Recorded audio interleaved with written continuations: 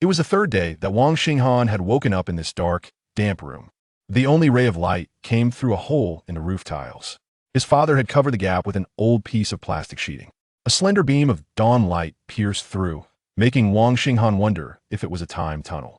Had he traveled back along this beam to the present moment, 1990 May? Or perhaps, could he follow this very beam back to over 30 years into the future? Wang Xinghan quietly turned over. Beneath the peony-patterned cotton bedsheet wasn't a soft mattress, but soft straw. The rustling sound that followed his movement kept reminding him. This wasn't a dream, nor was he shuffling around at the San dance hall. The rats that had scurried all night had retreated to their holes to sleep. Outside, his elder brother was quietly transferring rapeseed into a bamboo basket in the granary. The faint, continuous rustling would last a long time, like a maraca being shaken nonstop. His mother's spatula scraped the big iron wok with a kakaka, finally draining the last bit of water. Then came the sizzle of oil. She must be frying sunny-side-up eggs. Apart from the occasional rooster crowing, there was the rumbling squeal of pigs, though he couldn't tell if they were from his own home or a neighbor's. There was no wife on the bed, cowering under repeated beatings. No daughter with a perpetually dirty face, pitiful and helpless. And no nagging mother-in-law. "I'm so handsome. My life is so good. They always say reincarnation is for losers. But me? Why on earth did I get a second chance?" Muttering to himself, Wang Xinghan put on his polyester short-sleeve shirt, then the jeans and white canvas shoes he'd bought when studying at university in the provincial capital. He stepped outside and saw his sturdy, grinning elder brother say, "I'm going to press the rapeseed for oil, then buy some pork liver to stir-fry." This was all because on the evening Wang Xinghan had returned, had said, "Brother, studying ruined my eyes. I can't see people clearly at night. You'll have to guide me." Wang Xinghan's real concern was not to address the wrong person, lest the villagers say the second son of old Secretary Wong had become so arrogant after a few years of schooling that he looked down on his poor old neighbors. But his brother, thinking only of nourishing the eyes, had latched onto the idea of pork liver. Who would believe that the elder brother of the Wong brothers, one of the few to top the billionaire list by age 50, would still be shouldering 160 to 170 gene, about 8,085 kilograms of rapeseed, to the oil press on this very day? Wang Xinghan walked along the narrow, dim earthen corridor into the kitchen. His mother, her back to him, was dropping noodles into the large pot. There would certainly be only 3 fried eggs floating on the broth. This was a woman who always saved the best for her husband and children.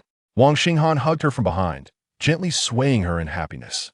"Mom, use a bit less salt," he said casually. "All right." His mother agreed, cheerfully, though the food would still end up salty. Wang Xinghan sat by the stove, shoving a handful of firewood in the furnace regardless of whether the flame needed it or not. His mother gently chided, "Go on, get out. Who feeds the fire like that?" Grinning foolishly, Wang Xinghan was shooed out of the kitchen by his mother. Outside the main room's door was a small courtyard, surrounded by neighbors on all sides. The entrance to the yard was a long, covered corridor beneath the eaves, narrow and treacherous, risky to navigate at night, with a chance of falling into the ditch. Thus, the courtyard resembled a skywell. Years later, when Wang Xinghan recalled this old house, he would always remember looking up at the sky from this very spot. As a child, he had been like a frog at the bottom of a well. Back then, he earnestly told his father, "I'm going to pass the exams and get out. They'll bring you, brother, and mom out too. They'll never come back to this dump again." Now, Wang Xinghan was back. His father squatted outside the threshold, using a small knife to carve a piece of wood, then hammering the sliver into the iron ring of a hoe handle to reinforce it. Wang Xinghan sat on the threshold, watching his father, the old village secretary.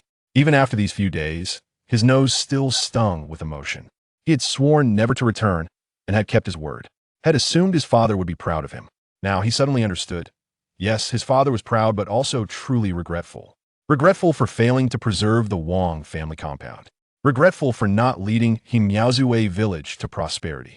Regretful that although he had become one of the first few to get rich thanks to his son, he hadn't lifted the vast majority of Himozu's villagers into wealth alongside him. Wang Xinghan pondered. In the past, he had lived his entire life for himself. This time, perhaps he should live for others?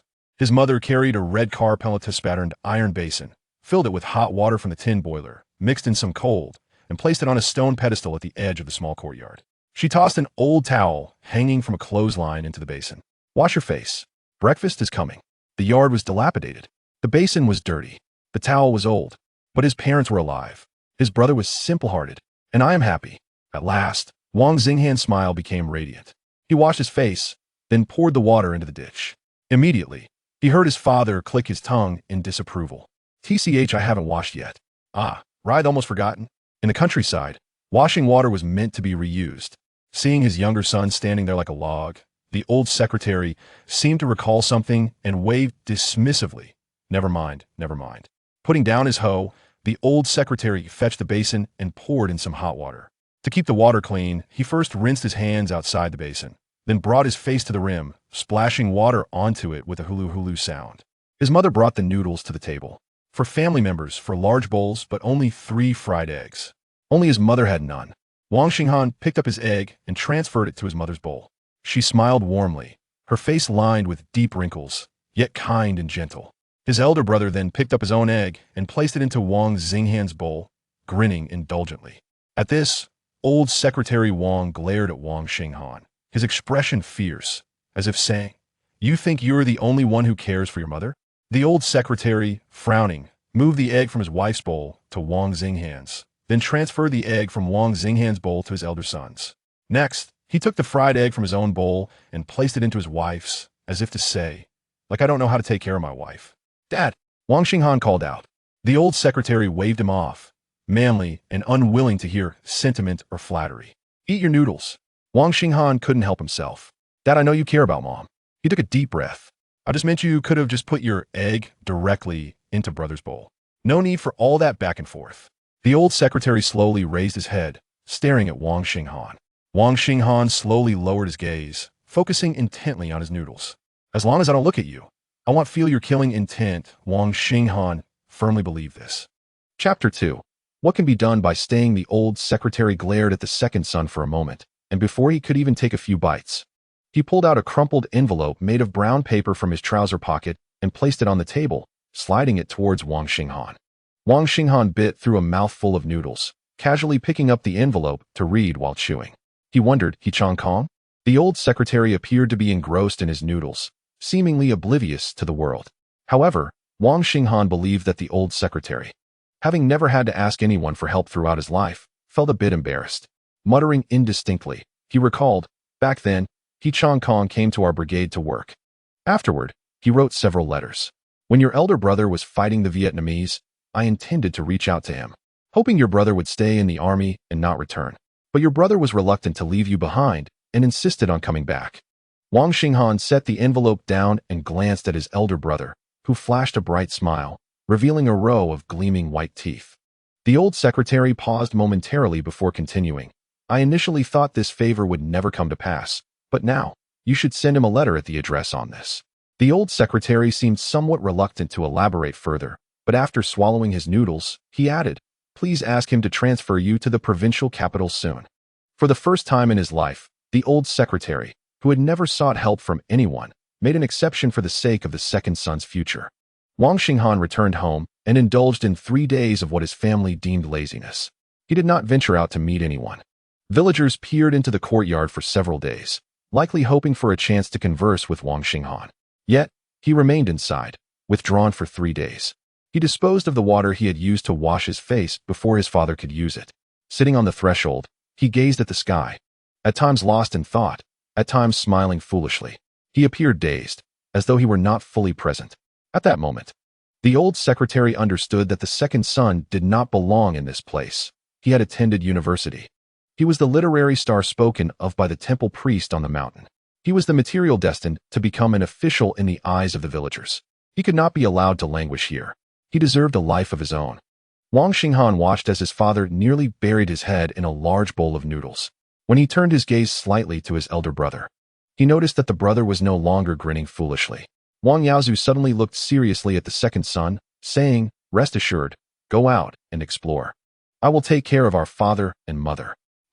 The old secretary abruptly lifted his head and glared at the elder son. The elder son quickly corrected himself. "I will take care of our mother." The old secretary then resumed, eating his noodles. Wang Xinghan took his father's large bowl from his face. The noodles had long been devoured, and he was unsure what his father's chopsticks were stirring in the soup. That was his father. The old secretary's face appeared somewhat awkward due to Wang Xinghan's actions. As a son, he could not allow his father to lose face. So he divided half of the noodles in his bowl and pushed it back toward his father. His father twisted the noodles in the broth, mixing them, and then finally lowered his eyelids to say, "In a moment, you will write that letter. When you go to the town, drop it off at the post office." "I'm not going." Wang Xinghan lightly tossed out the 4 words. The entire family turned to look at him in unison. Their eyes sought confirmation while simultaneously expressing reproach. The old secretary bluntly stated, "If you do not leave, what exactly do you intend to stay for?" His tone was fierce, as if he were attempting to expel Wang Xinghan. However, Wang Xinghan was acutely aware that for his father's generation, raising children was no trivial feat. His elder brother had endured the years of 61 and 62, when not a single grain of food could be found in the entire village. During that time, the old secretary managed to lead a village without anyone succumbing to starvation.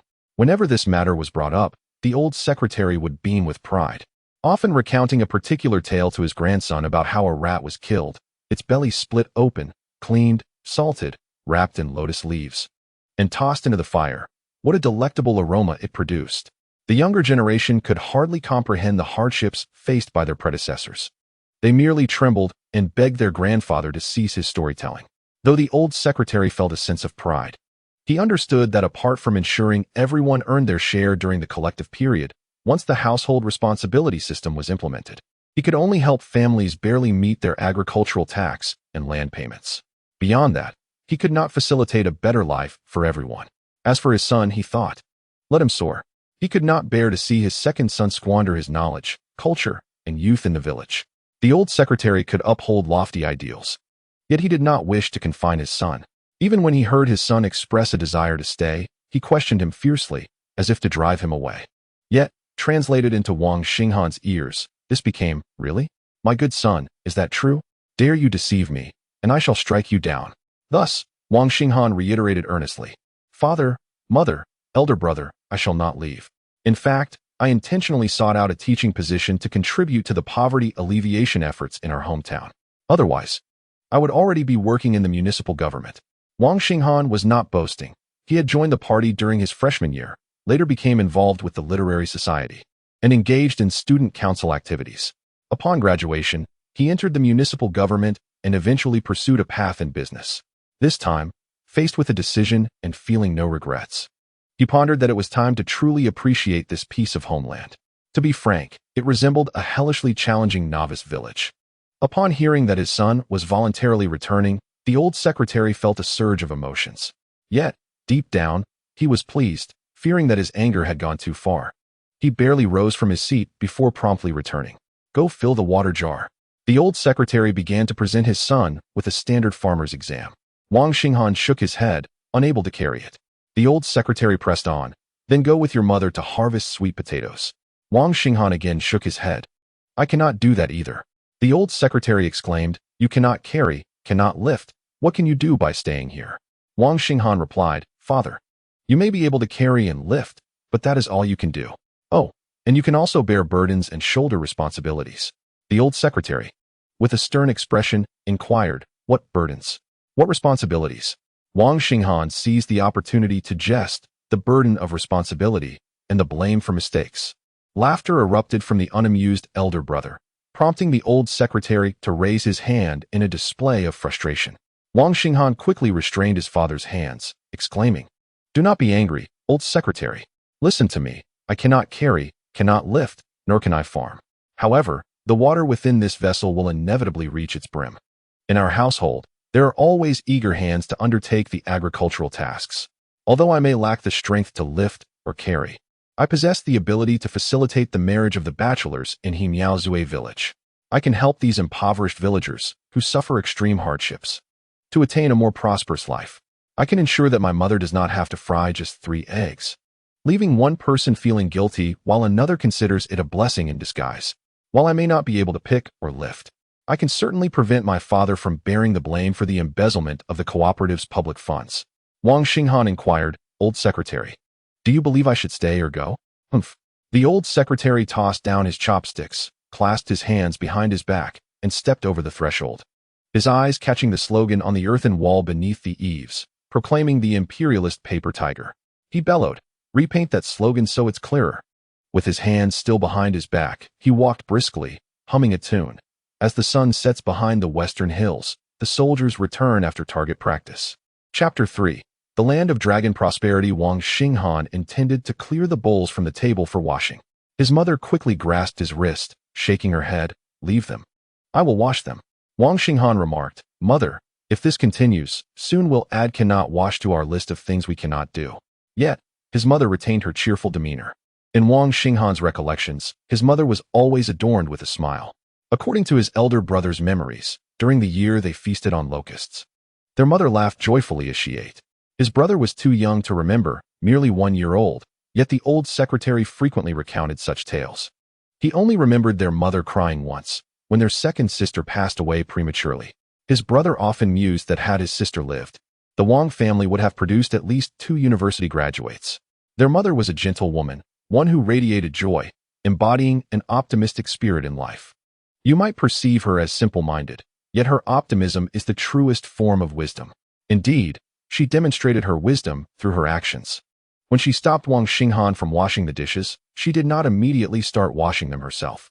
Instead, she reached into her waistband, rummaging for some time before retrieving a pouch of laundry detergent. It seemed to have been compressed tightly, bearing the imprints of years. When she unfolded the pouch, it resembled a soldier's blanket, long pressed into fixed creases. Inside the pouch were banknotes, the largest denomination being the yellow 50 yuan notes, totaling more than 30. There were also 10, 5, 2, and 1 yuan notes, with not a single cent or fractional note in sight.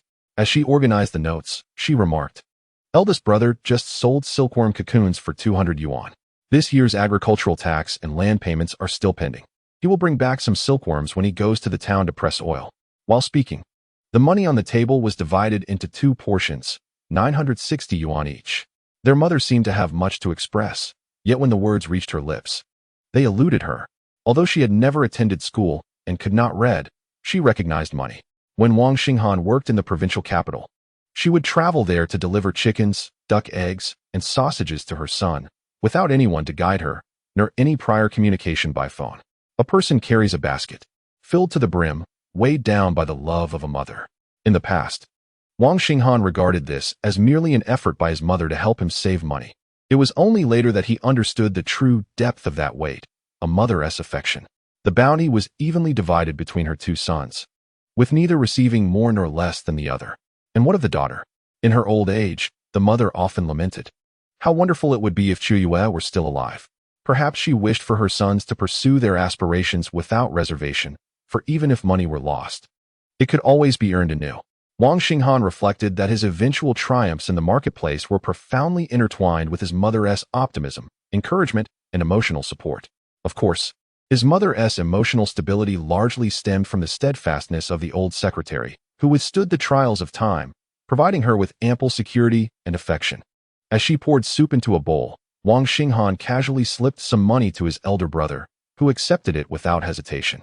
His brother then set off to gather vegetable seeds, while Wang Xinghan prepared to visit the town office, a daily obligation that awaited him. The vegetable seeds, weighing around 170 to 80 pounds, were loaded into a basket, and the elder brother departed with a rhythmic sway. In May, the clear mornings possess a certain beauty. The fields, recently harvested of vegetables and grains, had been plowed anew. The mulberry trees, having nurtured a new generation of silkworms, still radiated vitality. The mulberries of that year had yet to be cultivated, still deep purple, their appearance a testament to nature's artistry, though if other crops resembled them, it would not be as appealing. The elder brother's reflection glided across the azure waters, where the mountains mirrored the sky, forming a seamless tapestry. The wind dared not disturb this tranquil mirror-like surface, save for the occasional errant water spider, which would create faint ripples. Yet these did not detract from the idyllic scene of water, mountains, and sky, a beautiful rural landscape. Isn't it lovely? Yet poverty abounds. There isn't a single building of brick. All structures are fashioned from compacted earth. The roofs resemble simplistic drawings by a 5-year-old, trapezoidal when viewed from the front, and human-like from the side, covered with tiles. Years later, some would stubbornly declare, "Don't underestimate those tiles. I tell you, they keep cool in summer." If they are so cool, why do the cities not utilize them? Why do affluent villages construct small Western-style houses without tiles? Is it because they are unafraid of the sun? This village, named He Miao Zue, has seen little change over the decades. Recently, days of relentless rain soaked the tractor paths. Occasionally, tractors and small diesel trucks would trample them, creating mounds in the already uneven paths, flanked by foot-deep ditches. Schoolchildren traversed this road, some clad in rain boots, others barefoot, leaving behind a multitude of footprints. After several sunny days, the path resembled a battlefield, ravaged and barely passable. Thankfully, the towering corn concealed this road, providing a shroud of modesty. No one recalls the year this road was constructed. It is merely known that today, this family excavates a bit of the roadbed with their shovels, while tomorrow, another family will do the same, removing yet another small portion of the foundation. What purpose does this labor serve? Is it not simply to cultivate a few more stalks of corn? Whenever officials from the town visit the elderly in the village and urge them to cherish the mechanized farming road, the villagers swell with pride, boasting of their increased grain yields by a few pounds or dozens thereof. You speak your truth, and I shall speak mine. Our dialogues have never converged. Years have passed, and now the road has shrunk to the width of a single hand-pulled tractor, marred by scars and blemishes. However, the eldest walks this battered path with ease, as if it were solid ground. When the burden shifts, he bends his knees to absorb the impact, and with a spring, he strides forward. Occasionally, he will switch shoulders, tilt his neck, or twist his waist to accomplish this feat. Observing from behind, Wang Xinghan remarks nonchalantly, "It's nothing remarkable. Practice makes perfect. Just like when you wipe yourself. Surely you can master the pressure? It's not as if you'll tear the paper, is it?" Passing by the supply and marketing cooperative, a man with a horse-like face named Tong Jiang flinches at the sight of the Wong brothers. Yet, Wang Xinghan merely flashes a grin in his direction. The elder brother, with a fierce glare, questions his sibling without turning his head. "Are we going to deal with Tong Jiang?" Wang Xinghan glances at his elder brother, his expression a mix of jest and mockery. The elder, caught in his gaze, instinctively recoils. "Are we really going to confront that old fellow?" Wang Xinghan responds, "You referred to him as an old fellow. How could we possibly confront him? He belongs to the same team, and as an elder, he should learn a lesson and offer some restitution. That would clear our father's name." Wang Yaozu felt a surge of reassurance and could not help but inquire, "Second brother, are we truly not leaving?" "No, we're staying put. Hemiao Zue is the land of my ancestors." Chapter 4. Hudapeo Tong Jiang is the village head, collaborating with the old secretary to manage the supply and marketing cooperative. Before the major reforms of 1983, the cooperative's profits belonged to the collective. During those years, Tong Jiang had already discreetly filled his pockets. After 1983, emboldened, he brazenly leveraged the cooperative for personal gain. A few days ago, the old secretary announced his resignation. Tong Jiang, in response, declared that the town still owed over 1,000 yuan in debts for goods, infuriating the old secretary to the point of fasting for 2 days. Wang Yaozu understood that his younger brother, who cherished their father dearly, would undoubtedly seek to avenge this slight. The retribution was certain, but it would not involve a physical confrontation or a public scene. Wang Xinghan, holding a public office, approached every matter with caution, weighing the potential gains and losses. If his reputation were to suffer or if it seemed a losing endeavor, he would refrain from taking action. Hence, Tong Jiang remained unscathed for the time being. The eldest brother was expected to show him due respect, for in rural areas, reputation holds significant weight. Regardless of the unsavory deeds committed, one must maintain a faade of dignity. Does this not seem contradictory, being willing to engage in dishonest acts while still valuing one's reputation? Indeed, one can be both corrupt and concerned with appearances. Wang Xinghan sought to convey to his elder brother that the qualities they exhibited were a reflection of the old secretary's upbringing. In their youth, the elder brother would admonish the younger, teaching him the ways of the world. As they matured, the younger brother imparted wisdom to the elder. The strength of these siblings was always directed towards a common purpose, making it difficult for them to falter. Pingxiao town governs 8 villages, with Himawei situated 10 miles from the town center. The rural paths are somewhat winding yet smooth, while the mountain route is shorter but requires climbing steep inclines. Wang Yaozu, robust as an ox, possessed an abundance of energy with no outlet. Thus, he favored the mountain trails. Wang Xinghan, lightly equipped and burden-free, trailed behind his elder brother. Suddenly, he stumbled upon a straight and slender bamboo stick, resembling the coveted soft sword he had long desired. With a flourish, it whooshed through the air, akin to a swordsman wielding a blade charged with energy. The elder brother, observing his youthful sibling, barely in his 20s and still childlike, could only chuckle. Deep down, he recognized the immense potential harbored within this seemingly innocuous brother, capable of achieving greatness wherever he might find himself. The younger brother hesitated, indifferent to the villagers of Himaway. His elder would surely be blessed. Wang Xinghan privately lamented that if only he had returned in March or April, he could have wreaked havoc on the fields of rapeseeds, slicing through them with his imaginary sword, neatly severing those pests resembling bugs. It was exhilarating, despite Wang Laoji's seemingly careless demeanor. Wang Yaozu's burden swung rhythmically on his shoulder as he panted slightly. "Dahuan has been wanting to see you these past few days. It's about his marriage," he remarked. Dahuan's love interest was a high school graduate residing on the other side of the mountain, beautiful and capable, yet she did not favor him, for Himaway was simply too impoverished. If Wang Xinghan could alter Dahuan's marital prospects, it might change the course of many things since Wang Xinghan's rebirth. However, as the saying goes, the cosmos is yet undetermined. We are all but cattle and horses in this world. As Wang Xinghan waved the bamboo stick, he inquired, "Elder brother, do you think I can persuade him?" Indeed, Wang Yaozu firmly believed in his younger brother's abilities. Wang Xinghan pressed further, "If it can be done, why not directly speak to our elder brother? Why let Dahuan benefit?" Wang Yaozu, walking ahead with a radiant smile, glanced back and replied, "As you said, a gentleman does not usurp another's desires."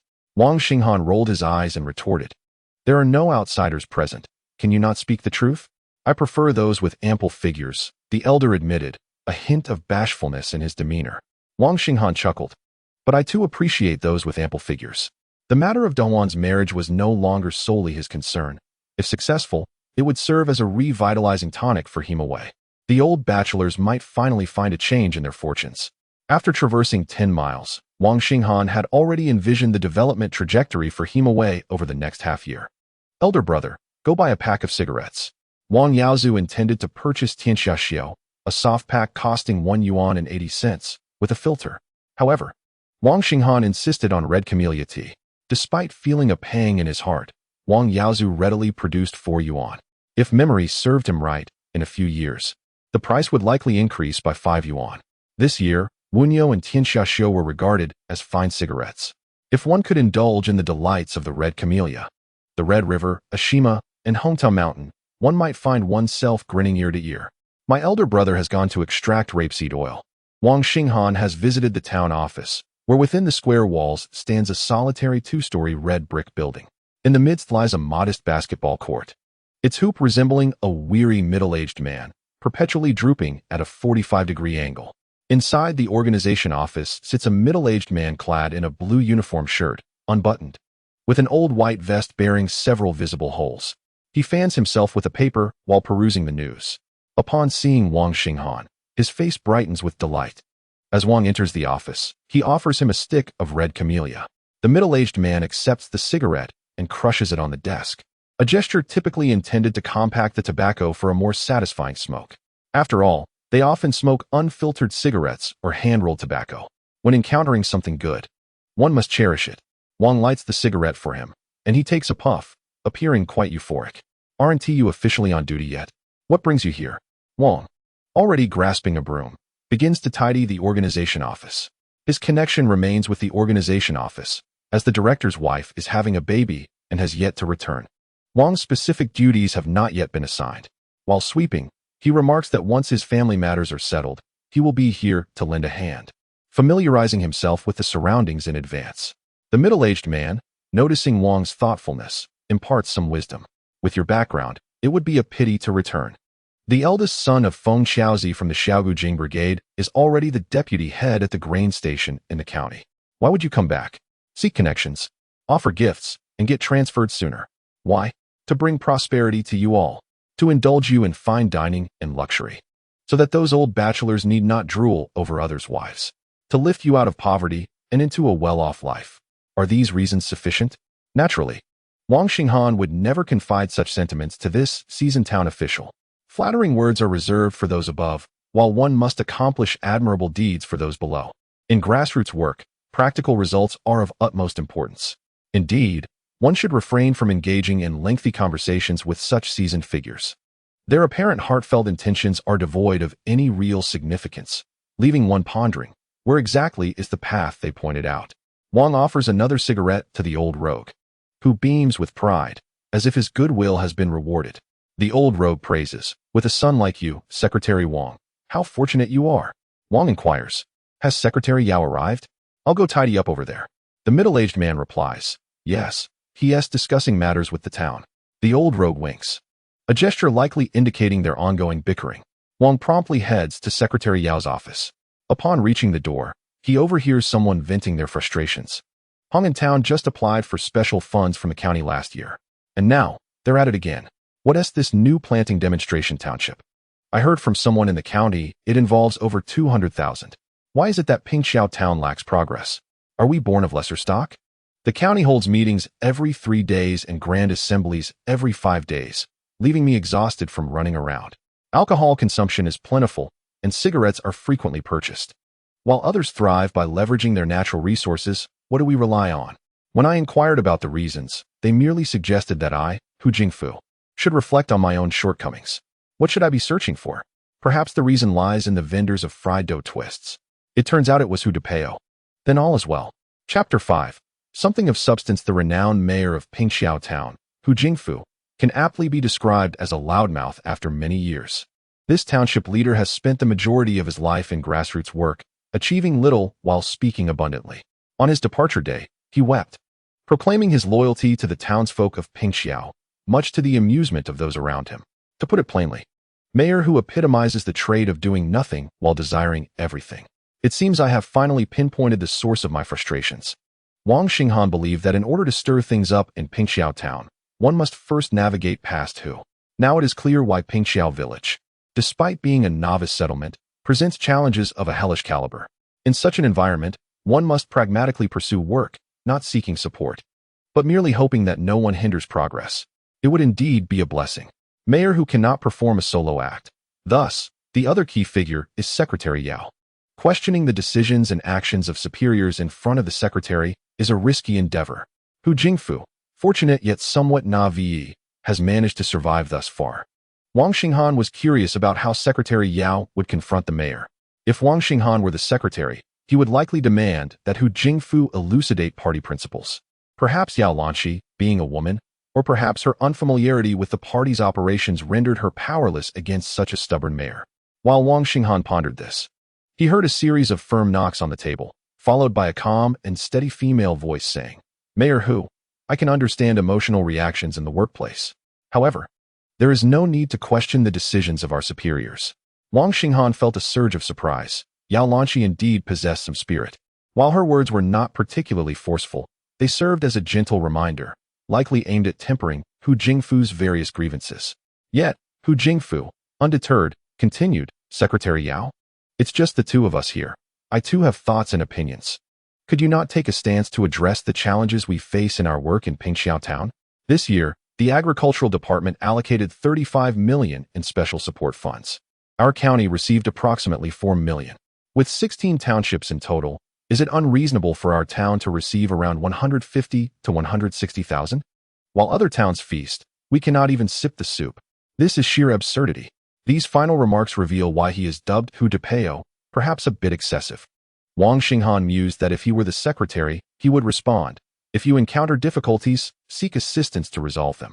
If you approach me to address your challenges, my duty is solely to resolve issues presented by those who create obstacles." Thus, the ensuing dialogue between Yao Lanshi and the mayor will illuminate the nature of her character as an official. Is she feeble and ineffectual, merely drifting along? Or is she a secretary who, despite being bullied by Hu Jingfu, dares not speak up? One can hear Yao Lanshi's voice, cold and detached. "Administrative work does not fall under my purview, yet I can still propose personnel matters regarding the two teams to the county." Remarkable. This secretary exhibits a certain fierceness, and although her thoughts diverge from those of Wang Xinghan, they convey a singular sentiment. For Wang Xinghan, he now faces two choices. First, to knock and interrupt the conversation between the two leaders, alleviating Hu's awkwardness, or second, to find a place to hide, pretending as though nothing has transpired. In both professional and political arenas, one must always remember, never take oneself too seriously. Exercising caution at all times is never misplaced. Should you choose to knock, Appearing as a person well-versed in the subtleties of human relations to extricate the mayor, he would feel embarrassed, believing you have witnessed his most humiliating moment. How do you think he would treat you thereafter? When your superior does not regard you as an ally, the more you know, the colder your reception will be. Thus, Wang Xinghan decisively turned and executed a strategic retreat to the restroom. In this day and age, even at the town hall, the stench of urine is quite overwhelming. The rust on the squat toilet is conspicuous, yet it pales in comparison to the village's dry toilets. The faucet creaked as it turned, releasing a feeble stream of water. Lacking pressure, akin to a frail old man. The water from the overheated pipes was scalding hot, just right for a warm face wash. Though he found himself disgusted by the experience. Noticing that the mayor had yet to emerge from the secretary's office, Wang Xinghan proceeded to the mayor's office. He prepared hot water for him, tidied the desk, and swept the floor. Upon completing these tasks, Hu Jingfu entered the office with a dark expression. Wang Xinghan, ignoring his demeanor, approached with the water bottle, saying, "Mayor, allow me to pour you another cup." Hu Jingfu resembled a ticking time bomb. Yet with the ashtray emptied and the cigarette butts cleared, only the teacup, now topped with hot water, remained. Upon witnessing Wang Xinghan's sunny disposition, a significant portion of Hu Jingfu's ire dissipated. "How is your father's health?" he inquired, somewhat sarcastically. As the mayor, you ought to know the well-being of the village secretary, not merely question his son, Wang Xinghan replied with a smile. "He is quite well, though the water from the reservoir has yet to be released. The fields are still awaiting irrigation. If the water is not released soon, we may have to pump from the pond." Wang Xinghan casually updated the mayor on village affairs as if engaging in small talk. However, Hu Jingfu was hardly attentive. Guiding Wang Xinghan outside, "Let us proceed to the secretary's office," he said.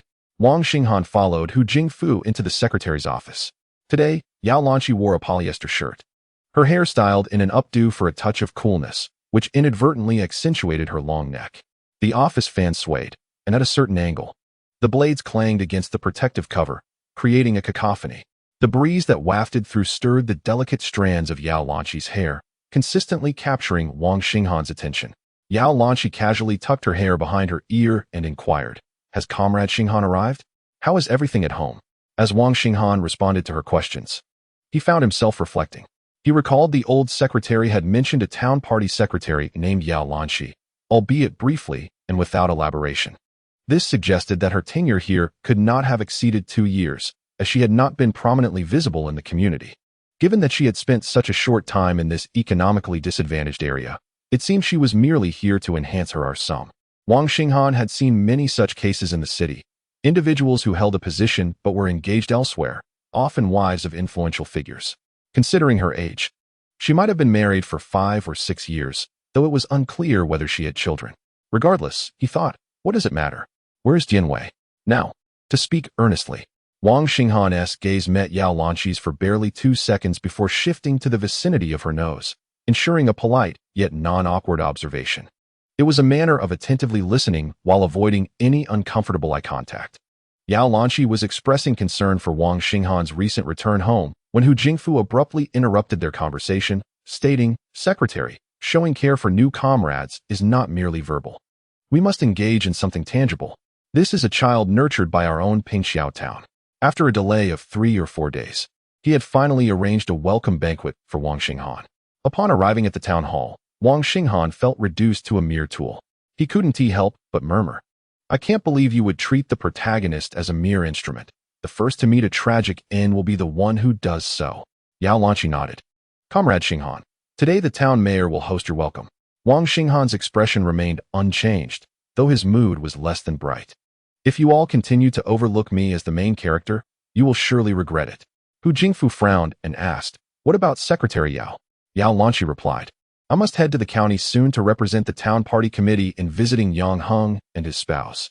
Hu Jingfu felt a second wave of dismay. The first was the secretary's admonition to watch his words. This time, it was a clear indication that he was not to accompany them, leaving him feeling frustrated. Wang Xinghan sighed in relief that Yao Lanqi's focus was not on feasting. As of now, her speech and actions demonstrated a commendable attention to unity and a refined approach. Her capabilities, appearance, and physique appeared to be in harmonious proportion, impressive indeed. Though Hu Jingfu desired to drink, he dared not disregard the secretary. Since she had matters to attend to, he suggested postponing the gathering. Xiao Wang, you may continue your conversation with the secretary. As Hu Jingfu exited, Wang Xinghan could tell from the man's darkened expression that he was not pleased, his retreating figure radiating frustration. Sit. Yao Lanqi's smile seemed forced, lacking in warmth, and could even be described as indifferent. Holding a vibrant red thermos and an unused porcelain teacup, Wang Xinghan hastily seized the thermos and teacup, insisting he could manage on his own. As Yao Lanqi turned to walk towards the desk, Wang Xinghan's eyes inadvertently fell upon her alluring waist-to-hip ratio.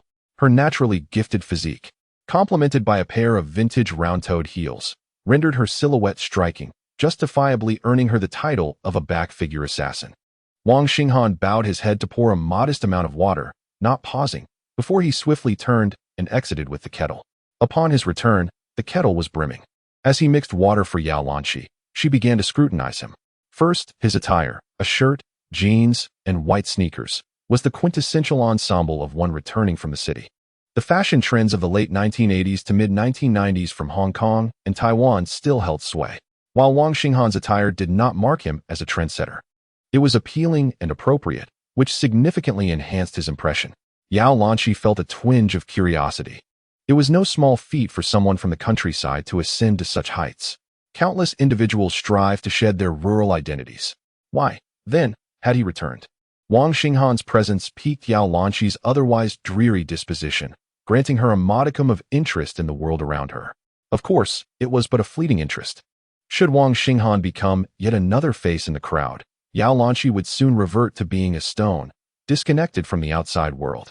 Once Wang Xinghan tidied the office and settled down, Yao Lanqi inquired, "It's my fault that your welcome banquet, originally planned for your reporting day, has been delayed until today. I never anticipated such unfortunate timing."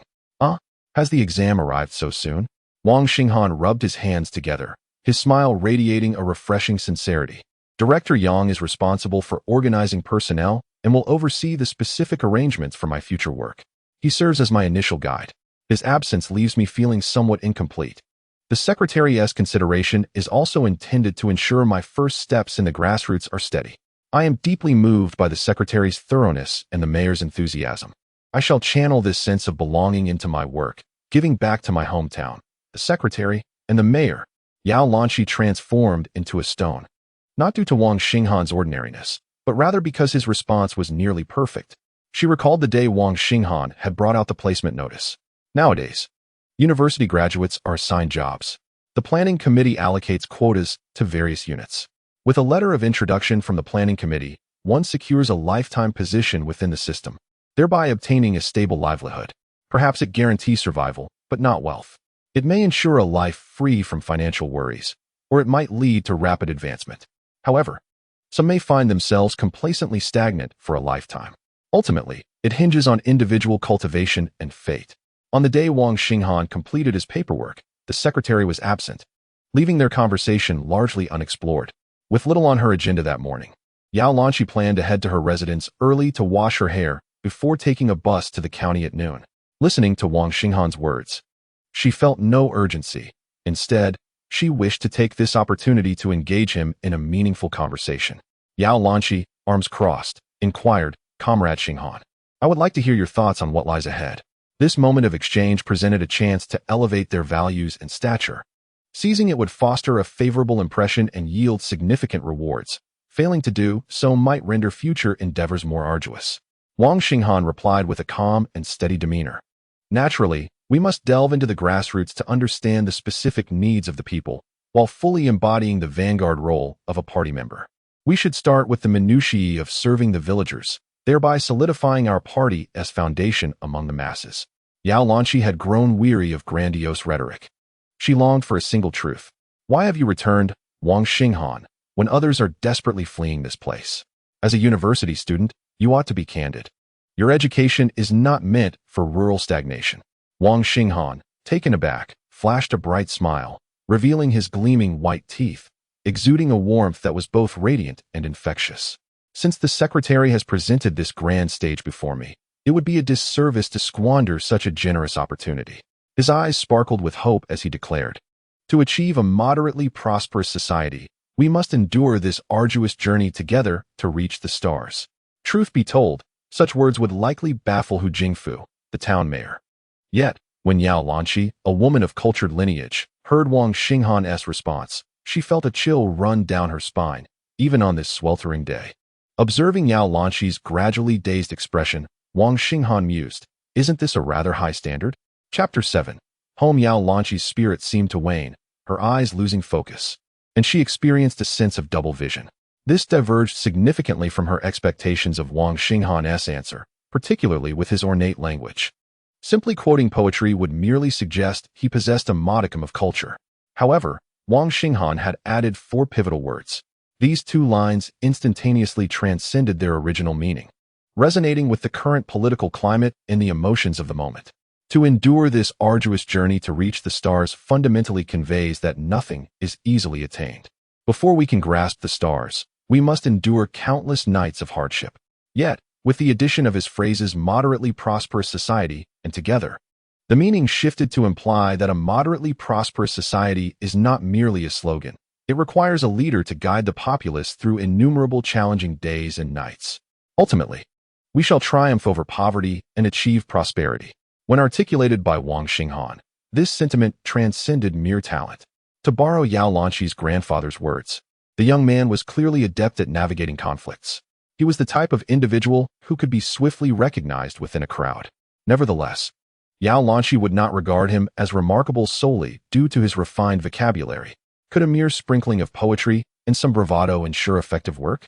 Perhaps those fresh from academia often harbor a fervent desire to enact societal change.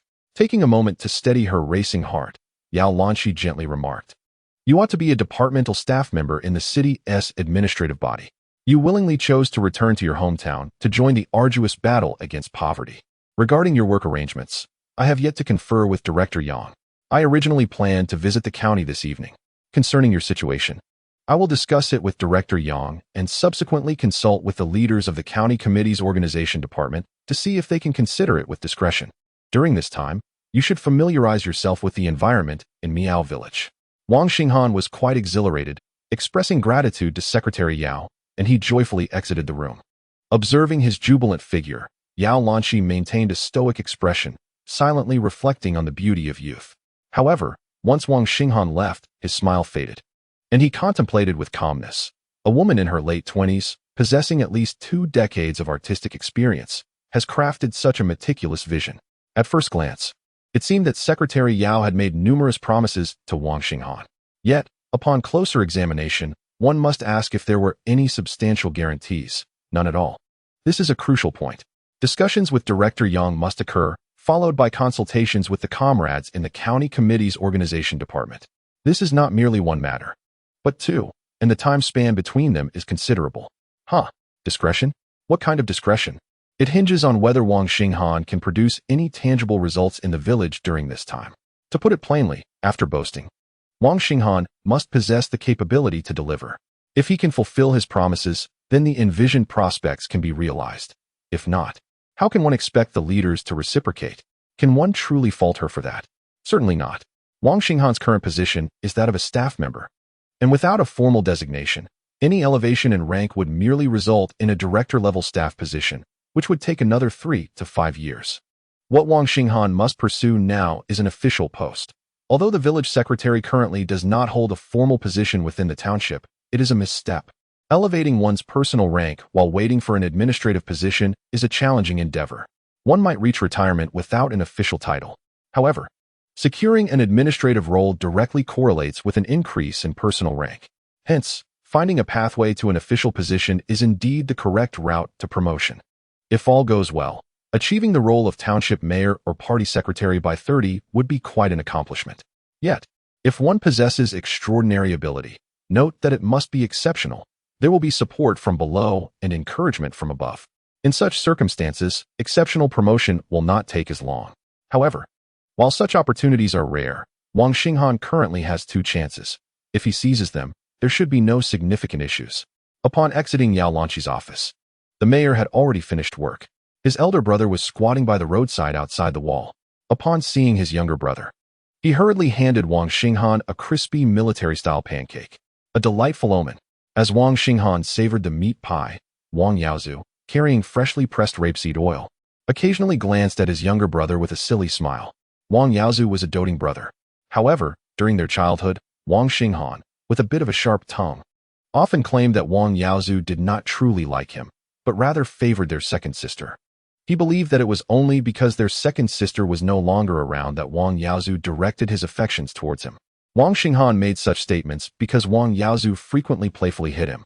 In those years, young Wang Xinghan either fished in the ponds or ventured into the mountains to catch rabbits, forage for mushrooms, burn beehives, or harvest bee larvae. Faced with a lack of protein, he sought every means to indulge his palate. Only upon growing up does one come to realize that the mischiefs of Wang Xinghan during his childhood, if left unpunished by his elder brother, would have resulted in a far graver consequence from their father, perhaps tenfold in severity. Wang Yaozu has always been meticulously protective of his younger brother, Wang Xinghan, whose name literally means younger brother. As Wang Xinghan ambled along the gravel-strewn rural road, munching on a biscuit and playfully kicking stones, he recounted the grievances he overheard the town mayor expressing in the secretary's office. Suddenly, Wang Xinghan inquired, "Did you notice any issues?" Wang Yaozu replied, "Hu Jingfu may lack competence. Others may merely criticize his ineffectiveness, but his complaints about being overburdened with work while underpaid are tantamount to questioning the directives from above." And he did so in front of Secretary Yao. To put it lightly, it reflects a lack of ideological awareness. To put it more harshly, someone like Hu Jingfu is a deviant within the party. He has utterly forsaken the principles of party loyalty. Wang Xinghan nodded in agreement, indicating his understanding. Then, Wang Xinghan asked, "If I align myself with the secretary, will my future prospects be secured?" Wang Yaozu pondered momentarily before responding with a sheepish grin, "I know how to articulate this." Wang Xinghan continued, "In recent years, you must have read no fewer than 100 books. I have written you over 50 letters. Speak of what you have seen, learned, understood, and thought." After a brief pause, Wang Yaozu concluded, "I believe it is best not to proactively choose sides. In grassroots work, what matters is tangible results. Engaging in political maneuvering or seeking favor is mere opportunism. If one must choose a side, let it be with the common people. It is always right to earnestly serve the villagers." Wang Xinghan offered his brother a camellia blossom, lighting it for him, and with a hint of sadness remarked, "Brother, I haven't brought you wealth or facilitated your life in the big city. Do you harbor resentment toward me?" To Wang Yaozu, the notion of where to seek fortune or establish a home seemed trivial. The most important thing was that the family could remain together. Knowing how delighted their father would be and how happy their mother would feel with the younger brother's presence, he reflected, the name Xinghan was given with purpose. Let us ensure that every family in the village can have eggs to eat. At the very least, let our household not make our mother fry only 3 eggs. Wang Xinghan replied, "Brother, our family has long since had enough eggs. Mother only fries 3 as a gesture of mutual humility, embodying the values of brotherly love, filial piety, and marital harmony. She may not say much, but she works harder than anyone." With a smile, Wang Yaozu remarked, "I may not grasp everything, but I understand that in the face of adversity, a father and son stand together, and brothers fight like tigers. Wherever you are, I am there too. Wherever my brothers are, that is home. I have vowed at the temple, I am your talisman. My life is your destiny." Wang Xinghan's eyes glistened with emotion. "Brother, in the previous life, you were my protector. In this life, allow me to be your guardian." Chapter 8. Children are the hope for the future. The elder brother aspired for every household in Hemiazue village to enjoy eggs. Yet, the village did not lack eggs. They simply could not bear to consume them. Sell at the lowest price, clutch the money tightly in hand. Wang Xinghan later ventured into discussions with the offspring of state-owned enterprises about the 1990s, a time when they were still children. Each morning, they were accustomed to having an egg, though most of them discarded it. In contrast, during the same period in Hemiazue village, consuming an egg was often a luxury reserved for festive occasions or special days. It was not a matter of lack of means. Rather, the elders held tightly to their possessions, their money, which provided them a sense of security. If one were to mention that children need nourishment for growth, they would retort that children would inevitably grow. Can they be blamed? Not entirely. They were simply weary of poverty. For Wang Xinghan to lift Hemiazue village out of poverty, the first step was to address the ailment of poverty itself. The most straightforward remedy for this affliction was to provide them with financial resources. Does this not seem contradictory? If they possess money, can they still be impoverished? If they are no longer impoverished, will the affliction still persist? This indeed is the root of the problem, a logical loop from which many find it difficult to escape. He Miaozue has been ensnared by this very reason for decades. Thus, at this juncture, the village required someone to guide them, to unravel this cycle. Some suggest relying on advocacy, appealing to reason and emotion, to liberate them from their entrenched thinking. If they truly possessed profound thoughts, would they require your guidance? What he Miaozue sought was never a rote bureaucrat. Prior to his return, Wang Xinghan had nearly formulated a plan for the next 2 years. Where to begin? Perhaps with the school. No, it would be better to operate on multiple fronts, traversing from the university to the crossroads of the township. The dilapidated classroom resounded with the spirited voices of students. 6 grades, 6 classes, with at least 30 students in each. To witness such fresh vitality in such a backward area filled Wang Xinghan with excitement. The reading, though harmonious, bore an accent difficult to place, neither quite the dialect of Izhou nor proper Mandarin, an unpleasant cacophony. Brother, go to the temple and find the abbot. Wang Xinghan advised his elder brother before adding, I will seek out Yang Fan. As his brother departed, Wang Xinghan specifically instructed him to leave the water tank empty. I'll carry it back. He noticed a hint of mockery in his brother's smile. Wang Xinghan called out, refrain from your antics, or I won't find you a suitable wife. Hee. Wang Yaozu chuckled, swiftly running home with a swaying shoulder pole. Trouble is brewing. The eldest has awaited this day for many years. It has finally arrived. Yang Fan was a former classmate of Wang Xinghan in middle school. While Wang Xinghan attended high school in town, Yang Fan taught at the village primary school. Though the village school was not officially recognized, he paid it no mind. It was later said that he remained without official status until he reached 50. Yet he steadfastly tended to that school, sending off the last 3 primary school students. Intelligence or foolishness cannot define him. He is undoubtedly a man of conviction. A man of conviction should not be forsaken. 10 minutes after class, as Yang Fan stepped out with a teacup in hand, he spotted Wang Xinghan and immediately attempted to drag him back into the classroom. Wang Xinghan, with an expression of disdain, pulled him back, insisting that they should not waste the children's break time and suggesting they step outside for a smoke, as he had something to discuss. Wang Xinghan was well aware that Yang Fan intended to use him as a model to promote a message to the class, even having prepared his words in advance. He envisioned himself awkwardly addressing a group of 8 or 9-year-olds in his halting Mandarin, saying, Classmates, let us welcome Wong, a recent graduate from the Provincial Financial College. How cringeworthy. Yang Fan might not find it awkward. The Wang Xinghan of his past might have felt a sense of pride. Yet the current Wang Xinghan felt a deep sense of discomfort. He fervently wished to convey to the children what the outside world was like and how they might escape Pingxiao Town through the power of education. In a few years, they might board a bus, transfer to a train, and spend 3 days and nights traveling to the coast, demonstrating through their actions that one could venture beyond the confines of education, earning a decent wage of 18 yuan a day. Returning home, dressed in polished leather shoes, with a graceful toss of his head and flowing hair that exuded nobility, he would ask, what is wrong with not studying? Wang Xinghan remarked, no matter how much you explain to them now, they want to absorb it. Yang Fan, holding a piece of Wang Xinghan's scattered red camellia, sighed, what can we do? There is no point in saying more. I just hope to inspire a few. Knowledge changes destiny. Xinghan, do you not agree? Wang Xinghan replied, I do agree. But it must be done correctly. Throughout history, persuading students has never been merely verbal. It requires showing them tangible realities. Feeling a slight disappointment, Yang Fan's spirits were soon lifted by Wang Xinghan's curiosity. What tangible realities? Wang Xinghan gestured towards the muddy playground, where a group of children, their faces unwashed, ran about energetically. The girls were skipping rope, chanting, minority, minority, while a small ball was kicked around, counting numbers in rhythmic sequence.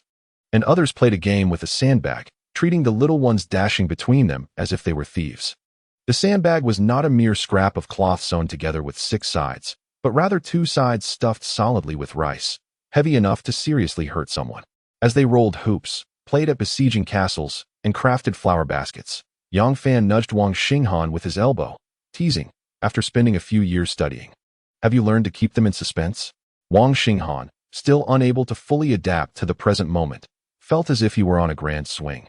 Reminiscent of those found in amusement parks rather than in upscale establishments, often left feeling dizzy. Reclaiming his focus, Wang Xinghan flicked away some ash and recalled. A few days ago, A group in red work uniforms passed through here, heading into the mountains, right? Yang Fan recalled vaguely, saying it was related to the discovery of oil in their area. Wang Xinghan elaborated, it could also be gold or jade. Yang Fan's face lit up with surprise. Really? Wang Xinghan smirked. Weren't you asking me what to show the kids? Some things don't necessarily require an external view. Their essay saying, I do not go to the mountain. Let the mountain come to me. Without giving Yang Fan a chance to respond, Wang Xinghan declared, let us teach the children a catchy rhyme. Geological sage, traversing the mountains. If gold and jade do not emerge, oil shall seep forth. Wang Xinghan cast a glance at the entranced Yang Fan and inquired, do you remember? Yang Fan nodded. Yet he found it impossible to correlate the child's exposure to the world with a mere catchy rhyme. The 10-minute break swiftly elapsed. The principal, in his 50s, emerged with a battered bell, striking it several times with an iron rod. The elementary students erupted in a cacophony, rushing towards the classroom like a receding tide. Yang Fan took a few steps and called out to Wang Xinghan, who was crossing the playground. Are you really not going to meet the students? Wang Xinghan, without glancing back, stood at the edge of the playground, lost in thought for several seconds. There ought to be a flagpole erected here, without raising the national flag. How could the morning sun rise at 8 or 9 o'clock? Fostering thought and education must commence from a young age. Wang Xinghan aimed for a political career, and it was clear that he sought more than just a temporary position. He viewed the Hemiao as both his current endeavor and his lifelong hometown. Dog, the vision is too narrow. Wang Xinghan's official journey commenced here. Chapter 9. Unstoppable, utterly uncontainable. The root of Hemiao's malaise is the very affliction that plagues the majority of people now and for the next 2 to 3 decades. Rigidity. How rigid is it? The bachelors of Hemiao's village incessantly lament the lack of wives. How to resolve the issue of not having wives? By making money. How does one make money? With a wife, one can earn. Alas, the issue circles back to the absence of wives. It is not just the villagers who are inflexible. Take Hu Jingfu, the town mayor, for instance. The mayor asserts, our town is impoverished. Why? He responds, because the county does not allocate funds, hence our poverty. Why are funds not allocated? The mayor claims, because they look down upon our Pingxiao town. Why do they look down upon us? He states, because we are poor. The logic of Hu Jingfu mirrors that of the villagers in essence. Thus, it is often said, if I were in your position, I would do just as well. This phrase may sound impressive, but in reality, ascending to that position merely serves to validate one's own inadequacy. There is nothing remarkable about it. Yao Lanqi, the secretary, is not merely an attractive young woman. She undoubtedly possesses some influence. Since she has something to offer, why does she not beseech her superiors for financial assistance? Wang Xinghan's interpretation is that Pingxiao town does not lack funds. Rather, the question is what to do with the money once it arrives. This inquiry can be posed directly to Hu Jingfu. Hu Jingfu would likely respond, when the funds are allocated. It is the result of the concerted efforts of our town's party committee and government. Today is a joyous occasion. Let us celebrate and brainstorm ideas over drinks at the table. Subsequently, it would be a continuous cycle of brainstorming at the banquet table. In such circumstances, aside from leading to high cholesterol, high blood sugar, alcoholic liver disease, and fatty liver, what purpose does the money serve? Money ought to be utilized for generating more wealth, to facilitate the community's escape from poverty, and to forge a path to prosperity. The capabilities displayed by the mayor of Pingxiao town reveal his ineptitude in demonstrating that money does not yield more money. Indeed, he may even succumb to health issues on the job. Consequently, Yao Lanqi would not invest her goodwill in such matters. Upon grasping the fundamental issue at hand, Wang Xinghan's focus became evidently clear: to transform the overall image of Pingxiao town within the county, a task that he momentarily found beyond his reach. However, he could initially reshape the perception of Miao village in the hearts of the residents of Yaolong Creek, striving to establish a model village. Under the guidance of Comrade Wang Xinghan, Miao village has been at the forefront of the endeavor to alleviate poverty and foster prosperity, embodying the spirit of perseverance and reform. The elder brother carried home a load of cooking oil and promptly set off to the nearby Dao Miao on the opposite ridge. The village of Miao is named for its river and temple. The latter, dilapidated and in disrepair, is presided over by a temple steward whose attire is equally tattered. Yet, the steward, possessing delicate features, appears emaciated, bearing the marks of prolonged malnutrition. Upon receiving the world's excellence from Wang Yaozu, he smiled. revealing his lone remaining front tooth. His joy comparable to that of indulging in 2 generous pieces of fatty meat. Has Xinghan returned without paying a visit? The steward inquired while puffing on a cigarette. Pressing Wang Xinghan for a response, Wang Yaozu interjected, stating that the second brother is a party member, and maintaining a respectful distance from your temple is always prudent. The steward, eager to make a snide remark, swallowed his words upon noticing Wang Yaozu's distinctive eyes, opting instead to say, "If I have a request, I want to burn incense or bow. I merely wish for a favor." Wang Yaozu replied, "The second brother suggests that your money is gathering mold from disuse. You ought to bring it out to dry and gather some stones from the hillside." The steward chuckled, questioning, "Why should I comply? Just because Wang Xinghan has attended school for a few days and joined the party, does that entitle him to seize power?" Wang Yaozu responded, "The second brother asserts that the eradication of poverty is not the concern of a single individual or a particular group, but rather a significant matter for all 56 ethnic groups. All democratic parties and religions should unite closely around our party, collaborating to accomplish tangible and beneficial tasks." The steward nodded, acknowledging the wisdom in the second brother's words, and then teased Wang Yaozu, "What if I refuse to cooperate?" Wang Yaozu's laughter surpassed that of the steward, exclaiming, "Then you would be a remnant of the 4 olds." The steward's laughter echoed down the mountain as he playfully questioned, "Is your elder brother not afraid of retribution from the ancestral deity?" Wang Yaozu confidently replied, "The second brother believes that the party leads the entire nation toward prosperity. If the farmers remain impoverished, what right does your ancestral deity have to live in luxury?" The steward, clearing his throat, reflected on how he had survived the onslaught of those rascals in the past. Now, however, he feared that the 2 brothers would make his existence unbearable. "Very well. I shall cooperate," he conceded, preparing to rummage through his belongings, and inquired, "Did your elder brother mention what benefits would arise once matters are resolved?" "Renovating the temple and restoring the deity's golden figure," was Wang Yaozu's reply. This sentiment stemmed not from Wang Xinghan, but rather from Wang Yaozu, emphasizing the bonds of loyalty.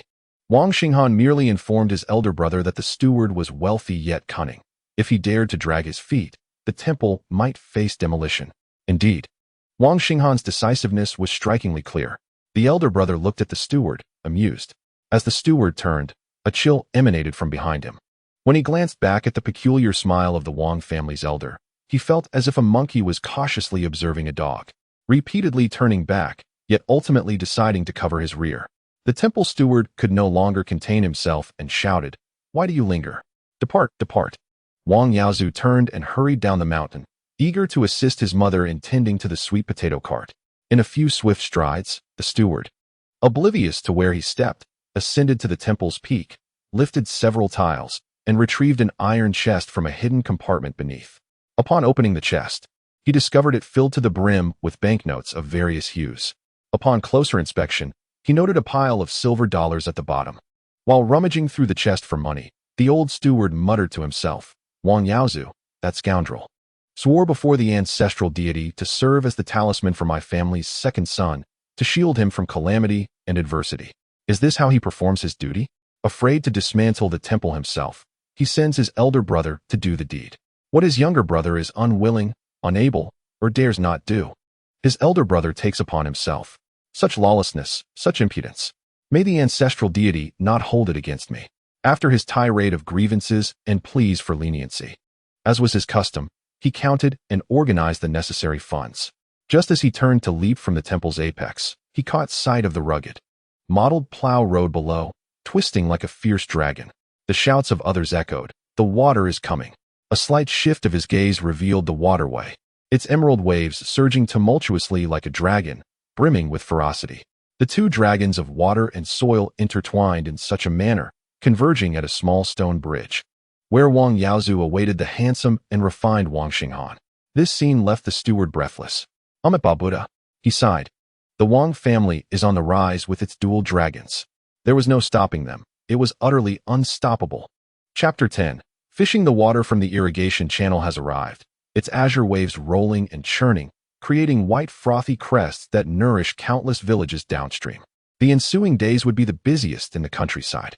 Wang Xinghan gazed at the flowing water for quite some time. Upon withdrawing his gaze, he inquired of his elder brother, "What did the temple steward say?"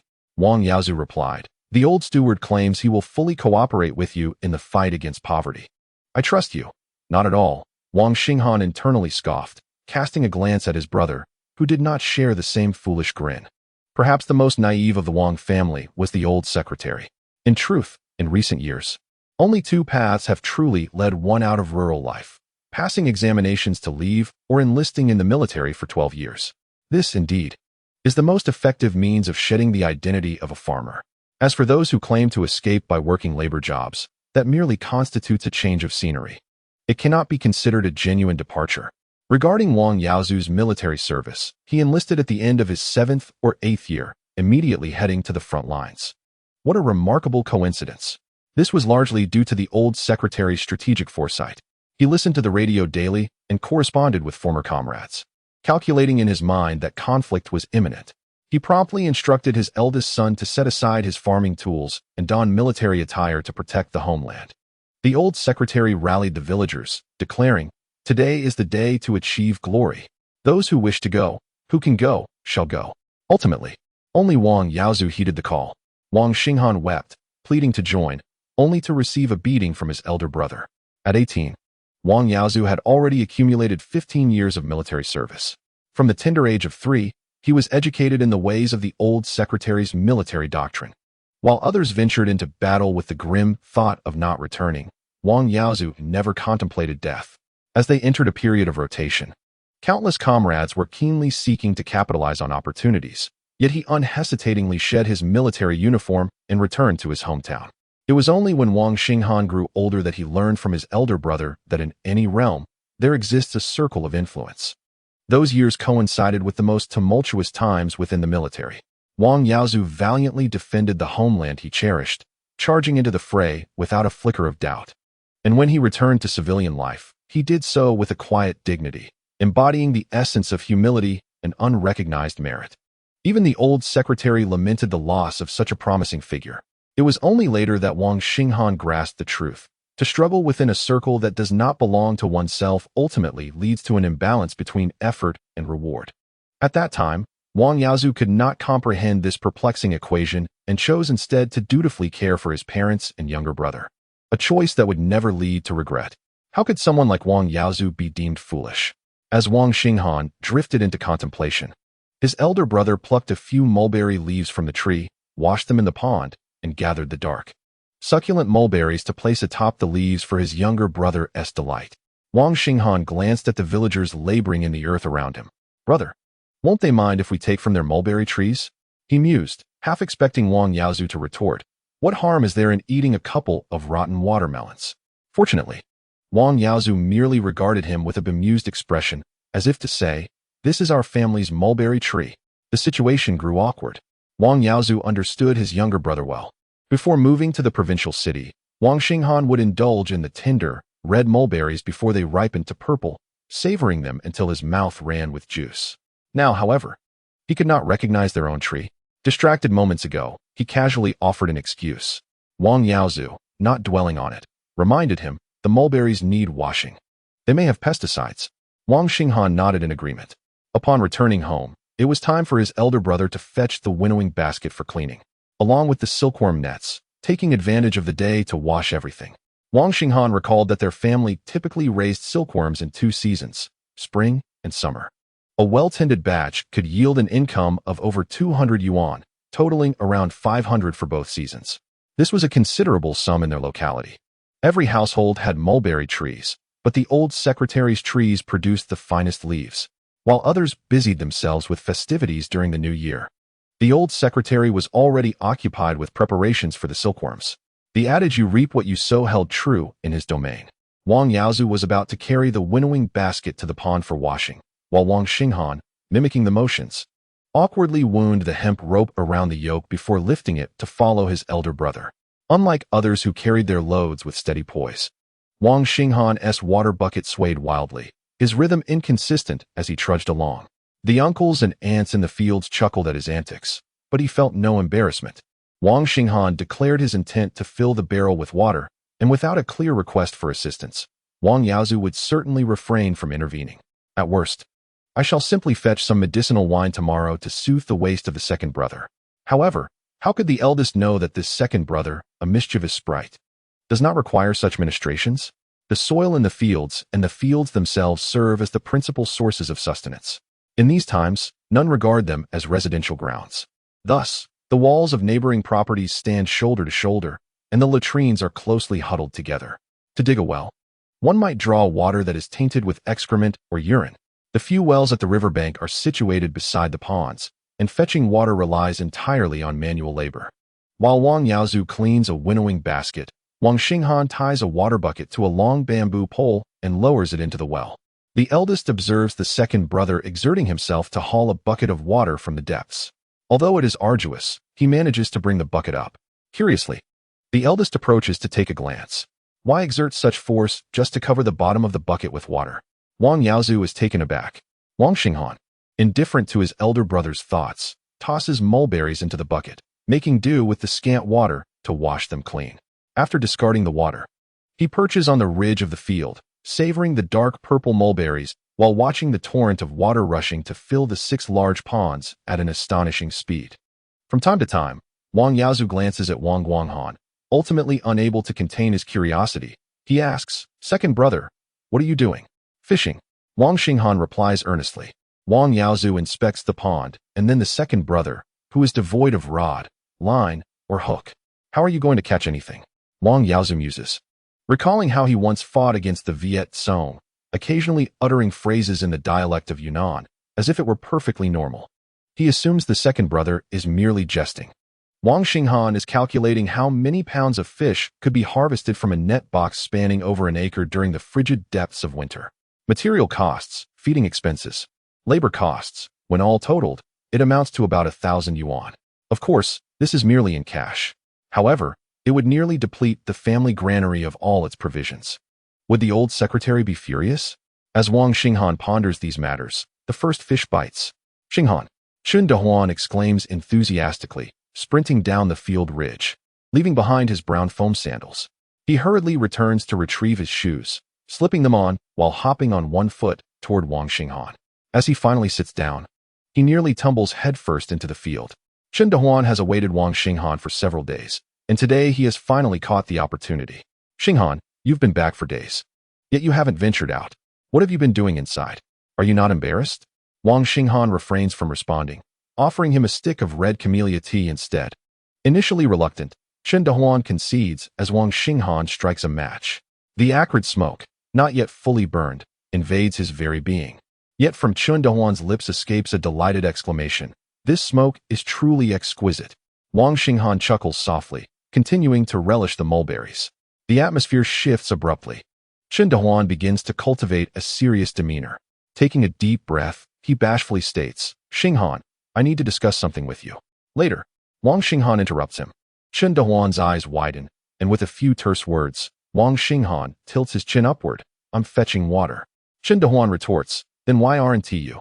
Wang Xinghan remarked, "If you're tired from fetching water, take a moment to rest. We'll continue once you've finished." Chun Dehuan, brushing off the dust, retorted, "I'll take care of it." Suddenly, with a clatter, Wang Yaozu's basket fell into the irrigation pond. Although he did not turn around, his stiff posture betrayed his annoyance. "Is this truly the fish you caught?" Chapter 11. Frustration. Chun Dehuan executed the task of hauling water from the well with remarkable fluidity. His movements were brisk and effortless. Wang Xinghan inquired, "Dehuan, is this too much trouble for you?" Chun Dehuan shook his head, a cheerful smile gracing his face. "Not at all. It's just a few buckets of water. It's no big deal." Wang Yaozu, focused on cleaning his basket, dared not even glance back. "You're really quite young." Wang Xinghan turned towards home, while Chun Dehuan hurried after him, asking, "Xinghan, how much water is left in the tank?" Upon entering the courtyard, Wang Xinghan replied, "You can check for yourself. I haven't been paying attention." After Chun Dehuan entered the kitchen and poured in 2 buckets of water, an unexpected silence enveloped the tank. Wang Xinghan laughed from outside. He might need a moment to collect himself. Indeed, Chun Dehuan felt a twinge of regret. A large water tank. Yet 2 buckets barely stirred a ripple. Hadn't Wang Xinghan just paused to catch his breath from hauling water? Where was that water now? Chun Dehuan took his time in the kitchen, finally emerging with a water bucket, his smile slightly strained. "Xinghan, the tank is nearly dry.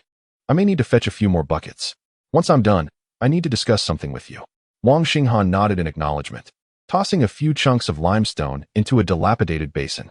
This basin had seemingly been used for lime for as long as anyone could remember. Lime was a common staple in rural households, primarily utilized for its antibacterial properties. It was often employed to prevent the outbreaks and diseases that plagued livestock. Whether it was effective remained uncertain, but it was a widely adopted practice. Disinfection was one aspect, while pest deterrence was another. The lower trunks of mulberry or fruit trees were often coated with lime water to ward off pests, with noticeable success. However, Wang Xinghan did not utilize it for disinfection or pest control. The old secretary had instructed him that morning to repaint the slogans on the earthen wall. He poured a bit of water into the basin, and a sizzling sound ensued. The sight of limestone reacting was oddly therapeutic. The last time Wang Xinghan had interacted with this substance was during a late-night meal of self-heating hot pot. Enough is enough, he thought, overwhelmed by such trivial matters. The wall bore the phrase he had inscribed for the old secretary: "Imperialism is nothing but a paper tiger." As he meticulously cleaned the area with a small trowel, Chen Dehuan returned with his second load of water, still wearing a radiant smile. Just as Wang Xinghan achieved the right consistency for writing with the lime, Chen Dehuan arrived with his third load. Taking a moment to catch his breath in the courtyard, Chen Dehuan remarked, "Xinghan, if you intend to write large characters, you might need to find a good brush." Wang Xinghan nodded in agreement. Indeed, to excel in one's craft, one must first hone their tools. To master the art of calligraphy, the pen is indeed paramount. Wang Xinghan, casually picking up a piece of cardboard from beneath the eaves, folded it and dipped it into the lime water. With a flick of his wrist, he began inscribing characters upon the wall, dots and strokes. "Xinghan, did you not assert that the pen holds great importance? How can you write with mere cardboard? What merit can there be in that? I'm off to fetch water." The character for emperor was already completed. Wang Xinghan observed Chen Dehuan's despondent figure, tilting his head, wondering if he thought he was merely posturing. To write beautifully, the pen is indeed significant. As for why Wang Xinghan could manage with a piece of cardboard, it was simply a casual endeavor. He had no intention of entering a calligraphy competition. By the time Chen Dehuan returned with water, 3 characters adorned the wall, yet his smile grew increasingly faint. When Chen Dehuan filled the water jar, Wang Xinghan completed the slogan on the wall, casting the cardboard aside. "Dehuan, leave it there, I'll handle it. I've filled it for you, and you come." Chen Dehuan felt tears welling up, forcing out a smile. "Xinghan, the jar is full now." Wang Xinghan was unsurprised and offered Chen Dehuan a cigarette, presenting him with a large bowl of cooled boiled water, glistening with perspiration. "Dehuan, are you tired?" Chen Dehuan shook his head. "Not tired." Wang Xinghan remarked, "I find it tiring." Chen Dehuan replied, "That's because you don't fetch water daily. Do it a few more days, and you'll grow accustomed to it. It won't feel tiring anymore." Wang Xinghan tilted his chin, propped his legs up, and after a prolonged silence, suddenly spoke. "So, you marry a wife to serve as the primary labor force in your household." Chen Dehuan had just recovered from the dismal fate of being conscripted. Wang Xinghan's words struck a chord deep within him, and Chen Dehuan felt a surge of joy. Yet, the moment of happiness was fleeting, just enough time to take a puff of his cigarette before he found himself unable to smile upon exhaling. It was a profound and oppressive matter. Such was the state of affairs in Hemiao village. The young men yearn to wed, yet the women disdain them. They lower their standards, seeking less attractive partners, yet still, they are overlooked. Each family possesses merely 6/10 of land, and the yield of grains, vegetables, and fruits is scant each year. Without men working outside, financial prospects dwindle, and when the women visit, they see nothing but barren walls. No bicycles, sewing machines, or televisions. What purpose would there be in marrying into such a household? In other villages, people thrive by leveraging their natural resources. Those who repair bridges and roads, or work as masons, can earn over 8 yuan a day. Skilled carpenters still manage to make a decent living crafting furniture. Even those who weave baskets and make tools can sell them for some profit. Yet, how many eligible bachelors in Hemiao possess such skills? Those who do have already found wives, and their children are attending school in the commune. When men possess skills, and women join them in labor, they can cultivate a prosperous home together. What do the bachelors of Hemiao have, aside from a few parcels of land? Is it merely to marry and toil in the fields as laborers? Thus, a single question from Wang Xinghan left Chen Dehuan utterly flabbergasted. Chen Dehuan replied, "I actually plan to visit eastern Guangdong next spring. I've heard that one can earn 7,000 or 8,000 yuan there in a year. In the neighboring village, someone brought back 10,000 yuan last year. The significance of being a 10,000 yuan household in this day and age hardly needs reiteration, does it? Wang Xinghan responded, so, you intend to bring a bride over. Ideally, you'd want her to conceive within the year. You plan to leave next spring, leaving your pregnant wife at home to tend to the fields, carry grain, wash clothes, cook, and care for your parents? Chen Dehuan's face suddenly flushed with embarrassment. Damn that Wang Xinghan, his eloquence is quite unbearable. Chen Dehuan awkwardly admitted, Xinghan, I lack your eloquence. The girl and I exchanged a few words, and I believe she is someone suited for a life together. Given the current state of He Miao Zue, what options do I have? I just thought that since you are so articulate, perhaps you could accompany me to speak with her parents. I wouldn't know what to say. This was the first time Wang Xinghan heard that a college student could assist someone else in such matters. He replied leisurely, why would I go with you? To help you deceive her into coming back? To serve your entire family? Chen Dehuan's spirits plummeted, feeling utterly hopeless. The most infuriating part was that all that effort was in vain. He sighed in frustration. Chapter 12. Control with a heavy heart. Chen Dehuan prepared to leave. Wang Xinghan called out to him, Dehuan, my elder brother is at the pond washing the winnowing basket. Could you lend him a hand and bring the basket back? Chen Dehuan managed to force a smile, sure, and quickly dashed out of the courtyard. Wang Xinghan sat on the doorstep, gazing up at the sky confined by the eaves. The feeling of looking at the sky now was entirely different from how it felt in the past, even though the sky remained the same. When Chen Dehuan went to fetch Wang Yaozu, he was feeling somewhat downcast. However, upon seeing Wang Yaozu, he immediately put on a forced smile. During the final stretch, the eldest brother casually inquired, have you discussed the matter of marrying a wife with Xinghan? Chen Dehuan nodded, but with a droop of his lips, dejectedly replied, it's likely not going to happen. Wang Yaozu understood his younger brother well. He never took advantage of others. If he ever did, he would surely expect something in return later. Recently, Chen Dehuan had been anxiously waiting for Xinghan, hoping to gather support and ideas regarding marriage. He mentioned it to Xinghan on his return. Wang Xinghan surely had some plans in mind. Wang Yaozu reassured Chen Dehuan, don't rush, our younger brother has ideas. But he is particularly tight-lipped. He is surely thinking of a way for you. As they conversed and entered the courtyard, Wang Yaozu noticed the younger brother signaling him with his eyes. Seeing that expression, Wang Yaozu immediately exclaimed, younger brother, you need to clarify the situation regarding Dehuan's marriage. Wang Xinghan thought to himself that this signal had indeed been understood. What followed were various expressions of difficulty from Wang Xinghan. Wang Yaozu, exasperated, shouted at the younger brother. Chen Dehuan, standing by, attempted to mediate, stop arguing, both of you. Ultimately, under the pressure of Wang Yaozu's authority, Wang Xinghan relented, saying, for my elder brother's sake, I will think of a solution for you.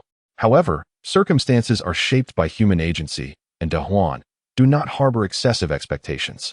In truth, Wang Xinghan's willingness to offer suggestions has already elated him to the point of levitation. He does not dare to wish for more. When Wang Yaozu inquired further, what is your level of confidence? Wang Xinghan, with a troubled expression, replied, about 80%. Chen Dehuan needed a moment to process this and asked, what is the difference between 80% and 100%? Is your troubled demeanor sincere? Wang Yaozu quickly interjected, Dehuan, please understand.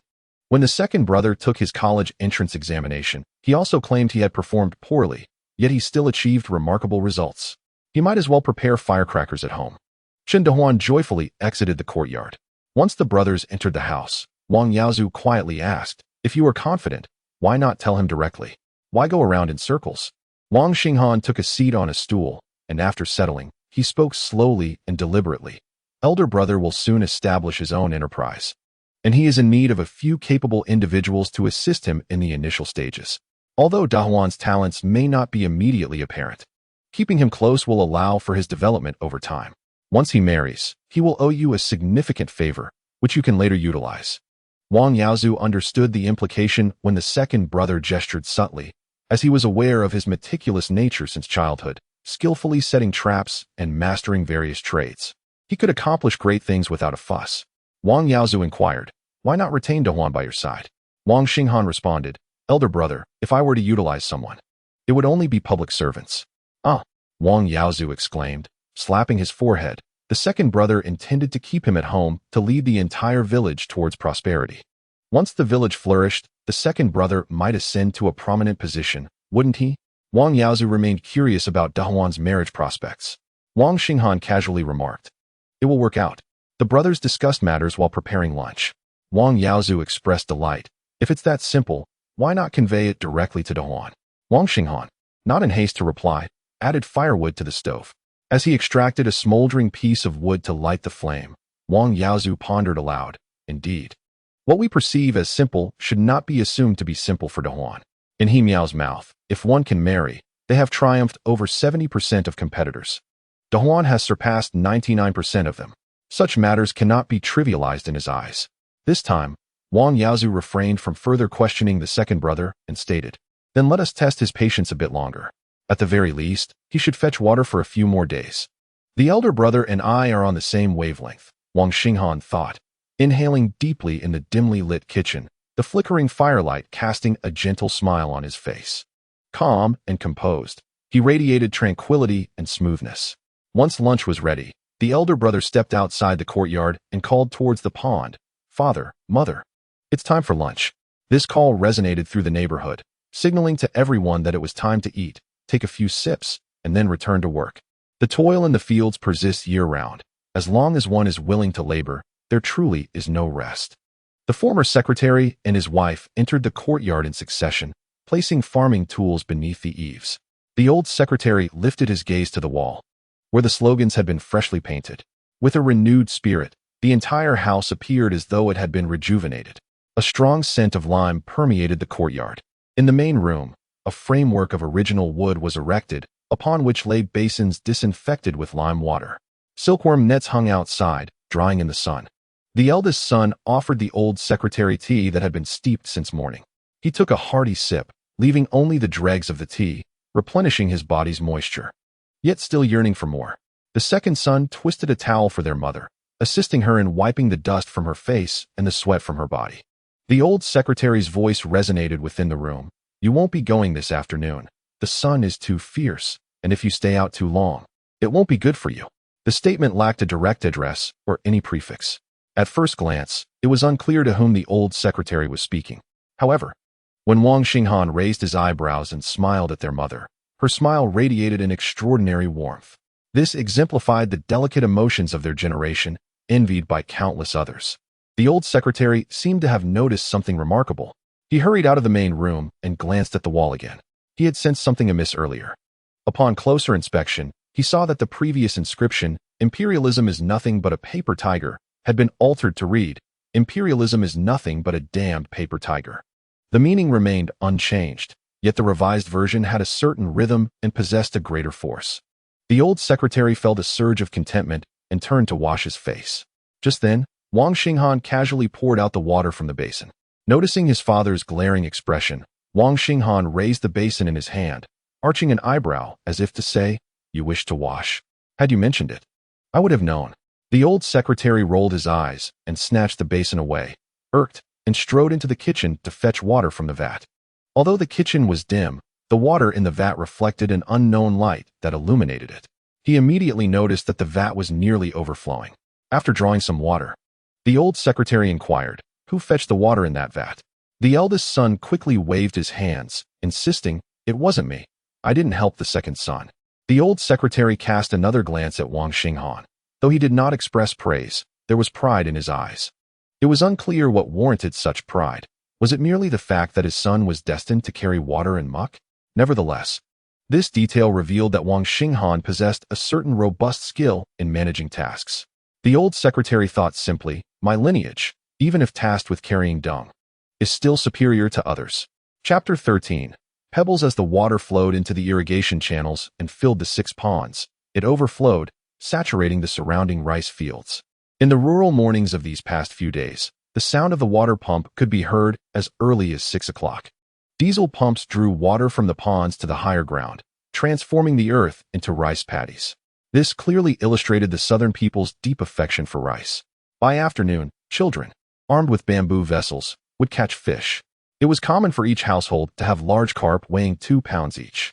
The fields that were plowed became thoroughly soaked, after which a group of farmers, resembling individuals afflicted with obsessive-compulsive disorder, meticulously leveled the waterlogged land before transplanting the seedlings. The people of this nation have maintained their own aesthetic sensibilities throughout history. Whether straight or diagonal, the grains cultivated in such fields may not be more palatable, yet they undoubtedly yield greater harvests. Regardless of whether it is morning on the way to school or afternoon during dismissal, the voices of young students echo through several villages, reciting catchy rhymes they learned from an unknown source. Geological surveyor, traversing the mountains, if not for gold and jade, then for oil. This chant later transformed into a refrain shouted while fishing in the rice paddies. Once the old party secretary finished transplanting 2 baskets of seedlings, he washed the black mud off his feet in the irrigation pond while occasionally glancing up upon hearing those rhymes. He took the long rubber boots from his wife's hands and cleaned them as well. The two supported each other as they made their way home along the tractor path. At the end of their line of sight, a man rode a sturdy bicycle, precariously balancing 2 bamboo baskets, swaying towards them. Upon spotting the old secretary, he squeezed the brakes but remained seated, grinning broadly, revealing a set of yellowed teeth, and flashed a particularly radiant smile. The old secretary's expression was less than amiable as he glanced at the baskets, which were filled to the brim with fist-sized pebbles. Before he could voice his inquiry, the man hurriedly produced a packet of red roses to offer the secretary. This unfiltered tobacco, priced at 5 cents, hardly qualifies as premium quality. However, in the village, being able to smoke such tobacco is already quite commendable. The old secretary accepted the offering and tucked it behind his ear, only to hear the man inquire, "Old secretary, have you finished transplanting the seedlings?" The secretary's response, emerging from his nostrils, seemed to convey his disinterest, followed by an irritable retort, "Wang Xinghan, the entire village is so busy they can hardly catch their breath. Your father is still working on the sweet potato box, and your mother has been borrowing the pump from dawn until dusk. Even after securing it, no one is available to lend a hand. And here you are, indulging in such nonsensical pursuits?" The secretary scolded, casting an exasperated glance at the 2 baskets of pebbles. Observing her husband preparing to reprimand, the wife refrained from intervening, taking the soil scoop from his hands and carrying the items into the house with both hands. The old secretary unleashed a tirade upon Wang Xinghan, showing no mercy. Aware that he was about to be scolded, Wang Xinghan contemplated taking a detour. Yet, the tractor path was singular, leaving little room for evasion. He could wait at a bend for the old secretary to pass before returning home. However, knowing the secretary's temperament, it was likely he would sit down to roll a cigarette, smoking while waiting. Those familiar with the secretary's disposition would not gamble on when he would leave. Thus, Xinghan had no choice but to approach and endure the reprimand. After the scolding, he maintained a smiling facade, saying, "Secretary, this isn't entirely unproductive. You are right to chastise me. I shall borrow some electrical wires tonight and start pumping water first thing in the morning." After this flurry of flattering words, the old secretary, still fuming, turned on his heel and departed. Wang Xinghan finally exhaled a sigh of relief. Upon mounting the pedal, he pushed twice before laboriously settling onto the saddle to ride his bicycle home. Perched atop a roof rising over 2 meters high was a bald man, his head marred by a scar, his gaze fixed upon Wang Xinghan like a sickly tiger surveying its territory. As Wang Xinghan passed beneath him, an involuntary chill coursed through his body. "Wang Xinghan," the bald man called out. Ignoring him, Wang Xinghan continued on, "What do you want?" The bald man retorted, "Why on earth have you brought back so many pebbles?" A sense of guilt washed over Wang Xinghan, yet he resolved to maintain his bravado. "What business is it of yours?" The bald man spat disdainfully onto the road, muttering as he scratched his head. There were always a few individuals in the village who, despite guidance towards the right path, refused to heed it. Yet, when it came to dubious exploits, they were self-taught. They firmly believed in the adage, "Extraordinary events often herald mischief." The bald man's father lounged at the entrance, indulging in his tobacco. Upon entering, he remarked, "That scoundrel Wang Xinghan is surely up to no good, and he hasn't shared a word with me." Humph. As he sneered, he swayed his body, amplifying the mockery. At the table, his mother occupied the prominent position, her lips curled like a fish, commenting dryly, "What good can that good-for-nothing produce? That fool can't even attract a woman. He'll die alone." The ancestral lineage of the Wong family was destined to wither with him. The bald man shook his head, sensing something amiss. No, that scoundrel is usually too lethargic to catch fleas. Why would he seek out pebbles? There must be something more to this." His mother, dismissing her son's ramblings, rubbed her belly, exclaiming, "I'm so cursed. I feel like I'm dying.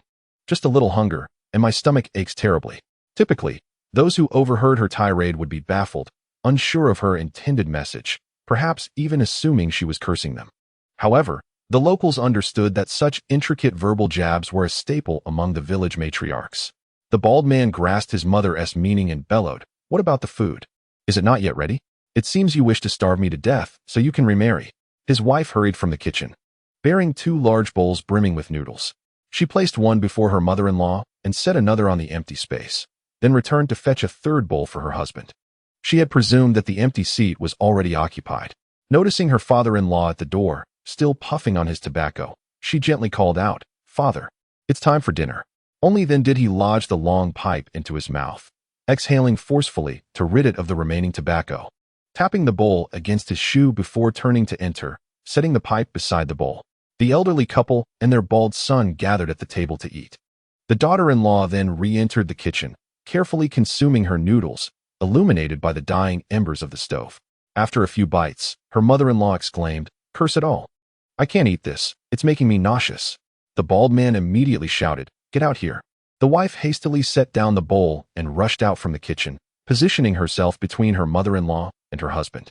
The bald man, like a rabid dog, interrogated, "Why did your mother cook the noodles so soft? Can you even cook? I'm asking you." The moment the wife hesitated in her response, his slap had already landed on her face. Just a second ago, the mother-in-law, who had found the noodles overly soft, now relished them with fervor. Sometimes, it is a mystery what brings such satisfaction to in-laws and husbands. Chapter 14. Desire as the primary productive force for dinner. For large bowls and a plate were laid out on the table.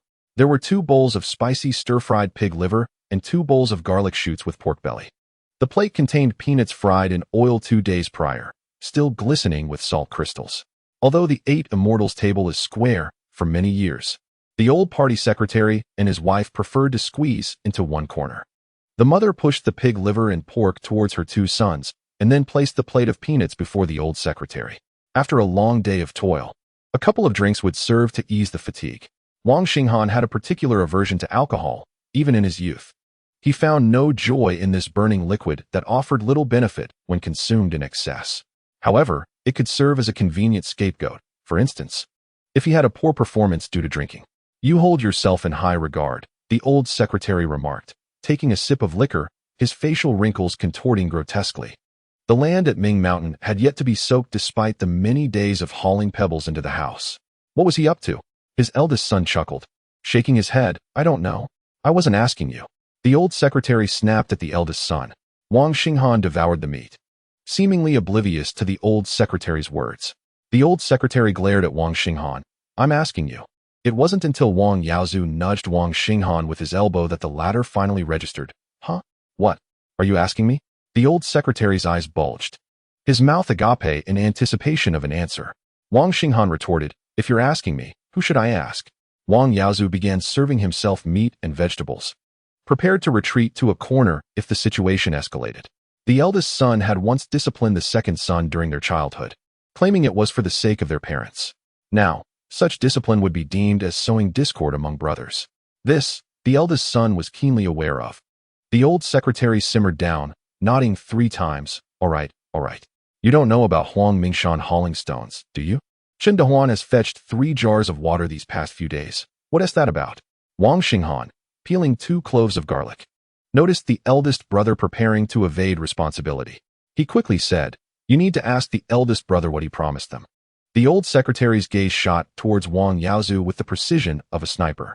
Wang Yaozu, sensing the tension, lifted himself from the bench, ready to flee, but instead, he extended his chopsticks to drop a peanut into Wang Xinghan's bowl. Their mother, who had been mostly silent, tapped her bowl with her chopsticks. "The second one can't eat peanuts, have you forgotten?" Wang Yaozu quickly retrieved the peanut from Wang Xinghan's bowl, remembering that the second brother's allergy to peanuts had yet to be resolved. Wang Xinghan shook his head, uncertain. It had been many years since he last tasted it.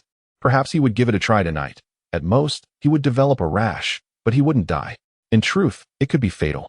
Excessive consumption could lead to an allergic reaction, resulting in blisters in the throat that might constrict the airway, making breathing impossible. There were even more severe complications. Wang Yaozu recalled this as well. but he merely used it to divert the conversation. The old secretary shouted, "Do you think you can just brush me off? I am asking you a question." Wang Xinghan had just peeled 2 cloves of garlic and placed them into the old secretary's hand, grinning. "Dad, eat the garlic. Don't be angry with your elder brother." Wang Yaozu, ever the optimist, held his bowl wide open, watching as the second brother deflected blame. The old secretary inquired, "What has your elder brother done?" Wang Xinghan replied, "It's not that he did anything wrong. He just feels sorry for Dahuan, likes her, and fears he won't be able to marry her. So he came to me for help. Initially, I was reluctant, but he insisted that I must assist. Since Dahuan comes by daily to fetch water, I had to think of a solution." The old secretary shot a glare at his eldest son and turned to ask, "Have you thought of anything?" Wang Xinghan responded, "I've been busy resolving issues with the supply and marketing cooperative these past few days and haven't had the chance to think about it yet." "Well, the eldest son is just stirring up trouble, while the second son is constantly preoccupied with me. Doesn't that highlight the disparity?" The old secretary placed several pieces of pig liver onto Wang Xinghan's plate, exclaiming, "For your eyesight." Wang Yaozu protested, "I bought that." After receiving a glare from the old secretary, he quickly withdrew.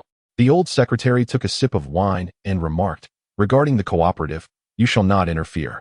"Not interfere? You could be upset for a lifetime. If you can't even manage these matters as a son, what use are you?" Wang Xinghan reassured, "Dad, don't worry. In a few days, old Tong will bring the account books to you, asking you to preside over the matter. Will you still go to the cooperative then?" The old secretary shook his head. "I won't go." Curiously, he asked, why would he bring the account books? He held a strong opinion about the Tong family, yet he never spoke ill of them behind their backs. Wang Xinghan offered little more than, "Just wait and see." Just as the old secretary was about to inquire further, a woman's wailing suddenly echoed from a neighboring household. At the table of 4, no one mentioned the despicable act of domestic violence. Nonetheless, the anguished cries were hauntingly tragic. The old secretary wiped his mouth with his hand and shouted towards a wall in the courtyard, "Lai Qingshan, are you going to strike your wife? You, of all people, are supposed to be a man. What kind of man hits a woman? Have I not dealt with you in a long time?" After a few shouts, silence fell on the other side of the wall. Occasionally, the sound of a woman's sobbing could be heard. The old secretary and his family chose to ignore the incident, pretending it had never occurred. Lai Qingshan's wife, having been beaten, gathered the dishes with a face full of anguish, retreating to the kitchen to wash them while crying. At times, she genuinely wished for death to end her suffering, yet she was uncertain when this torment would finally cease. Strangely enough, Lai Qingshan seemed to thrive even more after striking his wife. After finishing his meal, he rubbed his teeth and set off to find Huang Mingshan. Eager to uncover what he was up to, climbing up the slope for several dozen meters, he followed a narrow path on the right. To his left lay an orchard, and further up was the piled roof of Huang Mingshan's house. In front of a large courtyard stood 5 connected tile-roofed rooms. Lai Qingshan overheard someone murmuring about something. Moving cautiously in the dark, he circled to the side of the house, crouching in a concealed spot, peeking out to see 2 individuals squatting at the entrance. The temple priest held a flashlight, inspecting the pebbles that Huang Mingshan had brought back, illuminating each stone one by one. Huang Mingshan squatted beside him, hugging his knees, with an expression of great excitement and anticipation on his face. However, each time the priest cast aside a stone in disappointment, it dimmed Huang Mingshan's spirits. What on earth were they doing? Lai Qingshan crouched there, tormented by mosquitoes, feeling an urge to leave, yet compelled to understand their activities. He suppressed his frustration and offered himself as a feast for the insects. Suddenly, the temple priest emitted a sound of surprise, rousing everyone's attention. He meticulously examined a pebble the size of an egg, turning it over several times, wary of missing any detail. He then moved to the center of the courtyard, directing the flashlight from above, tilting his head to gaze at it. The more he looked, the more delighted he became. This one was a gem. What did he mean by that? Lai Qingshan was utterly perplexed. The priest casually pocketed the stone and then produced some money. Lai Qingshan observed with clarity as the priest handed over 10 yuan for that worthless rock. 10 whole yuan. How could it be so easy to earn? Even if one toiled the land, rearing silkworms for 2 seasons, after deducting agricultural taxes and debts, one might pocket a mere 1,000 yuan. Yet here was 10 yuan earned in the blink of an eye. Why was that? Lai Qingshan's mind was in turmoil. In this day and age, desire was the primary driving force of production. Whether it was Chun Dahuan fetching water, Huang Mingshan gathering stones, or Lai Qingshan, whose eyes were bloodshot. It was evident they were all prime examples. In Chapter 15, the big fish had taken the bait. Wang Xinghan, trembling with excitement as he clutched the 10 yuan, could hardly believe it was real. Holding the banknote, he squinted in the dim light of the kerosene lamp to discern its authenticity. What could such faint light reveal? Perhaps it was merely for the sake of reassurance. Once assured, he tucked the money into his bag, patting it 2 or 3 times. A sense of joy washed over him, and a grin spread uncontrollably across his face. Earning a few hundred yuan by honestly farming and selling grain, chickens, and ducks had never brought him such joy. Yet, selling a single stone for 10 yuan had him beaming. This mindset was not an isolated phenomenon. No one could precisely elucidate what this sentiment entailed. In any case, that night, Wang Xinghan would sleep soundly, his dreams sweet. As he stepped over the threshold, preparing to enter, someone pulled him back, saying, "Xinghan, brother has something to discuss with you." Upon realizing it was Lai Qingshan, he felt as though he had seen a ghost and wished to shake off his grasp. Lai Qingshan, a skilled stonemason, possessed hands as strong as pliers. When he gripped Wang Xinghan's shoulder, it caused him such pain that he nearly cried out in agony. Inside the dimly lit room, Wang Xinghan's parents, unable to discern the visitor's identity, swayed back and forth, asking, "Who is it?" "It's me, Qingshan," he replied. Wang Xinghan's parents acknowledged him and politely inquired, "Have you eaten, Qingshan? Would you like some food?" Lai Qingshan hoisted Wang Xinghan upward, stating, "I've eaten, but I need to discuss something with Xinghan." Ignoring Wang Xinghan's reluctance, Lai Qingshan dragged him to the outer edge of the courtyard. Below them lay an orchard, where the branches of the yellow fruit trees appeared almost tangible. For someone unfamiliar with the terrain, a misstep could easily occur. Lai Qingshan offered Wang Xinghan a cigarette.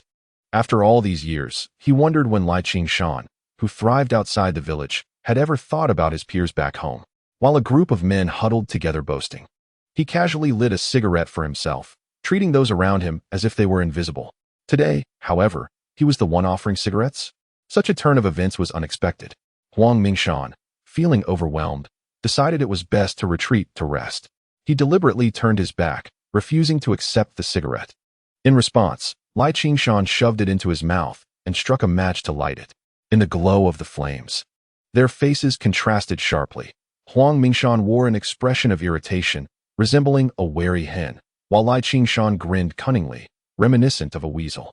Once Wang Xinghan took a deep drag from the cigarette, Lai Qingshan felt relieved. "Now, let us get to the bottom of this. What are you doing with those pebbles?"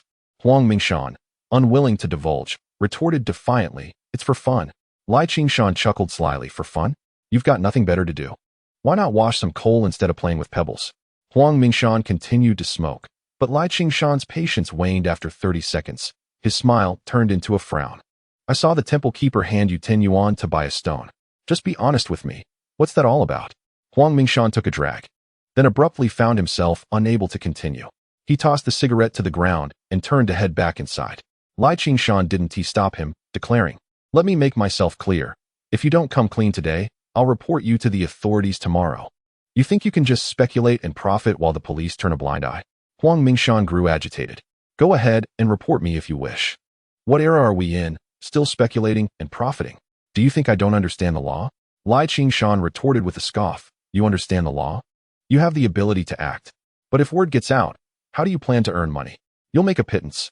If you don't let me profit, I'll cut off your financial resources." Wang Xinghan's composure shattered. Lai Qingshan was the village's formidable ruffian, and Wang Xinghan was no match for him. Despite feeling superior in many ways, it was infuriating that such a scoundrel could secure a wife. Wang Xinghan felt cornered, powerless against the pressure, and stomped his foot in frustration. "Listen, I'll tell you. The temple keeper is collecting stones by the riverbank. He spoke of a stone known as jade within stone. In recent days, have you heard the students chant their rhymes?" When Lai Qingshan was asked about it, he pondered for a moment. Yet he could not recall these cultural terms. Wang Xinghan recited, "Geologist, wandering the mountains, not seeking gold or jade, but rather oil. It is said that there are no oil mines in the mountains. According to the temple keeper, there should be jade within the stones." Lai Qingshan inhaled sharply, first in doubt, then concerned about the abundance of jade within stone. Subsequently, he mocked Wang Xinghan for dreaming of wealth all day long. However, by the time Lai Qingshan departed, he seemed to float away in thought. Wang Xinghan spat at his retreating figure, reluctantly picking up the half-smoked cigarette he had just discarded, ensuring it wasn't tea-tainted before lighting it up fiercely.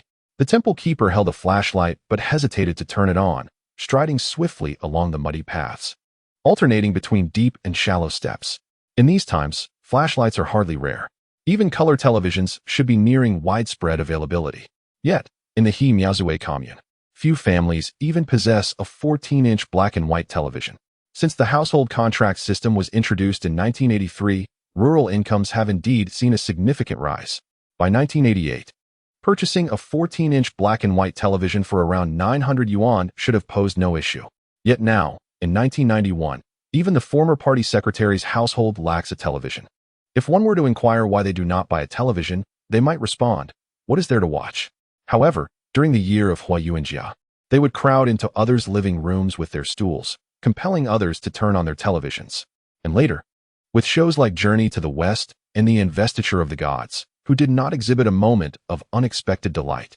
Either they truly had not saved any money or they had not earned enough. With empty pockets, consumption could hardly increase. Of course, this is not solely an issue for He Miaozue village. Pingxiao town inherently lacks resources. In fact, the overall economic situation across the country in 1991 bore no remarkable highlights. 12 years into the reform and opening up, the economy remained stuck between $2,000 to $3,000 billion, unable to break through. Yet, spring must arrive. For Wang Xinghan, the beginning of the new year is a time of significant change.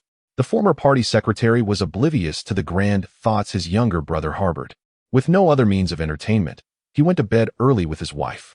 The rice seedlings had been planted, yet there remained other agricultural tasks. Wang Yaozu sat on the doorstep, smoking and gazing outward. Wang Xinghan brought out a bucket of warm water, first washing his hair, then taking a shower. His bare skin notably pale. Wang Xinghan said, "Brother, could you refrain from watching me bathe?" Wang Yaozu replied, "Now you feel shy? You used to parade around the village bare as a bird, whose second sister-in-law even remarked that you were quite plump." Wang Xinghan shot a glare at his brother. Wang Yaozu quickly waved his hand. All right, I won't mention it again." The two brothers bantered for a while. Outside, a voice rasped, shouting that the dark clouds above were being chased away by more clouds, while the women below were driving away the men. Dragons beget dragons, phoenixes beget phoenixes. A rat's offspring will burrow. Gold bricks paired with silver bricks, beggars matched with deities. The chatter of the temple priest echoed from the fields outside the courtyard. Wang Xinghan and Wang Yaozu exchanged a knowing glance in the dark. A big fish was on the line. This was the secret signal agreed upon by Wang Yaozu and the temple priest. If their scheme succeeded, they would chant the lyrics of the local folk opera. This indicated that the cleverest person in He Miaozue village had uncovered the truth about the jade within the stone. It laid a solid foundation for Wang Xinghan's plans. In the dead of night, Wang Xinghan sat with an oil paper-covered notebook, sketching and jotting down notes.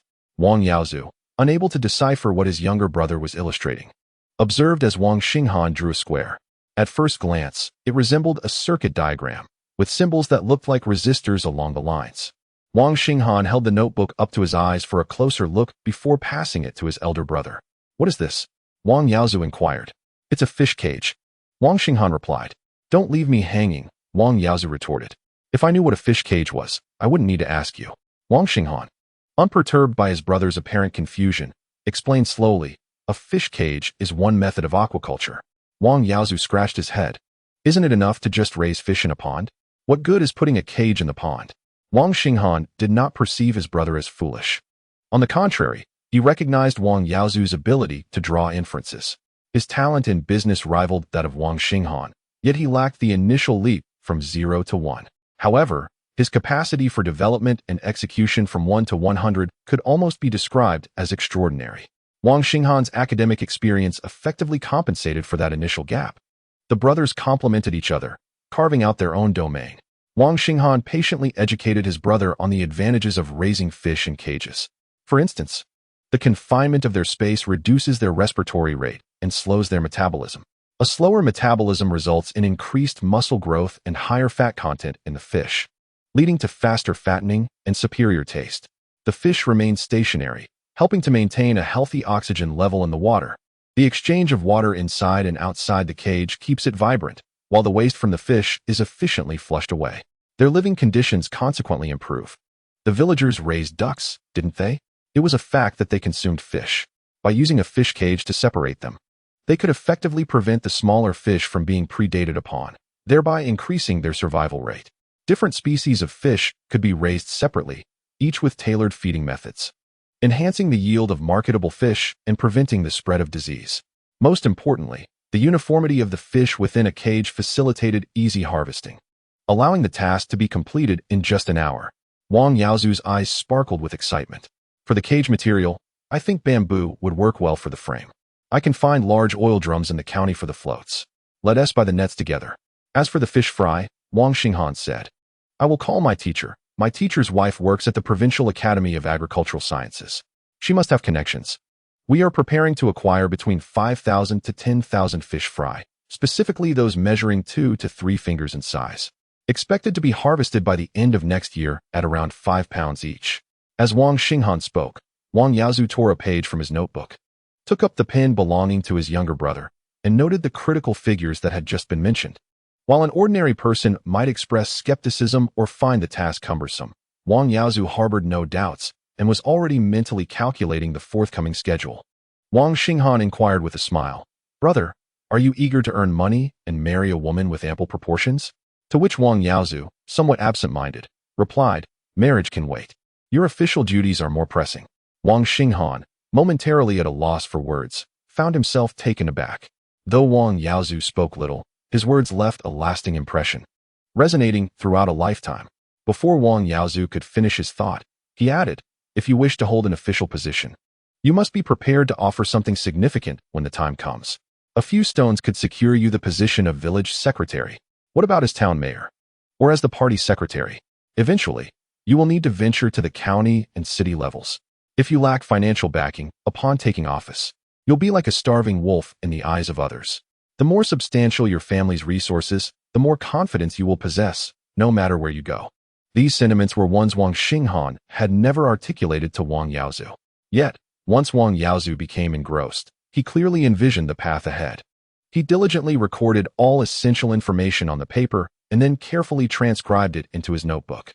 It became evident that had Wang Yaozu not spent 7 or 8 years in the military, and had he pursued a university education in his late teens, he might have succeeded in that endeavor. After all, an individual's talent and study habits are indeed crucial. Having written down everything necessary, Wang Yaozu closed his notebook, outlining the tasks he needed to accomplish methodically. With a hint of regret, he remarked, When it comes to lucrative opportunities, many eyes are watching. Otherwise, securing the rights to several ponds could lead to substantial gains. He further advised, You must devise strategies to mitigate the envy of others. Wang Xinghan, initially worried that his brother might be oblivious, realized that his brother understood the intricacies involved. He said, Brother, there is a mindset you need to adjust. If the two of us are engaged in business, we should quietly amass our wealth and expand our enterprises from the county to the city and eventually beyond the province. My return is to uplift the people of Hemiaozue village, Pingxiao town, and the citizens of Sanchuan County out of poverty.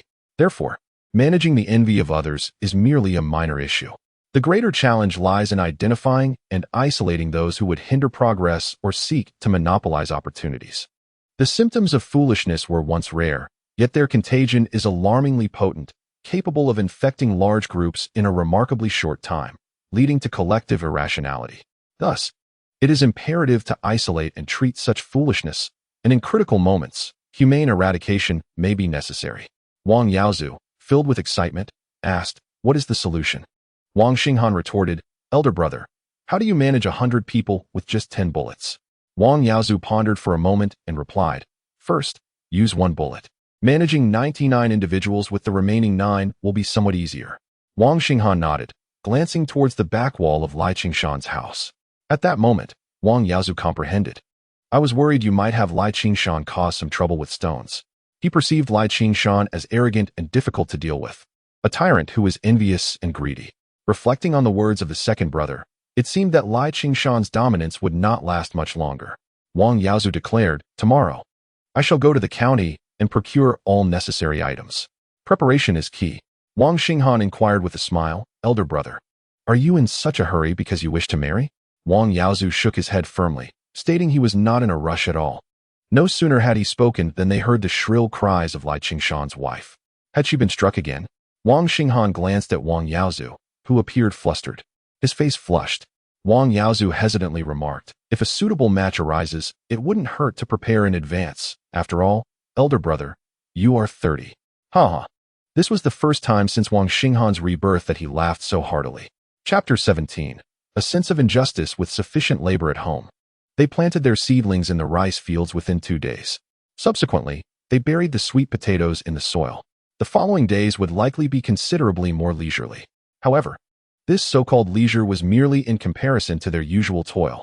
Unlike the city, which enjoyed weekends and public holidays, the mornings began with boiling pig slop, gathering firewood, and feeding the summer silkworms by picking mulberry leaves. Broken farm tools were repaired, torn clothes mended, and crops in the garden harvested. If the cucumbers left on the vines were not picked soon, they would turn yellow and bitter in a few days. As long as one is willing to work, there is no end to the tasks at hand. However, in the village of Himeomio, a new endeavor had emerged. Previously idle men and bachelors had taken to collecting pebbles. Initially, it was just a basket or two, but it escalated to carts and ultimately tractors. What began as a trivial pursuit transformed Himeomio into a site of significant activity. Tractors were hauling pebbles to homes, a project orchestrated by Lai Qingshan.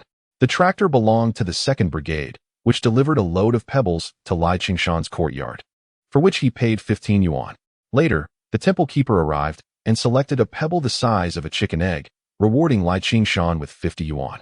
This news spread throughout the village, and others, feeling disheartened, devoted their free time to hauling stones. The commotion became rather pronounced. The old party secretary inquired of Wang Xinghan why they were collecting pebbles. Wang Xinghan responded, "It is said that there is jade within the stones. And jade is quite valuable." The old secretary's temper flared. "We have guarded this place for generations." Wang Xinghan stared wide-eyed at the old secretary, who paused for a moment and asked, "What are you looking at me for?" Wang Xinghan remarked, "What ancestors are there to speak of? You have already stated that your grandfather migrated here from elsewhere." The old secretary, visibly irritated, began to visit each household, advocating for a focus on righteous pursuits rather than scheming for quick riches. He emphasized that wealth must be earned through diligence and hard work to escape poverty. Wang Xinghan believed his father's assertions were fundamentally sound. However, his father perhaps failed to grasp that slogans and actions often reside within 2 distinct realms of logic. While his father's words held truth, leading others toward prosperity could not be achieved through straightforward methods, but rather through a contrarian approach. For instance, in a village where I serve as the headman, I would elevate the household incomes so that every family possesses savings. At that juncture, I would request that each household contribute a portion of their funds towards infrastructure, improving roads, enhancing transportation, establishing communication networks, constructing dams for power generation, building schools for education, and employing individuals for the village's security. One might predict that at least 99% of the populace would respond with indifference, insisting, "You take care of your own affairs." Does that not seem rather vexing? Fear not, for the resolution is rather straightforward. In this village, there exists a small shop offering an array of consumables, luxury items that tempt those with newfound wealth to indulge. Items such as cigarettes, alcohol, tea, and other high-end goods that cost mere 2 dimes, yet are sold for 20 bucks. Where does the remaining $19.80 go? It funds essential infrastructure and bolsters village security, allowing everyone to thrive in a secure environment. This represents a form of reverse engineering. When one expands a village into a nation, does it not illuminate many previously obscure concepts? However, should this contrarian approach falter, what might the outcome resemble? Perhaps the Vietnam of 30 years hence, where the populace enjoys wealth while the nation remains impoverished. Aspirations for development become exceedingly difficult when the citizens do not cooperate. Can one not engage in reverse operations? Alas, the nation is too impoverished, lacking both talent reserves and technological advancements.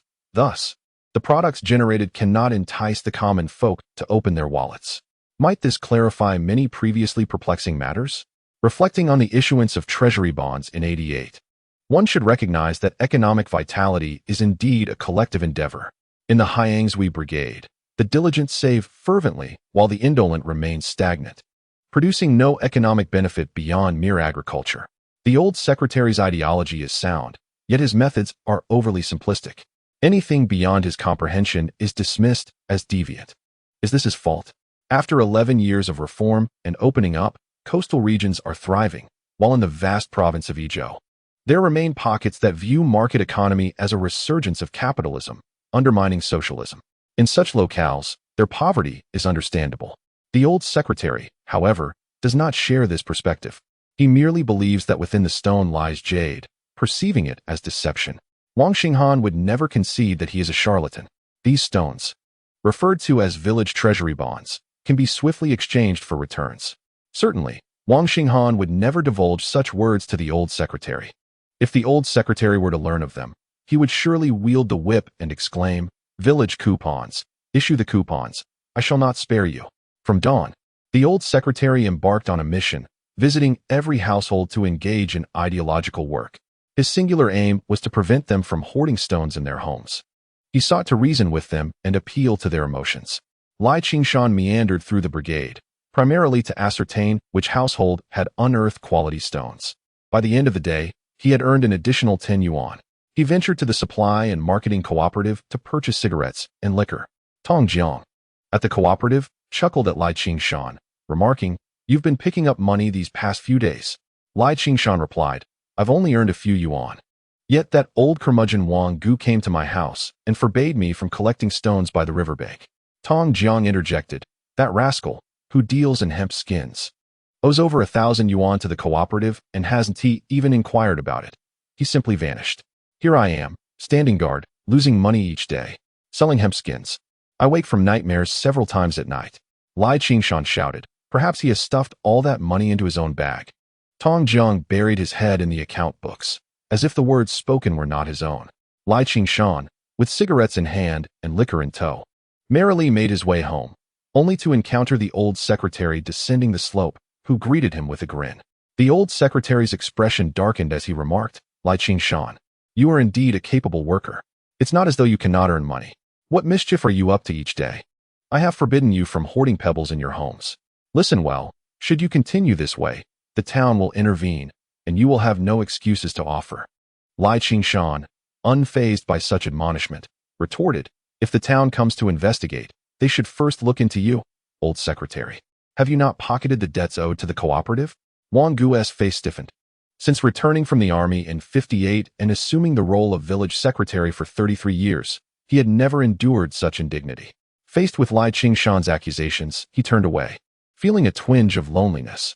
Lai Qingshan, laughing, proclaimed, "Those in power are allowed to enrich themselves, while we mere mortals are treated as if we are feasting on their flesh." That night, the old secretary abstained from alcohol and retired early.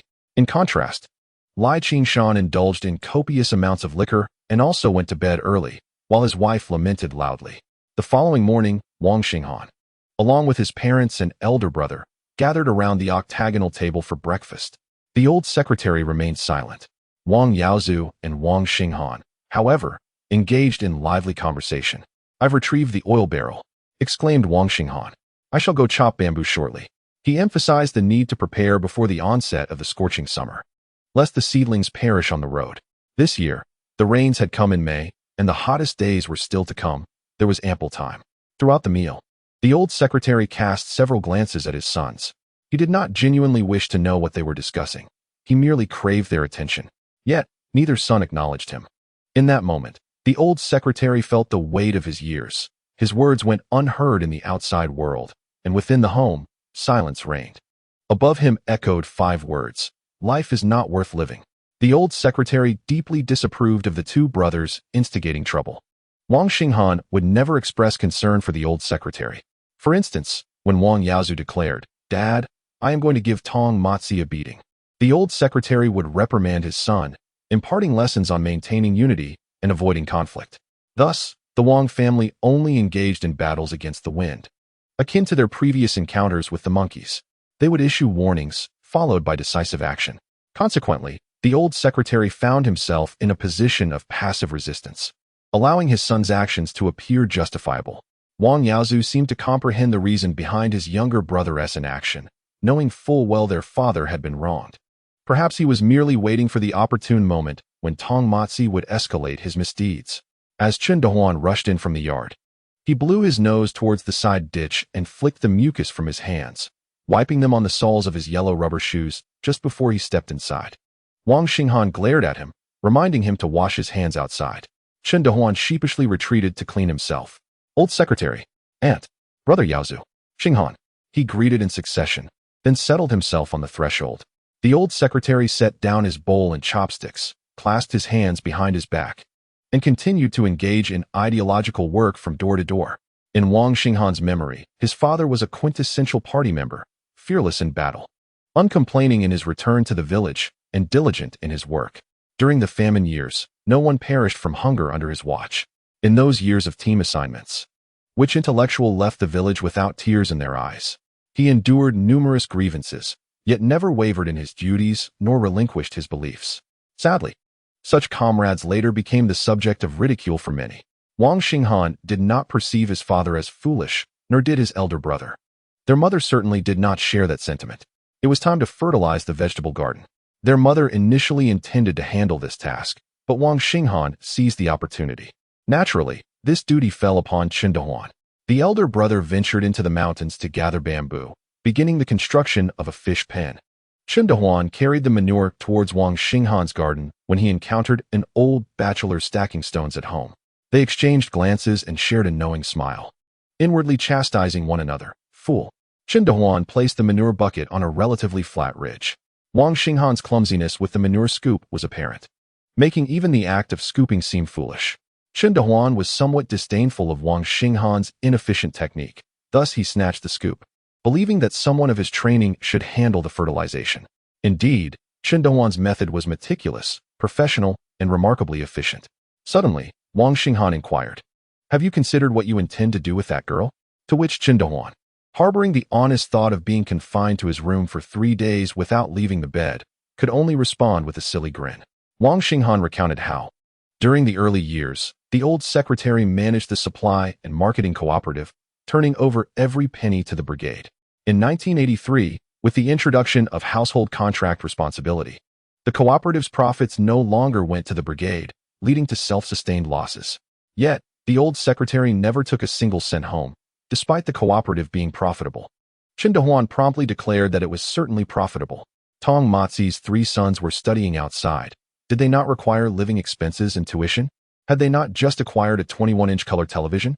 Wang Xinghan nodded, aware that the old secretary knew the supply and marketing cooperative was indeed lucrative. Yet, he felt a sense of embarrassment, believing it inappropriate to take even a single penny from the public funds due to his position as village secretary. Chen Dehuan concurred, stating that the old secretary had never taken anything from the masses. Was there anyone in Pingxiao town unaware of this? Wang Xinghan then shifted the topic, suggesting that if the old secretary was no longer in charge of the cooperative, perhaps he should consider bringing his wife back to see if she would be willing to manage it. Chen Dehuan's hand trembled as he hurled a large scoop of manure onto a small vegetable seedling, lamenting the excessive burden upon it. Expressing gratitude, Chen Dehuan exclaimed, "Thank you, Xinghan. You have truly been an immense help. The lineage of the Chen family now has hope, all thanks to you." Wang Xinghan retorted, "Do you not wish to reconsider your words? What business do the Chen family's descendants have with me, Wang?"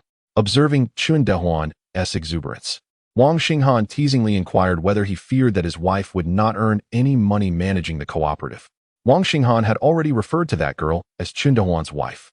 In a moment of excitement, Chen Dehuan shouted, "Tong Mozi has stuffed his pockets with so much money over the years, believing we are oblivious. He manages the cooperative while living lavishly, sending 3 sons to school, while the old secretary's family subsists on mere scraps. Does this not illustrate the issue?" Wang Xinghan was pleased with Chen Dehuan's fervor, but sighed. However, Tong has claimed that the cooperative owes several thousand in debts.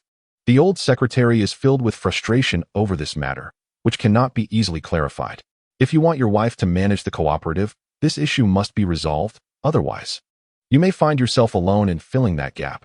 Chen Dehuan shouted defiantly, "I'll fill it with a hammer." He swiftly spread the manure across the vegetable garden, then dashed down the narrow path with an empty bucket.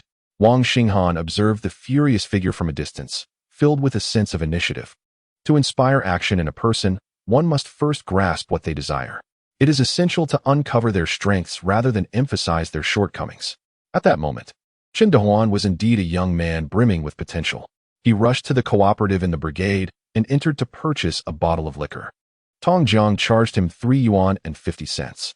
The rice and flour mill was bustling with activity as many waited outside, smoking.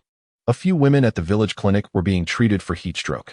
Suddenly, Chen Dehuan shouted, "This liquor costs only 1 yuan and 50 cents to purchase. Yet you sell it for 3 yuan and 50 cents. Tong, your greed is quite evident." Tong Jiang became furious. "What nonsense are you spouting? Am I speaking nonsense?" Chen Dehuan retorted, leaping outside to confront him. "Are you suggesting that you are not making any money?" Tong Jiang followed him out. "What money do I even make selling this?" Chen Dehuan began to assert. "If you're not making money, why are you building a brick house? If you're not earning, why are you sending 3 sons to study out of town? If you're not profiting, why did you buy a 21-inch color television?" The crowd had gathered in considerable numbers, all eyes fixated on Tong Jiang. Chen Dehuan, suddenly less menacing, spoke with a sarcastic tone, suggesting that Tong Jiang might not be earning a living and was merely siphoning off the old secretary's resources. The old secretary resided in a dilapidated mud brick house, devoid of a television and lacking even a basic vehicle. "What do you mean by claiming there are outstanding debts of several thousand?" He scoffed. "I believe there are debts, but they've all conveniently found their way into your bags." The onlookers remained silent, merely observing Tong Jiang. As for him, he was torn between a desire to retaliate and the realization that he could not match Chen Dehuan's strength, while insults failed him as well. He glanced left and right, contemplating picking something up, when Chen Dehuan declared, "I'm going to report you to the town." Upon seeing the crowd, Wang Xinghan staggered from the village south-plowed road toward the township road, clearly heading for the town. This bolstered Tong Jiang's confidence, prompting him to rush back to the supply and marketing cooperative, flipping through the account books before charging toward the old secretary's home with the records in hand. His fierce demeanor suggested that even he believed himself to be above reproach. Why had Tong Jiang initially refrained from wielding the account books? Who would willingly walk into danger? Wang Xinghan was an educated man, well-versed and cultured. What could he possibly misunderstand? Now, emboldened by Wang Xinghan's departure to the town, Tong Jiang seized the moment. The town lay 10 miles from the brigade. A round trip would likely take him until nearly 11 o'clock. Tong Matsi understood that the old secretary was a man who often bore the brunt of others' frustrations, while also recognizing that Wang Yaozu was merely a fool. The old secretary's wife typically wore a polite smile for everyone. How had Tong Matsi managed to drive the old secretary away from the cooperative? It was simply because the old secretary valued his pride and principles, shunning confrontations. Wang Lair, the most oblivious of the family, had gone to the town hall for a roll call, while Tong Jiang aimed to confront the old secretary, employing speed to transform falsehoods into truths. Tong Jiang's plan was audacious, impossible to dismiss. He shouted at passers-by, "You lot, look at this. I've invested so much in the cooperative, yet I'm branded a thief." He lamented, "I might as well find a beam and hang myself for being called a crook." Encountering another person, he continued to plead, "You esteemed elders, judge for yourselves. How much money have I earned for you? The discrepancies are claimed to be because I've pocketed the funds." He cried out in distress, while Chen Dehuan tailed him, retorting, "No matter what you shout, your house, your children's tuition, your color television, where did all that money come from? Just explain that, and no one would dare accuse you unjustly." Tong Jiang shouted ahead, "Your parents would still call me Brother Tong." He insisted, "Let us seek out the old secretary and hear what he has to say." To his surprise, a gathering of over 10 onlookers followed him into the old secretary's home, where the old secretary had just begun visiting households to conduct ideological work. Upon hearing someone call out, he hurriedly rushed inside from elsewhere. His wife, weeding in the vegetable garden, quickly returned as well. Upon seeing the couple, the elderly man shamelessly began to wail, "Old secretary, you must render me justice. We have diligently managed that damned supply and marketing cooperative, steadfast through rain and shine, laboring tirelessly. Yet, in the end, I am branded a thief by others. Old secretary, how can I hold my head high in Hemiotzi after this? The accounts, amounting to several thousand, are recorded clearly in this ledger." With that, he stormed into the main room, slamming the ledger down heavily on the 8 immortals table. Then, he ran outside and sat on the ground, disregarding his dignity, rolling about in despair. "Old secretary, you must settle the accounts immediately. If even a penny is mismatched, it is my responsibility. If those several thousand were found in my pocket, I would gladly die to atone. In this scenario, one might ponder whether Tong Jiang truly wished for you, old Secretary Wong, to settle the accounts, or whether he was coercing you not to. Should the old secretary refuse to settle, Tong Jiang would formally reclaim his innocence, and no one would ever again claim that the debt belonged to him. But then, whose pockets did it end up in? Regardless, Tong Jiang would certainly cease to bring up the matter. One might wonder if the residents of Hemiatsi would discuss this in hushed tones. You, old secretary, who have dedicated your life to the grassroots, have now found yourself in such a predicament in your twilight years. Who could bear such a burden? The old secretary declared he would settle the accounts immediately. Yet if he were capable of that, he would not have allowed Tong Jiang to empty his coffers without any inkling. Moreover, being a proud man, he found it difficult to maintain his composure with so many onlookers gathered in the yard. Thus, from Tong Jiang's perspective, the old secretary merely wished for the crowd to disperse swiftly. Today's contest was effectively cancelled, a move executed with remarkable precision. Tong Jiang, akin to a monkey, leaped about energetically. Throughout the ordeal, the old secretary remained silent, seated on the threshold, extracting tobacco leaves, rolling them with his hands into a thick, thumb-sized cylinder, and stuffing it into his pipe. Striking a match, he brought the flame to the tobacco, biting the pipe stem as he took several consecutive puffs, until the tobacco finally flared into embers, casting sparks into the air. The acrid scent of the tobacco permeated the yard. Even as whispers floated through the crowd, they dared only to speak in hushed tones, smirk, or stifle laughter. The old secretary's face was clouded with worry, his weathered visage etched with countless wrinkles, each resembling a small incision from a blade. Chen Dehuan shouted, "Secretary, we believe in you. Either this debt was fabricated by Tong Matsi, or he has pocketed it himself. Secretary, do not be afraid. Scrutinize his ledger. I refuse to believe that a few false entries can tarnish your reputation, built over years in this village. While the village leaders reside in buildings, our secretary lives in a mud brick house, toiling from dawn till dusk, uncomplaining. And in the end, he is wrongfully accused by Tong Matsi. This is incomprehensible. Investigate his accounts." However, the old secretary clung to his cigarette holder, enveloped in a cloud of smoke. Could it be interpreted as him being so furious that he was practically smoking? This sense of grievance seemed to rest solely upon his shoulders.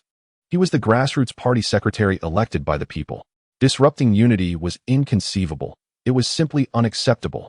As the second-in-command aptly remarked, he bore the brunt of the blame resolutely. Perhaps this was what responsibility entailed. Tong Jiang had constricted the old secretary's character to such an extent that, upon witnessing the futile attempts to strike a punch, he realized this was a favorable situation for him. He immediately shouted at Chen Dehuan, accusing him of wanting to see him dead. "I could easily hang myself in this courtyard. Would that suffice? I shall die before your very eyes." Tong Jiang sprang up from the ground, glancing left and right, darting through the crowd like a mouse. His intention was not to find a rope, but to latch onto someone in particular. Anyone brave enough to lend him a hand at that moment would find him glued to their side. Indeed, the kind-hearted individual couldn't resist offering assistance, and Tong Jiang, seizing the moment, rolled onto him, pleading, "Don't pull me. Let me perish." Witnessing this, one might say he was quite adept at clinging on. Outside the courtyard, a rustling sound emerged as Wang Yaozu dragged in several bamboo poles. This sight caused Tong Jiang to momentarily pause. Once Wang Yaozu cast the bamboo onto the ground, Tong Jiang escalated his antics, struggling, spinning, and leaping with his eyes shut. Wang Yaozu, however, uttered not a word. He retrieved a length of rope from behind the door, moved a chair, and looped the rope through the beams under the eaves, securing it with a tight knot. He then jumped down from the chair, forcefully pushed aside the neighbor holding Tong Jiang, and gestured to him, "Come, the rope is ready for you. I shall collect your remains." Tong Jiang was rendered speechless in that moment. Chapter 20. Everything is just right. Secretary Yao Lanqi and Mayor Hu Jingfu were absent. Wang Xinghan, as per his usual routine, first visited the organization office to retrieve the keys and unlock the door. He poured tea, wiped the table, swept the floor, and watered the plants. In truth, there were circumstances that could warrant a delay. Yet, it was astonishing that the town office had no mops at all. One might find it hard to believe if this news were to spread. The secretary's teacup remained untouched, the tea brewed yesterday appearing precisely as it had today, indicating that he had not come by. As for the mayor, the teapot was nearly empty, while the thermos was still filled to the brim, having not been replenished even once. Regardless of whether they would arrive that day, Wang Xinghan continued to prepare tea for them, replacing the old kettle with a new one. When he left, he made another trip to the organization office, scattering a bit of tianxiaxiao. It was evident that a flicker of disappointment crossed his face. The previous day's red mountain tea had spoiled his palate, and the sudden drop in quality inevitably manifested in his expression. As the years progressed and technology advanced, human behavior and modes of communication might evolve. Yet, the essence of humanity remained unchanged over the millennia. The senior staff member in the organization office remarked, "Neither the mayor nor the secretary has shown up today. There is no need for you to run around every day. The secretary has a residence in the city and often takes a few extra days off whenever possible. As for the town mayor, he will certainly take a stroll to observe the rice planting that has been taking place these past few days." Wang Xinghan casually inquired whether the planting had not already been completed. The old staff member replied that some of the children have gone out to earn a living, leaving just the elderly at home. The mayor would undoubtedly want to personally check in on them, organizing the main labor force to assist with the planting. The old staff member's tone carried a hint of sarcasm. However, Wang Xinghan could comprehend the underlying implications of the staff member's words. Taking into consideration the situation in Hemiaozue village, where two elderly individuals also remain at home, there is an abundance of daily tasks. Sometimes, neighbors, unable to bear the sight, lend a hand. There exists a custom in these rural areas. Regardless of whether one has been invited to help, if they show up, they are generally provided with a meal. A meal implies an upgrade in the culinary offerings, perhaps meat or wine. Coupled with the old staff member's sarcastic undertone, it can be interpreted that the mayor's visit is not genuinely to care for the elderly, but rather to partake in a meal and drinks. The old staff member wished to delve deeper into conversation with Wang Xinghan, but he was reluctant to continue listening. He interjected, inquiring about where one could find an affordable haircut in town. The staff member pointed him to a place, allowing Wang Xinghan to extricate himself smoothly. Engaging in conversation with the common folk at the grassroots level is deemed a way to deeply understand the needs of the populace and to foster a sense of camaraderie. In contrast, gathering in an office with a few seasoned individuals, regardless of whether one is gossiping or not, ultimately leads to being categorized as a group of idle chatterers. These old-timers, having spent years in the system, seem indifferent, exhibiting an attitude akin to that of a pig unbothered by boiling water. As a recent graduate, embarking on a new career in civil service, would one wish to define oneself as my 30-year career as a staff member? Some enter the civil service with a visage that proclaims limitless potential, while others remain unchanged after 3 decades. Some may argue that differing starting points yield disparate outcomes. In Wang Xinghan's view, the starting point can only influence the result, it does not determine it. Upon entering the workplace, when one sees others gathered in hushed discussions, it is wise to maintain a distance. Will they gossip? Will they pretend to step out for a phone call? As Wang Xinghan exited the town office, the old staff member continued to gaze at his departing figure, muttering to himself that after years of study, one returns with nothing but a foolish grin.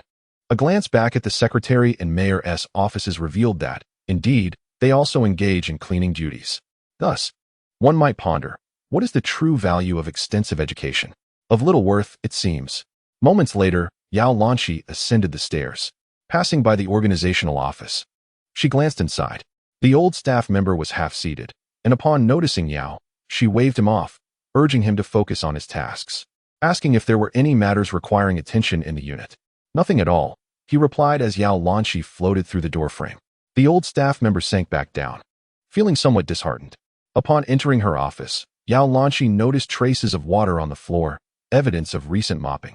A teacup was positioned on the table directly opposite her seat. The porcelain cup, covered with its lid, felt hot against my fingertips as I brushed against its wall. Upon lifting the lid, a plume of steam ascended, releasing the fragrant aroma of tea. Yao Lanqi sat observing the cup, her fingertips tracing patterns upon the table's surface, where the natural light from the window revealed fleeting impressions that soon vanished. As she strolled towards the restroom, she casually inquired if anyone had visited her office, her voice trailing off into the distance. The senior staff member hastily followed, confirming that a newcomer had indeed come by. Yao Lanqi fell silent once more.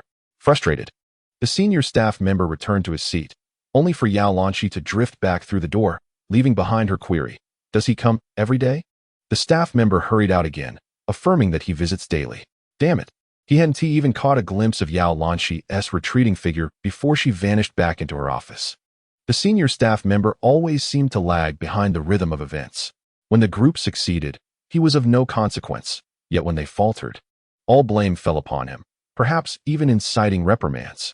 Yao Lanxi held her teacup, observing the leaves that had settled at the bottom, blowing gently before taking a few sips.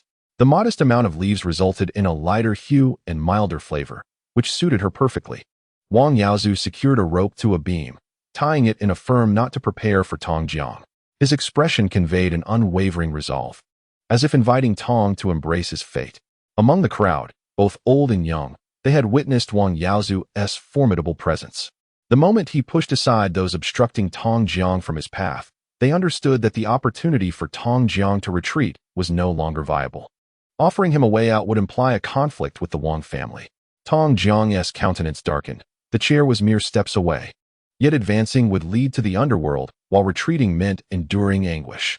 He found himself ensnared in a dilemma. Let us gamble. If I must die, then so be it.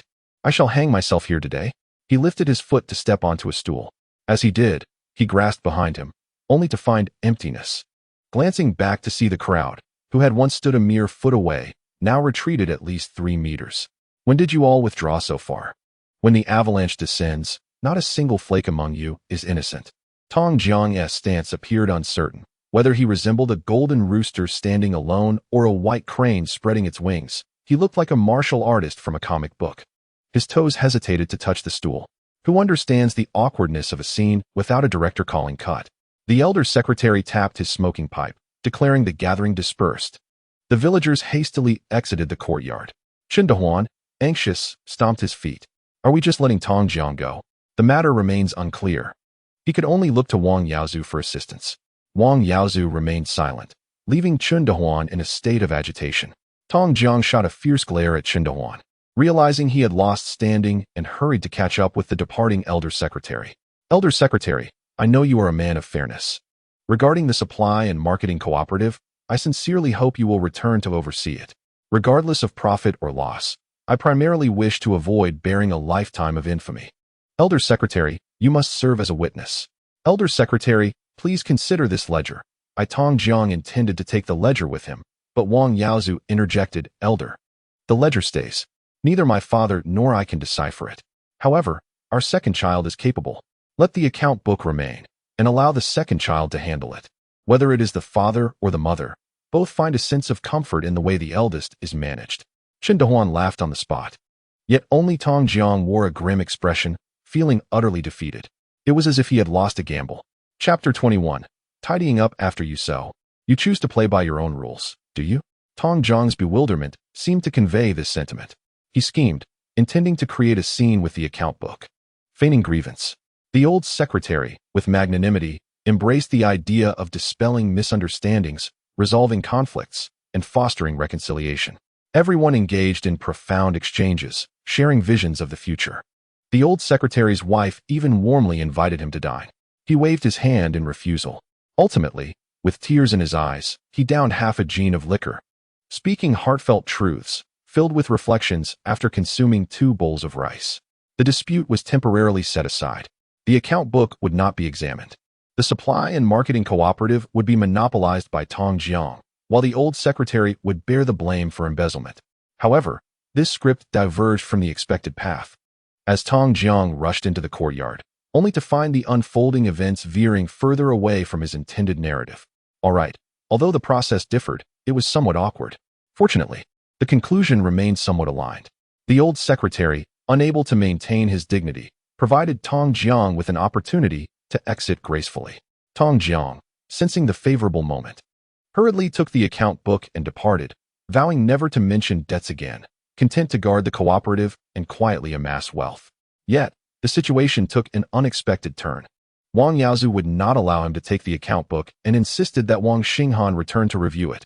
Tong Jiang, unwilling to relent, reached for the account book, only for Wang Yaozu to slam his hand down upon it. I said the account book stays. The second child will come back and verify the accounts, he asserted. My father served as secretary all his life, starting with nothing. Now that he is no longer in office, he desires a clean slate. If the second child cannot even uphold my father's reputation after studying for over a decade, what good is his education? Indeed, one must acknowledge that throughout the years, Wang Yaozu had only confronted one individual in the village, Lai Qingshan. Although Lai Qingshan was unwilling to concede, he dared not provoke Wang Yaozu. A seasoned rogue feared by even the most hardened individuals. Tong Jiang's fingertips grazed the account book, but he withdrew his hand. Then I shall not leave. I will wait for your Xinghan to return and settle the accounts before I depart. He resolutely sat on the threshold, refusing to budge. Producing a cigarette with a filter, he squatted there, smoking with a sense of moral rectitude. Wang Yaozu, wielding a machete, paid no mind to Tong Jiang's intentions, focusing instead on stripping bamboo. Chen Dehuan hurriedly assisted Wang Yaozu by dragging and handing him bamboo. The old secretary took out mulberry leaves from his back pocket to wash them, spreading them on plastic to air out. The summer silkworms were still small, and entire leaves could not be placed upon them for feeding. In a moment, he would cut the leaves into thin strips and scatter them into the winnowing basket, while Tong Jiang outwardly appeared calm and composed. Inwardly, he was in a state of turmoil. If the old secretary were to utter a word at this moment, you would surely seize the ledger. Tong Jiang would undoubtedly clutch the book and flee, swearing never to gamble again. A large patch of sweat has already soaked through his back, while others indulge in smoking. He inhales the smoke. It is evident that he is quite anxious. At that very moment, Wang Xinghan returns. Tong Jiang rushes to greet him, his movements swift and demeanor affectionate, almost wishing to press his face against Wang Xinghan's and speak directly. Xinghan, your timing is impeccable. You are a learned individual, having studied for so many years. Surely, you will scrutinize the accounts carefully. You must restore my innocence. How have I treated you over all these years? When you were a child, I even gave you fruit candies. You have matured and become the pillar of your family. However, you must not bully others. Is Tong Jiang's behavior truly incomprehensible to many? Imagine, during your school days, having a pack of cigarettes in your backpack, and when your mother wishes to inspect it, your performance. You open the backpack, presenting it to your mother's face. Look closely, is there anything? Then, suddenly retracting the backpack, you begin to cry. You never believe me. You always wrongfully accuse me. Is this not akin to gambling? A 50-50 chance. If you examine it closely, you perish. If you turn away, you survive. How will Wang Xinghan respond? Tong Jiang is not his son. He does not harbor any pity for him. First, I shall go to the kitchen. Mother, I have returned. Then to the side room. Father, are you feeding the silkworms? Back in the main room, he gazes at the ledger, casually flipping through a few pages. Tong Jiang appears calm, yet his jaw clenches in agitation, desperately suppressing the urge to retch. Outside, Wang Yaozu breaks through the door. Chen Dehuan has been observing the commotion in the main room. In truth, Tong Jiang has already stiffened. Nevertheless, Wang Xinghan maintains an ever-pleasant smile. With each page Wang Xinghan turns, Tong Jiang's face twitches. Wang Xinghan does not scrutinize the accounts, but rather inspects the binding of the ledger for any torn pages. This small gesture sends Tong Jiang's heart racing, as if it might leap from his throat. Even his temples throb with anxiety. A true test for someone of Tong Jiang's age. Yet in the next moment, Wang Xinghan closes the ledger, angles it slightly, and hands Tong Jiang a pen, saying, Elder, inscribe your name here. Following Wang Xinghan's lead, Tong Jiang writes his name in each ledger. Wang Xinghan explains that this method serves as a form of anti-counterfeiting, confirming that these ledgers were indeed retrieved by the elder. For the time being, I cannot review all of these. They must remain with me for a few days. This way, I can avoid any accusations of switching the ledgers, which would reflect poorly on me. The more Tong Jiang listens, the more he senses something amiss. By the time he reaches the final ledger, his hand begins to tremble uncontrollably. Xinghan, when will you be finished reviewing them? Wang Xinghan takes the last ledger from Tong Jiang's hands, replying, I am uncertain. I will take them to the town and seek the assistance of the accountant at the town office. They are specialists in this matter. And adhering to the principle of not wronging an innocent person, we shall clarify what needs to be clarified. If the supply and marketing cooperative incurs a normal loss, we shall compensate the exact amount owed, without fail. However, if there are debts that the cooperative should not owe, there will certainly be accountability. Is there any dissent from the elders?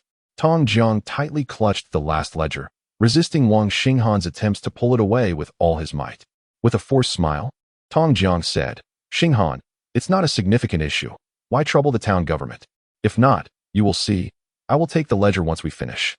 Wang Xinghan released his grip, allowing Tong Jiang to take the ledger. I will have people come to the brigade tomorrow to conduct an investigation. The old secretary's branch secretary was elected by everyone and recognized by the town party committee, duly recorded. He would certainly discreetly step down, bearing the blame. And the town party committee would not agree to that. Wang Xinghan waved his hand. Then take the ledger and also dig out the accounts from 38 years ago. We will investigate everything together. Tong Jiang was momentarily stunned, hastily placing the ledger on the top layer and adjusting it neatly with his hands. Xinghan, let us keep the ledger here for now. Let us talk things over amicably. Everything can be resolved. His mother emerged from the kitchen carrying dishes, glancing at the hunched and timid Tong Jiang, and smiled at him. Tong Jiang had planned to share a few drinks with the old secretary at noon, leveraging the spirit of camaraderie to foster goodwill. However, his mother interjected, Brother Tong, I want to keep you for lunch. Tong Jiang was taken aback on the spot. Chapter 22, I think Tong Jiang left the courtyard, turning back every 3 steps. Given his character, he should have erupted in a tirade upon exiting. Yet that day, he departed in tranquility and silence, hardly daring to utter a sound, or even display an ounce of dissatisfaction. The one who usually raises a ruckus over trifles acquiesced, simply because he understood that certain individuals and matters were beyond his reach. Thousands of dollars were no trifling sum. Wang Xinghan had mentioned a critical year, 83. If the accounts from 38 years ago were indeed scrutinized, Tong Jiang might find himself in a precarious situation, possibly facing severe repercussions. Why was Tong Jiang so fearful? The crackdown from a few years prior was still fresh in memory, with offenders being sentenced to death for criminal activities. How much better could embezzlers fare? Tong Jiang could only bury his head and quicken his pace. The table at old Wang's house was perpetually set for 3. One seat was occupied by the old secretary and his affectionate wife, the second by the daughter who was meant to be there. Today, it was Chun Dehuan who sat in that seat. Wang Xinghan poured Chun Dehuan a drink, while Wang Yaozu toasted with him, expressing gratitude for his candidness in supporting the old secretary. Tong Jiang's mother piled meat dishes in front of Chun Dehuan. The old secretary even inquired about Chun Dehuan's progress in finding a bride. However, Chun Dehuan glanced at Wang Xinghan, hesitating to speak. He wanted to know if the agreement regarding the girl he was to court for managing the cooperative still held after such an uproar. Yet, as the words hung on the tip of his tongue, he quickly raised his glass, noticing Wang Xinghan had not yet drunk. He toasted to the old secretary. Thank you for your concern. Let us drink. In truth, the old secretary harbored a plethora of inquiries for Wang Xinghan. Yet each time the words teetered on the tip of his tongue, he swallowed them back. Wang Xinghan served rice to his parents and proceeded to prepare meals for his elder brother and Chun Dehuan. With a swift motion, Chun Dehuan raised his bowl high and held it far away, deftly evading Wang Xinghan's grasp, before snatching up Wang Yaozu's bowl and retreating to the kitchen to serve the rice.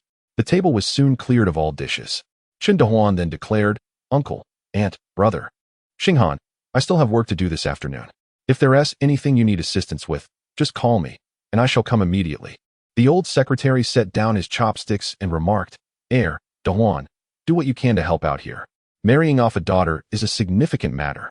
I've inquired, and that young lady seems quite suitable. She is educated and of good character. The old secretary cast a glance at Chun Dehuan, who appeared somewhat taken aback, as if the words had become entangled in his throat. Wang Xinghan nearly rolled his eyes at the old secretary, thinking, could you refrain from such heavy breathing while speaking? Your manner must surely be distressing to Dehuan. The old secretary lingered in silence for a moment, and although Dehuan seemed a bit timid, he was still a man, and one must consider his potential. Chun Dehuan's smile was stiff, as he was unsure whether to take the comment as praise or criticism. Wang Xinghan quickly intervened, Dehuan, go seek out that girl as I suggested. Bring her over for a visit. Just let me know when you've set a time. Chun Dehuan, who had been feeling rather low just moments ago, now felt as if he might leap from the ground with excitement.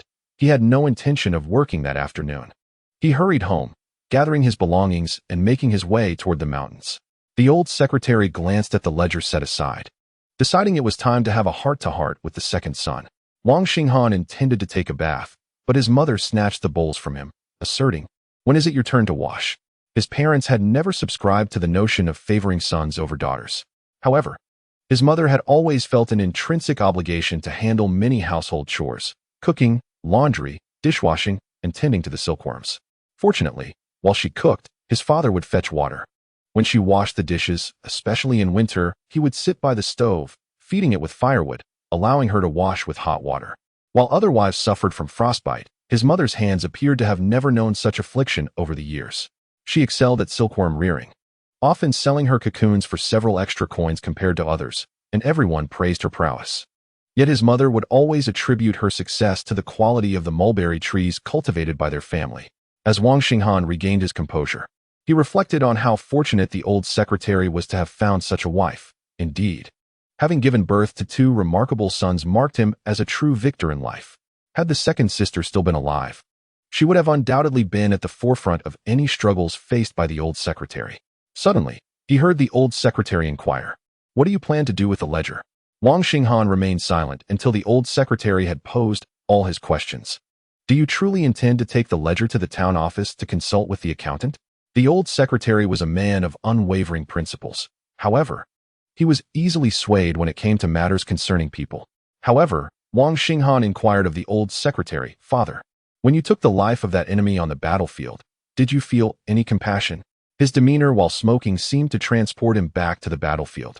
His gaze clouded, reminiscent of a deep, old well.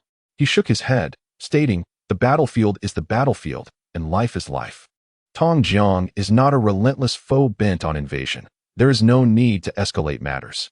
Wang Xinghan responded, "Father, kindness and a heavy heart can indeed coexist. Although Tong has been greedy throughout his life, he has never compelled me to resort to harsh measures. The ledger can remain here for a few days, primarily to torment him, allowing him to experience the grievances you have endured. You are an old party member. You can bear the losses and the injustices. Can my mother bear to see you suffer? Can my elder brother and I bear to see you wronged? This resentment must be expressed. But let him spend a few restless nights. That will suffice. If you refuse to visit the supply and marketing cooperative, I shall send the girl that Dahuan has taken a liking to. Should Tong disagree, I will trace back 10 years of accounts and settle the score with him. Tong has always been astute with numbers. I believe he knows how to balance the books." In the inner room, my mother laughed softly as she washed the dishes. My elder brother was busy chopping away in the small courtyard, his back turned, concealing the smile on his face. The old secretary's eyes grew still. "Wang Xinghan, from whom did you learn these cunning tactics? What do you intend to achieve by bringing such schemes into the public domain?" Wang Xinghan replied, "I desire that every household has eggs. I envision antennas on every rooftop. Black and white televisions are standard. Capable families should possess color televisions. I wish for every village to have roads. Each family should have surplus funds. I long for meat without inquiring about the price. A well-off life is not merely in books, but in reality. Old secretary, tell me, isn't this ambition impressive?" After his spirited declaration, Wang Xinghan did not glance back at the old secretary. He lit a cigarette, savoring the smoke, when suddenly, the old secretary became agitated. "You have cigarettes, yet you do not share? Do I need to roll my own here? Every household can enjoy a prosperous life, except for your father, right?" Ha ha. The laughter in that small courtyard seemed never-ending. However, that day at noon, the laughter lingered a bit longer than usual. Chapter 23. Unconventional Maneuvers. The old secretary, somewhat tongue-tied, found it difficult to comment on Wang Xinghan's actions. Yet, judging by his gait as he exited the courtyard, his mood appeared quite buoyant. The sun shone brightly. In these final days of rice planting, most villagers could finally take a breath. Nonetheless, tractors continued to transport loads of cobblestones to the riverbank. A group of elderly bachelors genuinely wished to sift through these stones in search of jade and gold. It was unclear whose idea it was, but they were willing to sort the cobblestones, distributing the transportation costs evenly among themselves. This approach proved both efficient and increased the likelihood of profit, did it not? Surprisingly, Huang Mingshan spearheaded this initiative. Among the truckloads of stones, the temple keeper inspected a couple of pieces and spent 60 yuan. The rest of the small transactions, such as those who carried or transported them by bicycle, were also noted. The temple keeper made his rounds and purchased 2 stones as well. However, the prices were modest, and the delivery rate was exceedingly high. The villagers gathered to discuss and decided to pool their resources to have tractors continuously transport stones into the village. While others prospered, Lai Qingshan found himself at a loss. Frustrated, he confronted them with a sarcastic tone. Eventually, he erupted in anger. Witnessing others thrive was more painful than death itself. Lai Qingshan perceived that sharing the stones among several families resulted in a meager chance of profit. Consequently, he invested heavily, commissioning a tractor to transport stones for him. The matter of river pebbles had now escalated to the foremost concern in the village of Miaozue. When the old secretary visited each household to urge them to remain diligent and honest, whose yard wasn't filled with stones, they all nodded in agreement, smiling, affirming the old secretary's words. Yet, the moment he departed, they swiftly forgot the counsel he had just imparted. Such is human nature. When advised on the virtues of hard work leading to wealth, their minds were preoccupied with the belief that fortune comes from unexpected windfalls, and that a horse thrives on late-night fodder. When it came time to sell silkworm cocoons, they wore blank expressions. During bountiful harvests, they uttered not a word. Yet, if they found 50 cents on the ground, they would beam with joy for an entire month, boasting to everyone they encountered, their faces alight with self-satisfaction. What could be the reason for this? Wang Xinghan understood all too well. There is nothing quite like the allure of free handouts. He was also acutely aware that exploiting the Na'vi was a reflection of human nature itself. The tractor from the 2nd Brigade had delivered several loads of stones to the Miaozhe Brigade. On its return journey, it encountered Hu Jingfu, the town mayor, who claimed to be checking on the well-being of the 2nd Brigade's vulnerable members. However, he was acutely aware that hiring labor for rice transplanting required ample provisions. These days presented him with a perfect opportunity for a free meal and drinks. He sat in a position of privilege, indulging in hearty food and drink. Along the way, he engaged the tractor driver in conversation about the river pebbles. Though Hu Jingfu had indulged a bit too much, his mind remained sharp. The impoverished villagers of Miaozue were having stones brought into the village, and this had been ongoing for 10 days. Are they building houses? Hu Jingfu inquired.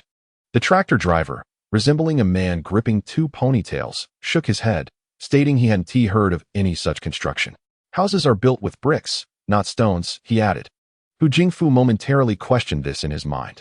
As he rode the tractor towards the town hall, he swayed up the stairs, spotting Yao Lanqi. Hu Jingfu let out a belch and stood at attention to salute Yao Lanqi. She was pouring tea that had steeped for most of the day and remarked, with an undertone of sarcasm, that the mayor's engagement with the populace seemed to be effectively executed. Despite his inebriation, Hu Jingfu could detect the veiled criticism in her tone. Well, it's unavoidable, he replied. The sun is blazing, and the weather is sweltering. As a rough man, should I venture out while the secretary endures the sun to engage with the people? If those above us show no concern, we cannot neglect the welfare of our brigade's members. The officials are the fish, and the common people are the water, Yao Lanqi interjected. No. The common people are the wine. She turned and entered her office, with Hu Jingfu following closely behind. Secretary, why do you not trust us? There are far too many young people working away from home, leaving only the elderly in the 2nd Brigade, as officials entrusted with the responsibilities of governance. We cannot simply stand by and do nothing. It is imperative that we organize manpower to assist in tending to the crops. Yao Lanqi took her seat, not bothering to glance at Hu Jingfu, who was shouting at the entrance, but instead focused on the 2nd Brigade. What about the 1st Brigade? And the 3rd and 4th Brigades? Hu Jingfu retorted, how can you say I'm not concerned about the 1st Brigade? They are a bunch of aimless individuals, hauling stones from the riverbank to the brigade. Pingqiao town is not well off, and the 1st Brigade serves as a prime example of inefficiency, neglecting their duties while transporting truckloads of stones back to the village. What do you suppose they aim to achieve? Secretary, don't claim I lack concern. I'm well aware of the situation. However, given their current demeanor, it is evident that they have significant ideological issues. This is your responsibility as the chief secretary. Bolstered by alcohol, Hu Jingfu finally expressed his frustrations. Do you think I'm not equitable? Tomorrow, I'll visit the 3rd and 4th Brigades. He retreated to another office, intending to take a long nap and awaken for a hearty dinner. Yet, Yao Lanqi found herself lost in contemplation due to Hu Jingfu's earlier remarks. She was not well acquainted with Pingqiao town, or perhaps she was unwilling to delve deeper. The town government was inactive, and as secretary, she lacked the authority to make direct personnel appointments. Moreover, her unfamiliarity with the 2 organizational factions at the county level hindered her from making random suggestions. The higher-ups are not blind. Without a shift in resource allocation, it is unlikely that Pingqiao town will receive any share of the pie in the next 5 years. Yao Lanqi is not a savior. She cannot single-handedly alter the status quo and risk alienating many. This is the fundamental quality of being in politics. One should not always think that an ant can shake a tree. Even someone as privileged as Yao Lanqi does not consider herself invincible.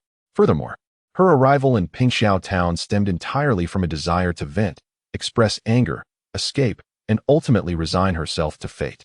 As she prepared to leave work, she heard Hu Jingfu shouting outside, "Who entered my office?" A seasoned member of the organizational office responded loudly, "Wang Xinghan." Then she heard Hu Jingfu's voice say, "Comrade Wang Xinghan is quite impressive, perceptive, and insightful." Humph, Yao Lanqi scoffed sarcastically, yet a thought surged in her mind. Why was the lethargic Dazai at Hemiang's suddenly transporting stones en masse? Could it possibly be related to the returning Wang Xinghan? Yao Lanqi resolved to find time in the next few days to visit Hemiang's and ascertain the situation. It is indeed rare, since assuming her role in Pingxiao town, she has yet to truly observe the ground realities. Wang Yaozu was chopping wood on the opposite Chai Mountain for use in fish cages. Wang Xinghan was contemplating a few bees. His older brother queried, "Why don't you tell Dad that it was you who got the entire village to gather stones?" Wang Xinghan replied, "Some matters must yield results. Until the outcome is achieved, everyone criticizes your methods. Yet, when the result benefits everyone, who really cares about the means?" Wang Xinghan cast a glance at the basket filled with mushrooms, inspecting for any red umbrellas and white stalks, and mused, "When you urge them to earn honestly, they perceive it as an affront. Should they discover any dubious dealings, they act as though they have unraveled the secrets of the universe." Wang Xinghan reflected that even the most righteous path in life requires a touch of irreverence. Otherwise, they would find no joy in it. Wine must be savored with enthusiasm. Actions should be executed with flair. Even in choosing a spouse, one must seek a bit of excitement. Chapter 24. The Art of Discourse. Wang Yaozu paused in his work, observing his younger brother intently. The last time he returned home, the younger brother seemed unchanged, yet there was an inexplicable dissonance about him. Casting aside the saw, Wang Yaozu began to untie the rope from the severed tree, remarking, "Fortunately, you are a good person, otherwise, our fellow villagers would suffer greatly." "This is the essence of it," Wang Xinghan interjected. "In life, one's aspirations must not only be lofty but also upright. This is what we call the way. The means of achieving these aspirations and goals is known as technique. With the way but lacking technique, one may seek. With technique but devoid of the way." Wang Xinghan abruptly ceased, acknowledging that some matters were best left unexamined. Wang Yaozu secured the rope and accepted the cigarette offered by the younger brother. Noticing the younger brother lost in thought, he inquired, "What are you contemplating?" Wang Xinghan nodded. "Bees. Where's their hive?" Wang Yaozu replied, "Look for water. Are we to procure the beehive?" Wang Xinghan nodded affirmatively. The entire Wang family had a fondness for bee larvae, particularly during the years from the 60s to the 80s, when the appearance of honeycomb signified an additional dish for the evening's libations. The absence of protein would leave one yearning for such delicacies. When the brothers finally located the hanging beehive, they realized that their evening fare would be far more abundant than anticipated. Wang Xinghan said, "Elder brother, I have but one request. Do not destroy the hive. It will prove invaluable." Wang Yaozu looked at him in confusion. It was not that he was incapable, rather, he found it perplexing that the younger brother, who had previously engaged in such tasks as raiding bird nests and burning beehives, now expressed such concern. Wang Xinghan nodded. "Elder brother, do you understand what it means for the party to command the gun?" Wang Yaozu retorted, "Do you believe I would whip you?" Wang Xinghan remained composed. "Elder brother, if you comply, you may meet your demise. The blame shall rest upon me." Wang Yaozu retreated to change into a more appropriate attire, enveloping himself thoroughly despite the sweltering heat, preparing meticulously for the task of extracting the beehive intact. The elder brother craved the bee larvae, placing them in a hot pan without oil, sprinkling a dash of salt, resulting in a delectable dish. Wang Xinghan remarked, "In those years, we used no oil because there was none to spare. Now that conditions have improved, a little oil will enhance the flavor even further." The elder brother found merit in the younger brother's reasoning, yet he noticed that the younger brother's attention remained fixated on the beehive. "What purpose does this serve?" Wang Xinghan replied, "It serves a significant purpose. When spring arrives next year, we shall see who among us is interested in beekeeping and honey harvesting. The profits from beekeeping far surpass those from sericulture. Which bees?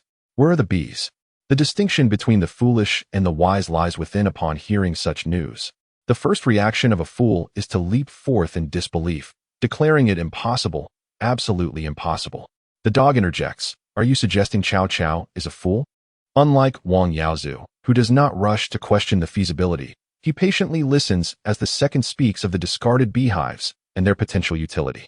As the two converse while tidying up their belongings and exiting the woods, Chen Dehuan bounds towards Wang Xinghan and Wang Yaozu, his feet barely touching the ground, waving his hands and exclaiming, "Brother Yaozu, Xinghan." The last time Wang Xinghan witnessed such exuberance in another was when that hairy celestial being, buried under the Five Elements mountain for 5 centuries, was finally liberated from his confinement. His joy was understandable. Yet one wonders what could possibly elicit such enthusiasm from Chen Dehuan.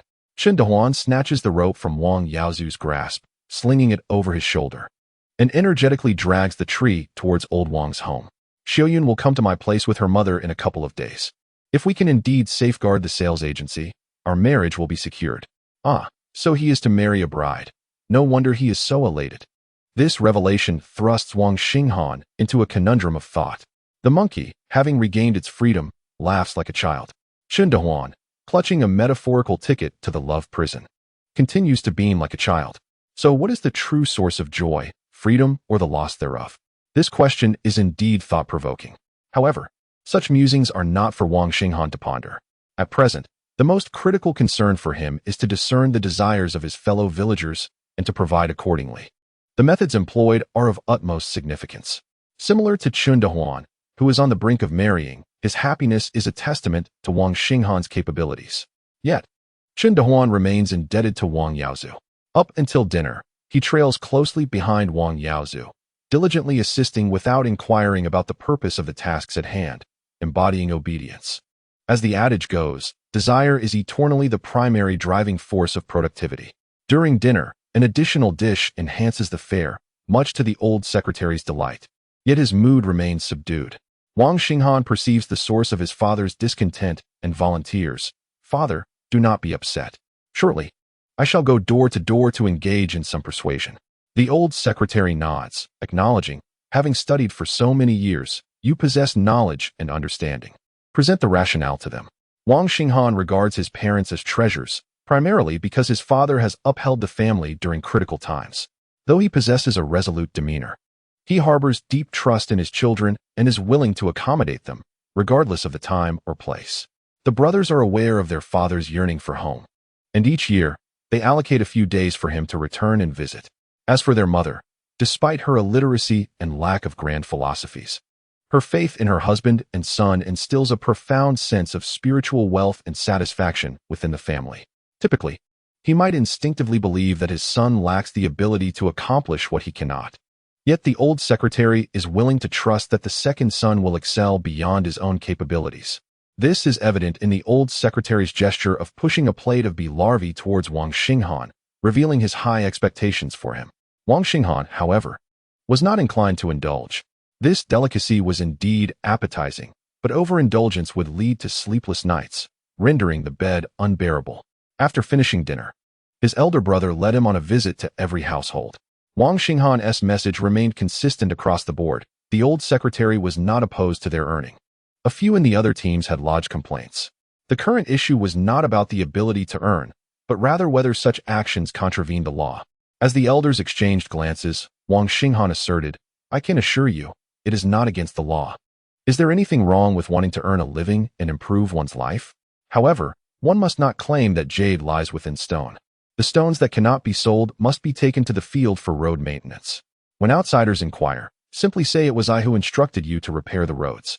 To achieve prosperity, one must first build the roads. This is what the government advocates, by employing the government's rhetoric to reason with the townsfolk. What justification could they have to hinder their earning?" As Wang Xinghan spoke, Wang Yaozu squatted at the doorway, swaying, inwardly cursing. This deceitful scoundrel does not even blink an eye while lying. Chapter 25. What Wang Xinghan assigned me in the countryside. Weekends do not exist for rest. The labor belongs to oneself. If one neglects their work for a day, it remains undone. After 10 days, the task still lingers. The villagers lack any structured work plan. It seems that upon waking each morning, they instinctively know what tasks await them. Wang Yaozu went to gather mulberry leaves while his mother prepared pig slop and breakfast. Indeed, both pig and human food shared the same stove, separated by scarcely more than a foot. The old secretary squatted at the entrance, observing the bundles of bamboo and the fine-meshed fishing nets laid out in the courtyard.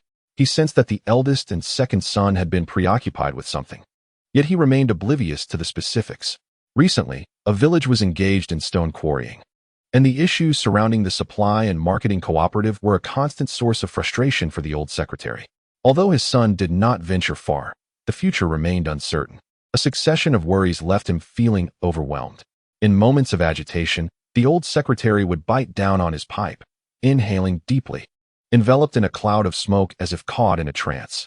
When the eldest son returned from gathering mulberry leaves, the second son emerged from within the house. While washing at the stone platform, the old secretary inquired, "Have you clarified things with them over the past few days?" Wang Xinghan nodded, affirming that they had indeed reached an understanding, and everyone was quite cooperative. The first utterance reflected disbelief, while the second conveyed a touch of defiance. After managing the village for half a lifetime, could he truly be overshadowed by his son's authority? Frankly, Wang Xinghan should be grateful to have been born in modern times. Had he lived in an ancient royal court, where the crown prince governed, and accomplished what he ought to, one could only speculate how the current emperor would praise him. "Well done, prince." Yet the next day, the prince would be confined for not wearing a hat. Thus, Wang Xinghan ought to be thankful for fate. Despite his discontent, the old secretary ultimately desired to see the villagers of Hemiao return to their rightful path, steering clear of unrealistic ambitions. During breakfast, the old secretary cast several glances at Wang Xinghan, patiently awaiting the younger son to report on his work. The younger son was acutely aware of his father's thoughts, yet he found himself unable to present the report, as the task remained unaccomplished. Any words he uttered would surely provoke his father's ire, and once the reprimand was over, the matter would resolve, allowing Wang Xinghan to retain his position as village secretary. How could he maintain his dignity in the household after that? He would rise an hour earlier than usual, leaving at dawn and returning at dusk. If Wang Xinghan did not summon him, he might even forego lunch altogether. To avoid complications, Wang Xinghan would certainly refrain from allowing his father to embarrass himself. When dealing with authoritative parents, feigning ignorance suffices, remaining blissfully unaware. Though he might grumble occasionally, he nevertheless derived a certain pleasure from the arrangement. After breakfast, the moisture from the mulberry leaves had nearly evaporated. Mother sliced the mulberry leaves, while the eldest sibling prepared the mesh box, and the younger son set about boiling the beehive he had retrieved the previous day. After washing the steamer pot, he filled it with water and tossed in the beehive. The two plump pigs were busily rooting around, likely drawn by the scent of honey. When Wang Xinghan glanced back at the pigsty, he was taken aback to see the rotund creature lying atop the pen, grinning broadly. The eldest brother entered, dispersing smoke. "Is this beeswax truly useful?" "Not particularly. To be honest, the situation at Hemiao village is exceedingly dire. The water in the riverbank is scant. The hills of firewood are low, devoid of natural resources, and lacking government support. In a few years, the youth will have departed, leaving only a handful of toothless elders. The thatch on the hills grows taller than the people themselves. The wild mushrooms that can be foraged today will face extinction in another 20 years. It is a scene reminiscent of a desolate wilderness, devoid of birds in flight and footsteps of man. In such a place, to elevate people's fortunes, one must first inspire them to embrace change. The foundation for change lies in allowing them to savor the fruits of their labor. This honey, indeed, is quite sweet." As was his custom, the old secretary ambled through the village with his hands clasped behind his back. The corn stalks had begun to bear ears, and the seedlings thrived in the breeze, leaving little water visible in the paddies within a few days. The village's scenery transformed daily, yet remained fundamentally the same. The old secretary's mood should have been serene, but today, something felt amiss. The once uneven plowed path was now strewn with pebbles, as families wielded shovels and hoes, digging and filling.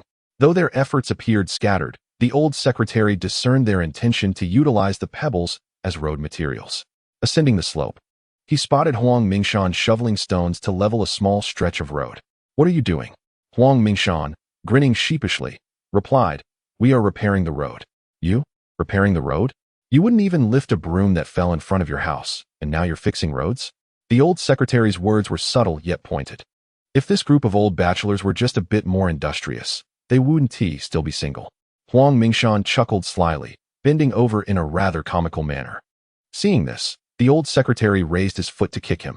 Wang Xinghan dodged, and only then did the old secretary miss his mark.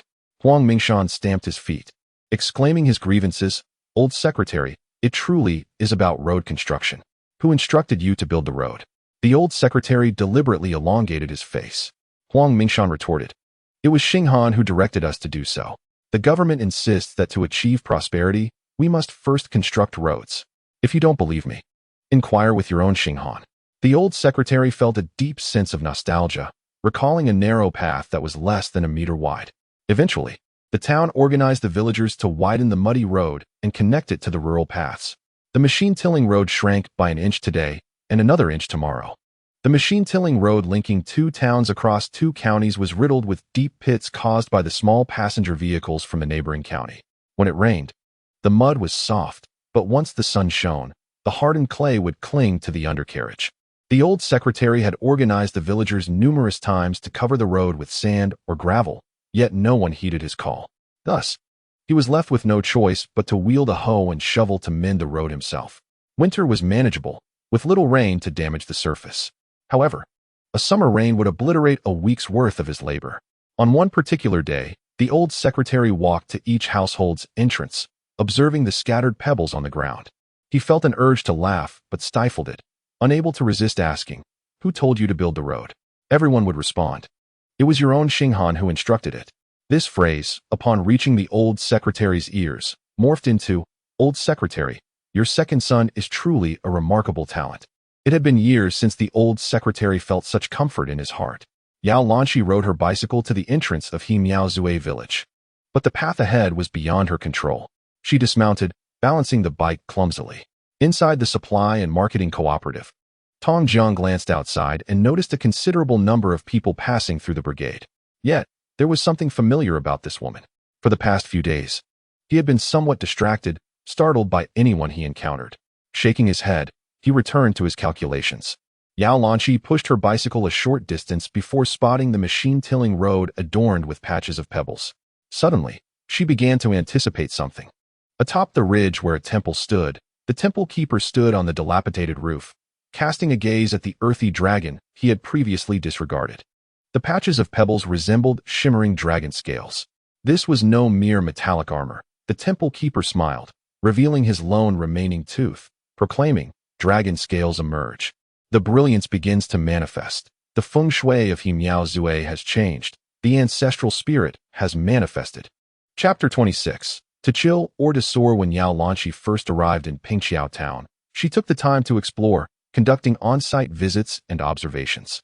This was a customary practice for every new leader of the township's two administrative teams. However, the heavy rain a few days prior had stranded her outside the Hemiaozue brigade. Villagers in rubber boots walked along the road, sinking their entire shoe into the muck. Later, she also learned about the conditions in Hemiaozue village from Hu Jingfu.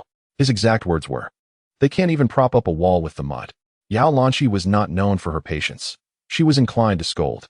However, being new to the area, she was unfamiliar with the actual circumstances and the intricate human relationships at play, leaving her powerless against Hu Jingfu's nonsensical remarks. The feelings that Pingqiao town evokes in Yao Lanqi cannot be described as disappointment. Conditions in rural towns of Izhou, far removed from the provincial capital and industrial cities, are largely similar. The designation of Sanchuan County, under the jurisdiction of Fuzhou City, as an agricultural and impoverished county, renders the state of affairs unsurprising. It is rather astonishing that someone has taken it upon themselves to lay cobblestones on the very farm road that once obstructed Yao Lanqi's progress. She surmises this is merely an isolated act. As she continues her journey, she encounters piles of cobblestones, either yet to be spread or already laid down. Every 20 or 30 meters along the farm road, the vibrations from the uneven surface are incessant, causing discomfort as she rides. And she wonders how much worse it must be for those in automobiles. Yao Lanqi has been working in the town for about a year, and perhaps lost in thought. She allows an unguarded smile to grace her face. As she rounds a bend, the disparity between soil and fields becomes apparent, revealing a considerable stretch of the winding farm road devoid of corn stalks for cover. Here, she observes clusters of cobblestones laid out at intervals, with villagers diligently spreading them with shovels. Greeting the laborers, she inquires, "Old man, Why has roadwork suddenly resumed after a couple of days of inactivity? The elderly villager, with graying hair, earnestly replies, Xinghan has instructed us to repair the roads. To prosper, one must first pave the way. With roads, life can improve. He follows this with expressions of gratitude towards the party and the government. Yao Lanshi is indifferent to whether their words are heartfelt. Her curiosity lies in understanding why the mud described by Hu Jingfu transforms into industriousness and diligence under Wang Xinghan's influence.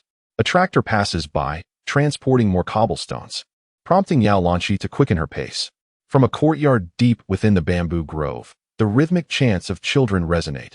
Geological lad, wandering the mountains. If not for gold and jade, then for oil. Yao Lanshi quietly jots down the catchy phrase. The tractor, stopping intermittently, allows some villagers to unload a few stones. The old secretary observes this and reflects. Didn't he, the second son, say he had already spoken to them? Are they still bringing cobblestones home? Clarifying his thoughts. The old secretary realizes that it is not the second son who has deterred them from collecting stones, but rather, they have found a grandiloquent excuse for their actions, road construction. The outcome may be favorable, yet the old secretary begins to worry. What if the town discovers that these villagers are repairing the road merely to search for jade among the stones, thus casting the blame of speculation upon the second son? With a heart once buoyed by hope, the old secretary turns back toward the house. Wang Xinghan is boiling honeycomb in a pot. He steps outside to sit on the doorstep, gazing at the sky while conversing with his mother, who is feeding the chickens. Save about 2 pounds of this season's cocoons for me, he requests. His mother, having emptied a basket of tea leaves mixed with chaff into the chicken coop, turns back to ask, what purpose does that serve? Wang Xinghan replies, to make a few bars of soap for bathing. The elder brother was engaged in setting up the fish pen, stretching his back and twisting to relieve himself. Second brother, why do you bathe every night? Wang Xinghan inquired. Isn't it customary to bathe nightly? Wang Yaozu retorted disdainfully, go ask around. Which man bathes every single night? Wang Xinghan murmured, well, that's why they remain single. Wang Yaozu's eyes widened in disbelief, genuinely taken aback, as he resumed his work, catching a glimpse of the hurriedly departing old secretary with his dark face. Each day, upon leaving home, the old secretary would proclaim, today is yet another day filled with confidence and promise. Conversely, upon returning, he would exclaim in frustration, what a nuisance. Although he returned home earlier than usual, his expression remained unchanged. Approaching his son, his voice strained as if being squeezed, he questioned, they say you were the one who had them repair the road. Wang Xinghan nodded affirmatively. Yes. The old secretary clenched his teeth. If the higher-ups catch wind of this, they'll label you a speculator. Wang Xinghan, with wide, innocent eyes, looked at the old secretary perplexed. Speculate? What do you mean? The old secretary replied. There's jade within the stone. Are you unaware of the gambling that occurs over stones? Wang Xinghan, scratching his head, said, I know they gamble on their stones, but I'm focused on my road. They seek money, and I seek results. What is the issue? The old secretary grit his teeth, articulating each word with effort. What good is being stubborn with me? When the time comes, they'll fabricate a reason against you. He understood the importance of maintaining unity and refrained from making comments about past events. However, if his son were to fall into such a predicament, he would feel pained and remorseful, burdened by the failure to fulfill his responsibilities as a father. The old secretary's finger wavered before Wang Xinghan's face. You, youthful and reckless, daring to shoulder everything without fear of being crushed. What are you trying to prove? What are you aiming for? I told you not to linger at home, yet you refuse to listen. The ringing of a bicycle bell interrupted the old secretary's admonishment. The entire family turned toward the narrow courtyard entrance. Yao Lanshi leaned over the bike seat, almost entirely peering into the yard. The old secretary felt a chill run down his spine, sensing impending doom. Wang Xinghan remained unfazed, greeting her with a smile. Here we go. The old secretary hastened forward. Yao secretary. Yao Lanshi hurriedly stopped, attempting to set down her bicycle stand, struggling multiple times to achieve it. Wang Yaozu quickly took the bicycle, lifting it effortlessly over the threshold into the main room. Wang Xinghan followed closely beside the old secretary, observing as Yao Lanshi clasped the old secretary's trembling hand. Yao Lanshi thought to herself, it's about time. The old comrade has eagerly awaited my arrival. The old secretary exclaimed, you've come so soon? How alarming. Wang Xinghan replied, we're 2 days ahead of schedule, but once we get started, it should be smooth sailing. Yao Lanshi withdrew her hand from the old secretary's grip and extended it toward Wang Xinghan. He graciously shook her hand, then released it, saying, "Hello, Yao Secretary. It's Sunday. Do you have pressing matters? I'm ready to accompany you." Yao Lanshi waved her hand dismissively. "No worries. I merely descended for a stroll and came to see you since I knew you were in this brigade." Wang Xinghan's words sounded merely like a casual greeting and polite exchange. In essence, it translates to, "Today is Sunday. I am not working. Hence I did not go to town. Official matters can be discussed on Monday. If it is imperative to converse, let us do so outside." Yao Lanshi's words were even more straightforward. "We can slaughter the chicken now." Chapter 27. Forced to eat chicken. If Wang Xinghan did not intervene in his father's speech at this moment, he would undoubtedly be eager to ramble on. Alternatively, he might reminisce in front of the young town party secretary to divert Yao Lanshi's attention. However, his true intention was to help his son change the subject. Yet, such diversions were not within his capacity. "Since the day I returned home, my emotions have been buried deep within, and there has been no superfluous display. Today is the time for reaping. Any further distractions could infuriate me to the point of losing my composure." Commonly said, anger can be quite overwhelming. Wang Xinghan mused internally, stepping in before his father could speak. "Father, boil water, slaughter the chicken, and wash the cured meat." As the old secretary became distracted, Wang Yaozu had already replaced the incandescent bulb hanging in the center of the hall with a higher wattage one. It was unheard of to have the lights on in broad daylight in the countryside. This typically occurred only when important guests visited the home. Wang Yaozu stepped off the table, pulling his father toward the kitchen. "Father, you are the pillar of our household. How shall we entertain our guest today?" The old secretary, initially feeling a bit disheartened for not having interjected in front of Yao Lanshi, glanced back at the hall. Wang Yaozu interrupted his thoughts. "You have been to battle, faced enemies, and served as village secretary for decades. Your qualifications are unparalleled.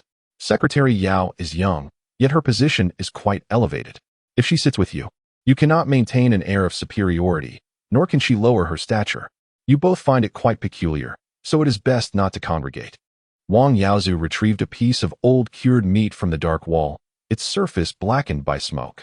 The long strip of cured meat exhibited no trace of its original color, resembling a piece of charcoal, experts would say, carcinogenic. He soaked the meat in water while the old secretary stoked the fire. Wang Yaozu continued, "The young leader comes to visit the young cadre. The second son is about to receive a promotion." The old secretary glanced at the eldest son, questioning, "Is it not due to the stones?" Wang Yaozu shook his head. "Those stones are now stepping stones for the second son. They may also become stepping stones for Secretary Yao in the future." The old secretary added some firewood, his comprehension wavering. He felt the weight of the words, uncertain yet intrigued, deciding to observe further. Meanwhile, their mother had caught a rooster that had been raised for 2.5 years. In the countryside, hens can be kept for an additional 2 years, laying eggs and typically not slaughtered. However, this 2.5-year-old rooster, if not consumed soon, would become a nuisance. The ordinarily flamboyant rooster spread its wings and attempted to peck at its mother's eyes. However, mother seized its neck, lifting it by its wings as she emerged from the chicken coop, plucking the feathers from its neck as she walked. She entered the kitchen to retrieve a knife, and with a swift motion, she made a clean cut across the exposed neck of the chicken, holding it by the comb to collect the blood in a bowl. After raising the chicken for 2.5 years, it was taken away for slaughter, leaving only a mournful cry escaping its throat, devoid of any other capabilities. Yao Lanshi then redirected her gaze and wandered through the home of Wang Xinghan, a university student who had returned to his hometown. When leaders engage with the grassroots community, they often take the time to observe and inquire about every aspect of life, asking about food, health, and daily needs. It is essential to show genuine concern and address issues that require resolution. Yao Lanshi was no exception. She inspected the silkworm room before stepping into the kitchen. Wang Yaozu was washing cured meat. Once the dark, grimy exterior was rinsed away, the meat revealed a golden hue. He sliced it in half, boiling one portion while frying the other with garlic sprouts, ensuring not a single piece went to waste, resulting in a delectable dish.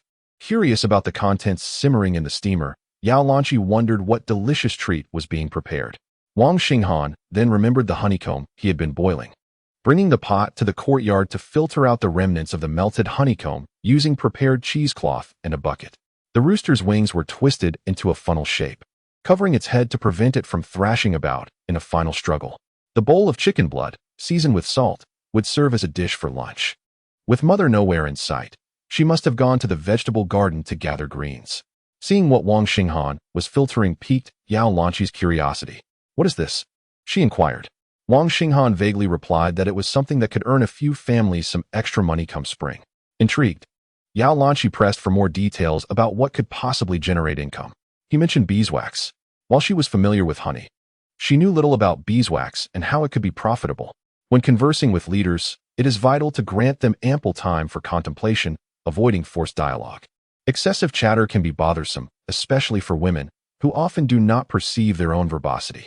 Speaking at a slower pace, with more refinement and steadiness, offers a different sensory experience.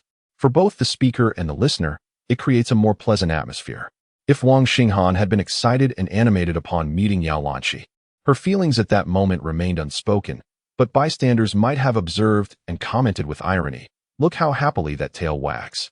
Wang Yaozu brought a chair from the main room for the secretary, allowing her to sit comfortably and observe Wang Xinghan at work.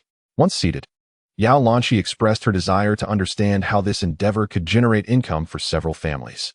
Wang Xinghan explained that by making a few boxes and placing a piece inside each when spring arrived, it would not take long to attract numerous bees. "We just need to keep the queen bee inside," he added, "and they would settle in and begin producing honey." Yao Lanqi gained a new understanding. Beeswax had such utility? If it were feasible, why not involve the entire village in this venture? Wang Xinghan remarked that resources are limited, and it suffices for a few families to engage. If everyone participates, ultimately, no one will profit. Yao Lanqi inquired about how the other villagers, who did not partake, would be addressed. That day, while Yao Lanqi and Hu Jingfu were in dispute, Wang Xinghan discerned her perceptive nature, as her few words directly targeted the crux of the issue.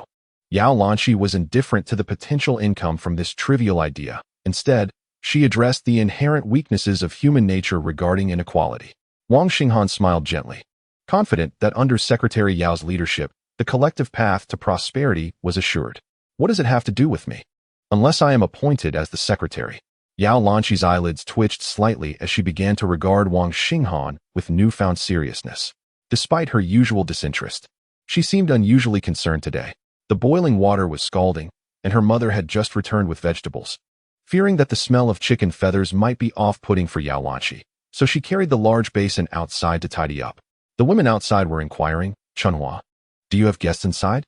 Unable to hear her mother's voice, who preferred not to gossip, Wang Xinghan filtered the remnants from the beehive, and the concoction simmered in the bucket. Needing to rest, he took a breath and said, "After dinner, we can show the secretary the finished product." He reiterated his invitation to stay for dinner. Typically, leaders would take their leave. However, Secretary Yao, concerned about the livelihoods of the people, was attentive to any means of generating income. Out of curiosity, was it too much to impose on her to partake in the meal? Before the meal, Wang Xinghan prepared a basin of water, a fresh towel, and a newly unwrapped bar of soap for Yao Lanqi. This also contributed to her reluctance to visit others, either due to her own discomfort or the fear of being a burden. Furthermore, regarding seating arrangements, the old secretary invited Yao Lanqi to take the prominent position. Her bemused expression caused the old secretary considerable anxiety and pressure, as he feared she might confront the second-in-command. Although Yao Lanqi held the position of town party secretary, she could not assume an air of superiority before this elder party member.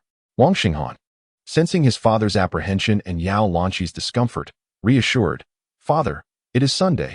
Secretary Yao has not come for work. She is here to express concern for the new comrades recently integrated into the grassroots team. Today, she is our guest." This alleviated Yao Lanqi's embarrassment and provided some relief to the old secretary. Gradually, Yao Lanqi acclimatized to her surroundings, even finding greater surprises. Over the course of her year working in the town, the work environment and living conditions were secondary concerns. Mealtime was a nightmare. She was unable to cook and could not afford to dine out for every meal. The town office lacked a cafeteria like those in better-equipped townships, leaving her meals to her own devices. The town mayor occasionally urged her to go out to eat, but she rarely participated. Aside from the necessary few occasions of public funds improving her meals, the majority of her dining experiences were less than satisfactory. In truth, she was reluctant to dine at the villagers' homes, not due to poor food, but rather because the meals were too lavish for the villagers themselves. A rural official unexpectedly visited the home of an ordinary villager, providing them with a legitimate reason to indulge. On the table were 9 large bowls, each brimming with substantial chunks of meat. Was the meal satisfactory? Indeed. Was it delectable? One could report it was so. However, the taste was overshadowed by the sheer density of the meat, which rendered her appetite somewhat diminished. With this prior impression, she reflected on the culinary offerings at old Wong's home, a harmonious blend of meat and vegetables. The variety, creativity, and flavors of the dishes allowed Yao Lanqi to forget her previous lack of appetite, to the extent that she felt her belly pressing against her waistband as she walked along the machine-cultivated path. Several times she contemplated loosening her belt, but found no opportunity to do so. She glanced at the propolis that Wang Xinghan had set aside, its waxy texture and herbal floral scent intriguing her. She also understood the process of attracting bees. As she navigated the cobblestone sections that appeared intermittently, Yao Lanqi recalled Wang Xinghan's eloquent words about achieving a moderately prosperous society through arduous journeys and collective efforts to reach the stars. Initially, she perceived these as mere grandiose declarations from a young novice. She believed that once confronted with practical work, such youthful exuberance would falter. Yet, regardless of the wisdom imparted by previous generations or the lessons learned from her own experiences, none seemed applicable in Wang Xinghan's realm. Yao Lanqi finally voiced a long-held question. How did he motivate the villagers to willingly repair the roads? Wang Xinghan replied, "They think I've had a few more years of education. Moreover, I am a party member. They trust party members and the organization." Yao Lanqi looked at Wang Xinghan with a smile that belied her skepticism, as if silently questioning whether she should believe him. Had it been Hu Jingfu, Wang Xinghan's response would have shifted to, leading the populace toward a moderately prosperous life is the fundamental mission of grassroots officials. The former emphasizes spiritual beliefs, while the latter focuses on administrative duties. This distinction is a crucial consideration before the two sets of leaders. Feeling somewhat full and in good spirits, Yao Lanqi observed the road, the beeswax, and the fruits of their labor. As for the methods employed by Wang Xinghan, she found herself indifferent. "Comrade Xinghan, can a road and a piece of propolis truly fulfill your ideals?" Yao Lanqi began to broach a more abstract topic. Wang Xinghan recounted. The old secretary had seen the battlefield. He chose not to remain in the army. He preserved the nation's dignity and territorial integrity, while back home, his parents awaited his filial piety. In the 1960s and 70s, educated youths were sent to the countryside. By day, he was stern with them, but at night, he provided them with extra meals. Having tasted American canned food, he yearned to understand how American farmers could produce such delectable goods. The educated youths told him it was thanks to science. Years later, though science permeated every aspect of life, the old secretary lamented that science had forgotten the village of Miaozue. Here, however, Wang Xinghan felt compelled to present a more cultured front to Yao Lanqi. The old secretary urged me to pursue knowledge in science and culture, yet my thoughts often drift back to the lessons he imparted on spring sowing, summer weeding, autumn harvesting, and winter storage. The old secretary taught me to sow seeds. I transformed those seeds into a pathway and a block of beeswax. Just as the seeds he embedded in my thoughts, during the summer, I tended to them, removing weeds, watering, and fertilizing. By autumn, they had blossomed into a smooth, stone-paved road and numerous beehives, each yielding 7 to 8 pounds of honey. What remained in winter became the capital for sowing in the following year. Both the path and the beeswax represent seeds that embody adaptability. Once the villagers of Miaozue begin to adapt, they can engage in beekeeping, fruit tree cultivation, greenhouse vegetables, or even factory construction. Wang Xinghan remained indifferent to Yao Lanqi's expressive demeanor. Mere words without substance are akin to empty paintings. With a solid foundation laid, the grand ideas Wang Xinghan espoused held considerable feasibility. It was only natural for Yao Lanqi to display a hint of excitement. After elaborating, Wang Xinghan, observing Yao Lanqi's contemplative expression, articulated the crux. The old secretary never explicitly discussed ideals with me, yet he infused his aspirations into his daily life. What the old secretary could not achieve, I shall fulfill. What he dared not envision, I shall imagine for him. The old secretary remarked, "Son, are you treating me as if I were dead?" Wang Xinghan's voice, gentle yet resolute, concluded with his vision: a bountiful purse, ample grain in the granary, villagers no longer in hunger, and bachelors swiftly marrying. I reformulated his aspiration to envision a prosperous citizenry, a strong nation, unafraid of invading foes, boldly confronting global powers. The two stood at the entrance of the supply and marketing cooperative. Wang Xinghan's words were not fervent but calm. Yao Lanqi did not seem profoundly moved. Rather, she scrutinized. Tong Jiang from the cooperative was engrossed in his meal when he noticed the familiar woman, Wang Xinghan, returning to the village entrance. Startled, he rushed out, exclaiming, "Secretary Yao, I thought you looked familiar but didn't dare to recognize you until I saw you with Xinghan. Have you eaten, Secretary Yao?" Yao Lanqi replied, "I have already eaten. Director Tong, please go about your business. Xinghan and I have matters to discuss." "All right, Secretary and Xinghan, you carry on." Tong Jiang wished to engage further with Yao Lanqi, praising Xinghan as a capable and cultured young man whom the secretary should utilize more in the future. Suddenly, Yao Lanqi interjected, "Director Tong, you can no longer refer to Xinghan as a mere young lad. The organization is preparing to appoint Comrade Xinghan as the branch secretary of Hemiazue village." Tong Jiang, "Wang Xinghan, you only intended to make me a tool. How did I exceed expectations?" Chapter 29.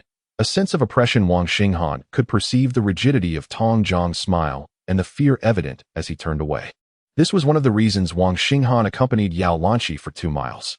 Another reason, of course, was to express noble ideals through the road construction endeavor. What other motives could there be? Was it merely because Yao Lanqi was beautiful, exuding a hint of mature charm? His name was Xinghan, undoubtedly in stark contrast to the legacy of Wei Wu. Wang Xinghan escorted Yao Lanqi to the village entrance.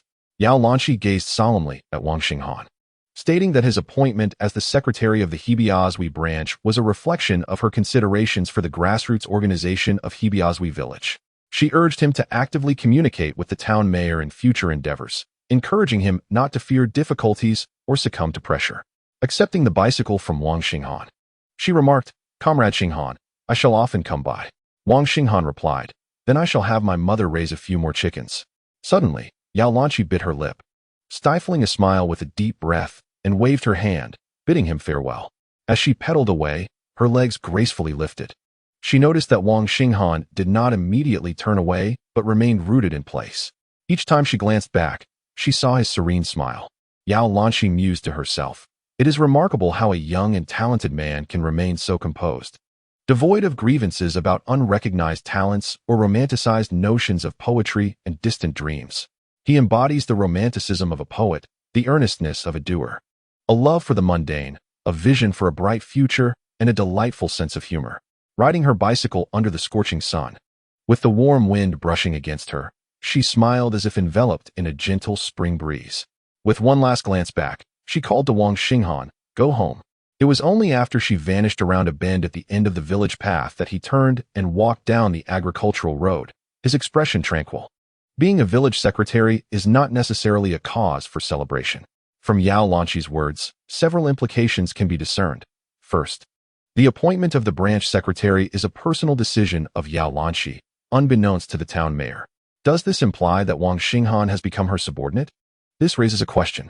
Considering Hu Jingfu's temperament and his relationship with Yao Lanqi, should Wang Xinghan mishandle these dynamics, he may become a target for frustration. Second, the suggestion to communicate more with the town mayor indicates that for the village to develop and prosper, financial resources must be secured, necessitating requests to Hu Jingfu. Whether or not this is successful will depend on Wang Xinghan's capabilities. He has been granted the title of branch secretary. What more does he desire? Third, the encouragement to not feel pressured or be daunted by challenges implies that while pressure exists, the difficulties are substantial. Fourth, regardless of Wang Xinghan's exemplary performance or the progress made in Hebiazui, it all contributes to solidifying the party's grassroots cohesion and is part of the broader responsibilities of grassroots organizational work. While it may seem he has attained a position of authority, it also burdens him with significant responsibilities. Wang Xinghan anticipated all of this. Thus, there is no cause for celebration, nor is there a need for undue stress. Young newcomers, upon hearing words of encouragement from their leaders, often feel moved to tears and vow to shine in their roles. Yet, when faced with the realities of actual work, they often find themselves overwhelmed by trivial encouragements, unable to grasp their tasks, or targeted unfairly. After several years, they may reflect and conclude, Being swayed by superiors' words is a grave misstep within the organizational framework. Thus, regardless of the profession one finds oneself in, the foremost task remains to shatter illusions and confront all matters with equanimity. To Wang Xinghan, the role of village secretary merely serves as a conduit for communication, providing a legitimate basis for work and development. Tong Jiang anxiously awaited in the courtyard of the supply and marketing cooperative, appearing utterly at a loss. Upon spotting Wang Xinghan approaching, he rushed out several meters.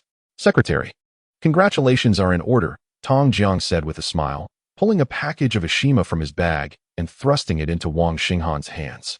"This is a fresh shipment. I'm unsure of its marketability. Do give it a taste and offer your guidance."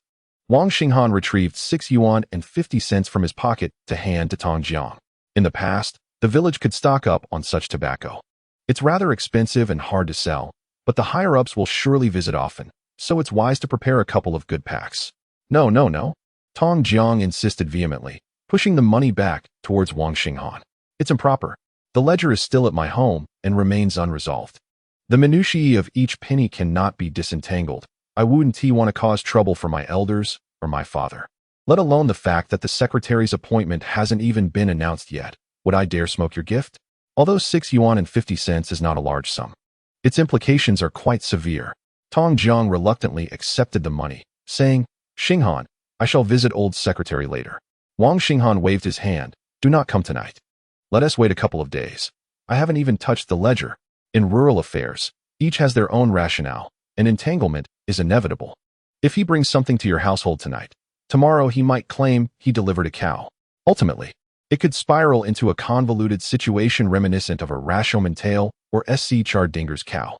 As for the Ashima in Wang Xinghan's possession, it was not part of Tong Jiang's shipment, but rather a fine tobacco sent by his son studying away from home as a filial gesture.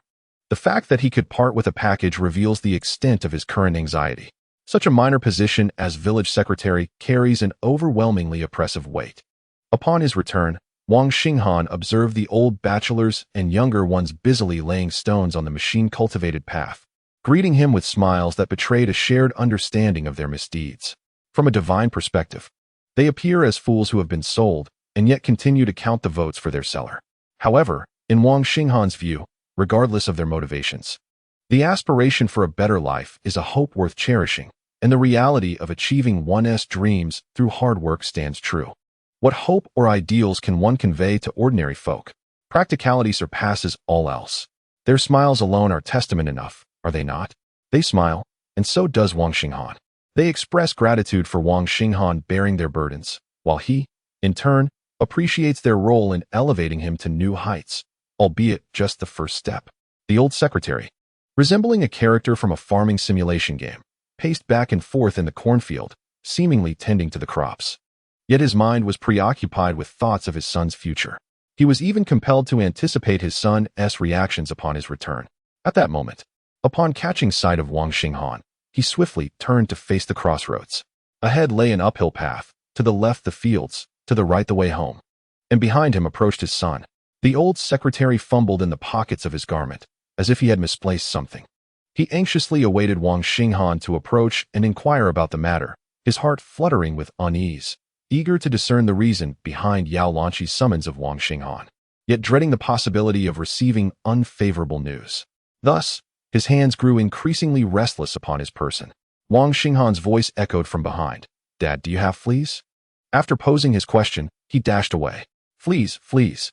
I'll show you fleas," the old secretary muttered as he pursued him. In Chapter 30, I am but a humble village secretary. Memories flooded back of when his father would attempt to chastise the second son. The eldest would invariably intervene, believing that if he could eliminate the second son, their father would spare him from punishment. Now, however, upon witnessing the second son rushing in with a grin and their father trailing behind with a scowl, the eldest merely stood with an open mouth, grinning foolishly. The joy radiating from Wang Yaozu was unmistakable. It had been a long time since their father exhibited such vitality. No longer a secretary, he found himself burdened by disgrace. The eldest's future remained uncertain, while the second son was adrift without a clear path. Though he professed that the addition of 2 capable laborers would yield an extra 2,000 pounds of grain, the old secretary secretly hoped for his son's abilities to extend beyond mere agriculture. The weight of responsibility rested heavily on their father, who had not experienced such a vigorous sprint in ages. Wang Yaozu stood as the family's pillar, yet he was merely efficient in his tasks, brimming with ideas but lacking solutions. The second son, however, possessed not only the qualities of the eldest, but also an exceptional talent for bringing joy to their parents, even if it occasionally drove them to the brink of exasperation. Now that the second son had matured, their father was free to chastise him without the eldest's intervention, who would only spectate with amusement. In one moment, their father was poised to reprimand the second son, and in the next, the second son presented a large jug of tea before him. The old secretary rolled his eyes at his son, reluctantly seizing the cup and taking a sip. Unable to suppress his curiosity, what did Secretary Yao want with you? Once the house guests departed, the bright incandescent lights were extinguished. The silhouette of the old secretary loomed against the backdrop, dark and somber, mirroring his profound, troubled emotions. In stark contrast, Wang Xinghan basked in the natural light outside the main room, his demeanor calm and cheerful, creating a vivid juxtaposition between the emotional states and energies of father and son, as if they inhabited entirely different realms. Wang Xinghan remarked. Secretary Yao inquired about the road construction. A chill gripped the old secretary's heart, leaving him momentarily speechless. As Wang Xinghan produced a pack of cigarettes, the likes of which the old secretary had never encountered in his lifetime, he opened it and offered one to his father. Outside the main room, the eldest son, resembling a gorilla, raised his hands high at a 45-degree angle. Wang Xinghan tossed a cigarette to him as well, and the eldest caught it, instinctively pinching the filter and rotating it to examine the brand. If it were a few dimes or a couple of yuan, one would simply light it up. If it were expensive, one would gently tap the tobacco, embodying a reverence and appreciation akin to that of a groom on his wedding night, gazing at his uninitiated bride. Now, the focus shifts to the old secretary. My father, holding the cigarette, remained lost in thought as Wang Xinghan presented a lit match before him. The flickering flame cast shadows across his face, illuminating it intermittently. His eyes, resembling a desolate well, flickered to life with a spark of vitality. He pinched the filter, maintaining a 1-centimeter distance from the flame, yet managed to ignite the cigarette nonetheless. As he inhaled, though his facial expression remained obscured, the details of his demeanor and bodily reactions suggested that this smoke brought him a modicum of delight. However, the matter concerning his son took precedence. How could he allow himself to feel even a hint of joy over a fine cigarette? The old secretary inquired solemnly if Secretary Yao was aware of their stone-collecting endeavors aimed at wealth. Wang Xinghan shook his head, expressing ignorance of her knowledge. Oh, the old secretary pressed. What did she convey to you? Wang Xinghan replied. She advised me to communicate and report more with the town mayor when in difficulty. She emphasized the necessity of solidly enhancing grassroots party construction, underscoring the leadership of our party, inheriting its fine traditions, and promoting our consistent style. She urged not to fear difficulties and to withstand pressure. As the old secretary absorbed this information, he visibly relaxed, recognizing that Secretary Yao's directives to the second son fell within her authority and job scope. Quite normal indeed. But wait. The old secretary's eyelids twitched suddenly. Why should Secretary Yao dictate your inheritance? Why should she impose seriousness upon you? Why should she expect you to promote? The trio of whys could be translated to, who do you, Wang Xinghan, think you are? Taking a deep breath, Wang Xinghan earnestly met the old secretary's puzzled gaze and declared, simply because I am the newly appointed party branch secretary of the He Miazue team in Pingxiao Town, Sanchuan County. He. Wang Yaozu outside chuckled foolishly, flicking the ash and cautiously mending the net. My mother was in the back room disinfecting the silkworms. She emerged to pat her son's face in encouragement, though she struggled to articulate many kind words. The old secretary, meanwhile, had resumed searching for something. Who knows what he was looking for?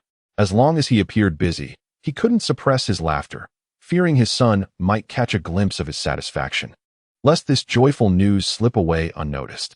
The old secretary turned and retreated into the kitchen, seeking solitude to savor this happiness. The conservatism and simplicity of their generation, once perceived as irksome, later revealed that even the slightest surprise could bring them immense joy for a long time. After dinner, a kerosene lamp illuminated the center of the octagonal table. Before my mother lay a winnowing basket containing an old pair of black scissors and countless scraps of frayed cotton cloth. Beside it stood a box of homemade paste. My mother was diligently layering the soles of shoes. The second son leaned nearby, captivated by her every move, unable to take in enough of the sight. My mother occasionally glanced at him, offering a gentle smile as she serenely continued her work. The uneducated woman manifests the true essence of kindness and beauty. Wang Xinghan had previously been consumed by the demands of life, struggling to fill his stomach, striving to escape the confines of rural existence through education, seeking fortune outside the system, competing with peers, and cementing his assets. He could hardly recall the last time he beheld his mother in such a manner. Naturally, under ordinary circumstances, no son would express such sentimentality, as though afflicted by an ailment. The old secretary had surreptitiously observed the second son numerous times. With his cigarette reduced to a mere stub, oblivious to the fact that he took another drag, its acrid scent permeating the air, hastily discarding the remnants. He spat and inquired, "What brand of cigarette is this? Did you purchase it from the brigade?" Wang Xinghan replied, "It was given by old Tong, and I paid $6.50. The old secretary swallowed hard, finally broaching the subject of Tong Jiang, which had long weighed on his mind. However, instead of directly inquiring about the accounts, he asked, "Shall we host a banquet?" It was customary for village officials to treat others upon assuming office.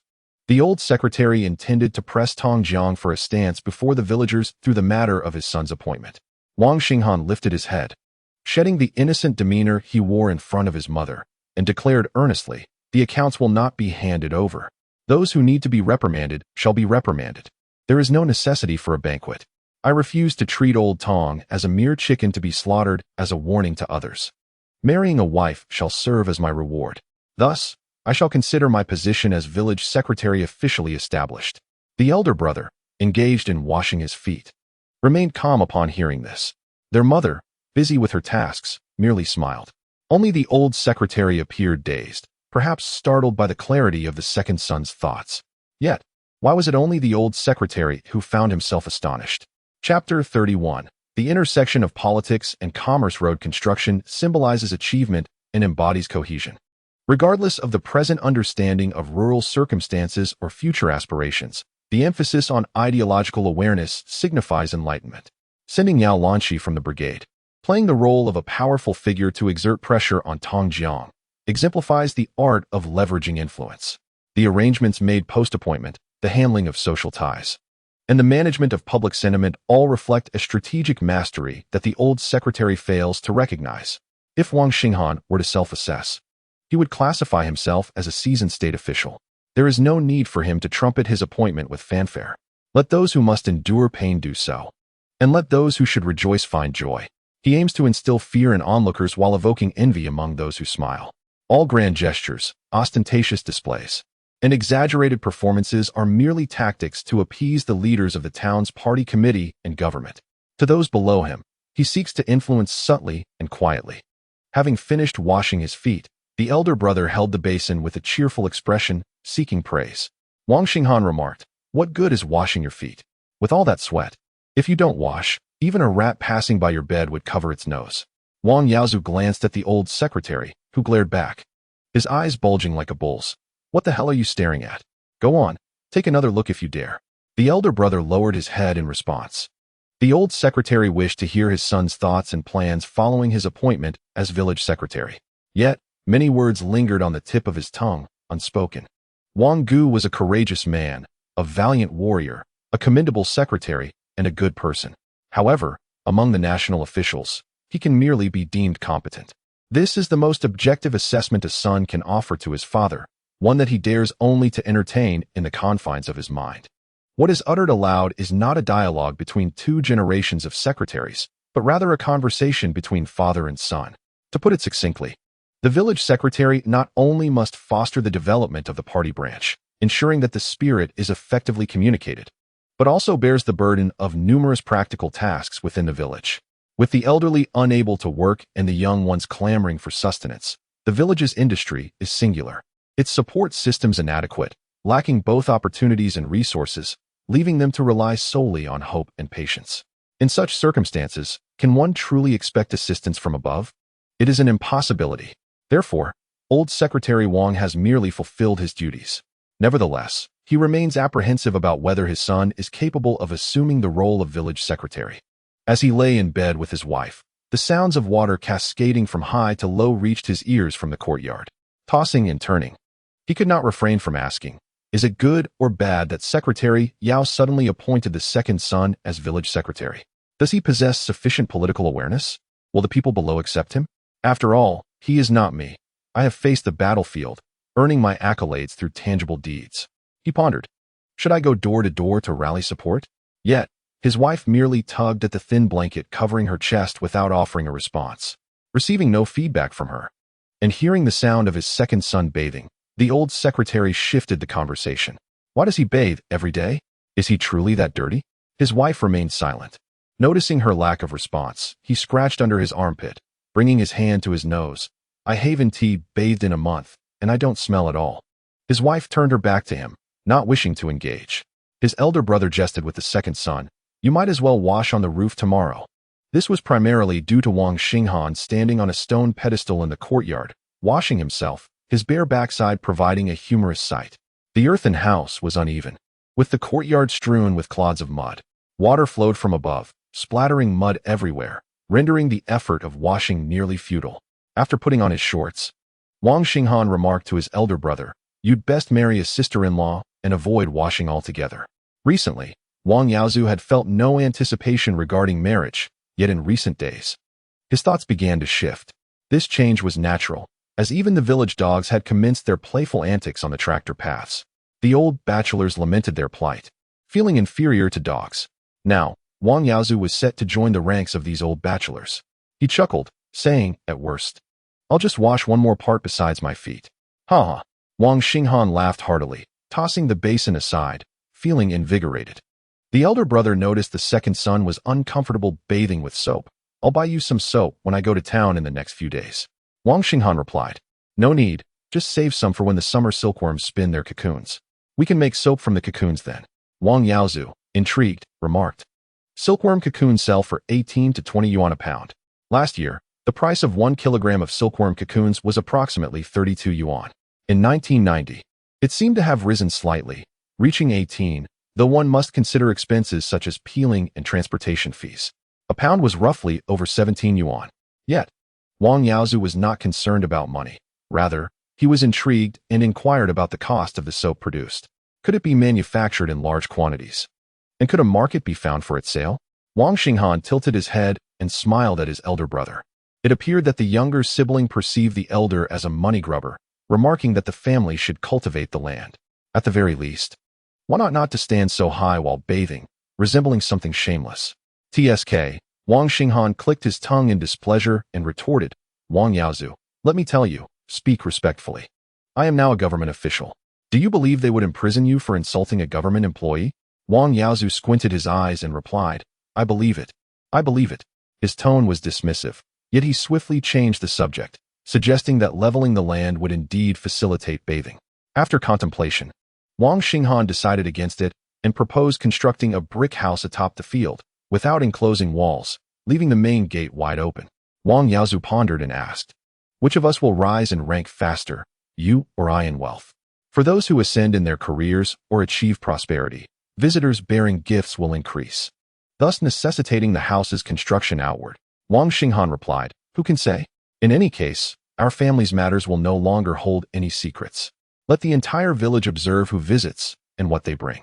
They would feel embarrassed, and we would enjoy our tranquility, avoiding the awkwardness of having not tasted lamb, yet bearing an unpleasant odor. The brothers engaged in conversation, devoid of superfluous words. Each statement was filled with wit and clever maneuvering. The following morning at the town office, Wang Xinghan arrived early. After the offices of the mayor and the secretary were tidied up, he turned on the water. When Yao Lanqi arrived, she happened upon Wang Xinghan, who was bustling about.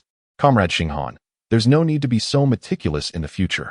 You should prioritize your own work, she advised, glancing at her Shanghai watch. Wang Xinghan did not respond in a sycophantic manner, asserting that it was all part of his duties. He believed that a bit of diligence was merely to leave a good impression. Ensuring work competency would provide some advantage. If one could only clean, why not simply pursue a janitorial position? Director Yang Hong of the organization department was present today, yet it was evident that he was reluctant and in a foul mood.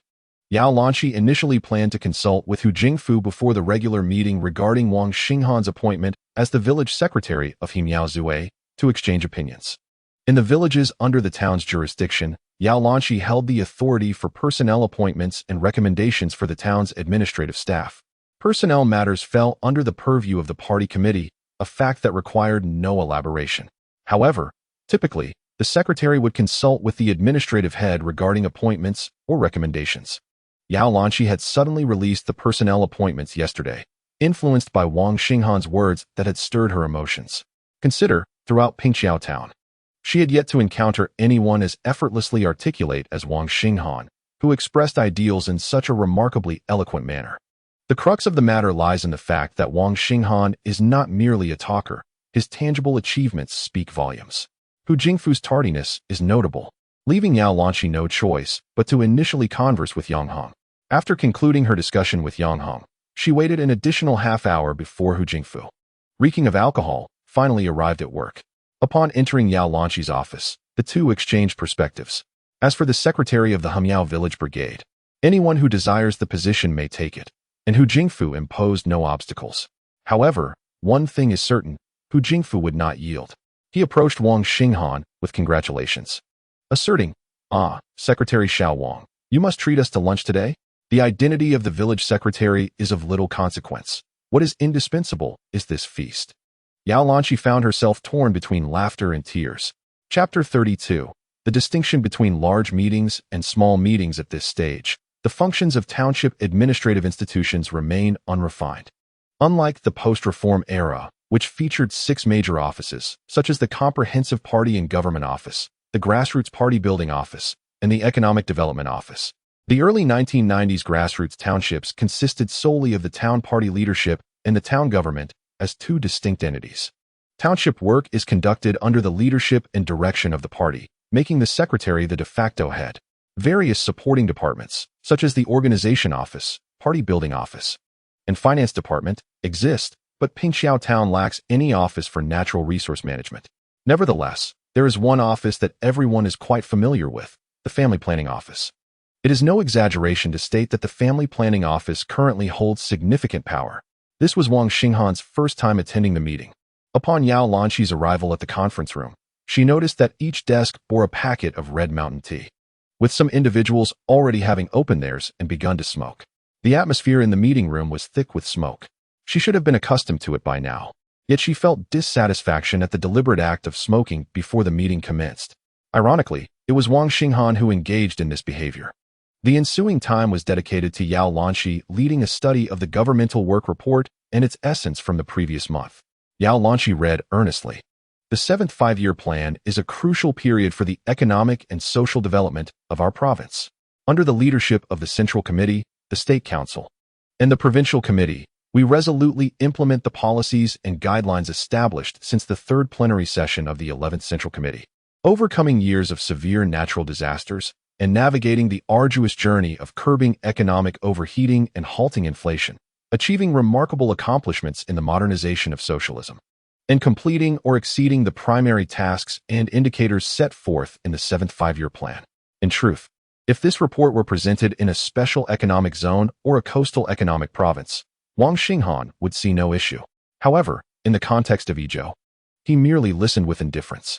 For instance, the subsequent claims of significant progress in economic construction, continuing advancement in economic system reform, substantial improvement in the people's livelihoods, and strengthening of socialist spiritual civilization and the construction of democratic legal systems elicited nothing but a scratching of his head. Yao Lanqi, in her reading, likely felt some discomfort as well. Her delivery was devoid of emotion, lacking warmth or a smile, rendering it quite stiff.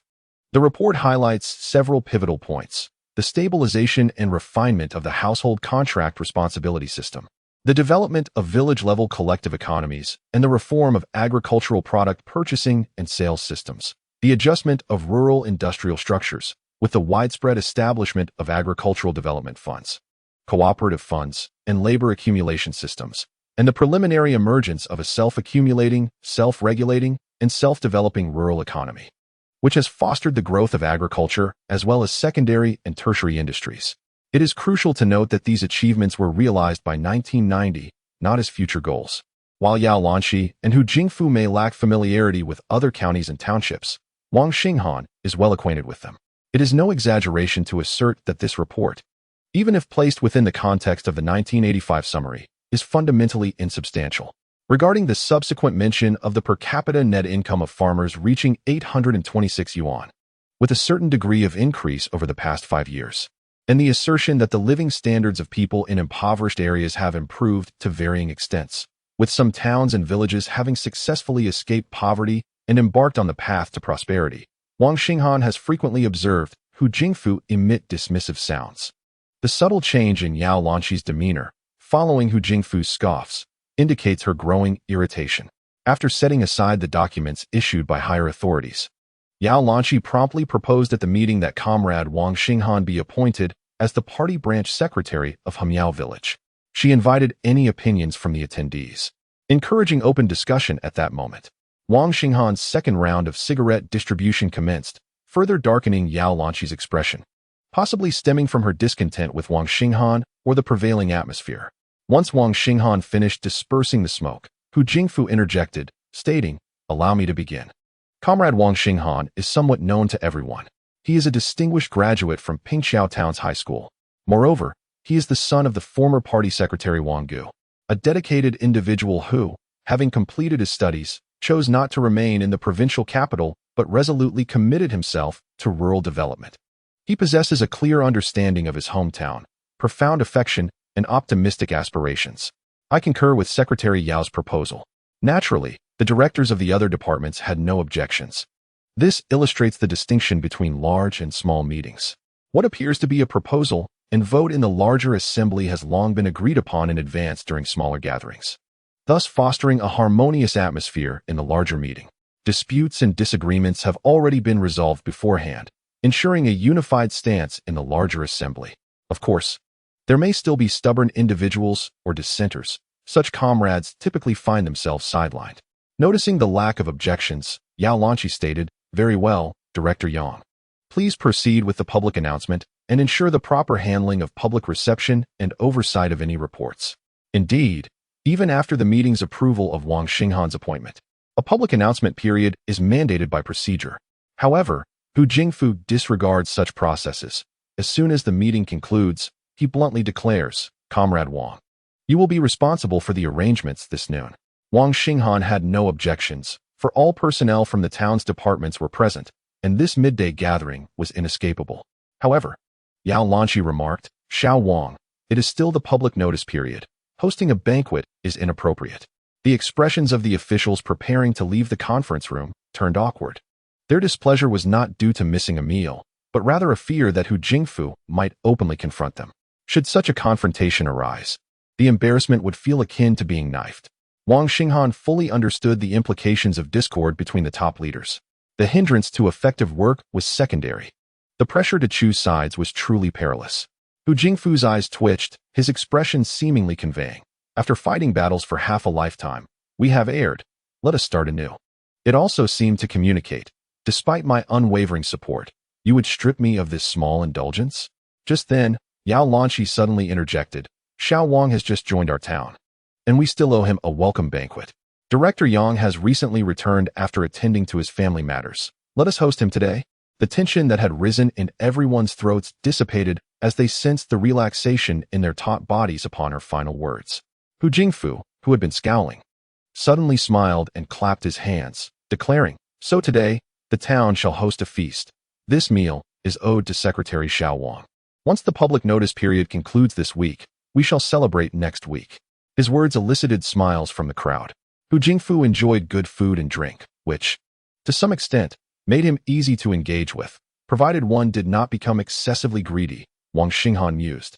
Chapter 33. The art of appropriation. Feasting and drinking are not merely customs, but traditions that have persisted over the years.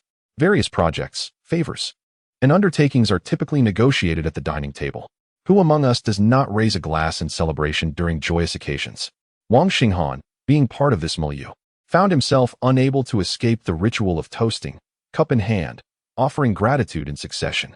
Yao Lanqi held a profound disdain for this custom, yet found herself compelled to partake. It echoed the sentiment that while we are aware of life's helplessness, we must reluctantly adhere to its rules. Wang Xinghan perceived it thus: when one cannot alter the world, one must first transform oneself. If you are correct, the entire world aligns. If you are not, every aspect of the world becomes glaringly intolerable. This is also a facet of adaptability. Yao Lanqi observed Wang Xinghan passionately responding to Hu Jingfu's request for a toast, noting Wang Xinghan's patience as Yang Hong, who had consumed several drinks, began to vent his frustrations. Since arriving at work that morning, Yang Hong had worn a long face, burdened with heavy emotions. When conversing with Wang Xinghan, he treated him as a brother, embracing him and speaking candidly. "Brother, why are you so naive? Given your qualifications, you could easily secure a position in the provincial or municipal offices. Why return to a rural town? You are young and thinking too simplistically. Let me tell you, I am suffering greatly now." Yang Hong expressed his negative sentiments in a heartfelt manner to Wang Xinghan. Pray tell, what might be the reaction of a recent university graduate upon hearing such words? Is there not a stirring impulse to engage in heartfelt exchange? Does one not yearn to bare their soul? Although Yao Lanqi did not direct her gaze towards Wang Xinghan, her attention was primarily captivated by the dialogue between Yang Hong and Wang Xinghan.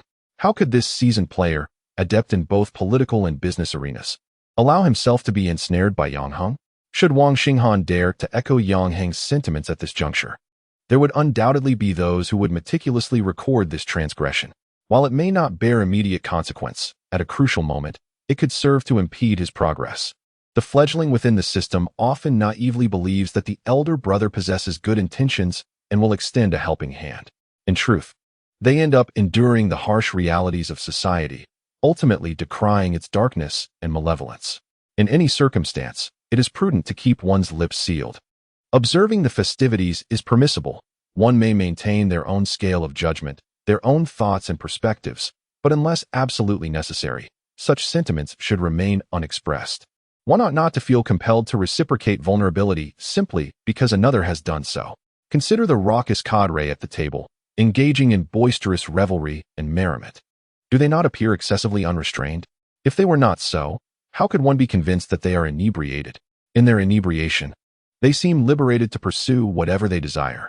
Yet, in those moments of perceived freedom, there are those quietly documenting every utterance and action, not in pursuit of authenticity, but rather as instruments in the struggle for power and internal conflict, instructing one in the ways of the world. There will always be those eager to revel in the chaos, inept in all endeavors, yet champions of internal strife. Rather than fixating on the flaws within one's own circle, a broader understanding of world history reveals that the cultural legacies of ancient civilizations have not been severed, which is a testament to wisdom. As for infighting, it is far more severe in other nations than one might conceive. Now, returning to the banquet table, Wang Xinghan, fully aware of the potential pitfalls, indulged in his drink, yet uttered not a single superfluous word. By the way, he had peanuts for lunch. Yao Lanqi was to venture into the county town in the afternoon, as a county committee meeting awaited her the next day. After the meal, she would return to the town office to tend to the temple. Hu Jingfu engaged Wang Xinghan in a long game of cards, but upon noticing the redness covering Wang Xinghan's face, he inquired, "What is wrong with you?" Wang Xinghan, equally alarmed, replied, "I do not know." Hu Jingfu quickly waved his hand, expressing disdain, "You ought to see a doctor immediately." Thus, Wang Xinghan smoothly extricated himself from their card game. So, would Wang Xinghan now promptly seek medical attention for his allergic symptoms? Oh, this rash is but a manifestation of the many frustrations encountered in the tumult of life. Of course, the immediate course of action is to seek empathy from Yao Lanqi. A vital component of feminine thought, empathy. This aspect has been discussed in the previous chapters, so it will not be reiterated here. The town office would see no further personnel return for the afternoon. Having indulged in drink, card playing in the afternoon is an unspoken norm. Upon arriving outside the secretary's office, Wang Xinghan observed Yao Lanqi washing her hair. In many cities, water heaters have become commonplace. However, they are certainly absent in a county town like Sanchuan, let alone in Pingxiao town. The town does possess barber shops, replete with the pungent aroma of honeycomb coal, where a single towel is shared among many. Given her circumstances, Yao Lanqi would never frequent such establishments. She would much rather return to her office. placing a basin upon a stool, bending over awkwardly, and scrubbing her head until it was lathered with bubbles. To add to this, she would fumble about on the cement railing, her appearance reminiscent of Sadako emerging from a well. Wang Xinghan, initially reluctant to disturb her, cleared his throat to signal his presence, allowing Yao Lanqi to prepare herself mentally. Secretary Yao, I am Wang Xinghan. I have come to fetch a cup for you. Yao Lanqi, with her head tilted down as if in an inverted position to prevent the suds from entering her eyes, responded with a muffled, "Thank you, Xiao Wang." Wang Xinghan proceeded to pour water over her head, causing her to anxiously spread her legs, fearful of the water splashing onto them. Simultaneously, she tilted her head to the other side to avoid any contact with Wang Xinghan. The sight evoked in him a memory of a century-old hair care advertisement. Yet he sensed something was amiss. Once Yao Lanqi had rinsed the bubbles from her hair, Wang Xinghan draped a towel over the nape of her neck and respectfully retreated to a distance of 2 meters, gazing at the scenery beyond the balcony. Yao Lanqi first wiped the water from her eyes before raising her gaze to observe Wang Xinghan, finding his attention elsewhere. Only then did she proceed to dry her hair as she entered the office. After a while, she called out, "Come in." Upon entering, the towel was hung up, and Yao Lanqi's hair was damp but no longer dripping. Holding a red plastic comb, she was meticulously removing the strands of hair that had fallen. Peering at him with drooping eyelids and inquiring, "I noticed you were quite engaged with them. Why not play a few cards? Haven't you sided with the town mayor? You should really look up at me." Wang Xinghan couldn't help but retort, responding, "I came to borrow the document you read this morning. I didn't catch it all during the meeting and intend to review it. No card games, no crowds. One must drink and work." Yao Lanqi lifted her eyes to Wang Xinghan, genuinely tempted to snatch his notebook to see whether he had truly missed anything or merely had not noted it down. However, exposing him would render the moment less enjoyable. Finally, she raised her eyelids and beheld Wang Xinghan's face. Yao Lanqi gasped, "What happened to you?" Wang Xinghan touched his face and replied, "My face? Oh, it's nothing. I'm allergic to alcohol. As long as I don't overindulge, I'll be fine." This was an example of knowingly engaging in risky behavior. This is the helplessness of life, Secretary Yao. Do you think we now share a common topic?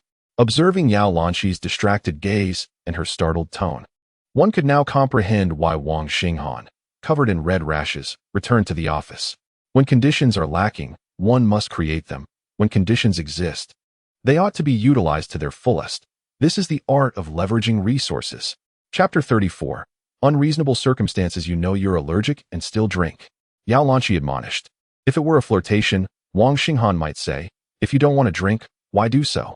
Is it that no one cares for you?" However, Wang Xinghan, having lived a challenging life, would not resort to such ostentatious remarks. Instead, he would simply smile at Yao Lanqi, his expression revealing the helplessness that accompanies the undertaking of work. Indeed, while drinking may be deemed a vice, one cannot shy away from the complexities of labor. One must possess the courage to confront challenges head-on. Thus, despite his aversion to alcohol, Wang Xinghan would refrain from uttering a single word of refusal. He would partake, indulging to excess, presenting an image of reckless abandon. There is youthful innocence and a stubbornness of one just beginning his journey. In essence, a simple grin can convey an array of emotions. Many would undoubtedly express their heartfelt sentiments, claiming that work necessitates tenacity, that one cannot navigate the office without a drink. Although imbibing may be detrimental to health, fostering relationships is essential for accomplishing tasks and serving the public. Is it not presumed that shared empathy with Yao Lanqi would swiftly forge a bond between them? Does Wang Xinghan truly believe he is worthy of such camaraderie? It seems he fails to comprehend that Yao Lanqi has appointed him as the village secretary, a position that is not regarded as part of the actual civil service. In certain regions, village secretaries are categorized under administrative ranks, but the lowest official position within civil service is that of a section member. The minimum position eligible for appointment is a 4th-level director or higher, and as for future young university graduates serving as village officials, that is a matter for another time. Thus, the village secretary is not an official in the traditional sense, but rather a mere clerk. Yao Lanqi's appointment of Wang Xinghan as village secretary is merely an attempt to ensure that the teams beneath Pingxiao Town do not languish in mediocrity. There must be some tangible progress. She cannot truly regard Wang Xinghan as an ally, at least not at this moment. With this context established, what should Wang Xinghan articulate? He may speak of ideological awareness and party-building efforts. What should he refrain from saying? He He must avoid any attempts at empathetic alignment or factional maneuvering. When Yao Lanqi inquires if he needs immediate medical attention, Wang Xinghan acknowledges the necessity of a visit, indicating that the town hospital is inadequate and that he must seek treatment in Fuzhou City, requiring him to request leave from the secretary. He may not return until the following day. Just as Yao Lanqi reflects on the severity of Wang Xinghan's allergic symptoms, he suddenly requests that she not disclose this matter to the town head, as they have a meeting next week. This indicates that Wang Xinghan presently has no intentions of aligning with Yao Lanqi. What capabilities does he possess that would warrant her efforts to cultivate his allegiance? Wang Xinghan should simply focus on his responsibilities as village secretary. With the fragmented nature of the roadwork, even this modest project is enough to keep him preoccupied. Yao Lanqi, maintaining a stoic expression, nods in response, stating that a vehicle will arrive in the afternoon to take her to Fuzhou. You should accompany me to the city, she suggests. Although Wang Xinghan is reluctant to share a ride with Yao Lanqi, he considers the practicality of saving time with a lift. Otherwise, the short-distance bus would sway along the mountain roads, stopping every few hundred meters, and it might be 5 or 6 o'clock by the time they reach the county. Wang Xinghan seized this opportunity to venture into the provincial capital. He utilized the only telephone at the town office to contact a professor at the financial academy. Teacher, sure. This is Xinghan. I will arrive in Yun City tonight. Shall we meet tomorrow? After concluding the call, Wang Xinghan proceeded to the local high school, asking a student from Humiao village to deliver a message to Wang Yaozu. The old secretary waited at home, anticipating good news from his younger son. Likely lingering on the farm road outside for quite some time, Yao Lanqi announced that the vehicle had arrived. A military green 212 with a white license plate. This piqued his interest. However, upon further reflection, it was not uncommon during this era for both government officials and affluent private entrepreneurs to exploit connections to obtain white plates for their vehicles. The offspring of the courtyard typically engaged in such practices. Firstly, it exempted them from tolls and bridge fees, and secondly, it facilitated smoother access to certain establishments guarded by gatekeepers, ensuring an unobstructed passage.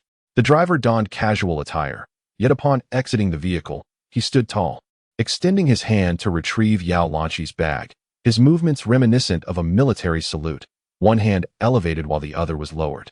How did Wang Xinghan recognize this? His father and elder brother would often march in formation in the courtyard during their leisure time. Those who had served in the military, no matter how many years had passed, tended to revert to their disciplined postures on the streets, their arms swinging at a 30-degree angle, the fabric of their sleeves brushing against their trouser seams with a distinct sound. There was no need for alarm. He might merely have recalled his military demeanor.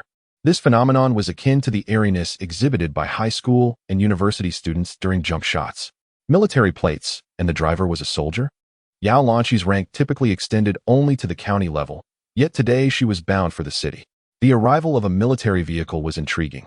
Was Yao's secretary's husband part of the armed forces? Wang Xinghan considered this a strong possibility. Yao Lanqi took her seat in the back, while Wang Xinghan occupied the passenger seat. The driver did not even acknowledge Wang Xinghan, as it was entirely unnecessary. Wang Xinghan felt no obligation to lighten the somber atmosphere within the vehicle by initiating conversation. He was not some sort of talisman, and no one bore the responsibility to uplift the mood. Suddenly, Yao Lanqi inquired, I noticed you seem to be enjoying a lively conversation with Director Yang today. Did you empathize with Yang Heng? Wang Xinghan replied, I was merely preoccupied with toasting them. What had Director Yang said? He caught it clearly and could only nod in agreement. Don't misrepresent me. Given that Yao Lanqi chose to bring up Yang Heng at this moment, Wang Xinghan felt compelled to express his opinions on Yang Heng's previous grievances. Those seemingly heartfelt sentiments were merely complaints and frustrations intended for Yao Lanqi's ears. The grassroots level did not afford many holidays. Paternity leave merely allowed him to spend time with his wife, and combining the weekends, 8 days was the maximum. Yang Heng had been away for almost a month. His demeanor was a deliberate attempt to provoke Yao Lanqi. The remarks made at the banquet were essentially delivered under the influence, aimed at Yao Lanqi. Wang Xinghan, if he dared to interject, would likely find himself ensnared in the conversation. Yang Heng did not intentionally set out to undermine Wang Xinghan. Rather, he regarded Wang as a mere instrument. For one cannot engage in soliloquy, can they? It is quite ironic that it has always been Wang Xinghan who views others as tools. This sentiment, which I harbored during our meal, now finds expression. Yao Lanqi's expression was somewhat enigmatic. She seemed skeptical that Wang Xinghan had not heard, yet was intrigued. The political acumen of a newly appointed grassroots official is remarkably astute, bordering on the extraordinary, which defies common logic. There are many illogical occurrences to address, one by one. Chapter 35. The Age of Brutality. Yao Lanqi casually relayed Yang Heng's situation to Wang Xinghan. In essence, Yang Heng could no longer endure his position in Pingxiao town and yearned to return to the county, using the birth of his child as a pretext to convey his sentiments. Yao Lanqi spoke with ease, as it was evident that Yang Heng had frequently sought her counsel to express his grievances. Director Yang's lack of diligence was not a recent development. Yao Lanqi then shifted her focus to Wang Xinghan, suggesting that as someone with experience, Yang Heng could provide valuable lessons. This was not merely a question. Yet Wang Xinghan felt compelled to respond. Indeed, you are correct, leader. I shall certainly learn from his experiences. Such replies were overly perfunctory, lacking any genuine emotion. Unsure of how to continue, he could present an innocently naive response. Then I shall find a wife in the village, balancing both work and family. Alternatively, he could adopt a more serious tone, asserting that matters of marriage and romance were not currently within his considerations, as he was here to fulfill a commitment and embrace his role as a successor to communism.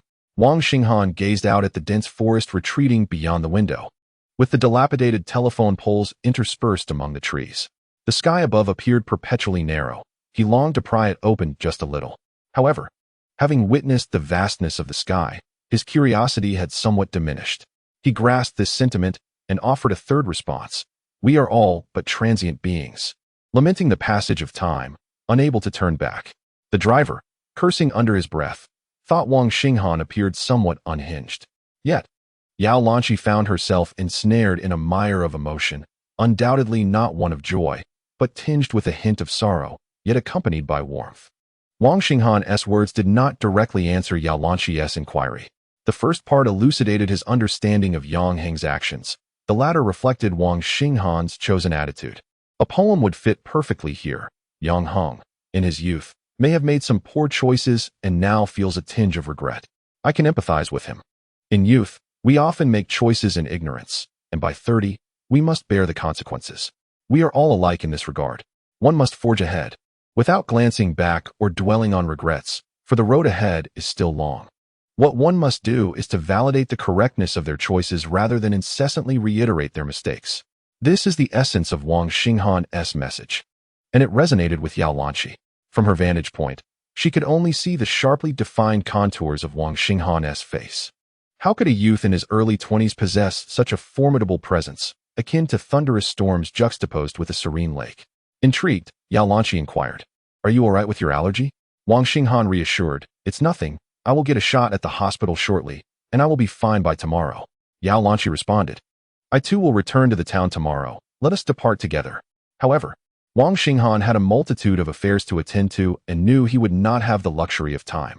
"There is no need to trouble the secretary. I shall return on my own." Yao Lanqi did not insist.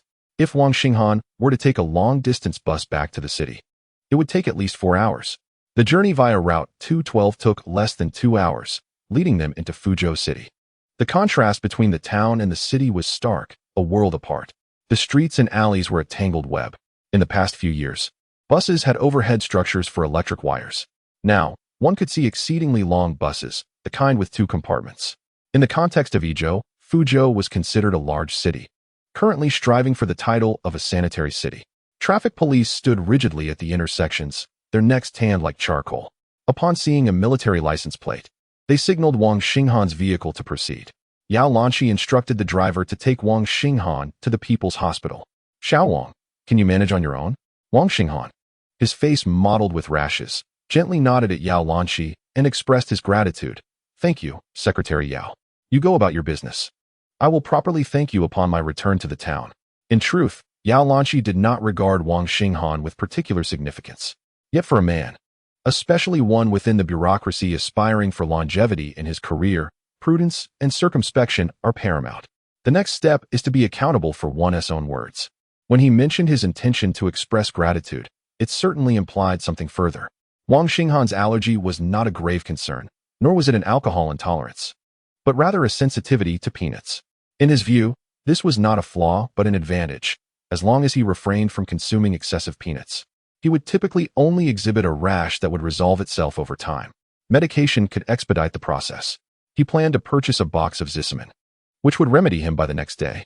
In 10 years hence, many might scarcely recognize the names Zissamin and Puxamin, the reasons being their astonishing affordability. Upon exiting the hospital, Wang Xinghan hurried to the bus station to purchase a ticket to the provincial capital, only to discover that the last bus had already departed. Such is the nature of this era, where everything adheres to a strict timetable. Train and bus schedules command a premium. Only people must conform to the passage of time, which never waits for anyone. Having missed the bus, he could still catch a train. Fuzhou Railway Station is a major hub, with Yun City serving as the terminus.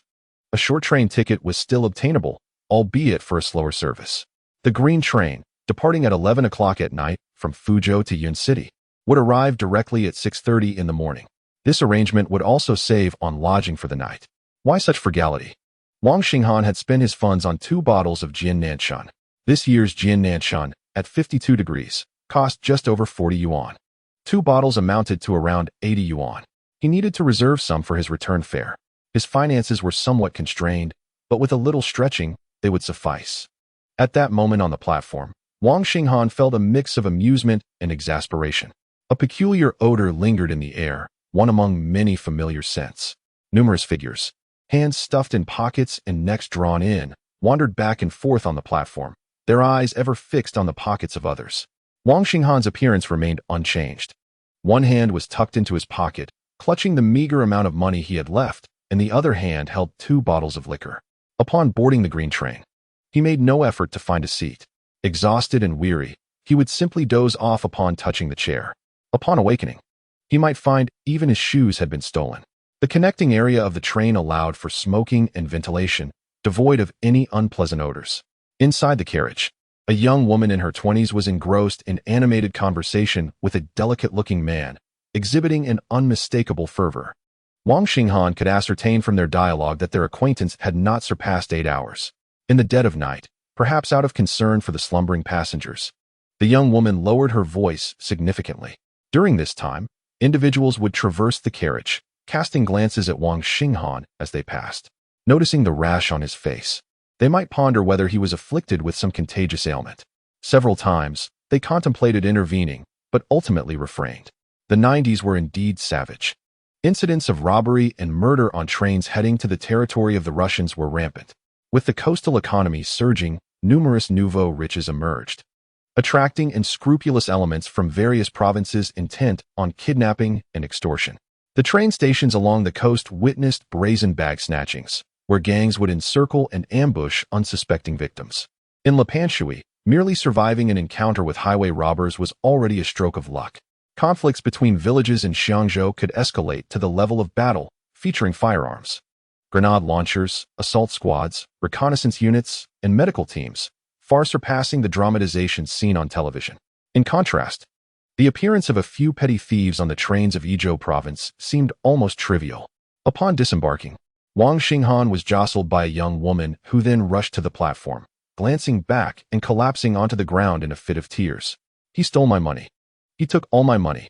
This girl was likely a recent graduate returning to Yunqing after studying away from home. Her lively exchange with the delicate thief just the night before had culminated in what could be considered her first harsh lesson in the realities of life. Welcome to the 90s. Take a sip from the cup of harsh truths and stop. Chapter 36. Teacher and student. The old secretary had been waiting since yesterday. He awaited news from the high school student who would bring word that Xinghan was to visit the city.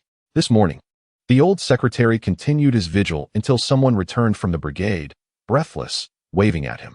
"Your son Xinghan is to become the village branch secretary." A notice had been posted on the brigade's bulletin board, but the old secretary's expression darkened at the mention of it. "Public announcement. Yes, yes. You should go and see it." The old secretary, hands clasped behind his back, ambled into the house, dismissively remarking, "What is there to see?" Halfway through his journey, he turned back, observing that the bearer of the news had departed, and then nonchalantly strolled toward the brigade. Initially, he inspected his domain as usual. After a few steps, his pace quickened, fearing he might lose his composure. There was a blackboard at the brigade, affixed to the outer wall of the supply and marketing cooperative. The cement blocks affixed to the earthen walls exhibit cracks, with several pieces having fallen away to reveal the underlying clay, interspersed with stalks of straw. Adjacent to this scene is a butcher shop, where a man engaged in slaughtering pigs wields a knife that produces a metallic sound against a sharpening rod. Occasionally, one can hear the local villagers gathered around a blackboard exchanging remarks. Is he going to become the village secretary? Surely he will. Not yet. We must wait for the public announcement. If someone raises a complaint during the notice period, he may not assume the position. The butcher interjects, what complaint could there be? He just returned from school. What could anyone say? So young and already is secretary. In a couple of years, he might even become the town mayor. Tong Jiang, standing in the doorway of the supply and marketing cooperative, listens intently. Upon hearing the butcher's words, he spits in disdain, muttering about the butcher's ignorance. Just as he prepares to retreat behind the counter, a chorus of voices emerges from outside. Old secretary, your second son is quite impressive. Old secretary, will you be hosting a few tables? Are you still slaughtering pigs? The old secretary maintains a somewhat aloof demeanor, merely nodding in acknowledgement when greeted. He then stands before the blackboard, observing the red paper where an announcement is inscribed in calligraphy. In accordance with the regulations on the selection and appointment of party and government leading cadres and relevant provisions, the following proposed appointment of cadres is hereby publicized for supervision. Wang Xinghan, born March 1969, holds a bachelor's degree, is a member of the Communist Party, and currently works in Pingxiao Town, Fuzhou City, with a rank of level 1 clerk, proposed for the position of party branch secretary of Hemiaozue village. Public notice period, June 10th to June 17th. For related issues, please contact the Pingxiao Town office. Organization Office of Pingxiao Town, June 10th, 1990. The old secretary enters the cooperative with an air of tranquility, purchasing a pack of cigarettes and a bottle of liquor. Tong Jiang stubbornly refuses to accept payment, prompting the old secretary to toss the money onto the counter. Upon exiting, he distributes cigarettes to passers-by and requests the butcher to prepare 2 pounds of pork, also taking a set of pig kidneys. The price for boneless pork is consistently around 4 yuan. There are cheaper options, but they often include a piece of less desirable meat. The old secretary's total expenditure amounts to 14 yuan and 60 cents. He continues to walk with his hands behind his back, carrying the meat while humming the tune of the setting sun casts a rosy glow over the mountains. Tong Jiang's eyes are sunken, and his complexion is darkened as he observes the old secretary's retreating figure, his hands trembling slightly. Wang Xinghan has seemingly accomplished nothing, yet it feels as though he has done everything. The pressure on Tong Jiang is immense. One advantage of emerging from the North Station in the morning is the absence of persistent solicitors. No one is there to urge him onto a bus, to find him accommodation, or to entice him into fast food establishments. Who would genuinely crave fast food at such an early hour? After a sleepless night, one finds themselves unburdened by fatigue, yet feeling somewhat adrift. Wang Xinghan strokes his chin, free of any prickly stubble. The rash on his face has nearly subsided, and there is no trace of oiliness. However, his fingernails remain grimy. He has not been careless, so it is perplexing where the dirt originated. At this moment, Yincheng, beyond the first ring road, can still be considered a blend of urban and rural landscape, with fields interspersed. Beside the Yunxi Hospital, one can still see the Yunxi Dairy Factory beyond the walls of the welfare building constructed by the Provincial Institute of Education and Science. During his university days, Wang Xinghan often visited his teacher's home on Sundays, assisting with various tasks while simultaneously absorbing the most avant-garde information of the era. Naturally, this also served to enhance his meals. However, it should not be misconstrued that Wang Xinghan was without financial support during his university years, as he received a monthly stipend. Nevertheless, he consistently set aside a portion of this money to send back to his parents. His teacher noticed that Wang Xinghan subsisted on merely 2 meals a day, and during a rare weekend when he was invited home for a feast, the topic of rural work assignments arose. Wang Xinghan mentioned that there were also such assignments at Miaozue. As conversations flowed, his teacher began inviting him weekly for meals, thereby nurturing the bond between them. Wang Xinghan first went to the Yunxi Hospital to wash his face and clean the grime from under his nails. After checking his appearance in the water-stained mirror, which, to his relief, still reflected a respectable visage, he proceeded to the office of the Institute of Education and Science. He knocked on the door of Shi Guangming's home, which was opened by his wife, Shui Qing, who warmly ushered Wang Xinghan inside, playfully winking at him. For a moment, Wang Xinghan was unsure of the signal she was conveying until he noticed a young woman with a chic bob haircut seated in the modest living room. In her 20s, she smiled generously at him. Had it been in a past life, Wang Xinghan might not have grasped the implications. However, now, with the wisdom of experience, he could discern from Xueqing's demeanor and the presence of the young woman that she intended to play matchmaker. Teacher Shi Guangming emerged from their small bedroom, rolling his eyes at Wang Xinghan while remarking on the preciousness of the quota allocated by the planning committee. He chastised him for his desire to return to his hometown, questioning if he had only now realized the hardships involved. Wang Xinghan, holding 2 bottles of Jian Nanchun, sought to silence him with joviality, chuckling. You said it yourself. To pursue modernization, one must have the courage to confront the walls of adversity. Shi Guangming retorted, you can confront the walls in the city. To which Wang Xinghan replied, the city does not lack for a Wang Xinghan. Yet, in Fuzhou's Sanchuan County, Pingxiao Town, there exists but one Wang Xinghan. Shi Guangming could not grasp this sentiment, as his family had always been scholarly. His father had succumbed to the unbearable weight of despair, while his mother was later settled at the Institute of Education and Science. By the time Wang Xinghan entered university at the age of 23, he was already a decade older than many of his peers, yet there existed no generational gap. They could share drinks and cigarettes without hesitation. With good wine at hand and a warning glance from his wife, Shi Guangming relented, acknowledging Wang Xinghan's perceptiveness and granting him a reprieve. He raised the bottle in a gesture of respect for the liquor. Xueqing chimed in, Old Shi, you could at least show a bit of courtesy. Hearing this, Shi Guangming recognized the validity of her admonition, hoisting the bottle high and extending his neck toward Wang Xinghan, exclaiming, Thank you. Their laughter resonated, and Xueqing's smile also elicited a chuckle from the young woman seated on the fabric-covered sofa. Shi Guangming was a man of considerable charisma, imbued with humor and unique behavioral habits, along with a steadfast moral code. He once expressed that had it not been for his innate optimism and cheerfulness, the myriad tribulations occurring within this household could have driven him to depart from this world. Upon his rebirth, Wang Xinghan sought him out, yearning to return to his homeland. In his memories, Old Shi had never lost his temper with Wang Xinghan. Yet, over a month ago, he had unleashed a torrent of ire upon him. Today, however, he greeted him with a warm smile. Xueqing playfully tugged Hu Xinhua up from the sofa, chiding, Why do you sit there like a bodhisattva? Come, let me introduce you. This is my beloved student, Wang Xinghan. Wang Xinghan had already extended his hand, exclaiming, Lady Bodhisattva? Ha ha. The matriarch laughed heartily. Wang Xinghan, when did you change your name to Zhu Beiji? The young woman quickly withdrew her hand from Wang Xinghan's grasp, stifling a giggle with her hand over her mouth. Seemingly reluctant to lose composure before him, yet unable to contain her laughter. Chapter 37. An inn before it began, Xueqing called out to Shi Guangming. Look at your excellent pupil. Shi Guangming refused to take the blame, asserting that the entire collection of Journey to the West at Home had been thoroughly perused by him. What does that have to do with me? In truth, the couple's simple exchanges beautifully illustrated the bond of mentorship shared between Shi Guangming and Wang Xinghan. Xinghan, are you not in search of fish fry? Just ask Xinhua. She is with our Institute for Aquaculture, Xueqing remarked, winking at Wang Xinghan. Wang Xinghan mused. I am indeed seeking fish fry. Why is my matriarch providing me with an entire fish? Is this the cue for a proposal? In the kitchen, Xueqing chopped vegetables while Shi Guangming assisted, occasionally glancing back at his wife, her rhythmic chopping accompanied by a playful smile reminiscent of their courtship. Shi Guangming, growing impatient, admonished, focus on your hands. If you make a mistake, are we to add a spicy hot pot to our meal? Xueqing brandished her knife toward Shi Guangming, shooting him a glare before returning to her task. Shi Guangming, turning his attention to the living room, sighed. It cannot be.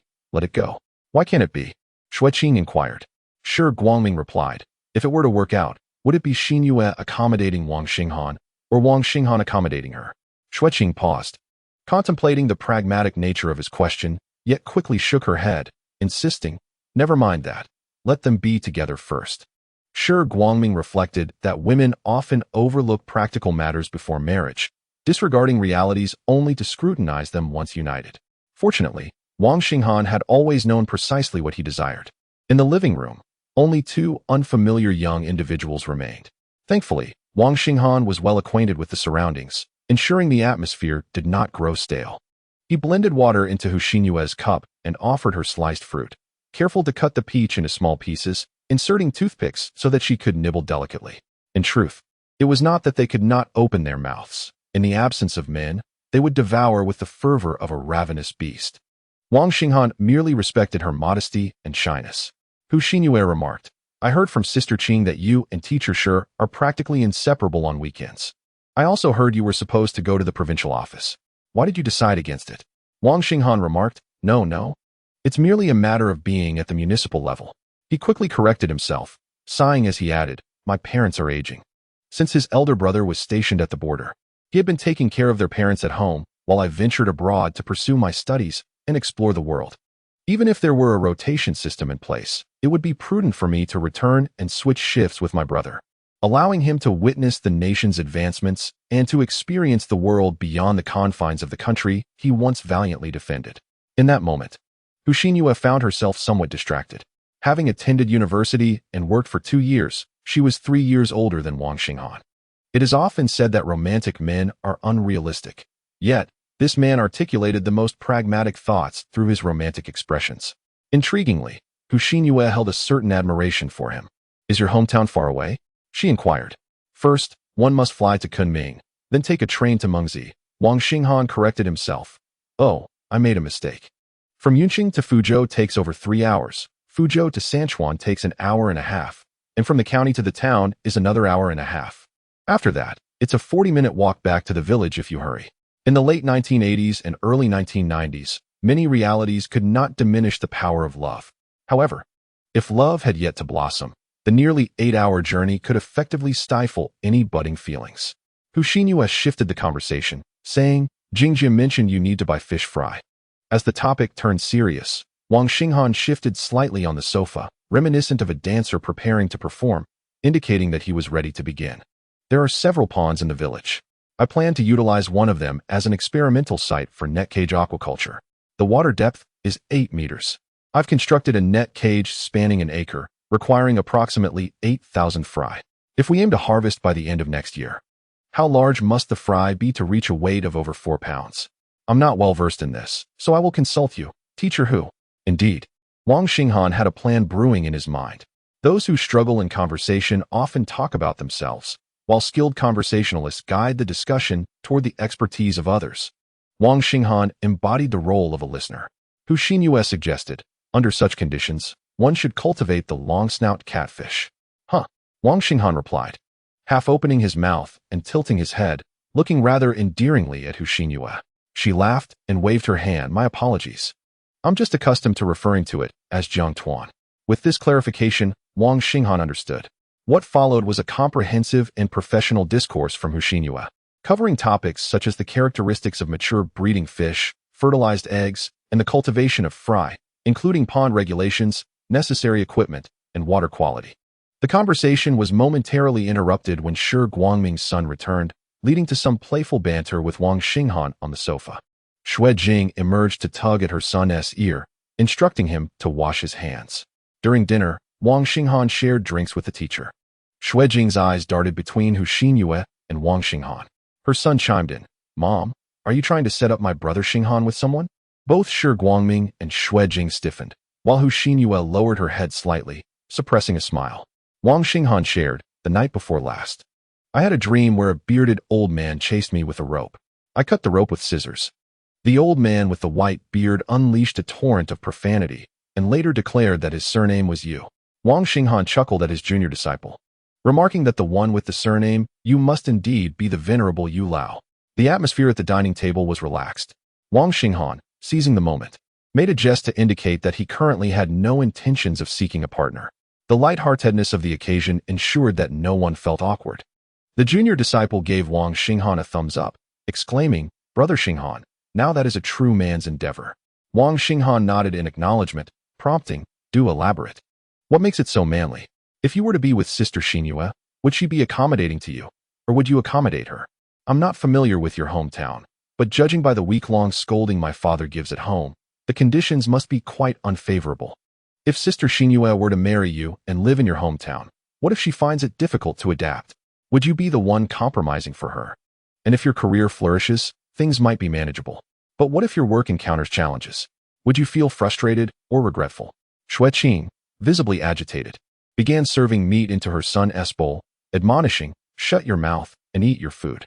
In truth, children harbor no ill intentions. They merely articulate concerns that adults ought to ponder in the future. This matchmaking dinner naturally evolved into a gathering among friends. Hu Xinyue briefly shared details about their aquaculture facility, mentioning that the Agricultural Academy manages a reservoir dedicated to aquaculture. However, the primary species currently being cultivated is not the Yangtze giant softshell turtle. Fortunately, there is a cooperative aquaculture farm in Fuzhou. In the afternoon, Hu Xinyue planned to return to her unit to obtain a letter of introduction with an official seal for Wang Xinghan, adding more credibility to their endeavor. Wang Xinghan accompanied her on this errand. Shi Guangming pulled Wang Xinghan aside, suggesting they indulge in a few more drinks that evening. Wang Xinghan replied, "The town has begun to make public announcements. I've taken sick leave to be out. If I am absent for an extended period, I fear being reported." Shi Guangming's face lit up with joy. "Have you been promoted?" Wang Xinghan responded, "The village secretary isn't truly an official. Indeed, it is not considered an official position, merely a bureaucratic role." Wang Xinghan and Hu Xinyue made their way to the Provincial Agricultural Academy. Just as they stepped out, Xueqing turned her back, while Shi Guangming pretended not to notice as he entered the room. Xueqing stormed in, exclaiming, "Shi Guangming, are you seeking death? What have I done?" Shi Guangming feigned innocence. Xueqing shouted, "What is wrong with me introducing Hu Xinyue to your student? Why are you opposing it? I have no objections. It has nothing to do with me. It was your son. You're talking nonsense. Shi Hao is barely 8 years old. How can he understand these matters? I questioned you earlier about why you wanted to send him to school this morning. Were you teaching him his lessons on the way? Stop it. Let us discuss this calmly. Could it be possible that your son is experiencing a crush?" Xueqing yelled, "Your son is only in the 2nd grade. Old Shi's son truly is a handful, while old Xue's temper is genuinely fierce." Chapter 38. An abundance of wealth and prosperity. Hu Xinyue procured a document and stamped it with a red seal in the office. With this document in hand, her tasks would become significantly more manageable. She hurriedly dashed out of the courtyard, handing the document to Wang Xinghan along with a phone number. Wang Xinghan expressed his gratitude, hoping that in the future there would be opportunities for Hu to guide his work. Hu Xinyue replied, "Then you should leave an address. I might indeed come by." The research conducted by the Agricultural Research Institute is quite diverse, encompassing all matters related to the livelihoods of farmers. To illustrate, in earlier years, the yield of rice per mu was merely 400 to 500 pounds. Subsequently, this figure increased to around 1300 to 1400 pounds, largely credited to the pioneering hybrid rice cultivation techniques of the esteemed Yuan. The Agricultural Research Institute is responsible for the dissemination, popularization, communication, documentation, and other essential tasks, which require diligent personnel. Moreover, its mandate extends beyond merely addressing rice-related issues. It encompasses all crops, livestock, processing, production, water quality monitoring, environmental management, and pollution control. The Net Cage project spearheaded by Wang Xinghan has, in fact, been implemented in certain areas for over a year. The information gap has contributed to the backwardness of Pingxiao Town, and Wang Xinghan aims to demonstrate to the local populace that realizing income is not as daunting as it may seem. Naturally, this industry will encounter numerous challenges, such as technology, transportation, sales, and competition. However, the most troublesome aspect remains human nature. Hu Xinyue also requires development. Hence, she frequently visits experimental fish seed bases. She also monitors fish populations across several major river basins while conducting water quality research, facilitating the domestication of wild fish species to provide feasible data for future artificial breeding endeavors. Over the past 2 years, she has traversed the reservoirs and rivers of Yizhou extensively.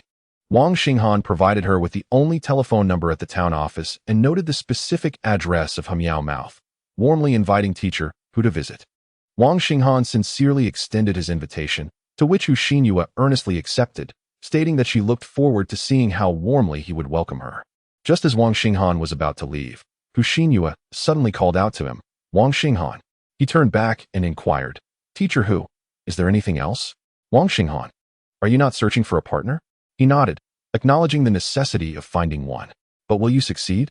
Hu Xinyue realized she had misspoken and laughed, shaking her head. What I meant was, it must be difficult for someone from your hometown to find a suitable match. What do you mean? Wang Xinghan asked with a smile. Is Pingxiao Town so lacking in talent that I alone monopolize it?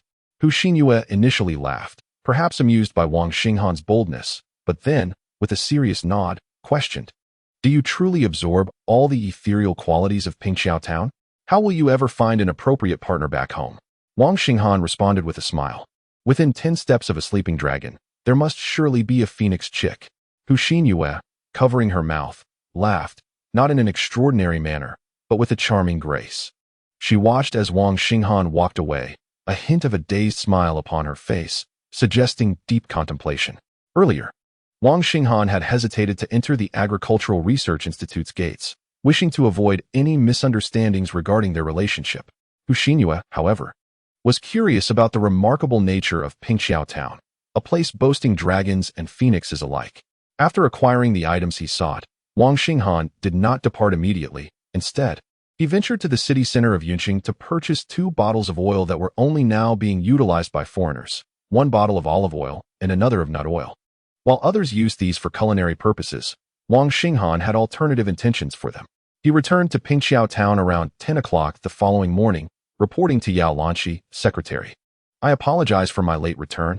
I spent a day in the hospital. Yao Lanqi held in her hands the study materials commemorating the 69th anniversary of the founding of the party. She hastily glanced up and noticed that the redness had vanished from Wang Xinghan's face. Health is the foundation of revolution. Go on and attend to your affairs. As Wang Xinghan turned to leave, Yao Lanqi called him back, offering him a document. Take this and review it. You need to submit your reflections before the holiday. Such study materials were abundant, yet over the past 2 years, there had been no strict requirements to produce extensive writings. Nevertheless, a report of thoughts was still necessary. Wang Xinghan did not resist this task. As for the practical work at the office, he would not intervene, others would handle it. He would first stop by the mayor's office, but upon arrival, found it empty. He wiped the desk, brewed some tea, and then returned to the village. At the entrance of Hemiaozue village, someone called out to Secretary Wang from afar. An elder informed Wang Xinghan about the old secretary's condition, mentioning he had undergone surgery yesterday and had also taken a kidney. This afternoon, you might want to share a couple of drinks with your father, the elder suggested.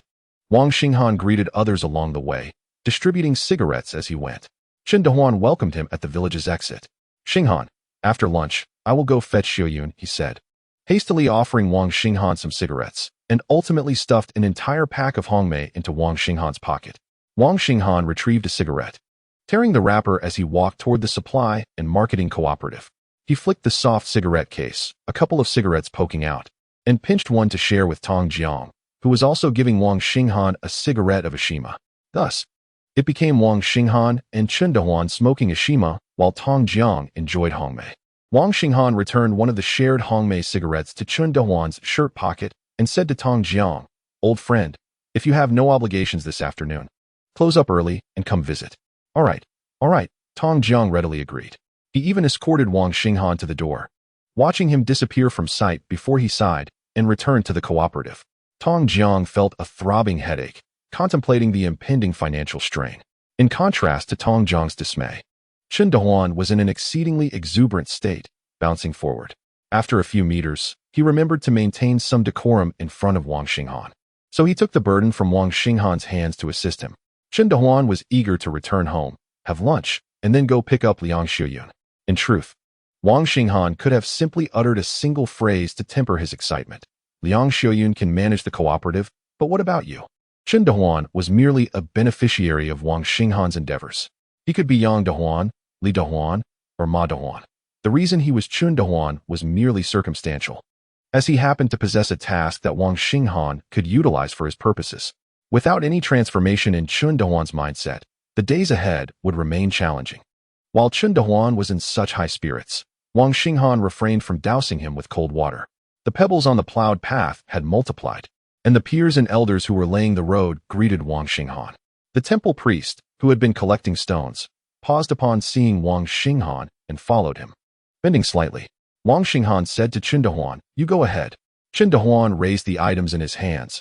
I'll carry these back for you. I'll let the old secretary and brother Yaozu know. Brother Xinghan, I'll come to find you this afternoon, all right?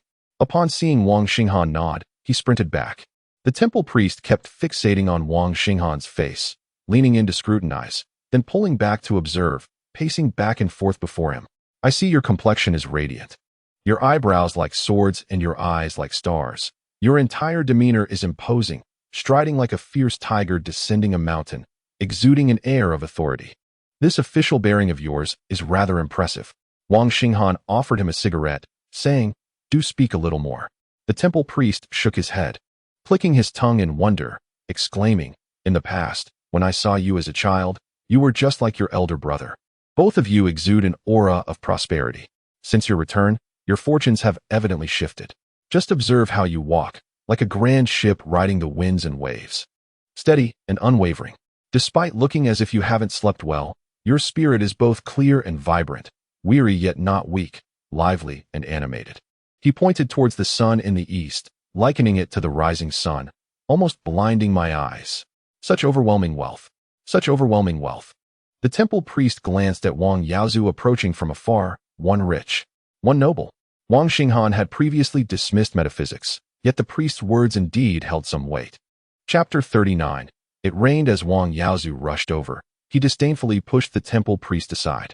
"You should go collect your stones." The temple priest flicked the ash from his cigarette. "When will that ever end?" Wang Xinghan, suddenly curious, inquired.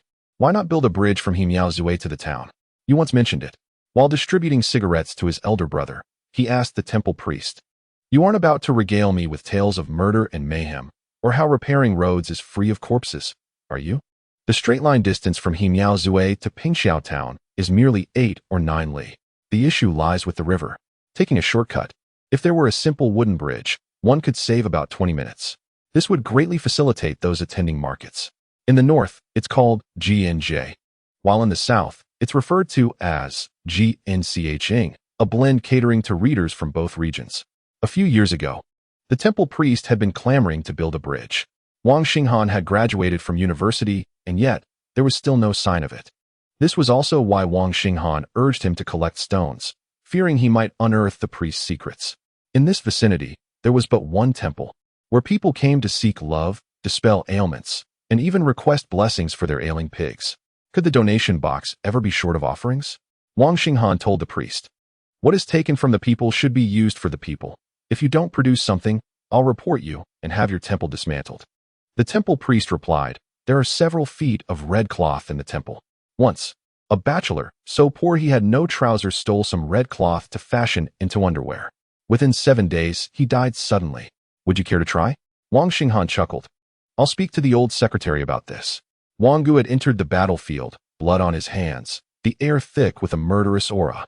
The priest truly dared not provoke him, immediately stating that the money in the donation box must be used for good deeds in Pingxiao town, buying grain in times of famine and repairing roads in times of peace.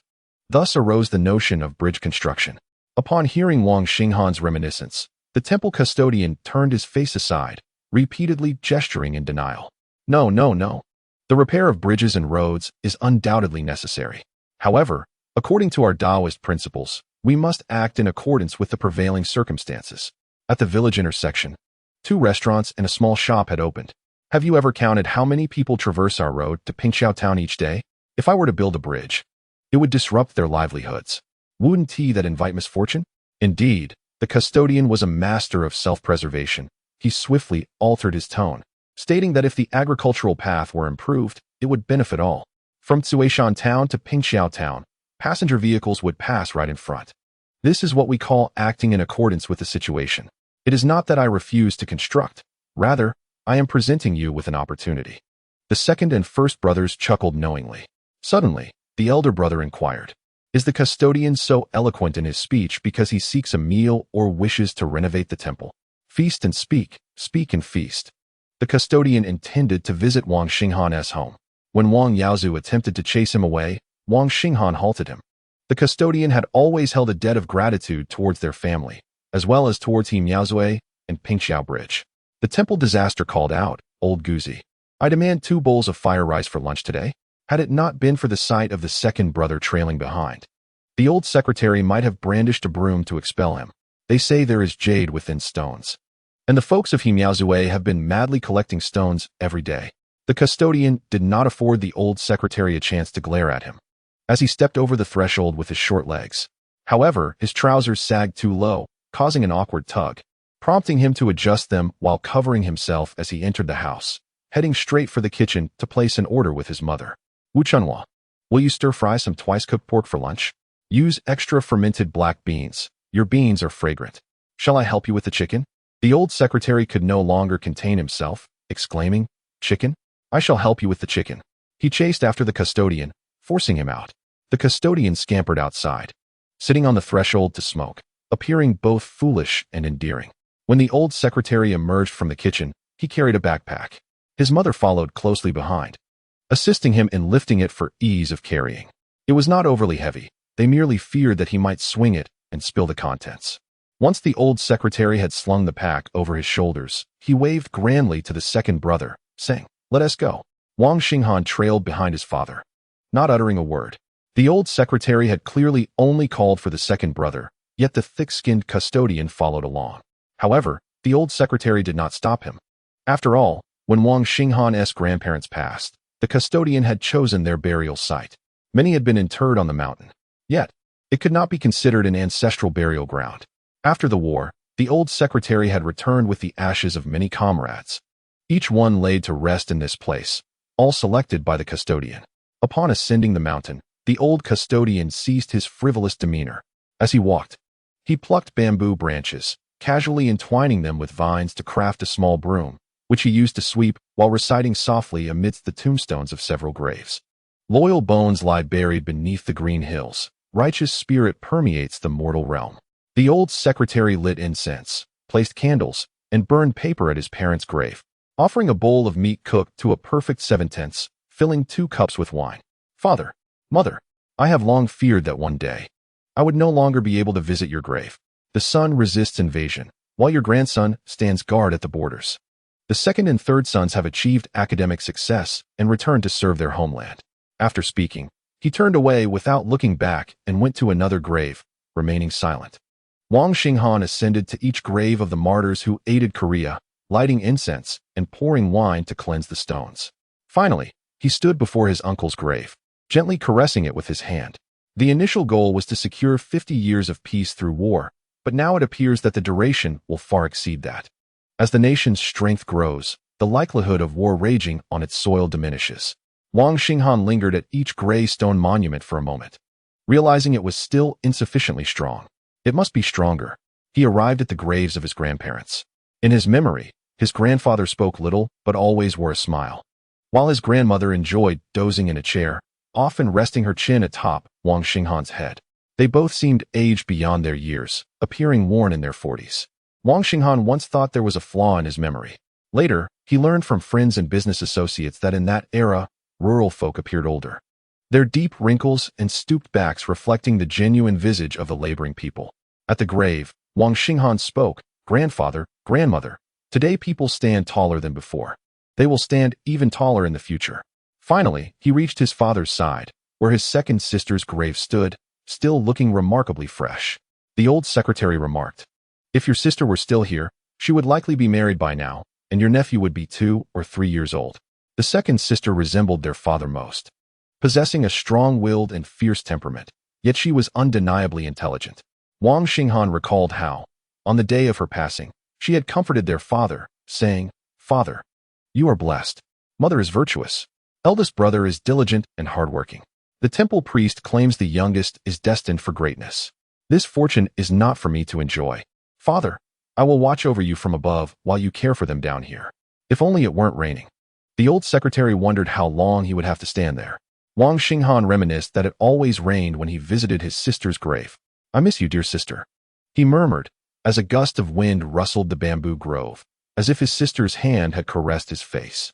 Chapter 40. A new official takes office. The old secretary gathered his belongings in a backpack.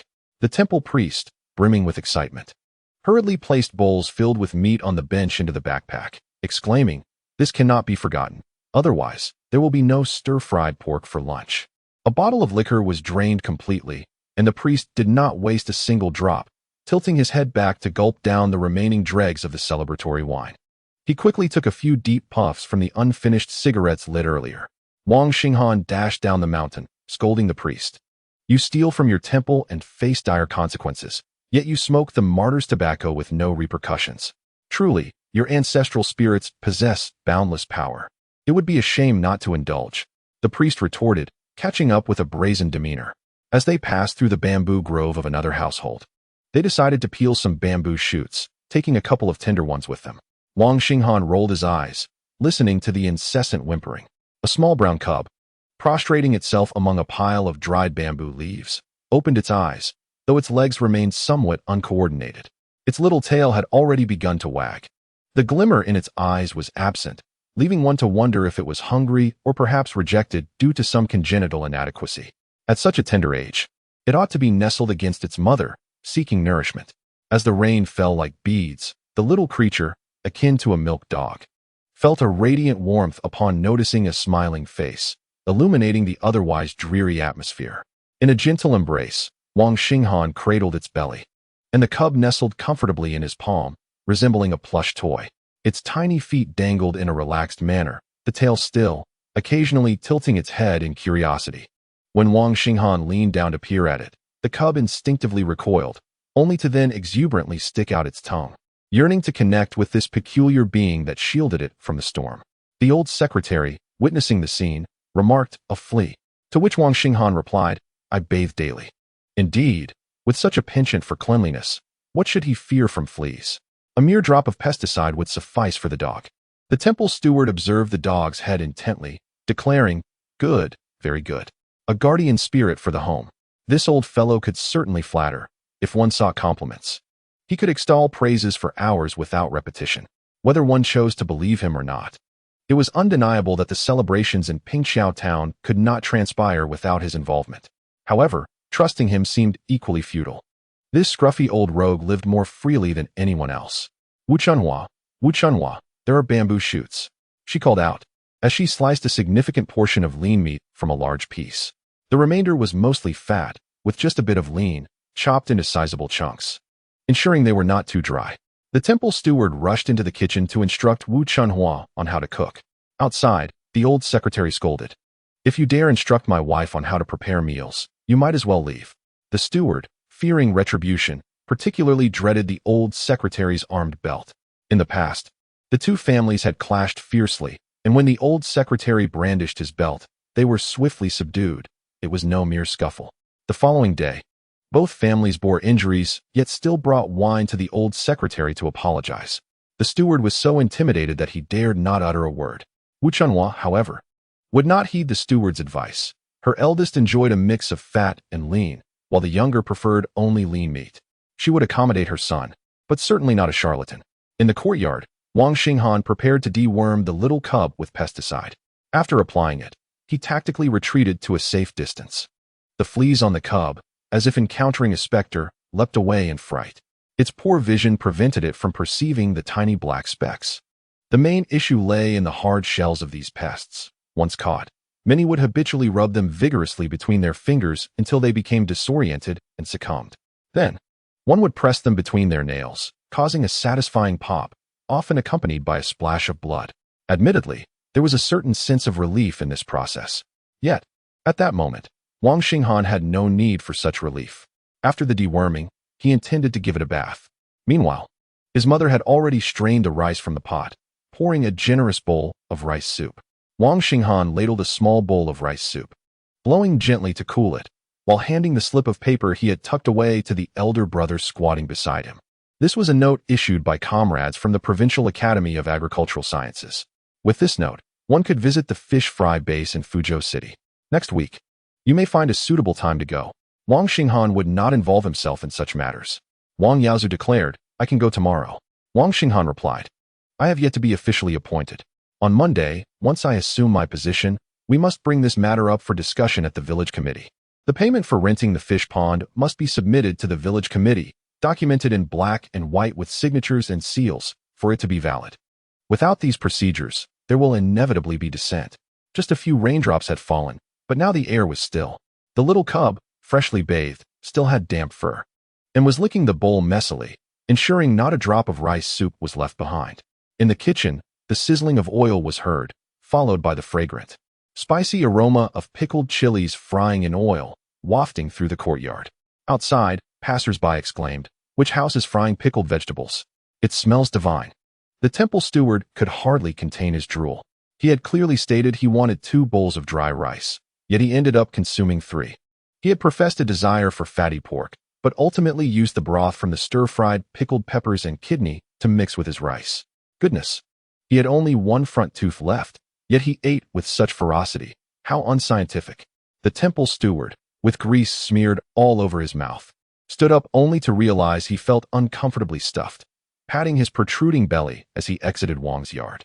Wang Xinghan accompanied the temple steward, offering him a cigarette, while mentioning that Wang Xinghan should cease collecting stones for the time being, reducing the amount collected. The temple steward chuckled. When in power, one must appear affable yet harbor a dark heart. Otherwise, how could one wield authority effectively? The more accommodating you are, the more likely people will take advantage of you. A kind-hearted person seldom makes a competent official, often ending up with little ability. Upon his appointment, Wang Xinghan would first address Tong Jiang. This was a mild initiation. Wang Xinghan was the real foul in this scenario, likely to face significant misfortune. As this thought crossed his mind, Wang Xinghan proclaimed, "I intend to provide nutritional supplements for the children at the village elementary school. Please make a donation." The temple steward, humming an indecipherable tune, froze, thinking, "No, I am the one in peril." With a mournful expression, he left the yard, and shortly thereafter, outside, the old bachelors could be heard shouting and cursing. Temple steward, "I curse your ancestors. Are we collecting stones or not?" At the road entrance, a jubilant man led a girl with braided hair, who was reluctant to lift her gaze. As they approached, he would only introduce the girl to the landowners, saying, "That plot of land belongs to this family. My family's firewood mountain is that one. The soil in Wang Xinghan's vegetable garden is particularly fertile.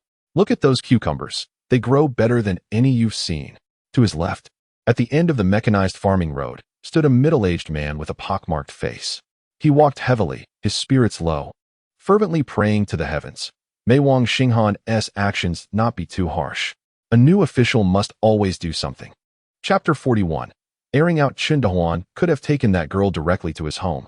Yet he insisted on taking the longer route around the elevated path by the opposite pond, circling the village of Hemiaoze, Group 6.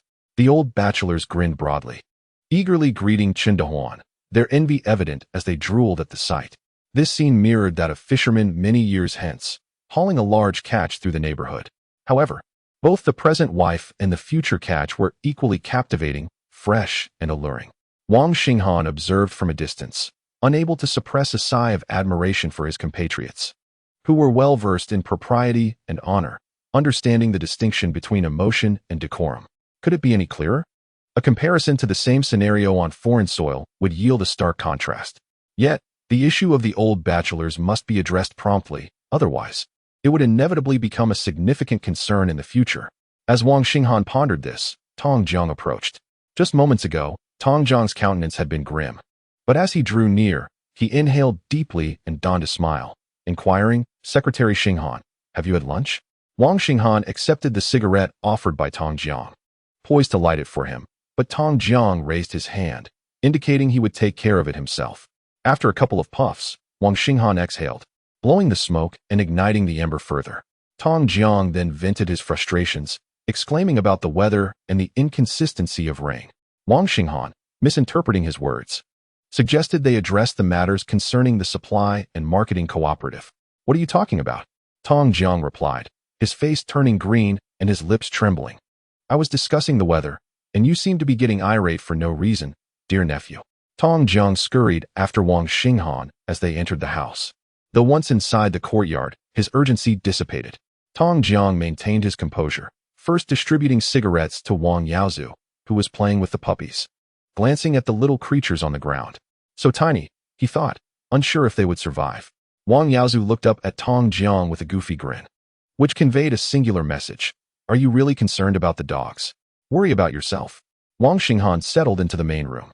Sounds emanated from the silkworm room, prompting him to hastily enter through the door on the right side of the 8 immortals table.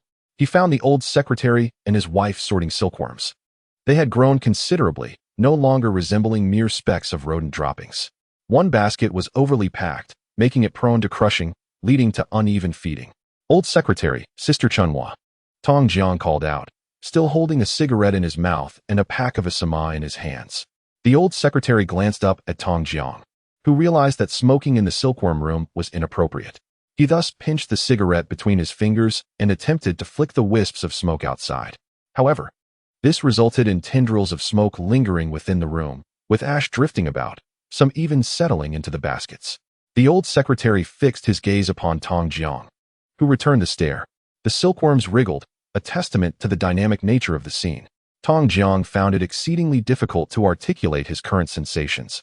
It felt as though countless insects were gnawing at his back, inducing an unbearable itch and sting. His toes, confined within his shoes, were fervently digging in.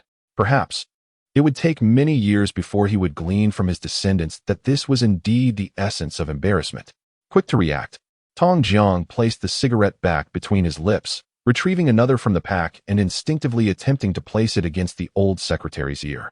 The old secretary, however, neither fixed his gaze upon him nor displayed any intent to impose. He took the cigarette from his ear and gestured towards the outside, indicating that they should continue their conversation elsewhere. By the time they stepped outside, the ledger had already been laid out on the table. It was this very ledger that had deprived Tong Jiang of a good night's sleep for many days.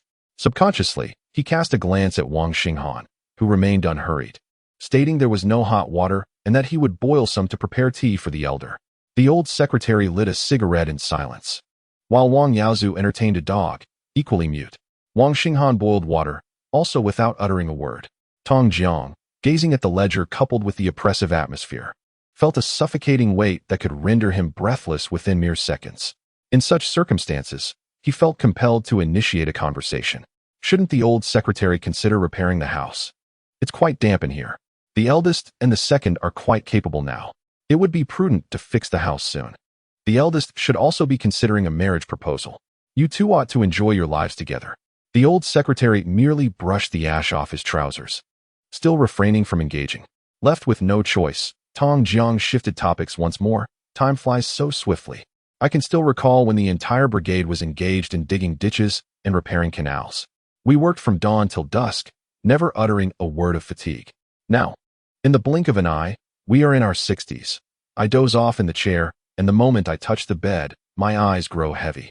Even napping seems a luxury in old age. The eldest and the second are now capable of bearing responsibilities. Tong Jiang reminisced with the old secretary about their cherished revolutionary camaraderie. It was only under such circumstances that the old secretary would exchange a few words with Tong Jiang. Nonetheless, the atmosphere was still upheld solely by Tong Jiang's efforts. Observing his humble demeanor, the old secretary, feeling a twinge of compassion, called out to the inner room, "Second, is the water boiled yet?" It was only then that Wang Xinghan emerged, carrying a teacup and a kettle of hot water.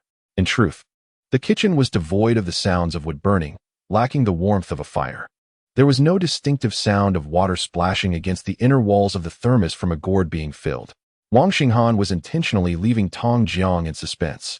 Tong Jiang was acutely aware of Wang Xinghan's intentions, and Wang Xinghan was equally cognizant that Tong Jiang understood the game. The tea was brewed in front of Tong Jiang, who wished to reach for the cup, but Wang Xinghan cautioned, "It's hot. Wait a moment before drinking." "Didn't I tell you not to touch it?" Tong Jiang withdrew his outstretched hand. Wang Xinghan placed the study materials he had brought back from Yao Lanqi on the table. Earlier that morning, he had spent a few minutes with Secretary Yao and had been reprimanded for the brigade's inadequate grasp of the higher-level documents, indicating that the directives were not being effectively communicated. He had specifically brought this material down for the brigade cadres to study. Although it was public knowledge, the responsibilities had already begun to be fulfilled. Tong Jiang swallowed hard. Wang Xinghan continued, suggesting that Director Tong take the material back for review. It would be best to compose a reflective summary. I will attend a meeting in the town next Monday morning, so I can bring it along, lest they accuse us of inaction. As Tong Jiang nodded in agreement, Chen Dehuan's voice resonated from outside. "Xinghan." Chen Dehuan had returned with Liang Xiaoyun, and they finally arrived. Wang Yaozu welcomed the excited Chen Dehuan and the shy Liang Xiaoyun into the room. The 8 immortals table was set, and all were present. Wang Xinghan placed the account book before him, steering the discussion towards the day's agenda. Chapter 42. If you don't open the window, we'll lift your roof. Wang Yaozu placed the little one in a dilapidated basket, which would serve as its nest. After being well fed and playing for a while, it relieved itself in the courtyard, and now with heavy eyelids, it nestled down to sleep. After washing his hands, Wang Yaozu hurriedly prepared tea for Chun Dehuan and Liang Xiuyun. Chun Dehuan was eager to introduce Liang Xiuyun to the old secretary, and he was also keen to take her to the silkworm room to meet Wu Chunhua. Wu Chunhua, with hands meticulously cleaned from tending to silkworms, gently stroked Liang Xiuyun's hand, silently admiring her. Wang Xinghan understood Chun Dehuan's eagerness. This was a sense of ownership. Today, the intention was to make her well known, to solidify the fact that she was his partner. The more it spread, the greater the impact on her reputation. There was a hint of coercion. Yet for the bachelors of Hemiangzui, establishing a match was no simple task. Liang Xiuyun perhaps found herself caught in this subtle push and pull. At 18 or 19, what could she truly comprehend? When Tong Jiang saw Chun Dehuan enter with Liang Xiuyun, he resembled a solemn deity, exhibiting no expression, filled with frustration and anger. Once Chun Dehuan had seated Liang Xiuyun on the bench again, Tong Jiang, appearing as a seasoned elder, cleared his throat twice, adopting an authoritative tone to educate Chun Dehuan. They spoke of the impending establishment of a family, the necessity of maturity, and the importance of filial piety and respect for elders. Their words served as a model for others, did they not? This phrase likely echoed the common adage, intended as a preamble or postscript. Yet upon reflection, who would utter such sentiments? It was merely Tong Jiang's own thoughts being articulated. Chun Dehuan had no desire to even glance at Tong Jiang. Wang Xinghan, being more direct, seized the opportunity while Director Tong was present, as was Dehuan. Today, he intended to resolve matters once and for all. His hand tapped the account book rhythmically. Dehuan, what are you stirring up at the supply and marketing cooperative? Chun Dehuan replied, Old Tong incessantly tells everyone that the cooperative owes several thousand yuan. He claims the old secretary left him a mess. He tells this to anyone who will listen. Isn't it clear that he implicates the old secretary for those debts? Tong Jiang's temper flared, ready to reprimand. Chun Dehuan glared. Who do you think you are? Do you dare deny your words? I'll call everyone over right now and let them judge. Tong Jiang's temperament, much like his physical state, was initially firm but softened immediately under external pressure. Wang Xinghan remarked, Director Tong, it is inappropriate to discuss official matters at home. Perhaps we should convene at the brigade office? No. Tong Jiang hastily waved his hand. Some matters simply cannot be broached openly. If it were possible, would Tong Jiang be so humble before Wang Xinghan? Observing Tong Jiang's timid demeanor, Wang Xinghan asserted that discussions at home could follow a different protocol. The main hall is not a courtroom, devoid of the strictness of official proceedings. Dehuan, first acknowledge your mistake to the elder. Chun Dehuan, unwilling to display obstinacy in front of Wang Xinghan, immediately stood and bowed to Tong Jiang. However, Wang Xinghan raised his hand, signaling him to wait, insisting, the reason you must admit this error is that you lack evidence to substantiate your claim that the elder has embezzled public funds.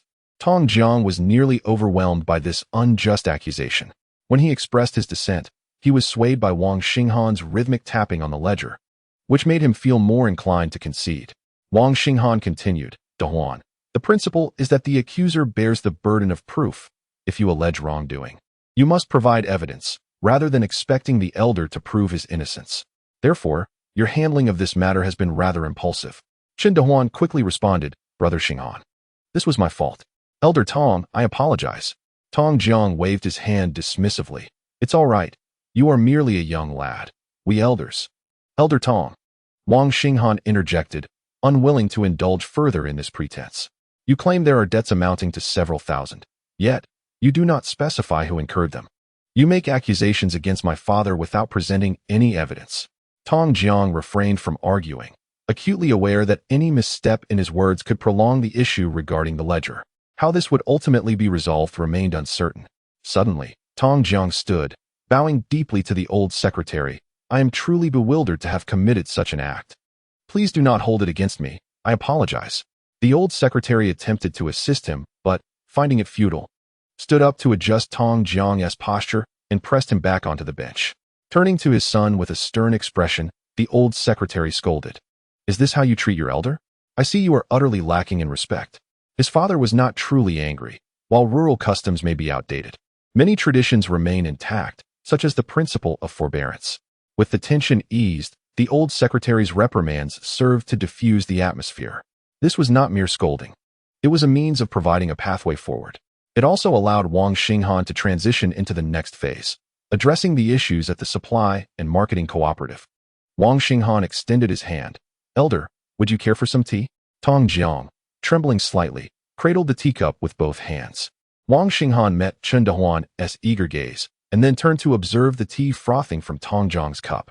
While personal conflicts had been resolved, the underlying issues remained unaddressed. As for the supply and marketing cooperative, it was certain that Tong Jiang's father would not return to oversee it. Chen Dehuan cast a glance at Liang Shuyun, who appeared somewhat eager, while he bit down on his lower lip, brimming with excitement. Tong Jiang exhaled a sigh of relief, though he was uncertain what alleviation he had found. At that moment, Wang Xinghan seized the opportunity and struck him with a metaphorical dagger, declaring, "I wish to find someone to share the watch over the supply and marketing cooperative." Tong Jiang's face immediately stiffened, as the world before him faded to gray. His jaw felt as though it had rusted shut, leaving him momentarily speechless. The old secretary understood the intentions of the second-in-command. Yet it was only upon witnessing Tong Jiang's expression that he comprehended the depth of pain inflicted by this verbal assault. The second-in-command had matured, becoming both cunning and shrewd. Whether this was for better or worse remained uncertain. As Tong Jiang regained his composure, his throat parched, he protested, "Xinghan, this approach seems rather inappropriate." Wang Xinghan replied, "I too find it somewhat unsuitable.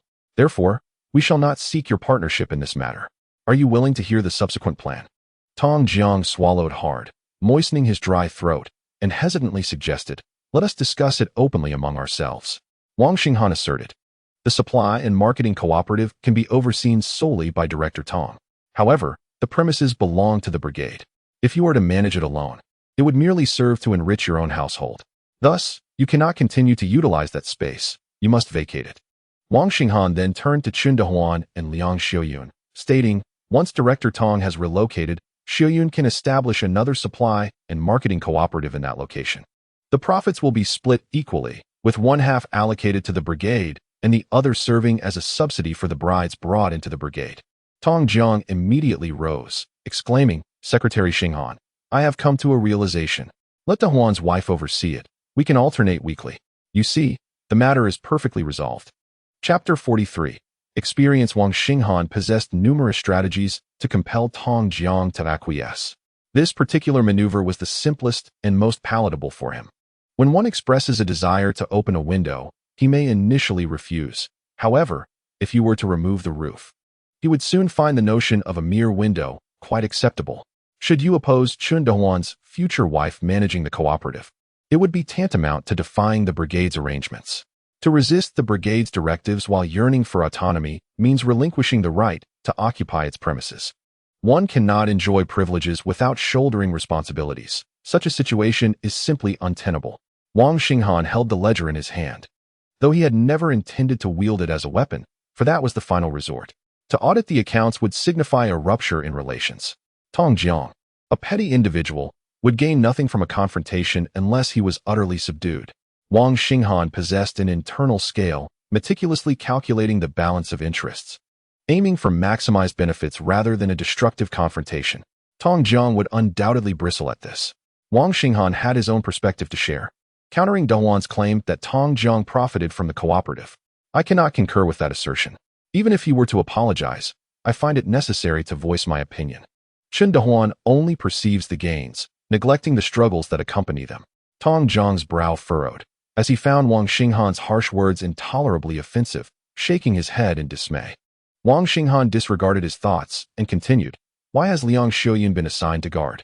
"There are two reasons. Chen Dehuan harbors suspicions about you. As I mentioned earlier, those who advocate must provide evidence. Therefore, let Liang Shuyun experience the toil of early mornings and late nights, so she understands the challenges of this job. The second reason is that Liang Shuyun graduated from high school and is reputed to be adept at calculations and bookkeeping. I am eager to see if she can accurately maintain the accounts." Wang Xinghan directed his last remark at Liang Shuyun. Her cheeks flushed slightly as she assured Secretary Wang, "Rest assured, I will keep the accounts meticulously." Chen Dehuan playfully nudged Liang Shuyun with his cane, teasing, "What's Secretary Wang? Just call him Brother Xinghan." With a sigh, Wang Xinghan mused that clarity of thought was indeed a rarity. Chen Dehuan, lacking Liang Xiuyun's quick wit, inquired, "Brother Xinghan, when will Xiuyun begin her duties?" Wang Xinghan replied, "When do you plan to organize it?" Chen Dehuan smacked his forehead, exclaiming, "I'll go discuss it with my parents right away." With that, he took Liang Xiuyun's hand and headed outside. Although Liang Xiuyun felt somewhat stiff, she did not pull her hand away, allowing it to dangle heavily behind Chen Dehuan, a true reflection of the era's young women, innocent and delightful. As they approached Chen Dehuan's home, Liang Xiuyun clung to him. It was only then that Chen Dehuan realized his forwardness, quickly growing anxious and awkwardly chuckling, fearing that Liang Xiuyun might slap him at any moment. Nevertheless, Liang Xiuyun firmly stated, "Chen Dehuan, from now on, when others are present, you must not call him Brother Xinghan in any situation." Taken aback, Chen Dehuan asked, "Why not? I've always called him that since childhood." Liang Xiuyun stamped her foot, insisting, "Are you listening?" "Of course," he replied, in his enthusiasm. He might even have asked how many pounds of excrement she meant if she commanded him to eat it. Liang Xiuyun elaborated, in front of the elders, "You should maintain a professional demeanor. You are merely intensifying your closeness with him, as if he were favoring you, which could tarnish his reputation." Chen Dehuan's features contorted in confusion. "Oh dear, my head feels itchy.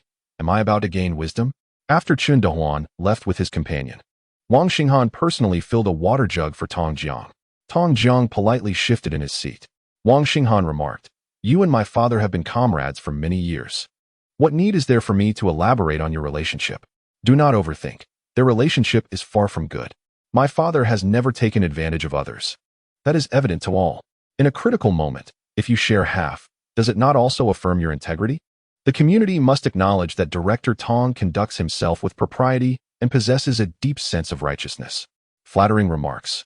Your ability to secure a partner is undoubtedly due to your efforts. Imposing value. Wang Xinghan earnestly handed a teacup to Tong Jiang, stating, "Most importantly, as a village director, how can you afford to neglect your responsibilities?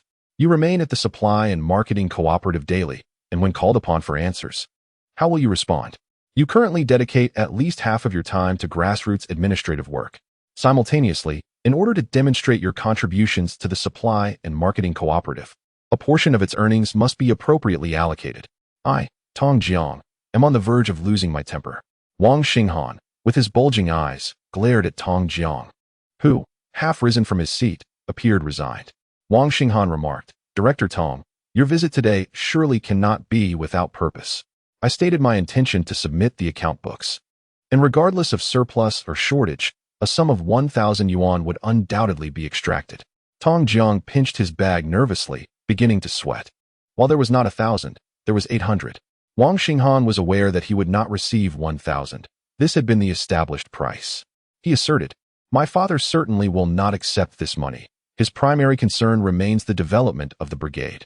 You shall submit these funds to the brigade's office, and later, I will apply for several thousand from the town.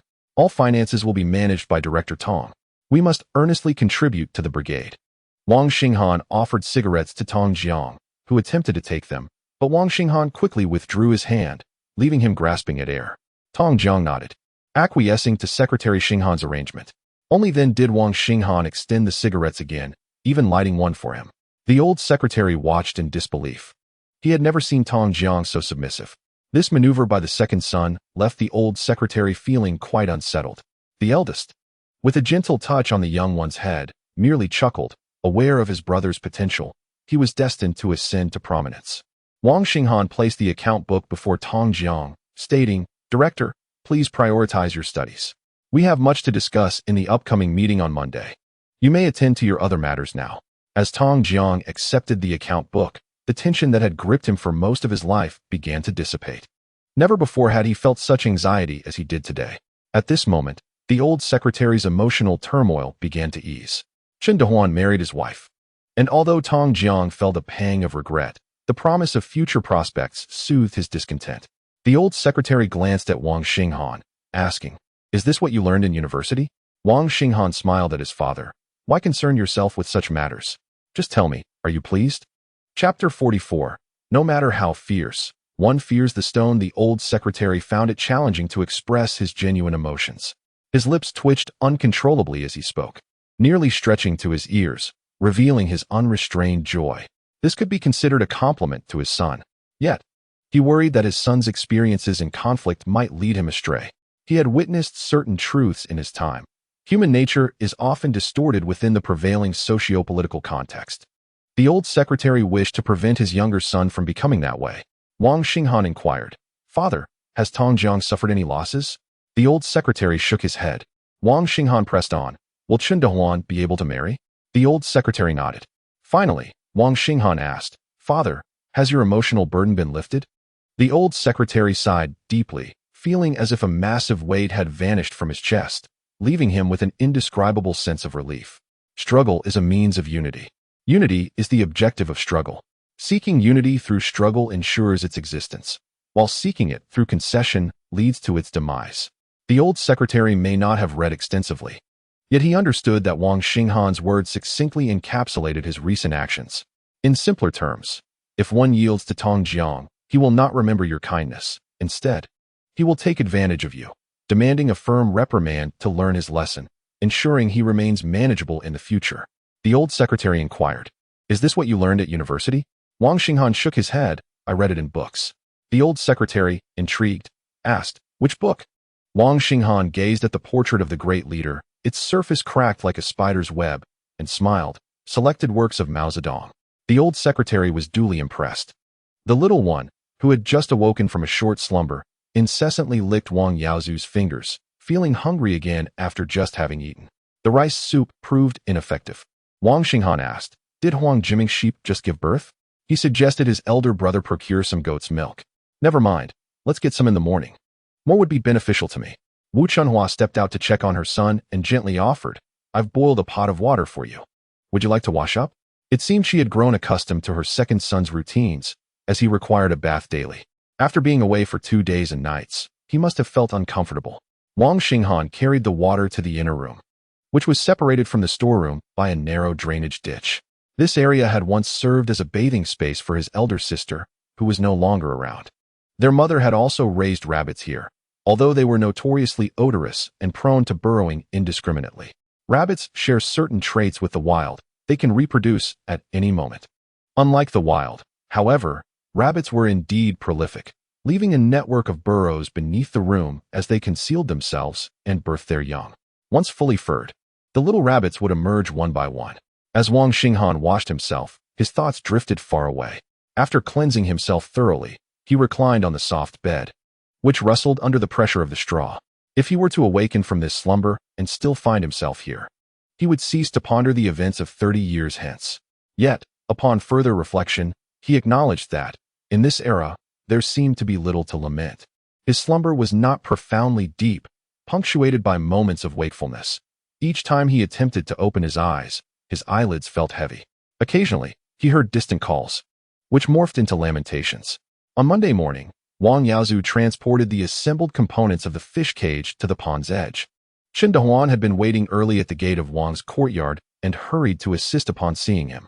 Once everything was moved to the pond, Wang Yaozu glanced at the overly enthusiastic Chen Dehuan and remarked, "Do you have no work of your own? If you're idle, why not join them in breaking stones at home?" Chen Dehuan rubbed his hands together, slightly embarrassed, and replied, "I wish to learn from you, brother Yaozu." Wang Yaozu, cigarette in hand, tilted his head to observe Chen Dehuan's embarrassed expression. "What could I possibly teach you?" he inquired. Chen Dehuan replied, "Anything would suffice." Xiao Yun chimed in, "Brother Yaozu and Brother Xinghan are both destined for greatness. While I cannot aspire to be an official like Xinghan, I wish to learn from you, Brother Yaozu, and absorb whatever knowledge you have to offer." Such sentiments had previously eluded Chen Dehuan, who felt reticent to express them. However, under Xiao Yun's encouragement, he felt compelled to comply. Wang Yaozu began to remove his clothing, soon left clad only in his undergarments. "If you cannot swim, go inside and blow up that inner tube," he instructed. In the city, swimming rings were commonplace, and in the countryside, it was equally typical to use a tire inner tube as a flotation device. Wang Yaozu was determined to get things done, yet found himself without anyone readily available to assist. Although Chen Dehuan might be a bit simple-minded, he was obedient and followed instructions without question. The water was somewhat chilly, even before the onset of summer, as Chen Dehuan worked alongside Wang Yaozu to set up a net enclosure. Many gathered outside their homes, observing the scene with curiosity and anticipation. When Wang Xinghan emerged from his house, the crowd of onlookers, youths and middle-aged men alike, moved toward him, eagerly offering cigarettes. Today marked the end of the public notice period, which meant that Wang Xinghan officially assumed the role of village secretary at Hexi. However, the flattery from the bachelors was not solely due to his new position. The village had recently been abuzz with two significant events: the downfall of Tong Jiang and the impending marriage of Chen Dehuan. The two occurrences were intrinsically linked and orchestrated by Wang Xinghan himself, leading the local bachelors to develop an unconscious admiration for him. They arrived at a straightforward conclusion: aligning with Wang Xinghan would enhance their prospects of marrying women from neighboring villages, regardless of their motivations for uniting around Wang Xinghan. His ambitions for returning to his hometown were gradually coming to fruition. At the very least, they were no longer passively waiting for brides to be distributed to them. The path to governance unfolded in 3 stages. First, engage in politics. Second, promote oneself. Third, ensure prosperity for all: wealth, food, and companionship. Thus far, Wang Xinghan appeared to be progressing steadily. Of course, there were those who fancied themselves enlightened and uncooperative, such as Li Qingshan. He squatted on the high platform at the entrance, bare-chested and displaying a physique of impressive muscle, deriding the sycophantic bachelors. Meanwhile, his wife bent over in the chicken coop, gathering freshly laid eggs. Li Qingshan snatched an egg, cracked it open, and downed the raw contents in one swift motion, causing his wife to recoil in shock. Upon closer inspection, her disheveled hair failed to conceal the fresh bruises on her face, evidence of his violent temper over the past few days. "Wang Secretary, congratulations on your new position," Li Qingshan shouted, his mouth still tinged with the taste of raw egg. Wang Xinghan looked up and smiled warmly, exuding approachability. However, Li Qingshan's demeanor was darkened by suspicion. "What did you discuss with the temple priest the other day?" "I've returned with stones. Yet he refuses to accept a single one. Are you in cahoots with the priest to concoct some scheme? You need not inform me. Should you do so, I shall boast to my brother Yaozu in town." "Place the stone down. I am merely jesting." The morose Wang Yaozu clutched a large stone slab, and I thought, have you lived long enough? Upon witnessing this, Li Qingshan could only concede defeat. Chapter 45. Discretion, brother, Wang Xinghan called out. The elder brother brought the stone down with a heavy thud, leaping to stomp upon it, treating it as a paving stone. Li Qingshan spat, his expression neutral as he regarded Wang Xinghan, preparing to retort. Wang Yaozu lifted his head, pointing at Li Qingshan, causing the latter to swallow the retort he had intended to unleash. Muscles taut in his neck as he carried the bowl into the house. This scene elicited quiet laughter from the onlookers. Wang Xinghan led his elder brother toward the edge of the pond, utilizing this brief walk to converse. "Brother, you aspire to be a leader. You cannot rush headlong into everything." Wang Yaozu replied, "I am accustomed to battle." Wang Xinghan countered, "Having read some history, you should understand. Your experiences in the army also contributed to your desire to leave it. In warfare, many conflicts remain unseen. However, once the battle concludes, various issues and disputes surface. Should we resort to warfare to resolve these?" Wang Yaozu asserted, "In other matters, I may exercise forbearance. But if one dares to bully you, I shall not hesitate to eliminate them." Wang Yaozu had a sister and a brother. With his sister lost, he transferred his affections onto his brother, thus amplifying his feelings. Wang Xinghan advised, "In business, it is essential to cultivate harmony for prosperity. As a public servant, I must prioritize unity. Our family, when addressing issues and conflicts, cannot afford to act impulsively. Moreover, those who seek instant retribution display a lack of sophistication. Would you not agree?" Wang Yaozu retorted. "That scoundrel Li Qingshan spoke to my father with such disdain that it infuriated him, causing him to barely eat. Li Qingshan is incorrigible. Should I not strike him? He will presume my temper has softened over the years." Wang Xinghan spoke earnestly. The resolution of internal conflicts should not devolve into personal vendettas. Personal grievances imply mutual faults. While some may align with you, others will side with Li Qingshan. It is preferable to quell such conflicts. If resolution proves elusive, they must be reframed as conflicts of interest. Li Qingshan is a gluttonous individual, placing personal gain above collective welfare. Such a person must be endured. If he displeases you, simply avert your gaze. Time is plentiful. We shall proceed at our own pace. It is akin to the net cages that Wang Yaozu and Chen Dehuan are currently constructing. along with the impending artificial breeding of their first catch. This initial haul of fish is not truly fish. It merely serves as bait. Once the bait is cast, let the larger fish compete for it, allowing them to be harvested from this shallow pond before scaling up the farming. One must consume food bite by bite and tread the path step by step. Yet, one must also plan ahead. The elder brother seemed to have calmed considerably. In the morning, he prepared the net cages. And by afternoon, I set forth for Fuzhou. Chen Dehuan spotted Wang Xinghan, along with the bashful secretary Xinghan. It was not that Chen Dehuan suddenly gained insight. Rather, he was undergoing a transformation. Wang Xinghan patted him on the shoulder, declaring, "I now believe that marrying and taking a wife is indeed a splendid affair." The two families were discussing the situation at hand. Chen Dehuan's lips turned pale. It was uncertain whether it was from the cold or from excitement. The wedding date was set for the 6th of August. In truth, the entire brigade was aware that Chen Dehuan was to fetch his bride on that day. Otherwise, there would not have been so many bachelors gathered around Wang Xinghan moments ago.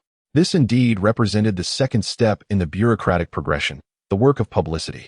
In this light, it appears that publicity work is quite essential.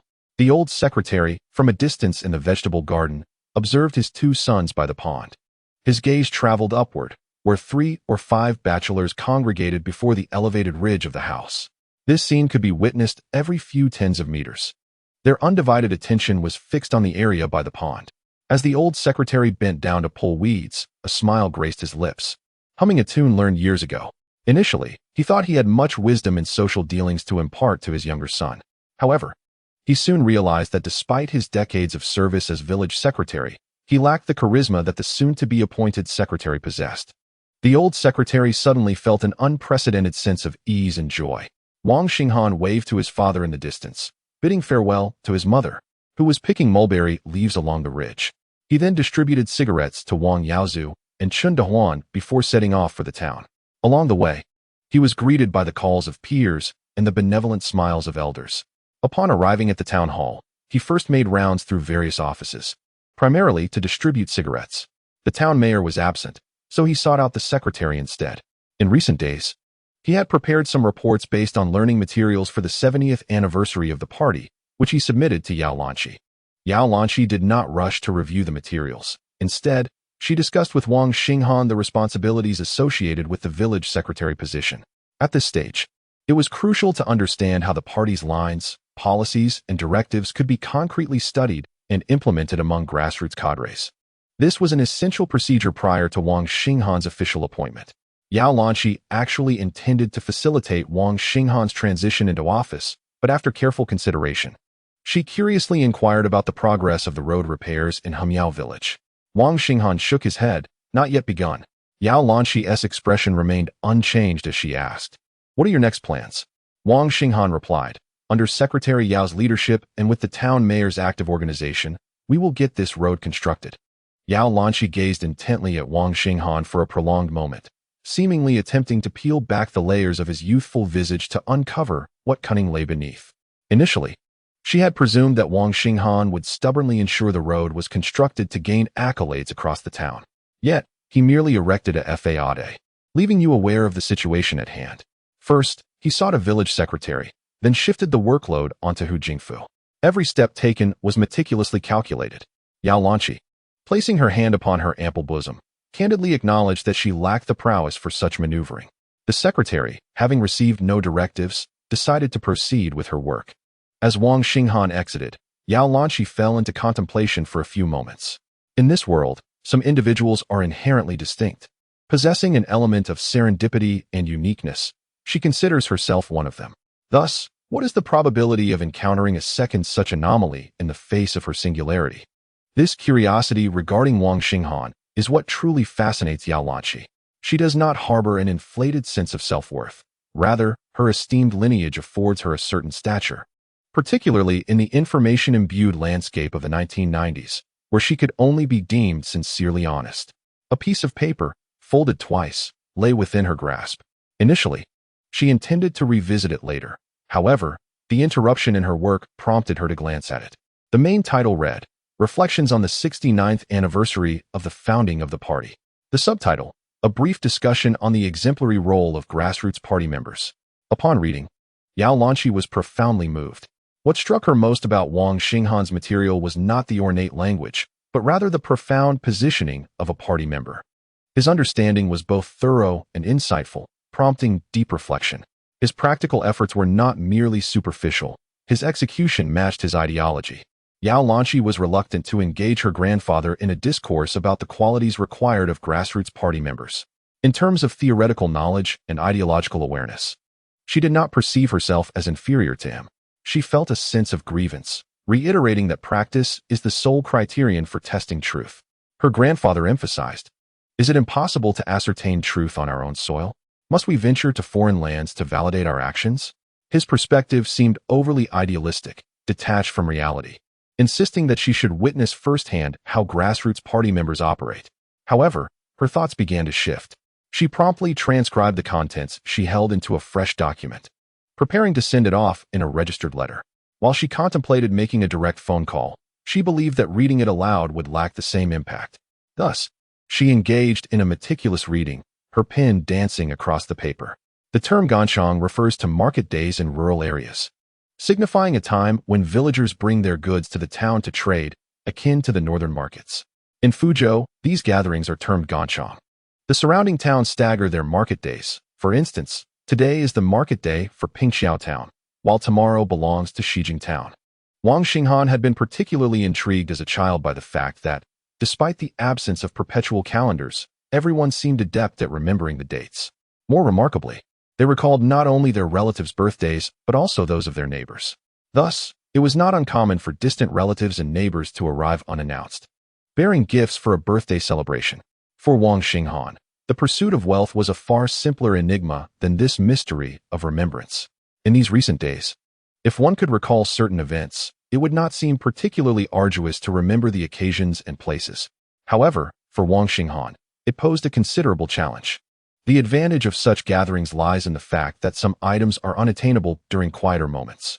On the already narrow streets, elderly men and women sell their homegrown vegetables and fruits. Some vendors display 2 chickens or a few ducks. One can even witness a calf meandering past, presumably purchased from the livestock market near the station, its nose twisted from the tugging, looking back every few steps, perhaps still yearning for its mother, uncertain of its destination or whether it would reunite with her again. The shops lining the street are filled with tables, where people of all ages crowd into tea houses, sipping on cups of tea priced modestly at 3 to 5 dimes. Next door, an old sign hangs above a barber shop, run by a young man who likely received his training in the city. He sports a pompadour reminiscent of the late 1980s style from Hong Kong and Taiwan, fluffy and slicked back, akin to an oily coif, but with a distinct buoyancy. His scissors are manual, requiring constant squeezing, making one ponder the challenge of maintaining steady hands while cutting hair, a true test of skill. Adjacent to the barber shop is a bun stall that offers only large chive and pork dumplings, each bigger than a fist, priced at 20 cents apiece. Wang Xinghan had once found chives quite odorous, yet now he finds one insufficient. Gnawing on one while holding another, he strolls along the vendors, hoping to discover something extraordinary. On the street, an old man sits atop a long bench. Beside him rests a large aluminum basin, its edges patched with a layer of material, suggesting it had been repaired rather than discarded. Within the basin, slippery, elongated eels writhe about, a sight that could easily turn one's stomach. Nevertheless, Wang Xinghan inquires, "Old man, how much for a pound of eels?" 1 yuan and 20 cents, replies the vendor. Wang Xinghan responds, "I'll take 5 pounds. Is 5 yuan acceptable?" The old man agrees. Of course, what is not to accept? With a swift motion, he plunges his fingers into the basin, akin to a pair of iron tongs, gripping an eel firmly, regardless of its writhing resistance. With a decisive smack, the old man slams the eel onto the bench, and before the creature can fully comprehend its fate, a sharp spike pierces through its head, securing it in place. With a deft little knife, he slices along its elongated body from head to tail, gutting it entirely before lifting it away, inviting the next customer. Wang Xinghan observes with keen interest. In the village, he had encountered 2 of the sharpest knives, one for slicing bamboo strips and the other for dispatching eels. He had witnessed the most brazen methods of slaughter, the soul-severing palm, a swift strike to a rabbit's neck, leaving it unaware as its hide was removed, and the deft technique of slaughtering pigs, the knife entering the throat and piercing the heart with precision and speed, devoid of hesitation. Compared to these, the only method Wang Xinghan was familiar with was wiping himself, never tearing the paper, nor leaving a mess, and he hadn't even swallowed a bun yet. The eels were swiftly dispatched, and on the other side, a scale awaited, weighing the catch at 5 jin and 1 liang, declaring, "Let us call it 5 pounds." The elderly gentleman remarked that the price of 1 yuan per jin was the weight of freshly slaughtered fish. His insistence on the price was rather exasperating. Yet in the end, I only paid 5 yuan. One must not allow their goodwill to disrupt the current market, as it is akin to artificially inflating prices. While carrying the eel, the old man specifically advised me to hurry home and consume it, lest it spoil. Wang Xinghan strolled further inside, purchasing 2 popsicles for 20 cents from the shop's freezer, tossing them into his bag. This act left the shopkeeper astounded. How could one so casually discard something worth only 20 cents? With the popsicles to preserve freshness, he continued to browse, soon discovering even more exquisite delicacies than the eel. Before a man in his 60s lay a basket brimming with dark, wriggling creatures, some appearing to possess hardened shells adorned with barbed hooks. These were known as earth monkeys, the larvae of cicadas. Cicadas metamorphose from such larvae, emerging from underground burrows, climbing trees, and leaving behind empty shells known as cicada exuvii, which possess medicinal properties. One could hardly believe that upon seeing these creatures, Wang Xinghan envisioned them transformed into a golden, crispy delicacy. Old Hu was certainly in for a treat at noon. Having gathered all the ingredients, he returned to the office, where Hu Jingfu was indeed indulging in clouds of smoke. "Mayor, I have come to request your guidance in the village," he exclaimed, raising the vegetables and wine. Hu Jingfu immediately replied, "Comrade Wang, your term is up for public notice today. You are officially in office, right? Let us go. I shall accompany you to your inauguration." Hu Jingfu, it seems, would never submit unless his needs for food and shelter were met. Chapter 47. Transparency. Why bring Hu Jingfu to the He Miao Zue village? Because Old Hu relished food and drink. To initiate road construction, one could rely on Wang Xinghan, but for its completion, Old Hu was essential. Observers may find Wang Xinghan's actions perplexing. A 4-mile road could seemingly be completed by Wang Xinghan in collaboration with the village priest. Why then involve Hu Jingfu? It is imperative to include him. When constructing a road, is there a proper application? Is the process being followed? Is there an approval? Who bears the responsibility? The crux lies in clarifying accountability. Of course, if any significant issues arise, they would be quick to shift the blame. Thus, this clarification of responsibility translates to sharing credit. Some may still question, why should he receive any credit? If you do not involve him in the venture, why would he support you when it benefits him? Moreover, the majority of your objectives must pass through his hands. Indeed, he may not be able to assist you. However, what if he inadvertently hinders your progress? Just like the road construction, if Hu Jingfu were to declare, the act of building roads is commendable, yet there are procedural violations. Was there encroachment on arable land? Did everyone consent? Ultimately, after completion, they might find a reason to dismantle it. Therefore, navigating this hurdle with Hu Jingfu is unavoidable. At that moment, seeing the items in Wang Xinghan's hands, Hu Jingfu could only think of protein, saliva pooling at his mouth. In the next instant, he noticed Wang Xinghan's thoughtfulness. Not only had he purchased ingredients, but he had also summoned a 125 cubic centimeters motorcycle. The esteemed mayor of Tangtang Town. It is truly appalling that there is not even a motorcycle to be found in Pingxiao Town, which speaks volumes of its dire poverty. The motorcycle had transported individuals back to the He Miao Zue Brigade, where Wang Xinghan instructed someone to carry the items back home for Wang Yaozu's arrangement. As they traversed the remaining stretch of this noticeably transformed agricultural road, Wang Xinghan pondered how long it had been since Hu Jingfu last visited He Miao Zue. The last time he came was during the construction of Tong Zhang's house, when Hu Jingfu had come to collect fees known as the residence tax. What? There is no such fee?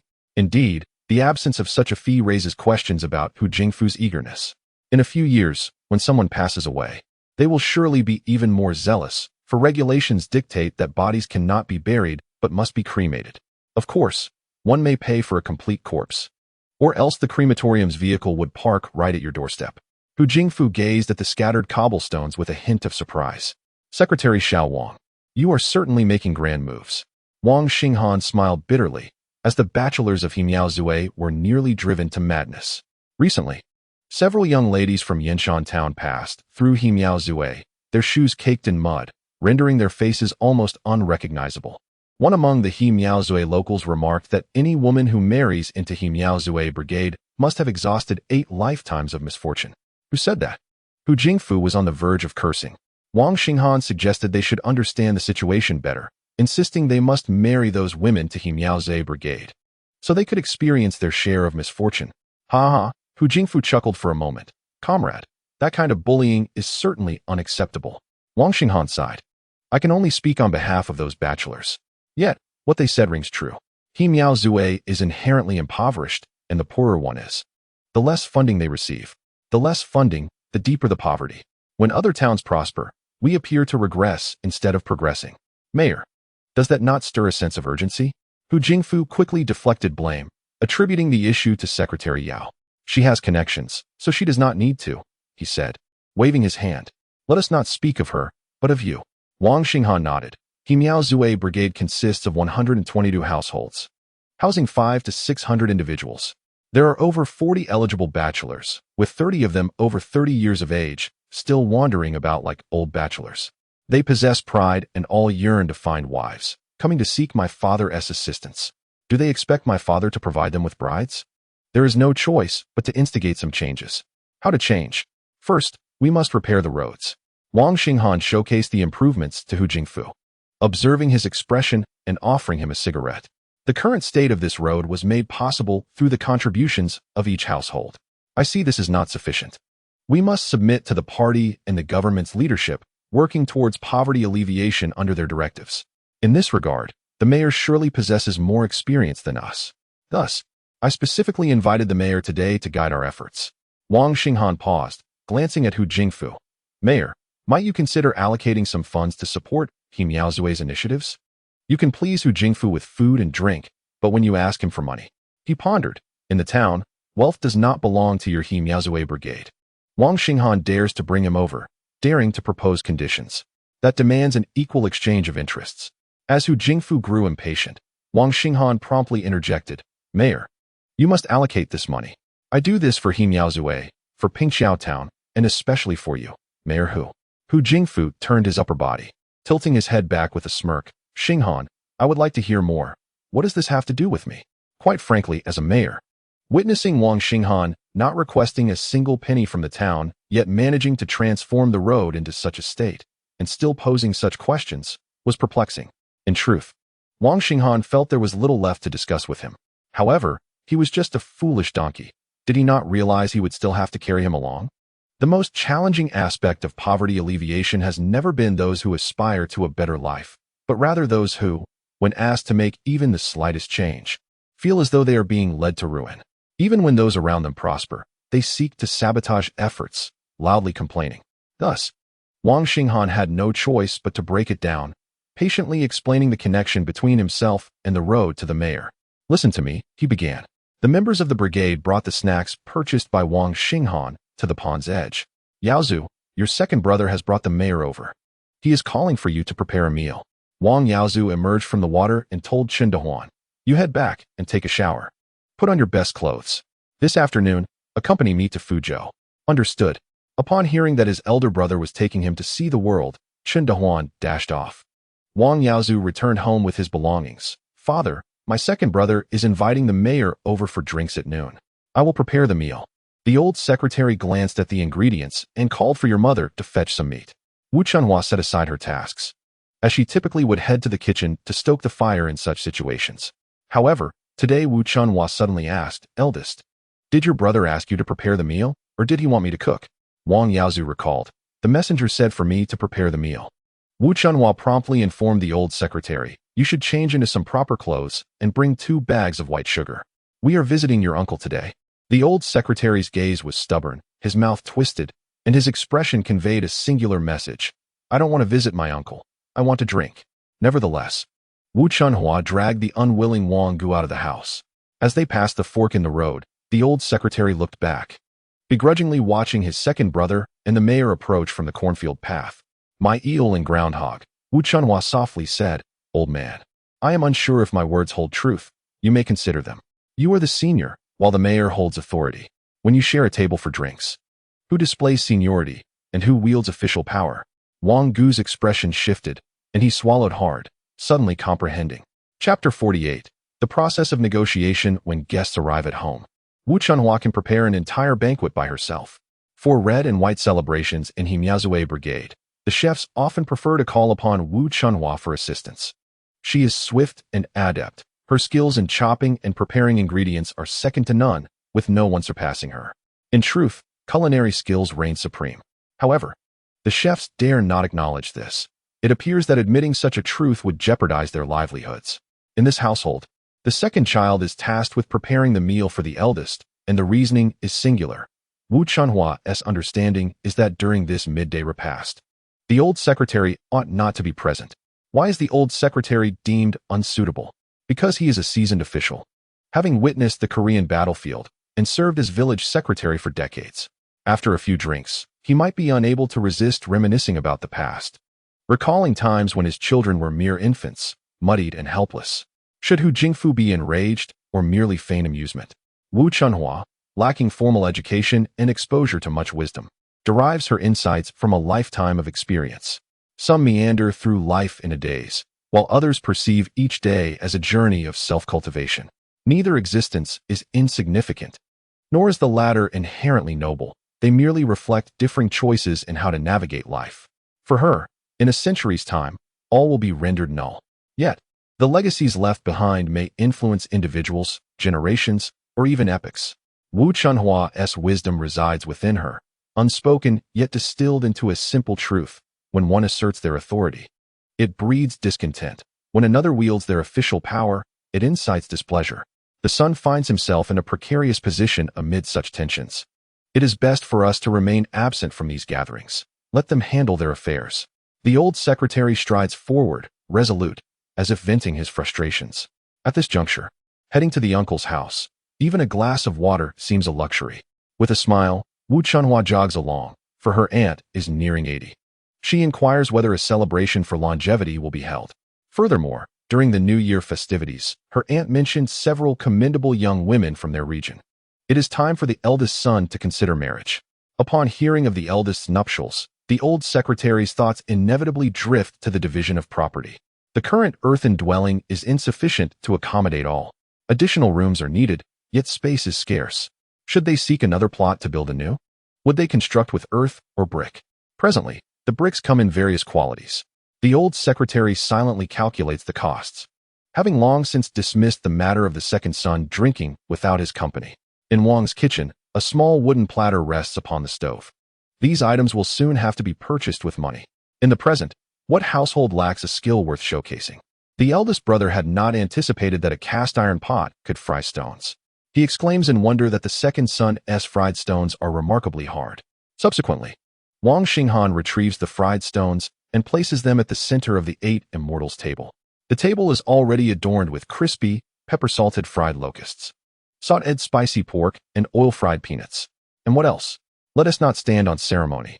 Come, eat, come eat.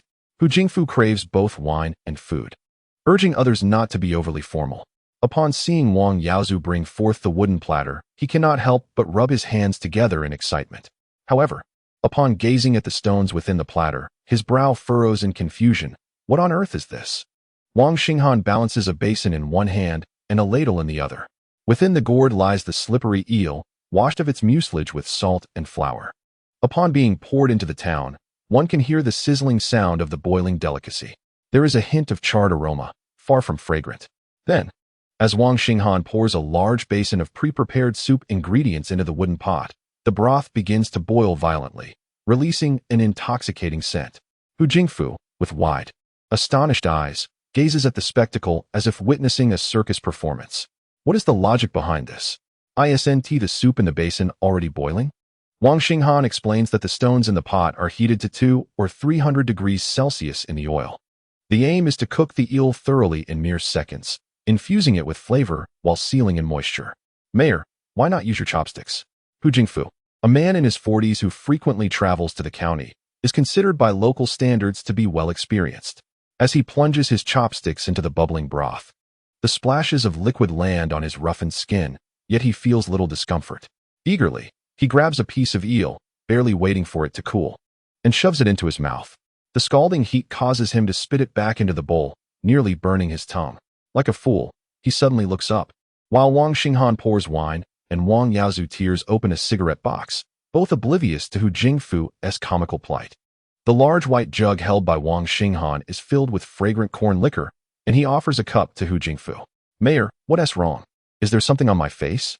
Wang Xinghan pretends to be surprised, indicating that he has not noticed Hu Jingfu's reaction to the scalding heat, eliciting hearty laughter. Only then does Hu Jingfu relax. His mouth, now numbed, takes a sip of liquor to cool down, and he casually inquires, "Secretary Wang, does the repair of this road in your brigade have any relevance to me?" What relevance could it possibly have? The original intent was for the mayor's benefit. However, when the words leave Hu Jingfu's lips, they imply that there must be some advantage involved, casting him in a somewhat greedy light. Whether he is truly greedy is uncertain, but even if he were, he wouldn't allow others to speak of it, nor would he admit to it himself. This is called saving face. Wang Xinghan, unhurried, encourages, "Mayor, please say a few words."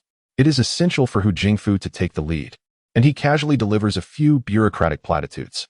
Wang Xinghan raises another cup, expressing gratitude for the town's guidance and work. He then offers a private toast to Hu Jingfu, followed by another for Wang Yaozu. How many cups has that been? Regardless of how much one has to say, it ultimately depends on the preferences of the host and guests on that day. The purpose of the banquet is to conduct business. Yet one must not allow the business to overshadow the banquet itself. The theme must be interwoven within the various segments of the gathering. This is why so many share anecdotes, why beautiful women are often arranged to attend, and why there are endless topics for conversation. The important matters are subtly interspersed within these discussions, akin to smuggling in private goods, or as one might say, nurturing with gentle, unnoticed influence. Once Hu Jingfu is sufficiently intoxicated, Wang Xinghan finally states, "Mayor, the 1st of July next year holds extraordinary significance. It is the grand celebration of the 70th anniversary, commemorating the fruitful achievements under the leadership of the party and the peaceful and prosperous life of the people guided by the party. Under the leadership of the party, the rejuvenation of the nation is at hand." What is there at Hemiaozue? Drinking. Wang Yaozu raises a toast to the town mayor, who, while sipping, gazes intently at Wang Xinghan, his expression deeply engrossed, as if he is in a trance. His focus is merely an illusion, for his mind is a muddled mess. Is he not akin to those students who seem perpetually attentive in class, yet never manage to improve their grades? A facade of effort and concentration, mere idlers. Nonetheless, Wang Xinghan must continue, asserting that if Hemiaozue does not present something substantial by the upcoming July 1st, it will become a mere receptacle, a night pot. Whenever any leader visits, they will wish to conceal Hemiaozue, for upon entering the village, the furious shouts of dozens of bachelors can be heard. Dozens. Such a display is somewhat intimidating. Wang Xinghan seizes Hu Jingfu's empty wine cup to emphasize, the only viable asset of Hemiaozue Brigade is this road. Merely touching upon the topic is insufficient. Wang Xinghan intends to elaborate on the connection between this road and Hu Jingfu. He does not resort to cramming information into Hu Jingfu's mind. His capacity for comprehension is limited. Therefore, Wang Xinghan articulates his points in intervals, allowing time for digestion, encouraging him to sip and nibble before proceeding. This approach prevents Hu Jingfu from feeling overwhelmed. Acquiring resources requires a sense of rhythm. One cannot bombard him with a relentless barrage of information. After the meal, it is time for toasting. If Hu Jingfu returns home feeling queasy, the entire day would have been in vain. Wang Xinghan has but one method to gauge his pacing, whether Hu Jingfu is intoxicated. If he begins to slur his words and ramble, there is no point in continuing. The white pot of corn liquor flows steadily. Both Hu Jingfu and Wang Yaozu have indulged generously. In such a scenario, Wang Xinghan recognizes that his rhythm is acceptable to Hu Jingfu, who appears unperturbed and eager to hear more from him. Mayor. Others claim the Hemiaozue Brigade is beyond saving, poor, lazy, and rigid. Yet, the mayor has not abandoned us. After much deliberation, he has engaged in dialogue with every household in the village. To achieve prosperity, we must first construct roads. This road is not as simple as it appears. It represents a pathway to our wealth. It is a route designated by the mayor for our Hemiaozue Brigade's advancement. Stop. Wang Xinghan raises his cup with both hands to toast Hu Jingfu. Hu Jingfu, A leader who does not shy away from toasting, drains his cup, and, with chopsticks poised above the wooden table, scrutinizes Wang Xinghan, questioning whether he can drink as well. Wang Xinghan responds, "I am not eloquent and often struggle to express a multitude of thoughts. I only know how to work diligently. However, I wish to convey my ideas. A few more drinks would loosen my tongue. Work must be done, and slogans must be shouted, loudly, so that all know we of Humiao Zue aspire to lift ourselves from poverty and strive to be at the forefront of Pingxiao Town. We are certainly not a group lacking ambition." This final remark subtly nudges Hu Jingfu, urging him to empathize.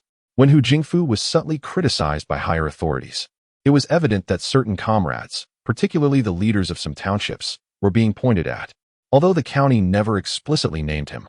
The overt remarks were almost directed squarely at Hu Jingfu. After Wang Xinghan endorsed Hu Jingfu, he immediately proclaimed his intent to showcase the efforts of the impoverished and backward Hemiaozue Brigade of Pingxiao Town. He asserted that despite the dire circumstances, the town's leadership remained committed to seeking change and progress. "Look, hasn't this resulted in successful engagement?" Hu Jingfu thought, sensing a sense of accomplishment rising within him. He raised his glass, urging, "Secretary Wong, please elaborate. It is merely a road. Even if you pave it to the heavens, it remains just a road." Wang Xinghan chuckled. "Are you testing me, town leader? The leader who does not abandon the most destitute brigade can indeed claim to be the benevolent guardian of Pingxiao Town." The town leader could confidently assure inspecting officials that he was worthy of Pingxiao Town's trust. The county would recognize the town leader's commitment and the desires of the grassroots populace. In the future, when special agricultural support funds arrived at the county, would they not consider our town? Once the special funds are allocated, can I raise eels? Can I cultivate frogs? Can I farm loaches? Can I plant vast fields of corn for distillation? Hu Jingfu laughed while rebuking, "Are you trying to make me reside in your Hemiaozue brigade?"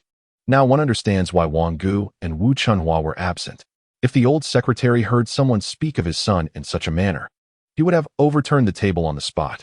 No one pretends to be subservient while wishing for their parents to witness it, nor does anyone act meekly in front of their children. In the world of adults, nothing comes easily. Wang Xinghan, feeling emboldened, suggested, "Let us tidy up a room in the brigade. The town leader can come anytime to oversee the work." The presence of the town leader in their brigade would reflect a genuine concern for their welfare, something that other brigades could only envy. In truth, Hu Jingfu had begun to appreciate this place. He often moved between various brigades, indulging in the convivial atmosphere fostered by shared meals and drinks. Today, however, the focus was not on drinking. The food was delightful, the conversation pleasant, and indeed, the pancakes were delectable. Hu Jingfu remarked, "Yet, the town truly lacks funds." Wang Xinghan replied, "I understand the town's difficulties. As long as the town leader shows genuine concern for us and provides minimal support in action, that would suffice." After contemplating over a couple of drinks, Hu Jingfu proposed, "The credit union can guarantee a loan of 30,000 yuan for your brigade." Wang Xinghan waved his hand dismissively. 30,000 is far too little." Hu Jingfu exclaimed, 30,000 is insufficient? What, do you require more?" Wang Xinghan replied, "At least 60,000. The town hall still owes some hospitality fees, doesn't it? The credit union must express some goodwill. A portion must be reserved for the town as a hospitality fee." Now, it was Hu Jingfu's turn to clink glasses with Wang Xinghan. "Let us drink." When the conversation reached this juncture, the matter was settled. What followed was a back and forth of drinking between Wang Yaozu and Hu Jingfu, until the latter was so intoxicated he could barely stay upright on the table. Wang Yaozu, brimming with pride, seized a piece of meat from the platter to offer to the little cub. However, Wang Xinghan intervened, saying, at this age, he should not be indulging in solid food. Even if he did not feed the little one, it merely transitioned from wagging its tail to a pitiful whimper, eventually sitting down in expectation, feigning indifference towards the delectable spread on the table. Yet, the incessantly twitching nose and the licking of its lips betrayed its true desires. Wang Xinghan plucked a handful of oily peanuts from the platter, holding them in his palm as he strolled towards the bumpy, pockmarked field path, puffing on a cigarette. As he exhaled clouds of smoke, he tossed the peanuts into his mouth, contemplating the winding path before him, akin to the convolutions of the human heart. Must this road be paved? Absolutely, for it signifies the first step towards transformation for the villagers. While one should not expect an immediate metamorphosis, it is imperative to teach them cooperation, if only to instill a desire for a better life. Surely, Every household must aspire to have a Western-style house. And each of those houses should possess a pot lid. A good life does not simply fall from the heavens. It is forged through hard work and diligence. Wang Xinghan tossed the last peanut into his mouth. Li Qingshan's wife, with her disheveled hair and half of her face marred by injury, approached with a demeanor resembling someone who had just awakened from a troubled slumber. She clutched a deep gray apron, which concealed plums freshly picked from the tree, some bearing a hint of white. "Secretary Wong, have some plums." From this perspective, it was evident that at least some had begun to regard him as Secretary Wong. If Li Qingshan's wife had not suffered so grievously at his hands, her mind would not have been so keen as to seek Wang Xinghan's assistance. The plums were slightly unripe, with sweetness lurking beneath a bitter first bite, much like the unfortunate woman's life. She leaned forward, presenting her apron to Wang Xinghan. "Secretary Wong, please take more." He took a handful, totaling no more than 6 or 7 plums. The woman smiled contentedly as she returned, her unspoken desires evident in her demeanor, a quintessential expression of "figure it out for yourself." Her frequent glances back, though cheerful, were tinged with hope and a hint of pleading. This scene surpassed the performances of countless actresses Wang Xinghan would later witness on screen throughout the decades. Only the authenticity of life can truly touch one's heart. As she entered the courtyard, the mocking voice of an elderly woman echoed, berating her, "You wretched creature, you must be the one to entice others." Wang Xinghan had brought the town chief along, and the woman perceived this as a show of support for him. Might Wang Xinghan be able to resolve the issue of Li Qingshan's abuse? Unfortunately, no, not at this moment. Domestic violence in the 1990s was regarded as a private affair. A saying that would persist for decades echoed, "A wise official finds it difficult to adjudicate family matters." As long as there was no fatality, any intervention would be futile. Of course, one could always flee. In this day and age, the distinction between rural and urban life is hardly worth mentioning. Numerous instances exist of wives leaving and never returning. Upon his emergence, Wang Yaozu noticed that the second brother's face had begun to break out in rashes. Did he truly desire to reduce himself to such a state? Was he genuinely intoxicated, or merely feigning it? Wang Xinghan retorted with a question of his own. Wang Yaozu nodded in agreement, acknowledging that it was approximately that extent. By the way, with such substantial loans, when will the brigade ever repay them? If they cannot manage to repay 60,000, what hope is there for 600,000? And 6 million? Or even 60 million? Whatever dreams the second brother concocted, the elder brother accepted them without hesitation, undeterred by the risk of choking on them. Yet, Wang Yaozu felt a semblance of reluctance. Glancing back at the room, he recalled the hospitality funds of the town hall. Wang Xinghan remarked that this atmosphere pervades the entire nation today. Without proper connections, achieving one's objectives is rather unrealistic. This path holds little significance for Hu Jingfu. That old rogue, he is not enamored with power but rather enjoys feasting, drinking, and taking advantage. What others desire, one must provide. What awareness, thoughts, or perspectives one wishes to convey. Can one genuinely communicate that? By presenting the most tangible benefits before them, one becomes a commendable leader and subordinate alike. The road that Wang Xinghan is advocating for is not merely a superficial project. It will serve a practical purpose in the future. Will you require a road for agricultural machinery? Will you need one for breeding and cultivation facilities? When leaders come to inspect your exemplary village, will they not need a road? Nature is unpredictable. Should a work group arrive to inspect on a rainy day, one step into the mud could leave them stuck, and they might never return, regardless of how eloquently they may speak or empathize in the days to come. It will function much like an emergency braking system in a fast-moving vehicle. The He Miaozue will merely serve as an obstruction, quickly forgotten. The role of Hu Jingfu is merely as a mouthpiece, a decorative faade, a mascot. It is essential for all parties, both superior and subordinate, to perceive Pingxiao Town as united. Wang Xinghan dares to bypass the hierarchy. Young Wang possesses capability, yet craves the spotlight. Today he may overshadow Hu, but will he dare to challenge the county head tomorrow? In the realm of governance, once one attains the county or departmental level, one must assume the existence of intricate nuances regardless of their actual presence. This clarifies why Yao Lanshi could readily allow Wang Xinghan to proceed with his initiatives, yet hesitates to encroach upon Hu Jingfu's authority. Furthermore, she appreciates Wang Xinghan's proactive communication and reporting to the town head during the execution of his duties. Despite her disdain for Hu Jingfu, Yao Lanshi adheres to the established protocols of the workplace. This is the nature of politics. One must not extend their reach too far, for disrupting the norms undermines unity. Ultimately, the goal of struggle is unity. Returning to the crux of the matter, Wang Xinghan seeks roads, Yao Lanshi desires tangible outcomes, Hu Jingfu aims to profit, and the villagers yearn for financial gains. Wang Yaozu instantly grasped why the second brother felt overwhelmed. One must conduct affairs with integrity. Leave the money-making endeavors to me. And the connections as well. The only concern is whether Hu Jingfu is too greedy, potentially leading to an even greater inability to restrain his appetites. Wang Xinghan, rather bluntly, remarked that losing money originates from the thrill of winning, and indulging in extravagance is merely a means to enjoy delightful pleasures. In less than 2 years, there will be a reshuffle from the provincial level down to the county and township.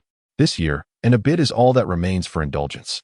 Many fail to comprehend that as Pingxiao Town deteriorates and becomes poorer, Hu Jingfu grows increasingly stable. Should there be any shift in the fortunes of this township, it would be time for old Hu to be reassigned. Virtue surpassing gain will surely yield rewards, whereas gain exceeding virtue will inevitably lead to loss. Wang Yaozu, in a state of urgency, declared his intent to leave for the city. Wang Xinghan replied, "There's no need to rush on this day." Wang Yaozu waved his hand dismissively. "I have waited 30 years. I cannot afford to wait even a moment longer." Wang Xinghan nodded, suggesting they send old Hu away. Wang Yaozu remarked, "Why not let him sleep in your bed? I saw how well you coaxed him earlier. Sharing your bed signifies a close relationship." Wang Xinghan glanced at Wang Yaozu, inquiring if their parents had gone to their uncle's. Wang Yaozu nodded in affirmation. Wang Xinghan continued, "All right, when they return, I shall tell them of a rather ample woman in the village, suggesting you two are quite the match and should marry soon." Wang Yaozu's features contorted. "Brother, I am your blood. I will promptly send old Hu away. How dare he think to sleep in my bed?" The motorcycle that had earlier returned them came again. As per Wang Xinghan's instructions, it fortuitously picked up the drunken Hu Jingfu. Wang Yaozu secured him with a strap around his waist. Hu Jingfu slumped at the back of the vehicle, and as it jostled, his entire body swayed and flailed, resembling an inflatable noodle figure outside a supermarket years later. A rather amusing sight. Chen Dehuan donned his finest attire and took a shortcut to catch up with his elder brother Yaozu, running joyfully. He sought to procure a suit for himself and a vibrant red suit for Liang Xiuyun, not to forget a headpiece. His mind had rehearsed the scenario of the wedding day countless times. A loudspeaker announced a meeting at 4 in the afternoon. This was the most well-attended gathering of the year for the village cadre. The newly appointed branch secretary had been personally delivered by the town mayor. Tong Jiang, the village head, assumed the role of moderator for the meeting. In the shabby village, the attendees included group leaders, the director of the Women's Federation, the security chief who also served as the militia commander, and the Communist Youth League secretary, who doubled as a primary school teacher, Yang Fan. Despite their attempts to exhibit enthusiasm towards Wang Xinghan, their smiles appeared withered and devoid of genuine emotion, a rather lackluster display of admiration. Wang Xinghan refrained from lengthy speeches and merely addressed a few key points. First, Director Tong Jiang had donated 1,000 yuan to the village under the auspices of the Supply and Marketing Cooperative. Second, the temple priest contributed another 1,000 yuan to assist the village. And third, Wang Yaozu intended to rent a pond. At this revelation, their smiles transformed, becoming vibrant and eager, as if ready to unite closely around Secretary Wang to embark on significant undertakings. Chapter 51. Short-sightedness and selfishness. The village had long been devoid of funds. The river temple had failed to generate any projects. Wang was a good person, a commendable secretary, but he was certainly not an effective leader. The assessment of one's character can be gauged by law and morality. Yet the evaluation of a secretary must be based on party regulations, discipline, and integrity. The assessment of a leader's capabilities can be aptly illustrated through the current state of development in He Miaozue. Within the collective, there are no funds to distribute. Yet, Wang persistently advocates for self-reliance and prosperity through hard work.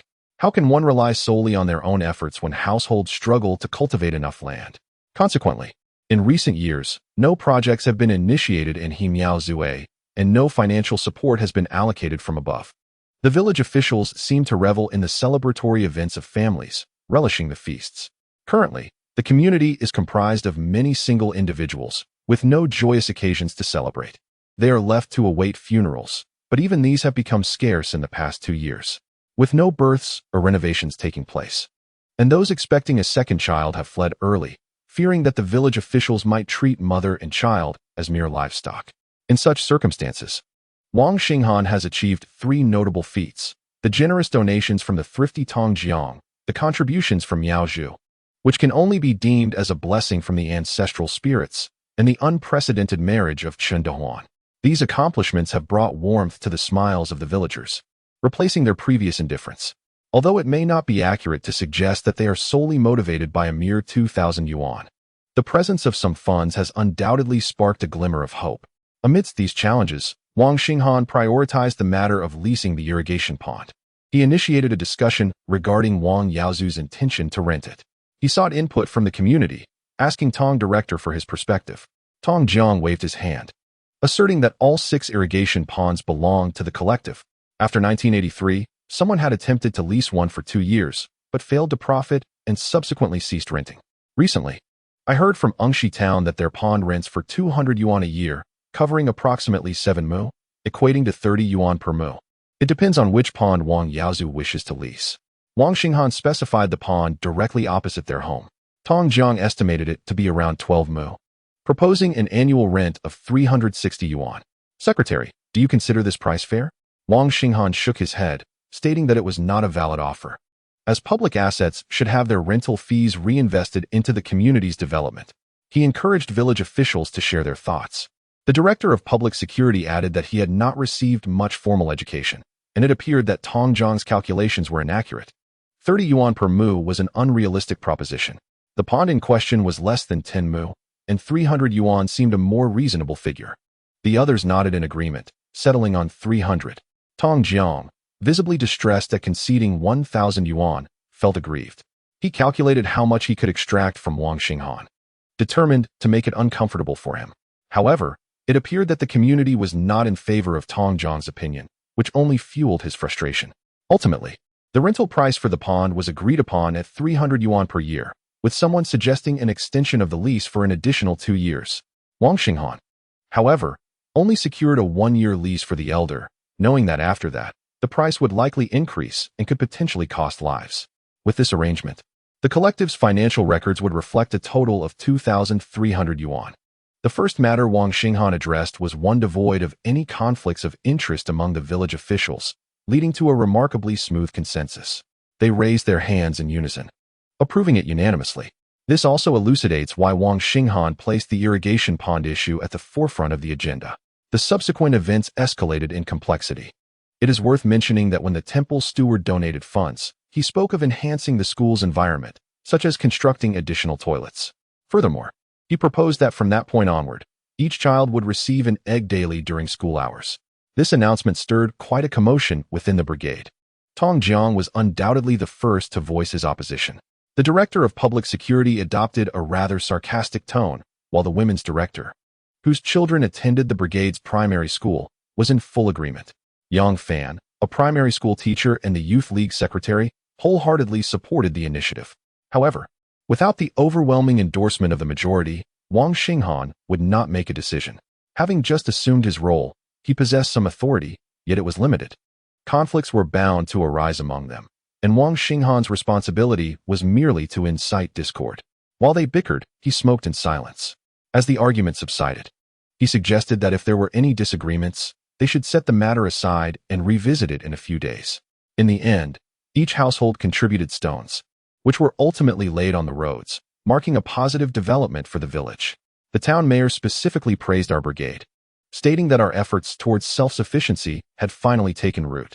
To further encourage participation, I proposed that with over a month remaining until the corn harvest, any family willing to contribute labor could assist in paving the roads with pebbles. Daily provisions would include 2 meals, lunch and dinner. Director Tong, please coordinate with the butcher to ensure that every laboring villager receives 2 liang of meat per meal. Thus, on the first day, an individual would receive half a jin of meat, along with rice and vegetables, bringing the total meal cost to nearly 3 yuan per person. This is indeed a profitable arrangement, providing meat while saving on household expenses. Those willing to work would undoubtedly be eager to participate. The person responsible for procurement, upon calculating the costs, would also be inclined to support the initiative. As for those who contribute nothing, they still benefit from free meals and drinks. During the hand-raising vote, they scrambled to participate, fearing that a moment's delay might deprive them of a share of the meat. In stark contrast, regarding the school matters, even with their own sons and grandsons attending, they displayed little concern for whether other children's misdeeds would affect their grandchildren. They were indifferent to the fact that the school lacked even a single flagpole, void of a national flag. Decades later, if anyone mocks rural children for lacking a youth palace, it merely reflects their ignorance of the situation. After a while, discussions revolved around the daily meal subsidies. Wang Xinghan retained the somewhat agitated Tong Jiang, and whenever procurement was mentioned, it fell squarely on Tong Jiang's shoulders. Whatever could be squeezed out was under his control. Wang Xinghan remarked that in a couple of days, Tong Jiang might need to make a trip to the town.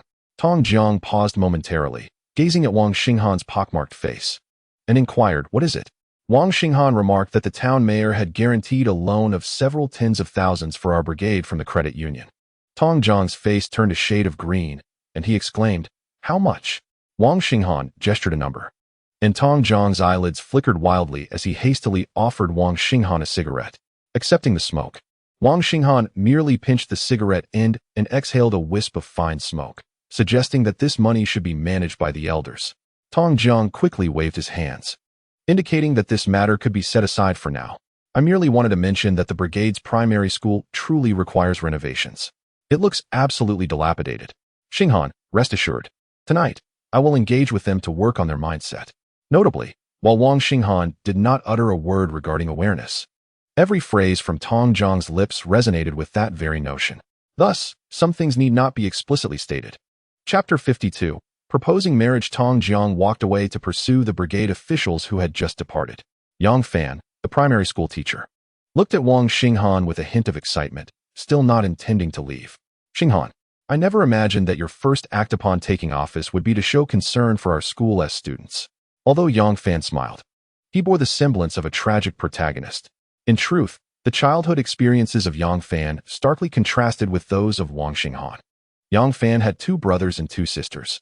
Whenever their parents managed to procure something delicious, they would wait until all the siblings were asleep before secretly indulging.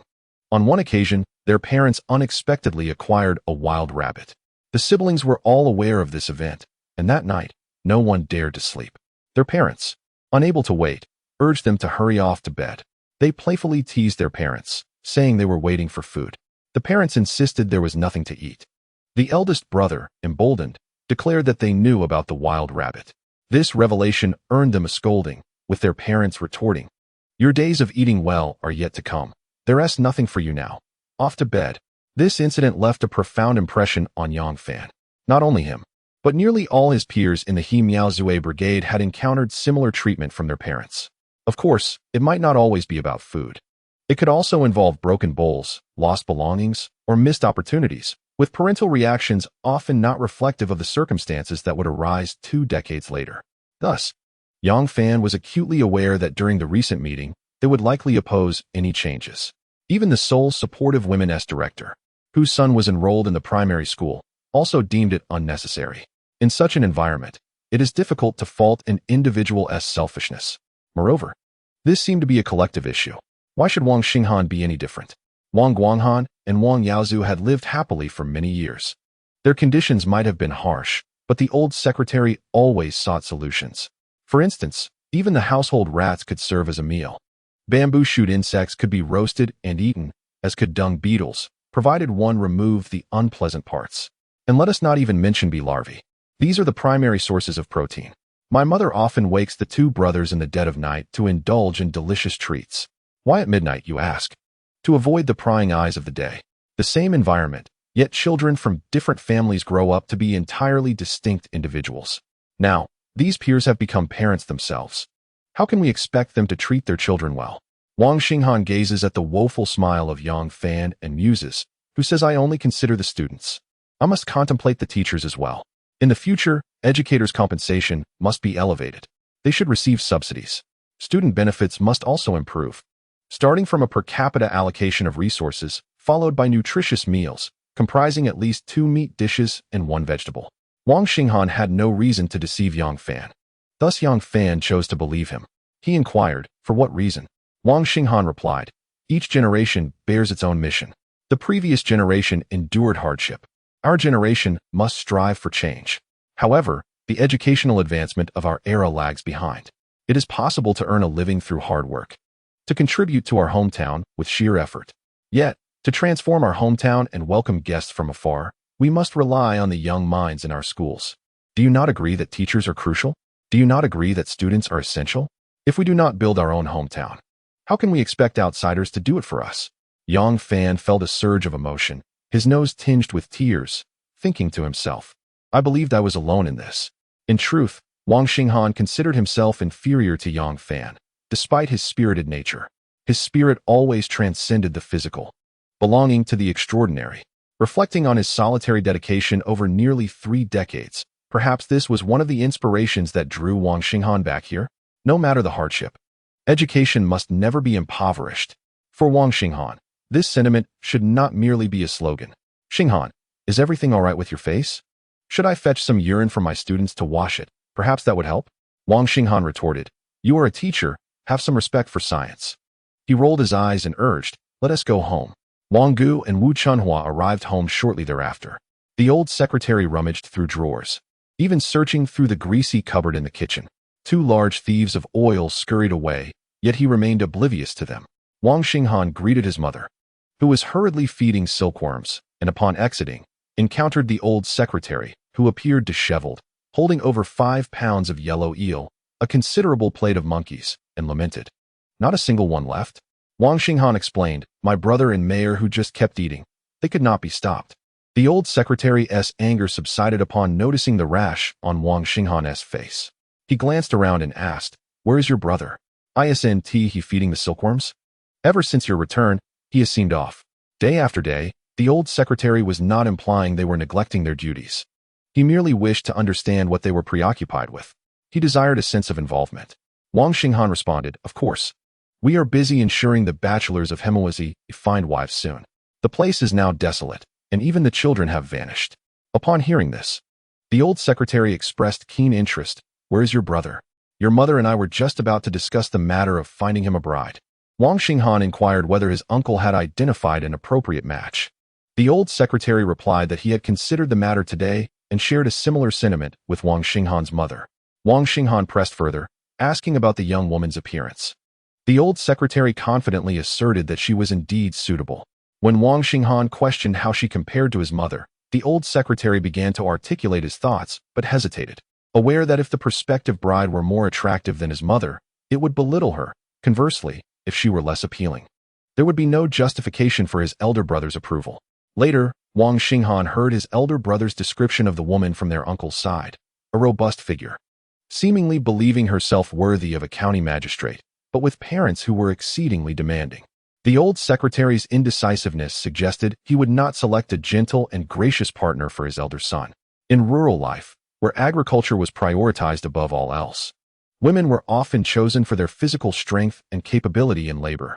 The old secretary, being an ardent farmer, would likely seek a woman who could endure hardships and contribute significantly to the household's labor force. Wang Xinghan remarked to his father that if the match were unsuitable, there was no need for haste. With dozens of bachelors in their village, many unresolved issues remained, while the old secretary seemed solely focused on his eldest son's situation. He worried that others would criticize the retired secretary for his outdated thinking, especially since he had previously agreed to remain single alongside the other bachelors. Observing the old secretary's ambiguous expression, Wang Xinghan realized his father had managed to pull his brother back from the brink of an ill-advised decision. Inside, Wu Chunhua was joyfully spreading large leaves of mulberry on the silkworms, clearly pleased with her work. Chapter 53. Entering the city, however, the old secretary was not swayed by Wang Xinghan's arguments. He held firm to his own convictions. He questioned whether his elder son would remain unmarried for life if they did not secure a bride. Wang Xinghan responded that if his brother were to marry, they would need to divide the family property. The old secretary retrieved his notebook and abacus, calculating the expenses for building a brick house. As he diligently worked the abacus, he stated that there should be adequate funds for his elder son to marry, but he wondered if there would be provisions for Wang Xinghan as well. The moment the abacus beads clicked sharply, the old secretary's calculations abruptly ceased. Wang Xinghan fixed his gaze on his father, teasingly questioning whether he had only set aside money for his brother's house and neglected his own needs. The old secretary, fingers deftly maneuvering the abacus, mused aloud about his elder son's whereabouts. Wang Xinghan replied that his brother had gone to seek funds for the bachelor's housing. Initially, the old secretary was skeptical, but noticing the seriousness etched on his younger son's face, he realized they were likely pursuing a novel venture. After a moment's contemplation, he decided that he and Wang Xinghan's mother would visit their uncle in the coming days to discuss the matter with the young woman, suggesting they wait 2 years. Wang Xinghan's face twitched slightly. "Father, please hear me out. If you truly require labor, we could raise a cow. There is no need to have my elder brother marry one." The old secretary glanced around furtively and, crouching low, shouted, "Chunhua, where's my armed belt?" "Old secretary, no need to search. Your eldest son has taken it," Wang Xinghan replied, feeling quite pleased with himself as he saw the old secretary pick up a shoulder pole. Chen Dehuan was filled with excitement throughout the journey. On the bus, he frequently spoke about Xiuyun, what she was doing, what she had said, and what she wanted. Then he would inquire about brother Yaozu's marital status, urging him to find a partner soon. "If you can't find one, let Xiuyun introduce you to her classmates." Chen Dehuan was not boasting. His behavior resembled a reverse form of conformity. In typical conformity, one desires what others have, like a college dorm where everyone is in a relationship except for one person. To keep pace with others, you might seek a partner merely for the sake of it. However, Chen Dehuan's approach was the opposite. "I am well fed. I wish for everyone to be well fed. I have a partner. I hope everyone finds one." This desire for unity is a commendable quality. Yet, after disembarking at the Fuzhou bus station, the previously exuberant Chen Dehuan shrank behind Wang Yaozu, timid and lacking the earlier enthusiasm. In recent years, Fuzhou had embarked on a campaign for sanitation and adopted the slogan, "Learn from the Chidu traffic police." In the streets of Fuzhou during the 1990s, one could observe pedestrians and vehicles each adhering to their own paths, with no litter strewn about. Although the buildings were not tall, the city exuded an unmistakable urban charm that warmed Wang Yaozu's heart. In contrast, Chen Dehuan felt a sense of pressure, as if all eyes were upon him. He walked awkwardly, his hand brushing against the side of his body. Fortunately, night soon fell, providing him some relief, although the beads of sweat on his forehead rendered him quite disheveled. After walking some distance from the station, Wang Yaozu led Chen Dehuan into a rice noodle shop. Chen Dehuan felt unclean and preferred to sit outside, while Wang Yaozu chose a seat indoors, beneath a large oscillating fan. Leaning against the wall, he could observe the surroundings. They ordered 2 bowls of beef rice noodles. Chen Dehuan sat hunched over, clutching his hands between his legs. "Brother Yaozu, I've spent quite a bit. I'll repay you when I return." People these days are genuinely honest and value their pride. They feel joy in receiving favors, yet are often embarrassed about it. They strive to articulate their sentiments in the most pleasant manner possible. If he amounts to little in life, then today's words will be mere talk. However, should he find prosperity in the future, he will repay such kindness with generosity. Some bonds require the test of time. The rice noodles were topped with generous chunks of beef, larger than a thumb. The noodles were thin and somewhat stuck between the teeth, yet they were delicious. Though the bowl was too small, scarcely larger than a household bowl, many may not fully grasp the size of a doan. If, 30 years hence, one were to encounter a bowl of noodles akin to the famed Qin bowl in a market, they might appreciate its comparable dimensions. However, in the marketplace, the bowl merely encompasses the base, barely concealing the noodles within. In contrast, the found in rural locales is substantial, accommodating a hearty serving, catering to a populace that relishes their meals. Upon arriving in the city, Chen Dehuan could not help but chuckle at the petite portions served in these small bowls, reflecting a sense of amusement at the delicacy with which city dwellers approach their meals. This mirrors the irony of city dwellers mocking rural folk for their hearty appetites. Chen Dehuan cautiously pushed the beef to the side of his bowl, attempting to grasp 2/3 of the rice noodles with his chopsticks. If he could consume it all in one mouthful, he would feel overly gluttonous, so he returned some to the bowl, striving to be more genteel. Wang Yaozu observed Chen Dehuan's awkwardness without laughter or correction, recognizing that each individual's perception and understanding of the world unfolds gradually. Some grasp concepts swiftly, while others take their time, yet each path is uniquely theirs. Wang Yaozu generously offered all the beef from his bowl to Qin Dehuan, who hastily sought to return it. It seemed yet another tug-of-war was about to ensue in the noodle shop. However, Wang Yaozu simply remarked, "Do not make it so awkward." Left with no choice, Qin Dehuan felt a surge of gratitude as he finished the beef. After dinner, Wang Yaozu took Qin Dehuan for a stroll in the People's Park, in the countryside. By 8 or 9 in the evening, apart from the barking of dogs, silence reigns. A bit later, one might only hear the cries of a husband and wife in the throes of passion. The thought of a wife brought a smile to Qin Dehuan's face. Yet he was soon captivated by the bustling scene in the park. He stood transfixed, gazing at the towering buildings across the street, overwhelmed by a sense of vertigo. How could these structures rise so high? What quantities of cement, river sand, and firebricks were required? How many lights adorned the facades? And what would the electricity bill be for a single night? Why were there so many people? Did they not tire from farming all day? Their laughter was genuinely joyous, a sight rarely seen in the He Miaozue Brigade. That night, Wang Yaozu secured a modest room for Qin Dehuan in a small inn, spending 5 yuan for a bed. Upon noticing 2 other beds occupied, he inquired, "Brother Yaozu, where will you sleep?" Wang Yaozu replied, "Don't worry about me. I will come to fetch you in the morning." Dressed in his training uniform brought back from Laoshan, Wang Yaozu found a nearby police station to wait outside. Making do for the night. Money should be spent wisely, and emotions too must be invested judiciously. Moreover, the paramount concern was safety at the police station's entrance. When away from home, safety is of utmost importance. Chapter 54. The benefactor. When Wang Yaozu went to the battlefield, Wang Xinghan instantly became subdued. The village's carefree folk, who often jested at Wang Xinghan's expense, remarked that with the eldest gone, the second, fearing reprimand from the party secretary, had transformed into a model of propriety. Only Wang Yaozu understood that with the eldest son departed, the younger, despite his youth, bore the responsibility of supporting the family. It was perhaps from that moment that Wang Xinghan began to mature. On this journey to the provincial capital, it was evident that upon returning, one could have directly attended to the fish fry matter in Fuzhou. Yet, Wang Xinghan seemed to have forgotten this obligation, handing over the task to the boss instead. The adage that a single tree cannot form a forest is well understood by both Wang Xinghan and Wang Yaozu. In the Wang family, each individual has their designated role. The ascent of a family cannot rely solely on one person. It is a collective endeavor. The second son declared his intention to uplift an entire village, a town, or even a county from the shackles of poverty. Such an undertaking cannot be achieved through mere diligence or by the efforts of a solitary individual. Wang Yaozu must also rise to the occasion.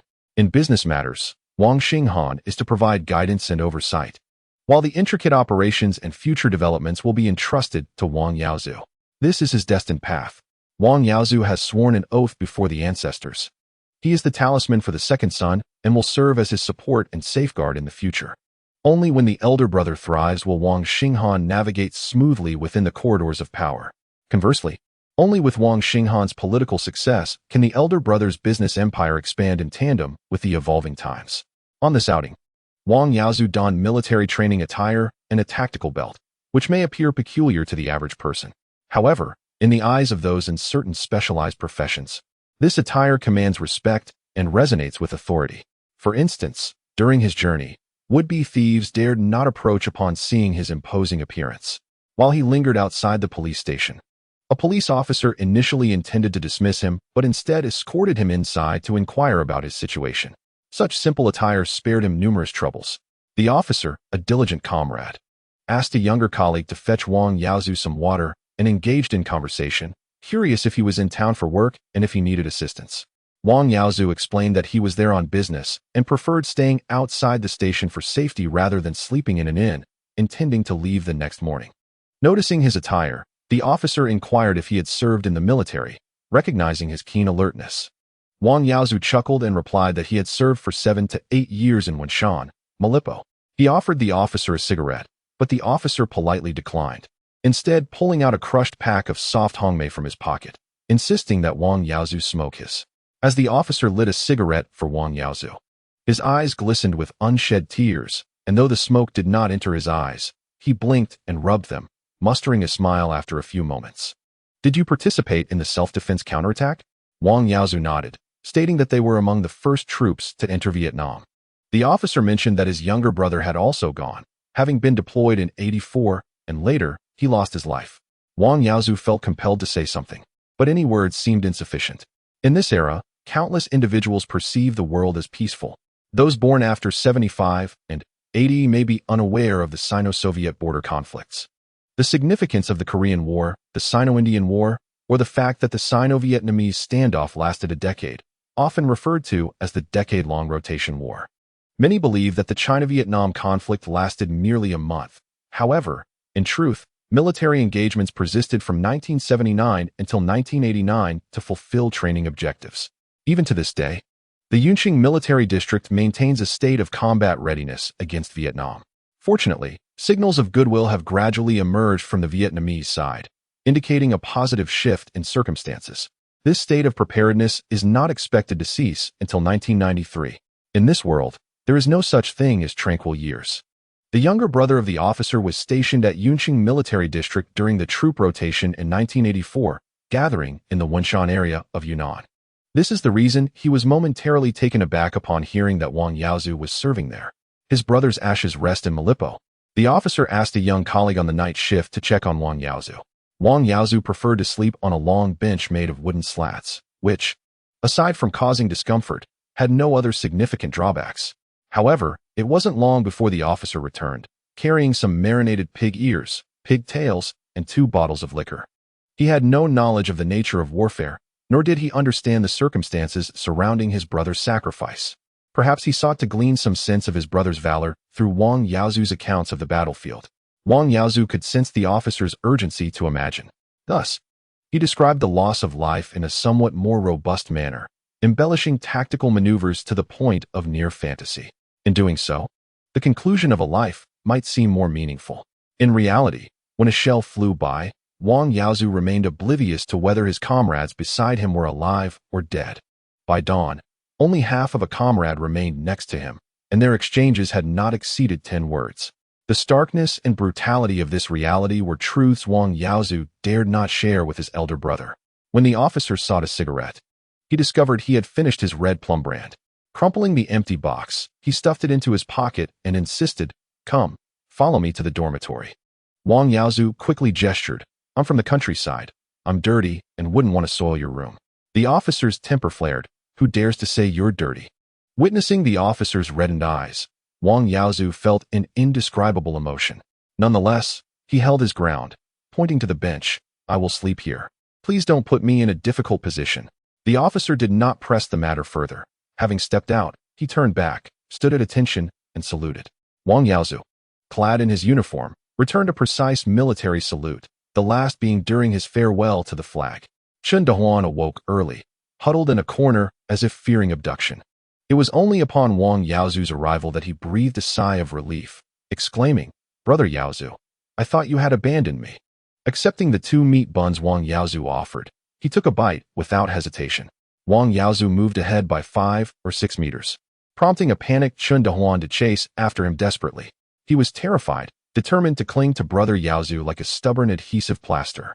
When Chen Dehuan spotted a patrol car and saw the officer open the door for Wang Yaozu, he stood there slack-jawed, still clutching the half-eaten meat bun. His mind racing with 100 transgressions Wang Yaozu had committed the previous night. However, I, Chen Dehuan, am innocent. Get in the car. Wang Yaozu shouted at Chen Dehuan from inside the vehicle. Chen Dehuan turned to leave, his steps initially hesitant, but soon transforming into a hurried run.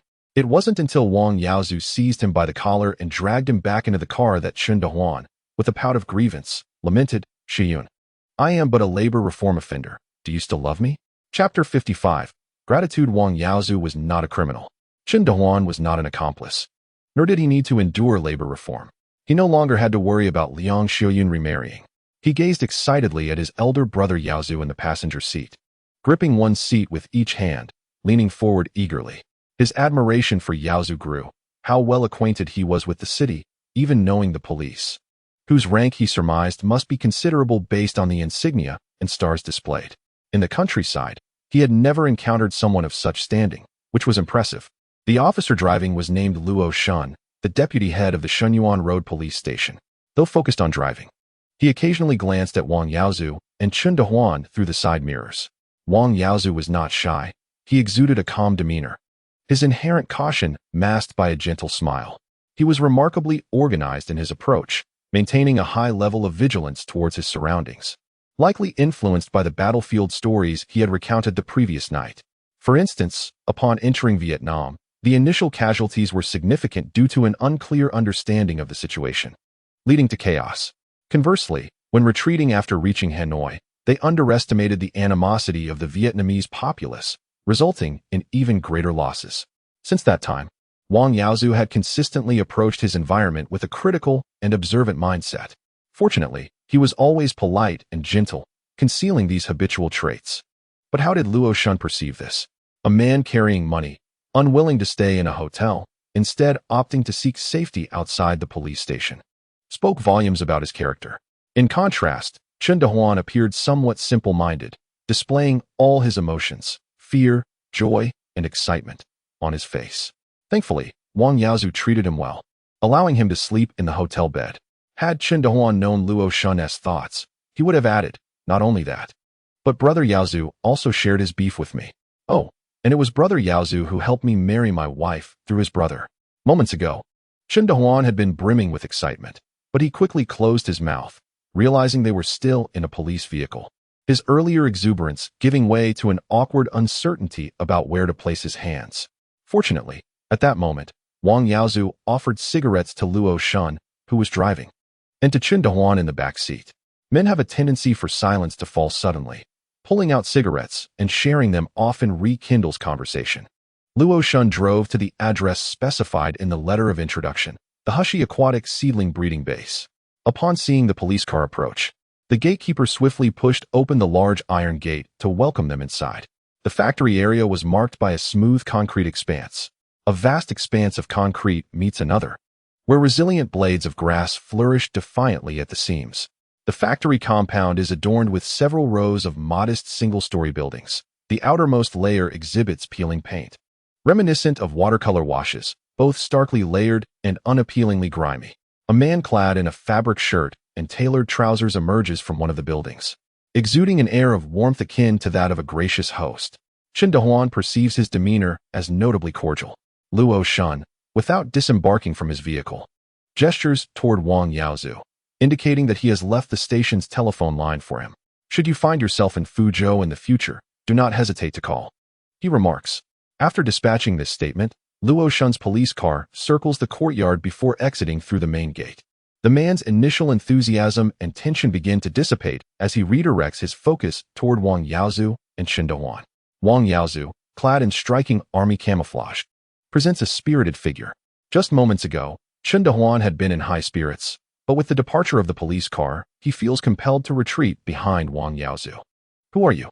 Wang Yaozu inquires, extending his hand in greeting while presenting a letter of introduction. The man opens the letter, and his expression relaxes. A smile graces his face as he ushers the two inside, casually introducing himself along the way. I am Zhao Chunlin, the owner of this factory. Do you have relatives at the Provincial Academy of Agricultural Sciences? Wang Yaozu shakes his head with a smile. No, not at all. The leaders in the town are keen on poverty alleviation and prosperity initiatives. They need to showcase some exemplary cases to inspire the community. The leaders sought assistance from the Provincial Academy. We're hoping to chart a path forward with this letter of introduction, Wang Yaozu remarks, while Chen Dehuan remains oblivious to the significance of the Provincial Academy of Agricultural Sciences, feigning comprehension with a toothy grin. Wang Yaozu retrieves a bag from Chen Dehuan and, upon entering the office, hands a package to the man. The man quickly gestures. No, really, you needn't be so courteous. Wang Yaozu replies. There's nothing of great value from the countryside, just some mushrooms picked from the woods, stir-fried vegetables, or stewed chicken. You cannot find such items in the city. If you enjoy them, I'll bring some more next time. Although these items may not hold significant worth, they are indeed scarce in urban settings. Zhao Chunlin accepts the offering, promptly stating, you will need 8,000 juvenile fish. The fry are currently about 5 to 6 centimeters long. With the introduction letter from the academy, please wait a moment while I have the finance department calculate the price. Zhao Chunlin does not head to the finance office. Instead, he steps into the courtyard, where an elderly gatekeeper, first observing the road outside, and then catching sight of Zhao Chunlin, nods in recognition. Luo Shun, who had circled the area in his vehicle, does not depart, but rather pulls over to relieve himself. He stands at the rear of the car, lighting a cigarette and quietly smoking. It was merely a chance encounter, a small act of assistance. Yet upon reflection, he considers that coming from a rural background, accumulating wealth is no easy feat. If he can help a little more, then he shall. Observing his green uniform, he recalls that the people's police serve the people, and in his work, he can be more precise. He need not announce his presence. Simply standing there, in uniform, alongside his vehicle, ensures a tangible impact. Upon receiving the signal, Zhao Chunlin returns to the office, now equipped with the necessary documentation and specific feeding methods for each developmental stage. He did not take Wang Yaozu to see the fry of the river group. Instead, he merely pointed out the several small and large ponds inside from outside. The main reason was that entering would require changing clothes and disinfecting, which was too cumbersome. Zhao Chunlin also took the opportunity to impart some knowledge, explaining that if it were a natural pond, the mud underneath might need to be cleared. You would also need to install oxygen pumps. Raising a small quantity is inconsequential, but if you intend to raise them on a large scale without professional equipment, it could become quite problematic. Eventually, Zhao Chunlin symbolically accepted a deposit of 200 yuan. He mentioned that before delivering the fry, someone would come to scout the route, assess the location, and inform them of the necessary preparations for the fry. They should have everything ready in advance, and when the time comes, a vehicle will deliver the fry. Wang Yaozu completely understood Zhao Chunlin's seasoned behavior. Unfamiliarity with the area posed considerable risks for deliveries. Scouting ahead also allowed them to gauge the local customs. If anything seemed amiss, even during delivery, it could lead to Wang Yaozu having to find a driver himself, with the freight truck requiring a deposit. These experiences were gleaned from the hard lessons learned over time. As they exited the factory, Chen Dehuan lamented, "Brother Yaozu, did you just hand over 200 like that? What else could I do?" Chen Dehuan turned back multiple times. When he turned again, he spotted a police car parked on the cement road outside. Wasn't that Officer Luo's vehicle? This time, Chen Dehuan ran much faster than Wang Yaozu. Reaching Luo Shun's side, "Brother Luo, were you waiting for us?" Luo Shun nodded. "Indeed, to take you for re-education through labor." "I don't believe it." Chen Dehuan jumped into the car, his eyes bright yet foolish.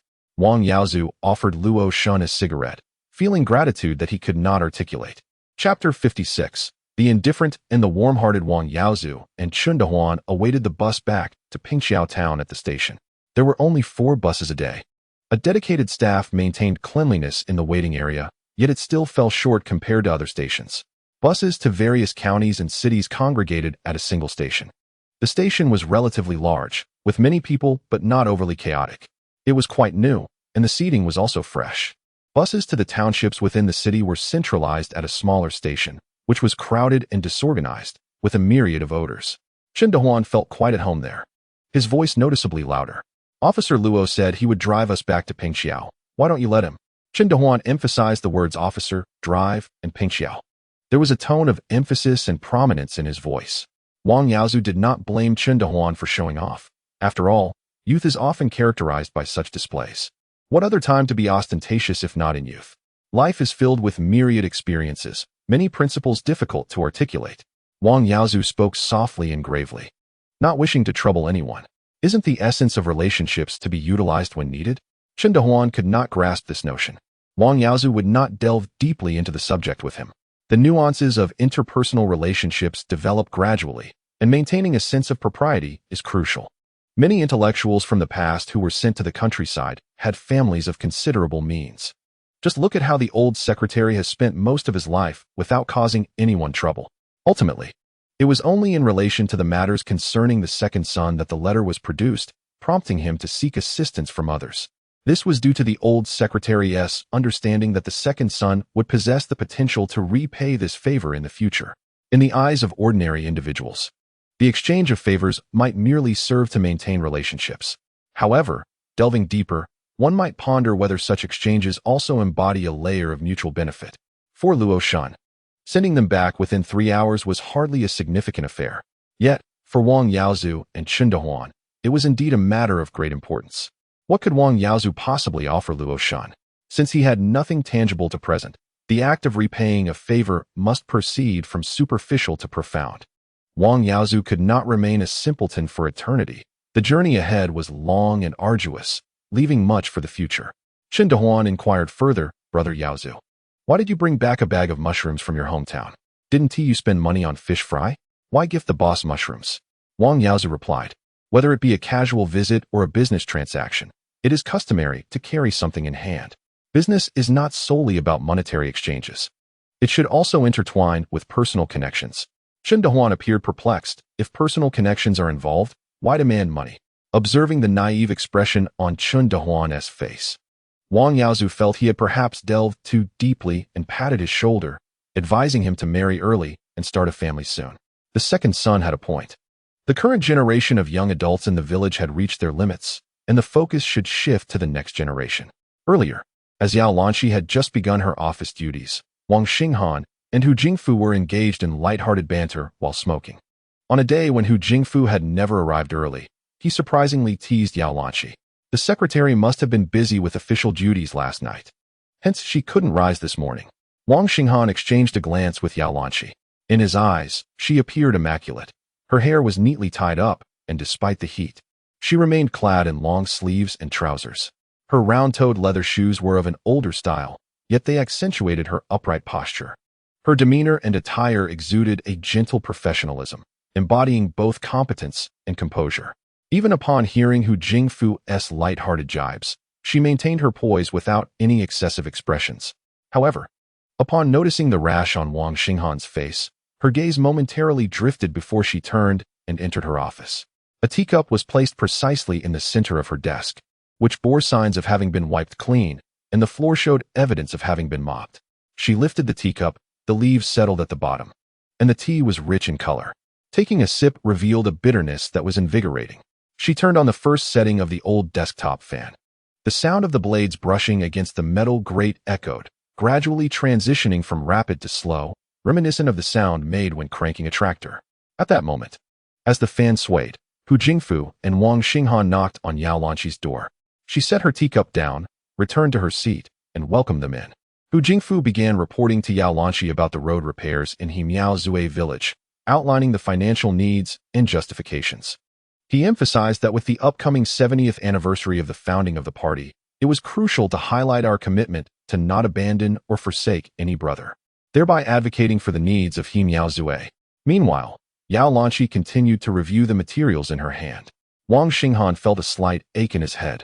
Fearing she might suddenly remark, "Your literary skills are quite solid," he was reluctant to appear overly accomplished. However, to be swiftly recognized and effectively utilized within the cadre, there lay the prospect of exceptional promotion in the future. If one does not present something substantial now, seizing opportunities would indeed prove challenging. Yao Lanqi had reviewed the material a dozen times over the past few days, contemplating the exemplary role of a prophet, which also encompassed the grand revival of the nation. She had memorized it long ago. At this moment, she was not studying it earnestly, but found it amusing. How could Hu Jingfu, an uneducated scoundrel, articulate such profound thoughts? It seemed that the liquor was not entirely off limits, but it depended on one's company. Once Hu Jingfu had shared the few points he had retained, he inquired, "Secretary Yao, I intend to allocate a sum for Hemiao Zui." Yao Lanqi raised her head to scrutinize Hu Jingfu seriously. Recognizing that the development and economic progress of the township rested solely in the hands of Mayor Hu, he could decide independently. Hu Jingfu replied, "Of course, we should discuss this thoroughly with the secretary and keep everything transparent. Moreover, isn't the town currently short on funds? Thus, we cannot provide this sum locally. We must borrow from the credit union, and I will need your approval, Secretary Yao." Yao Lanqi promptly lowered her head, resuming her perusal of the documents. Wang Xinghan quickly interjected, "Mayor, allow me to fetch you some tea." He decided to step outside for a smoke, granting them time to negotiate. It was quite customary for the heads of the party and government to privately communicate and negotiate. It was not until half an hour later that Hu Jingfu emerged from the office, his face darkened. Wang Xinghan had spent a dime outside to buy a large block of ice and entered Yao Lanqi's office. Initially expressionless in her seat, Yao Lanqi scrambled to listen to Wang Xinghan's words, fetching a basin.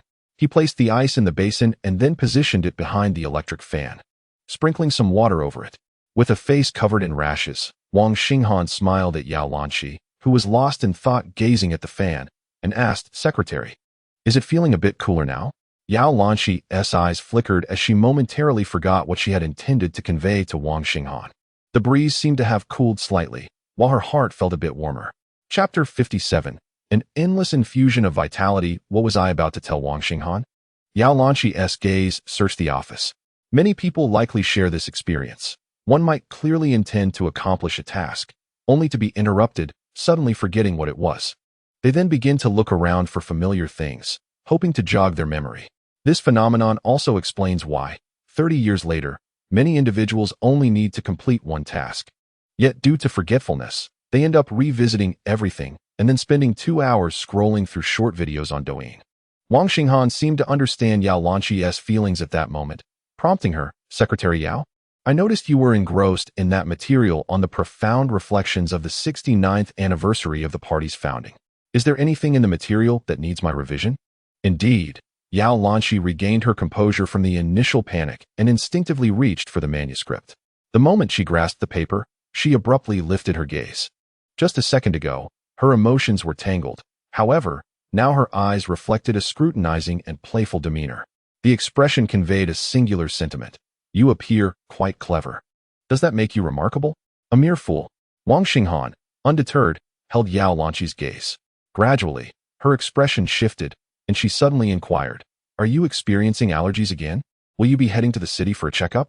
Wang Xinghan replied, "The doctor advised that unless it's particularly severe, there's no need for a hospital visit. I still have a box of Zissamin from the last prescription that I haven't finished. Only if symptoms like difficulty breathing or fever arise should I consider going back." Yao Lanqi scrutinized Wang Xinghan's face and neck, implying that without such symptoms, he might as well indulge freely. Wang Xinghan silently chastised himself. "I never claimed to be allergic to alcohol, but if that's your assumption, what can I do?" He deftly shifted the conversation towards matters of loans, mentioning that the brigade intended to initiate some projects, despite the rash being a mere annoyance, not a matter of life and death. Although the town mayor oversaw rural construction and economic development, as well as financial matters, many projects in various townships were primarily managed by the secretary. Yao Lanqi, as the leading figure, held the key to unlocking funding. Without her approval, the loan would remain elusive. Hu Jingfu and Yao Lanqi engaged in a futile debate, with Hu ultimately conceding defeat, leaving his expression as dark as a soot-covered pot. Yao Lanqi chose not to follow Wang Xinghan's lead, but instead waved the materials in her hand, noting their commendable quality and solid writing foundation. Oh, had Wang Xinghan been a fresh recruit, such praise would have sent him rushing home, hiding under the covers while secretly reveling in the thought that his leader admired him and that he was destined for promotion. Yet now, Wang Xinghan merely wore a polite smile, understanding that the atmosphere had shifted. Yao Lanqi assessed the materials and remarked, "However, the shortcomings are quite evident. It's too superficial. Can we refine it further?" To be frank, the theme of the exemplary role of party members holds significant value and merits deeper exploration. Wang Xinghan nodded. "Secretary Yao, I tend to focus more on practical aspects in my work. Frankly, I'm more about execution than theory. Last night, my thoughts were consumed by the credit union loan situation, and I hardly slept." He continued, "The essence of being a role model in practical work is tangible and felt by the people. I concur with your assertion, Secretary Yao. It possesses value and warrants deeper investigation. However, these values cannot be fabricated or forcibly assigned. I propose that we pursue practical work while simultaneously delving deeper into these themes. With a year of practical experience and tangible results, the refinement of this material should not be excessive." Did Wang Xinghan say too much? In summary, it boiled down to 2 words: increase funding. Yao Lanqi's stance was quite unequivocal. Securing a loan posed no issue, provided tangible assets were presented. Were the two of them ensnared here, as if they could entrap one another for a lifetime? Not quite. After all, Wang Xinghan did not declare, "If you refuse to provide funds, I shall withhold the materials." Nor did Yao Lanqi assert, "If you do not supply the materials, I shall deny this loan." Their interaction was rooted in the principle of mutual benefit, engaging in amicable discussions at the negotiating table. Wang Xinghan articulated that once the funds were secured and projects initiated, the worth and refinement of the materials would naturally emerge. Yet, Yao Lanqi remained somewhat skeptical. In response, Wang Xinghan added that their forthcoming explorations should orient towards the development of institutional mechanisms, elevating the experiences gained from party-building work to a systemic level. thus rendering it more standardized and governed by established regulations, rather than sporadically issuing documents or materials based on fleeting whims. He emphasized that their efforts should adhere to this normative framework, which should not merely be the regulations of Hemiangzui or Pingxiao Town, but rather a set of guidelines applicable at least within the scope of Fuzhou City. Therefore, the proposals they put forth ought to stem from practical work rather than mere definitions. Yao Lanqi's expression may not have shifted significantly, yet her sentiments surely diverged from those preceding this discussion. Initially, she intended to extract some advantage regarding the loan from Wang Xinghan, only to find herself confronted with an even broader prospect, leaving her momentarily speechless. When she signed the document, her heart raced as she said, "Xinghan, remember the words you just uttered. If you forget, I shall remember for you. This money must be allocated for its intended purpose. Do not let me discover that it has been diverted for other uses." Yao Lanqi handed the document to Wang Xinghan. Allocated for specific purposes? Unlikely, as repairing roads cannot possibly require such a sum. This funding will undoubtedly be misappropriated. Yao Lanqi was acutely aware of this situation, having already indicated that as long as she remained uninformed, it sufficed to outline the priorities. This also served as a subtle reminder to Wang Xinghan that he should not involve her in any future indulgences with Hu Jingfu. Certain matters still required Wang Xinghan's reporting. The primary school in Hemiangzui lacked even a flagpole. Had the national anthem been sung? Was the flag raised? Had the young pioneer's oath been recited? I privately conferred with the village head, asserting that poverty should not serve as an excuse for a deficiency in patriotic education. Yao Lanqi had no grounds for dissent. Was this not exactly the rationale Wang Xinghan needed for the misallocation of funds? After departing Yao Lanqi's office, Wang Xinghan had to placate Hu Jingfu as well. Leaning back in her chair, Yao Lanqi began to take deep breaths, not because Wang Xinghan's proposal overwhelmed her, but rather the weight of his thoughts bore heavily upon her, leaving her slightly breathless. A cool breeze wafted in, and as Yao Lanqi glanced towards the ice basin, her once lifeless heart seemed to be infused with a semblance of vitality by this refreshing gust. No, it was rather a continuous infusion of vigor. Chapter 58. Seeking to avoid attention, Wang Xinghan was fully aware of the gravity of his written words. Did Yao Lanqi truly believe that a loan of several tens of thousands could compel him to yield the materials? Her naivety was quite astounding. Moreover, can the pioneering role be quantified by monetary measures? One cannot merely exchange it for a dedicated deputy secretary. Thus, the present moment is far from ripe. It is prudent to bide one's time and fortify one's hand. A path to prosperity has emerged, along with projects that promise affluence for the entire village. Bachelors have married. Children don clean attire, and the bright classrooms resonate with the sounds of eager learners. When all these elements are in place, then one may unveil a significant initiative as a crowning touch, facilitating the appointment of a deputy or assistant-level position seamlessly. Such positions at the assistant level are often beyond the comprehension of many, especially individuals like teacher Shi Guangming, who begin their careers in universities at such levels and encounter numerous department-level officials. They fail to grasp the true power wielded by grassroots officials in rural areas. This is also why some civil servants spend their entire careers striving to ascend from junior to senior roles without ever attaining such titles. It is essential not only to possess resources, but also to demonstrate tangible contributions and exemplary work.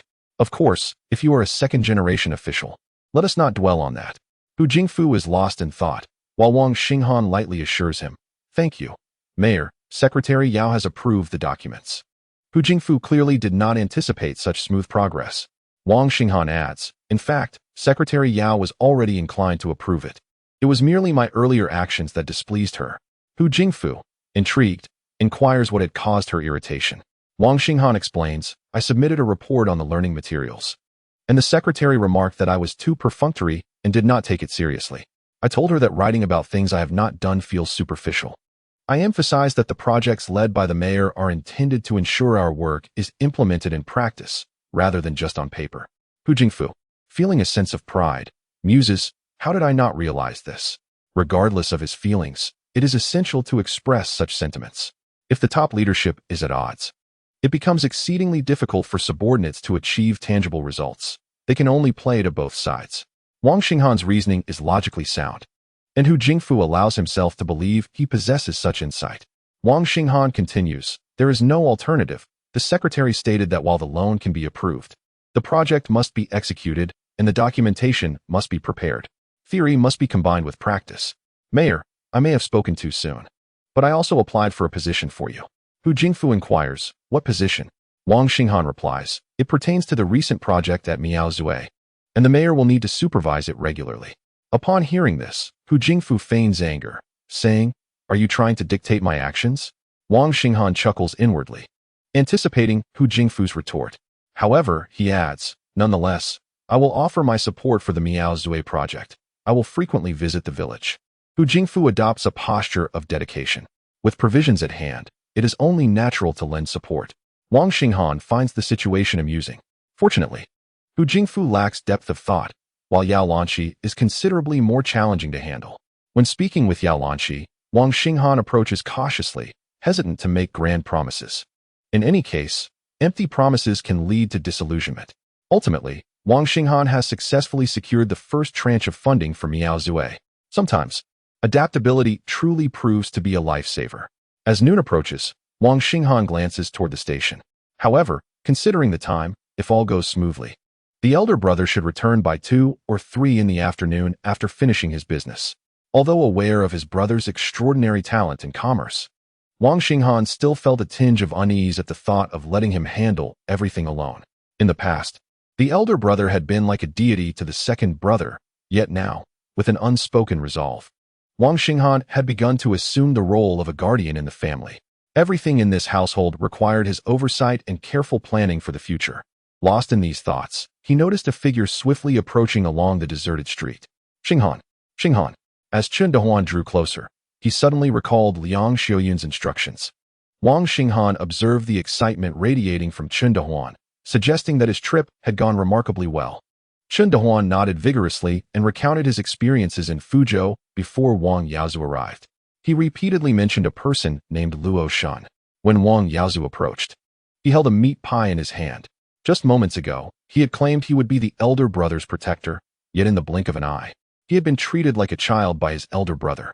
Upon receiving the pie, Chen Dehuan felt a bit embarrassed, saying, Brother Yaozu, how much did you spend on this trip?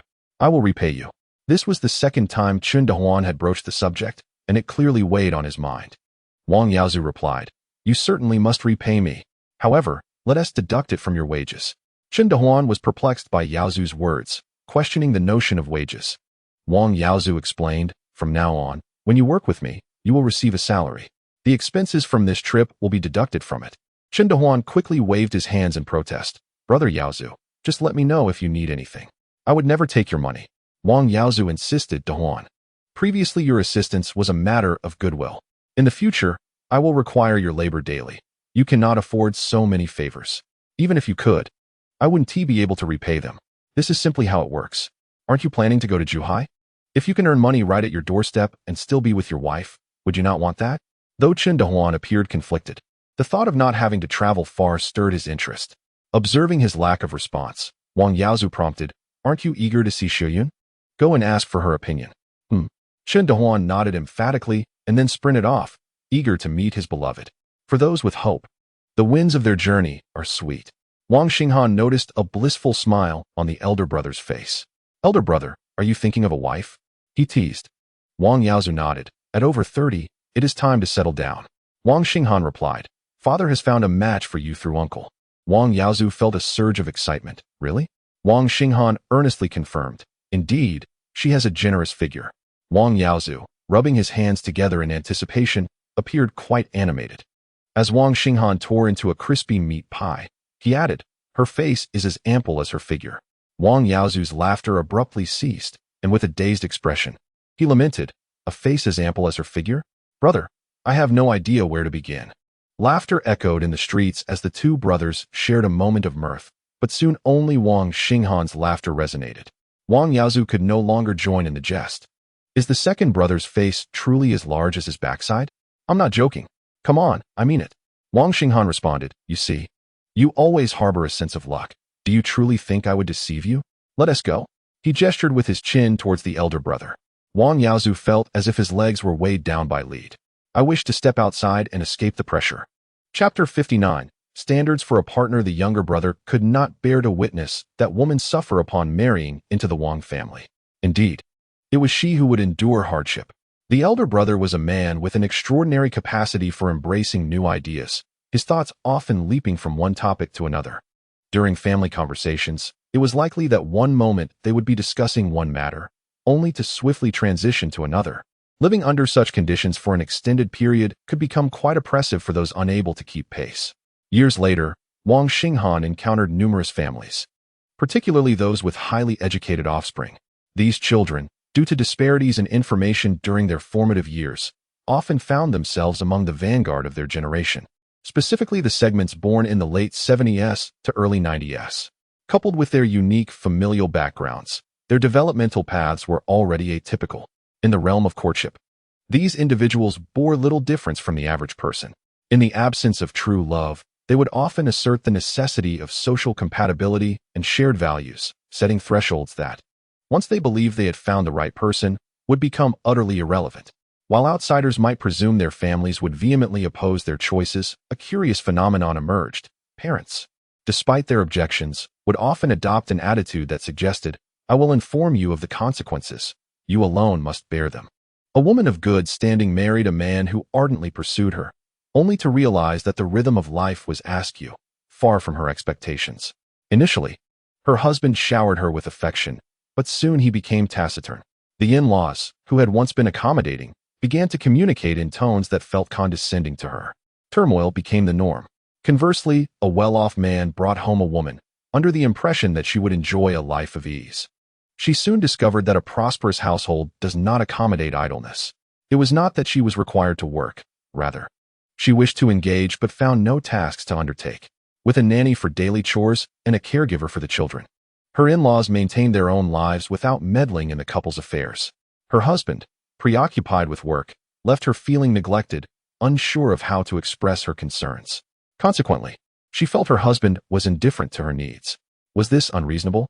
In truth, the lack of attention stemmed from their accelerated pace of life, one that left those unaccustomed to their world feeling utterly disoriented. Her idleness was not a choice, but a result of her inability to find a place to fit in. Wang Xinghan reflected on how, decades later, some would mock the women with master's and doctoral degrees who chose to become full-time homemakers, mocking them for using their diplomas as stepping stones into affluent families. These individuals likely remain oblivious to the myriad of daily affairs even within an ordinary middle-class household. Before the child is even born, they are already cued for kindergarten. As soon as the child begins preschool, parents are already researching elementary schools. In the end, many find themselves perplexed by the very basics of education. The mantra remains, those who can read will always read, regardless of the institution. Those who cannot will remain uninformed. This is merely the children's realm. The husband's profession may not align with conventional expectations. Perhaps he lacks extensive education, which complicates her ability to comprehend, engage, or even assist in his work. In contrast, those in her circle with advanced degrees possess a robust capacity for understanding. She may not directly involve herself in her husband's job, yet she can certainly grasp its nuances. She is well versed in work schedules and social etiquette, ensuring she maintains decorum during family gatherings, neither drawing undue attention nor becoming a target for ridicule. Furthermore, there exists the necessity for meticulous time management, balancing family gatherings, planning vacations, nurturing personal interests, and accommodating the hobbies of her children. Above all, the family's financial assets must exhibit a trend of growth, relying not solely on the husband's income, but also on sound financial management. This entails a division of funds among savings, insurance, investments, and real estate. Apart from 8 hours dedicated to sleep, her schedule is nearly filled to capacity. Such a lifestyle raises the question, how many individuals can seamlessly juggle work while maintaining order? The husband toils outside, potentially enduring undue stress. Upon returning home, he should find solace, free from burdens and pressures. It is no exaggeration to assert that any woman destined to marry Wang Yaozu must either keep pace with his intellect or match his actions. He requires not a mere workhorse, nor a disruptive force that could jeopardize the family's harmony. Some might inquire why. Given that his father may not align with his mother's intellectual capacity, he does not simply cast him aside. Let us not forget that the elder was tasked with a significant historical mission during extraordinary times. Each generation bears its own responsibilities and visions. Even in decline, a hero remains a hero. Wang Xinghan confided in his elder brother, indicating that he had already delayed their father. The elder merely advised him to be more succinct next time. In his brother's expression, Wang Xinghan perceived a sense of dread at being treated as an object. The elder took a moment and recounted his encounter with a benefactor the previous day. Wang Xinghan then inquired why Officer Luo, who offered him a ride, had not returned with him. Wang Yaozu replied, "The mayor and the secretary travel in official cars. Should I return in a police vehicle from the city? Is my standing greater than theirs? I am indifferent to their opinions. How they treat you in the future is irrelevant." Despite the dilapidated streets and the worn attire of the townsfolk, Wang Xinghan felt that the journey had not been in vain. "Rest assured, brother, you will find a woman with a presence that eclipses her beauty." "Nonsense," Wang Yaozu retorted. "Is your face larger than your backside?" Laughter ensued between the siblings as Wang Xinghan made his way to the town hall. The elder brother has accomplished the task, yet it cannot go unnoticed. Every matter deserves a response. He made a call to the Provincial Academy of Agricultural Sciences, inquiring if Hu Xinyue was available. "This is Hu Xinyue, who is speaking." She answered. "Hello, Teacher Hu. This is Wang Xinghan from Hemiazue Brigade, Pingxiao Town, Fuzhou City." Hu Xinyue laughed on the phone. "Xinghan, we haven't been apart for long. There's no need for such a detailed introduction." Wang Xinghan replied, "I was just afraid you might forget. So I extended my introduction to avoid any awkwardness." Hu Xinyue remarked, "Your consideration is quite thoughtful. Have you encountered some trouble?" Wang Xinghan explained, "I have already contacted the Hexi Aquaculture breeding farm, and they will be sending fish over in a few days. I specifically called to inform you and to express my gratitude." "Thank you, Teacher Hu." Hu Xinyue pondered for a moment and then asked, "Is gratitude expressed merely through words? What else could it rely on?" Chapter 60. Fanning the flames. Upon hearing Wang Xinghan's silence on the phone, Hu Xinyue quickly inquired, "What's wrong? Last time you welcomed me to your town for guidance, and now you seem to have forgotten so soon?" Wang Xinghan hastily assured her, "Of course, you are still welcome. Is Teacher Hu really coming?"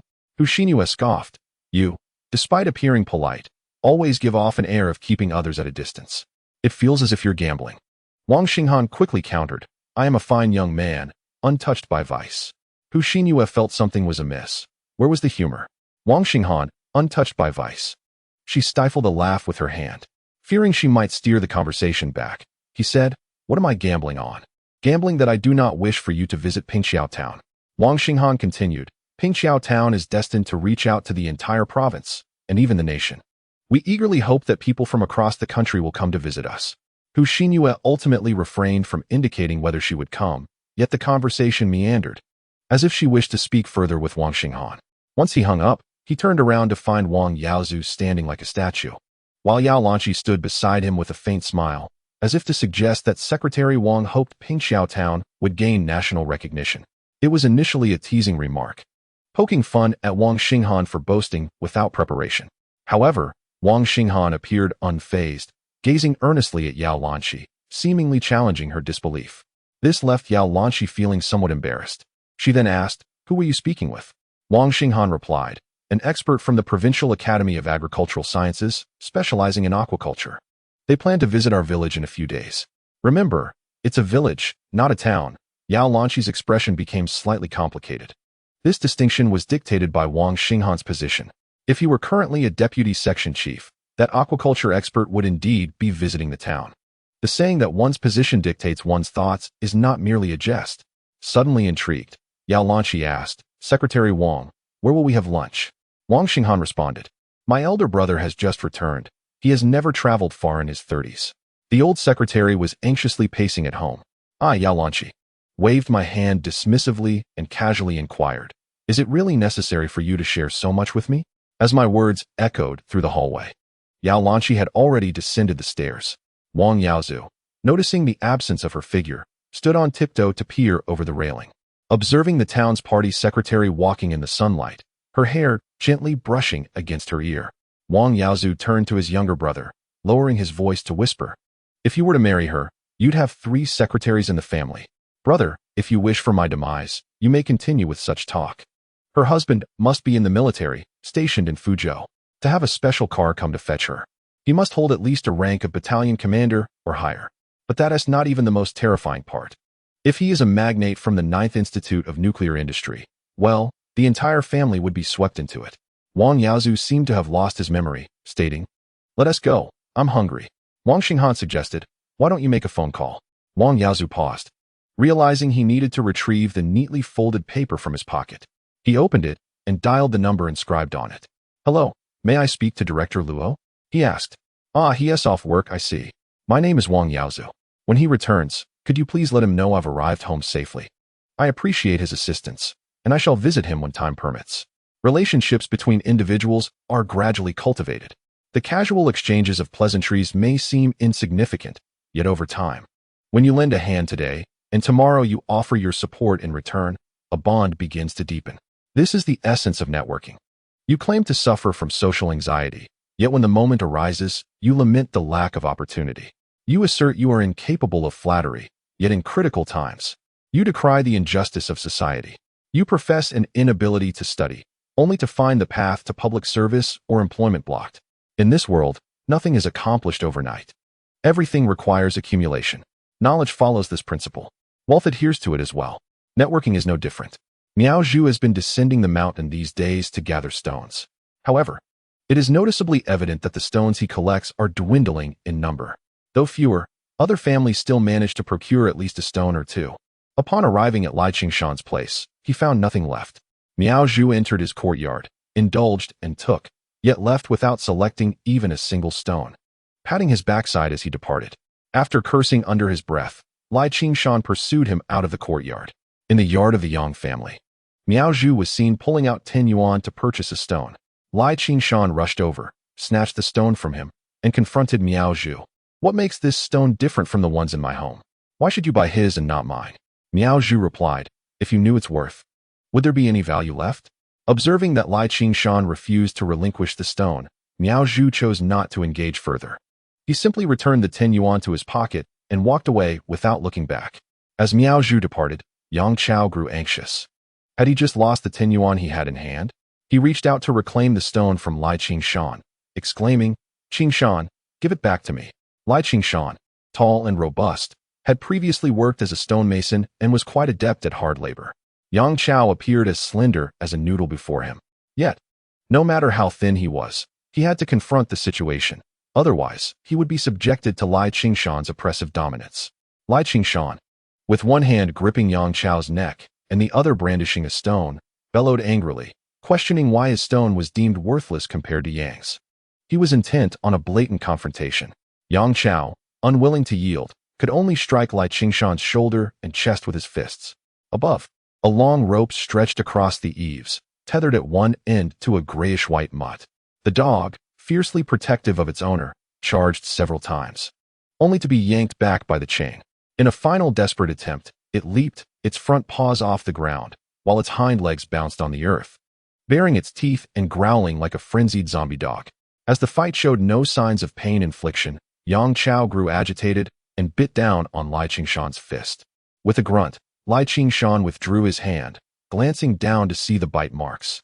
Yang Chao lunged again, prompting Lai Qingshan to retaliate with a punch that struck Yang Chao's chin, sending him sprawling to the ground.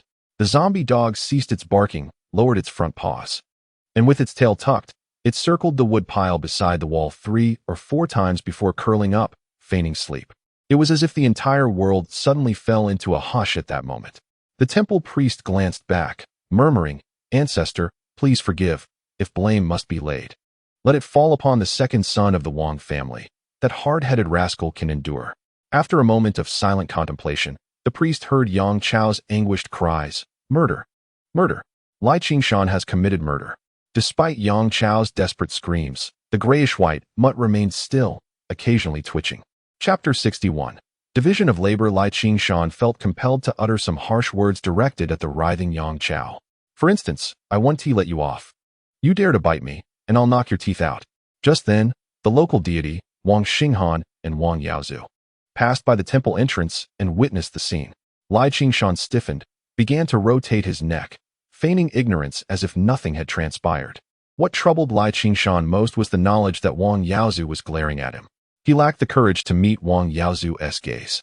Wang Yaozu did not charge in, but instead looked to Wang Xinghan. With a nod from Wang Xinghan, Wang Yaozu would be ready to act. However, Wang Xinghan didn't even spare a glance toward Yang Chao's courtyard. It was then that Wang Yaozu fell in line behind Wang Xinghan, jogging a few steps away from the courtyard's view. Huh, Lai Qingshan spat, perhaps unaware that the sound was barely audible. Nevertheless, he felt a sense of triumph, thinking that in the future, the old secretary would still come around to scold him, and at times, even resort to kicking. His son inherited his position, yet turned out to be a coward, afraid to utter even a peep. Not only did he refrain from making any noise, but he also forbade his elder brother from doing so. Lai Qingshan harbors a disdainful view towards those who have pursued education, deeming them utterly foolish, as if their scholarly endeavors have stripped them of their spirit. Consequently, he believes that in the future, the He Miao Zue will be at his mercy. Lai Qingshan, inherently brash and audacious, seems destined to marry amidst a sea of bachelors, attributed to his cleverness, financial acumen, and fierce demeanor. Thus, he is convinced that all his past actions were justified. Observing Yang Chao, who continues to roll about heedlessly in the filth, he proclaims that the stones Yang brings back each day will be sold to him for 5 yuan, ensuring Yang's profit, lest he threatens to report him to the authorities. It appears that Lai Qingshan intends to monopolize all the stones in the village. Upon returning home, Wang Yaozu first assists his mother in the silkworm room.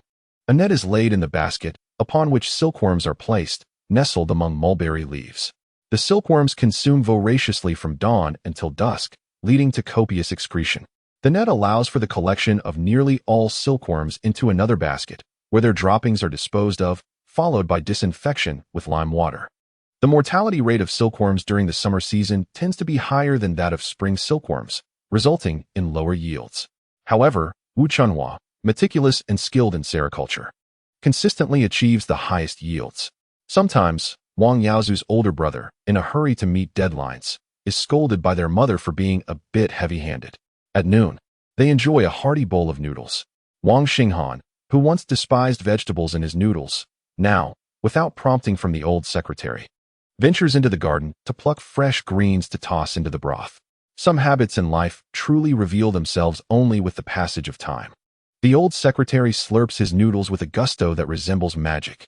If he maintains such a hearty appetite as he approaches 80, they plan to take him to Yuzhou to participate in a noodle-eating contest, where the challenge is to consume 7 liang in 25 minutes, with the winnings in noodle seasoning potentially filling the refrigerator. Once the old secretary finishes his bowl of noodles, he begins to prepare tobacco leaves for his copper pipe, casually inquiring about Wang Yaozu's affairs outside. There are no secrets within the household. If the old secretary wishes to know something, Wang Yaozu readily divulges details about renting fish ponds and purchasing fry. The old secretary queries about the second son's intention to alleviate the plight of the village's bachelors. It is indeed their responsibility to cultivate fish. What business does he have in it? Wang Xinghan, savoring the taste of noodles enriched with lard, suddenly falls silent, lifting his gaze to find 3 pairs of eyes fixed upon him. His mother and older brother comprehend the unspoken truth but feign ignorance. The old secretary is keenly interested, prompting the trio to scrutinize Wang Xinghan. He reflects on how their father once possessed remarkable charisma, urging them to rely on hard work for prosperity. Would they heed his call? The old secretary contemplates this but counters, stating that he leads by example, demonstrating through action. Wang Xinghan gestures dismissively, asserting that while the old secretary exhibits diligence, laboring under the sun and perspiring profusely, there are no piles of cash to show for it. Thus, they must witness the tangible rewards of wealth. The old secretary remarks that now, as a person of some stature, he seeks to amass riches without fear of landing himself in trouble. Wang Xinghan remarked that his elder brother is the one responsible for generating wealth in the family, leading the entire village towards prosperity. Is my brother not a part of the village? The affluent must pave the way for the less fortunate. Someone must prosper first. Others may doubt my words, yet I shall have my brother achieve wealth before guiding them along the same path. Old secretary, come. Evaluate whether my methods are justifiable. The old secretary, puffing furiously on his cigarette, enveloped himself in a cloud of smoke, concealing his haggard visage from his family, while pondering whether the dish served at noon lacked salt. The old secretary felt that the second brother's stance was indeed reasonable, though he would not concede to it. Wishing for me to praise him? Tong Jiang entered the courtyard, reminiscent of a funnel, as he passed the slogan proclaiming that imperialism is merely a paper tiger. He traversed the eaves and, upon stepping into the main room, felt as though the threshold might thwart his very essence.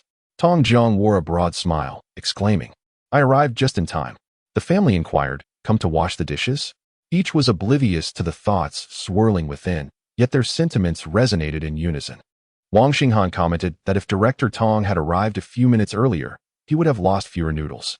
Tong Jiang hastily waved his hand, retrieving a package of ashima sent by his son to share with everyone. Wang Yaozu, hastening to finish his meal before Wang Xinghan, promptly fetched chairs for the second brother and Tong Jiang to place in the courtyard. As Wang Yaozu wiped his mouth, he licked his lips, earning a glare from Wang Xinghan. The elder brother rolled his eyes and quickly retrieved the paper purchased by the second brother, distributing it among them. Using this to wipe your mouth is one thing, but the second brother even suggests using it for other purposes. Wasn't toilet paper supposed to be coarse and square? Of course, some might use splinters, akin to ice cream sticks. Observing this family's peculiarities, Tong Jiang sensed an undeniable shift. Ever since Wang Xinghan's return, the dynamics had transformed. Despite the same old house and parents, the atmosphere felt remarkably different. Wang Xinghan settled into a rather rigid chair, the uneven floor causing it to wobble. Just as he placed a cigarette between his lips, Tong Jiang offered a light. Seizing the opportunity, Wang Xinghan discreetly retrieved a note from his pocket. Tong Jiang glanced at it, recognizing it as the Secretary's approval, 60,000 yuan, a substantial sum. However, just as Tong Jiang's hands trembled with anticipation, Wang Xinghan leisurely snatched the note back. Tong Jiang, as if awakening from a trance, quickly moistened his lips. "Secretary Wang, allow me to report the elementary school renovations. The construction of a toilet and the provision of 1 egg per student daily have all been arranged." They believed Secretary Wang was wise and justified in his actions. "I have labored for decades, yet he claims a fraction of the credit." The old secretary's lips curled disdainfully. Chapter 62, Awaiting Prosperity. Money is intended for your viewing, Tong Jiang, not for your expenditure. This sentiment applies not only to romantic relationships, but also to hierarchical dynamics. Observing Tong Mo's incessant babbling, one could discern that Wang Xinghan adeptly navigated the intricacies of superior-subordinate relations. Wang Xinghan, in response to this note, realized that if he did not express his stance today, Tong Jiang would continue to speak incessantly. The poor old secretary, after decades of service, had never witnessed Tong Jiang in such a humble demeanor. Previously, the old secretary would only sulk, utterly powerless against Tong Jiang's antics. Outside the courtyard, a woman began hurling insults, her voice particularly unpleasant. "You wretched creature, born of a mother yet raised without one, a filthy offspring of a mere woman." These core phrases, interspersed with various sentences, were incessantly shouted from outside. When it came to street cursing, the women of Yunnan, Guizhou, and Sichuan were truly unyielding. A decade later, with the rise of the internet, the dialect of the Northeasterners in online voice chat rooms became a marvel, for although their accent was distinctly Northeastern, it was comprehensible nationwide. A compendium of the profanities from Yunnan, Guizhou, and Sichuan could fill a book, yet it failed to gain widespread recognition because, when translated into Mandarin, it lost half its essence, and crucially, the audience could not comprehend it. Soon, the scene outside transformed from a solo performance to a duet, as another woman's voice joined the fray, igniting a verbal duel. The clamor was so intense that it became impossible to discern the content of their insults, akin to dogs snarling at each other from either side of an iron fence. The little pup, who had been sleeping at Wang Xinghan's feet, suddenly sat up, eyes wide, gazing at the earthen wall as if envisioning the scene unfolding beyond it. "Ah, so you too enjoy the spectacle," Wang Xinghan suddenly realized, running his fingers gently through the pup's soft fur, pondering that he had yet to name it. "How about calling you Watermelon?" Tong Jiang, initially inclined to roll his eyes, miraculously managed to maintain his composure at that moment, smiling at the pup like an affectionate father. Wang Xinghan cast another glance at the eaves, reminiscent of a courtyard. The two women, having exhausted their insults, transitioned from a free-for-all to a more structured exchange. "You insult first, and when you tire, I shall retaliate." At last, the melodious tones of the Sichuan dialect could be heard. Tong Jiang found himself unable to continue his report, casting a wry smile towards Wang Xinghan, remarking on the lack of decorum among these women.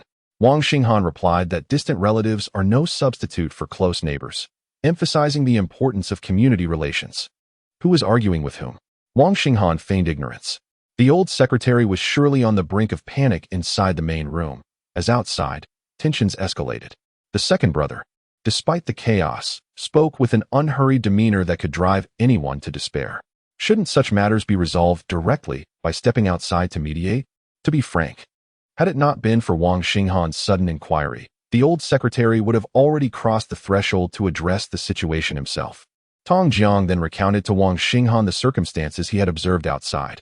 Lai Qingshan had seized Yang Chao's stones and had even kicked Yang a few times, declaring that any stones Yang recovered in the future would belong to Lai. This bore the essence of coercive trade. Wang Xinghan suddenly regarded Tong Jiang, pondering whether failing to resolve this issue might impede road construction. Tong Jiang leaped from his chair, raising his voice as he stormed outside, shouting, "What is all this ruckus about? Can't you simply live your life in peace?" With that, he marched out, aiming to quell the chaos with force. The cacophony of insults outside abruptly ceased. The old secretary watched in bewilderment. The second brother had merely uttered a few words moments ago. It merely seems to be an emphasis on the status quo. Why is Tong Jiang so self-aware? The old secretary lacks an understanding of what subjective initiative truly entails. Yet, he must certainly comprehend that dangling a carrot before a donkey symbolizes a theoretical perpetual motion machine. Of course, this could also be likened to dangling a chicken leg before the three foolish sledders. Wang Xinghan would not impart such simplistic wisdom to the old secretary. The more straightforward the truth, the more it reveals the essence of humanity. Tong Jiang did not venture out to mediate disputes, but to chastise. His reproach was not directed at Lai Qingshan's entire family, but rather targeted at the victim, scolding Yang Chao's mother back home. This, too, is a facet of human nature, opting to pick on the vulnerable. Someone once wrote that when a bowl of water is not balanced, only the most benevolent must be sacrificed to restore tranquility. The benevolent, no longer willing to bear the brunt of blame, will be labeled as a disruptor of unity. The author of such words must have endured significant persecution, yet one thing is certain. He seeks to overturn the perceptions of an entire populace. The development and progress of a nation always arise toward the sun. Where there is sunlight, shadows will inevitably follow. Those who gain the approval of some through darkened cognition in the shadows, attempting to subvert all understanding, are not endorsed by Wang Xinghan. Not everyone bullies the honest. There are those who strike hard to set an example. The following day, the brigade held a meeting. Wang Yaozu arrived to submit the 300 yuan for the year-long lease of the fish pond to the brigade. Tong Jiang contributed the 1,000 yuan donated by the supply and marketing cooperative to the brigade, along with an additional 1,000 from the temple priest. After years of depletion, the brigade's accounts finally saw the influx of funds. The discussion then turned to the brigade's elementary school, specifically the matter of providing each child with an egg per day for the next semester. Village Chief Tong Jiang took the lead in expressing his views. These children are the future hope of our Himiaozue brigade. Just look at them. They are as thin as monkeys. Without proper nutrition, how can they grow strong? I wholeheartedly support Secretary Wang's resolution. If anyone has opinions, they are welcome to share. Just a few days ago, during the meeting, the security director voiced the loudest opposition. Yet today he remained silent, instead stating, "I went home and reflected deeply. I realized my previous perspective was rather short-sighted. I offer my apologies and agree with Secretary Wang's proposal." The security director was the first to raise his hand. Seeing that the situation was conducive, Wang Xinghan suggested proceeding to a vote. The security director proudly raised his hand, signaling that he had already done so. With only a few people present in the brigade, the proposal passed unanimously. Wang Xinghan then turned to Yang Fan, inquiring when summer vacation would commence. Yang Fan replied that the final exams were just a few days away. Wang Xinghan remarked, "Can we organize a flag-raising ceremony on July 1st? Yang Fan nodded affirmatively. Wang Xinghan continued, "The security director previously conducted militia training, but there has been little activity in recent years. Yang, please select a few children to serve as flag bearers. The village chief may have to be a bit busy. Let's ensure the flagpole and platform are prepared in the coming days. As for the school's restrooms, we shall replace all desks and benches with new ones." The carpenter in the brigade set aside his current tasks, advising those in need to seek assistance from carpenters in other brigades. Over the course of 2 months, completing dozens of sets of tables and chairs posed no insurmountable challenge. Tong Jiang waved dismissively, asserting that there were no issues. The roads needed repair, the school required restrooms, and the desks and chairs were to be entirely replaced. The He Miao Zue Brigade seemed to spring to life in an instant. Wang Xinghan produced a note indicating that the town had allocated a loan of 60,000 yuan to our brigade. The village head, accompanied by the accountant, who also served as cashier and financial officer, was tasked with transferring the funds to the brigade's account. Expenditures needed to be itemized, and any disbursement required his signature. A single note reverberated like a boulder, sending ripples across the shallow waters of the brigade office. Wang Xinghan discreetly stoked a wave of resentment on behalf of Tong Jiang. While the ultimate aim was to prosper through unity, the ensuing conflicts were an unfortunate necessity. Chapter 63. Blueprint interests can compel one to advance boldly, yet they can also provoke hostility. Tong Jiang's fervent desire for fiscal authority was met with indifference from Wang Xinghan, who felt no attachment to relinquishing control. He entrusted Tong Jiang with the funds, allowing him to engage with them freely, yet with 100 pairs of eyes scrutinizing his every move. Every meal Tong Jiang consumed, no matter how lavish, would inevitably be reported back to Wang Xinghan. It was said that when Zhu Chongba ascended to the throne, he established a secret police force to monitor court officials. To what extent did this surveillance reach? It was rumored that a certain minister sighed deeply at home, and the next day, old Zhu inquired about the reason for his lamentation. From that point on, every position Tong Jiang and his wife assumed in bed would likely be observed with clarity. Grasping at interests, if managed well, would benefit all. Mishandled, it became a powder keg, a volatile situation ready to explode at any moment, potentially leading to dire consequences for one's ancestors. Wang Xinghan tossed the powder keg into Tong Jiang's hands, aware that it would incite resentment. Yet so what? He still relished the feeling of wielding fiscal power. However, he might not fully grasp that he was merely a custodian. The true decision-maker was Wang Xinghan. Conflicts are inevitable in human interactions, and Wang Xinghan must not become the focal point of discord. An ambitious person must learn to remain detached while still ensuring that their tasks are executed flawlessly. This was a role fraught with challenges. The campus renovations had yet to commence, yet the flagpole had swiftly been erected. Yang Fan selected 6 tall boys from the school to serve as the guards for the national and party flags. Wang Xinghan disapproved, insisting on an equal representation of boys and girls. The security director led them in synchronized marching, even requiring them to march in perfect step. Observing the awkwardness of their movements, Wang Xinghan found it peculiar. On the last day of June, a tank truck from the Hexi Aquaculture seedling farm swayed its way into the village. Zhao Chunlin, the owner, personally came to assess the situation, ostensibly to evaluate the water quality and environment. In reality, he sought to gauge the local customs and ascertain whether the villagers possessed any rebellious spirit. One individual could not encapsulate the essence of an entire village. However, the aura emanating from a group of individuals undoubtedly reveals certain truths. Zhao Chunlin feared becoming prey in a den of bandits, left with nothing but bones. After sharing drinks with Wang Yaozu, he learned that Wang Xinghan held the position of secretary. He observed the playground of a primary school bustling with activity, where a thoroughfare was lined with cobblestones, and everyone was diligently paving the path, embodying the spirit of hard work. A sense of reassurance settled in Zhao Chunlin's heart. The next day, the fish fry delivery truck finally arrived, bubbles rising from its top, albeit later than the expected time of 7 in the morning. The winding detours had caused delays due to his apprehension of making a wrong turn. Seizing the coolness of the morning, he hurried to release the fry into the net cages. Wang Xinghan warmly invited Zhao Chunlin to stay for lunch before departing. However, Zhao Chunlin, having indulged in a day of drinking, felt somewhat embarrassed that the village secretary himself was cooking. Yaozu, do keep in touch for any future business opportunities, he mentioned, though a hint of confusion lingered within him. Yaozu, I simply cannot comprehend why, with 6 ponds, we do not convert them all into net cages in one go. By the end of next year, it could yield hundreds of thousands. Understanding that Wang Xinghan was the village secretary, Zhao Chunlin lowered his voice while speaking of such substantial profits, indicating his awareness of the envy such gains could incite. Recognizing the allure of such riches, he concluded that one must refrain from attempting to monopolize the spoils alone, as it could exacerbate conflicts and complicate resolutions.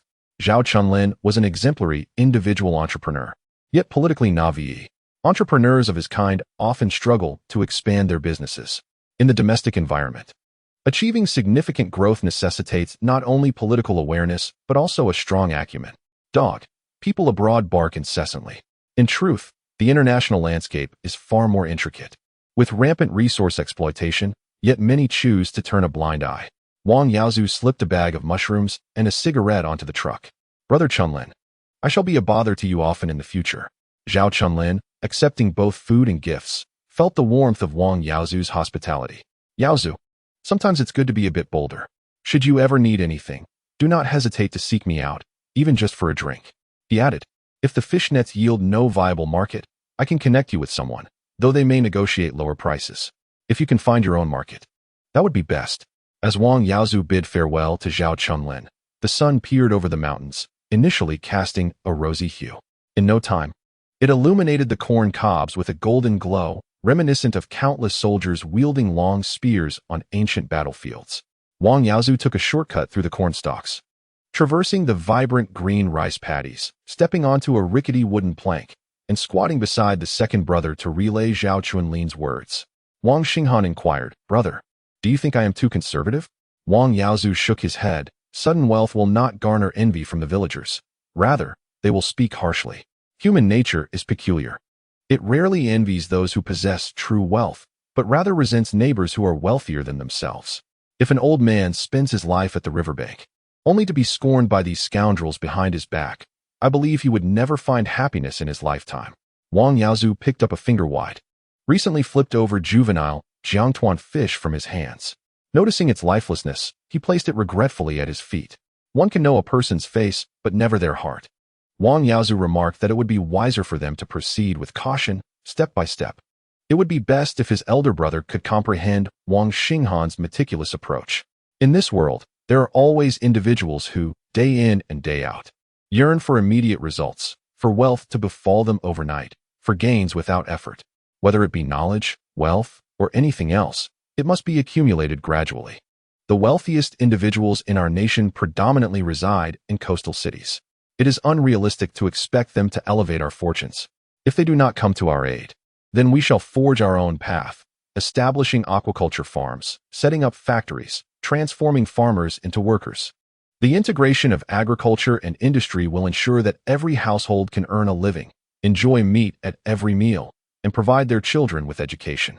Wang Yaozu offered his younger brother a cigarette, stating that if he could only aspire to be a town mayor, then what he had expressed would be his lifelong ambition, and he would not contemplate further. Wang Xinghan gazed intently at his elder brother, aware that a grand vision resided in his brother's heart, albeit one rooted in the realm of commerce.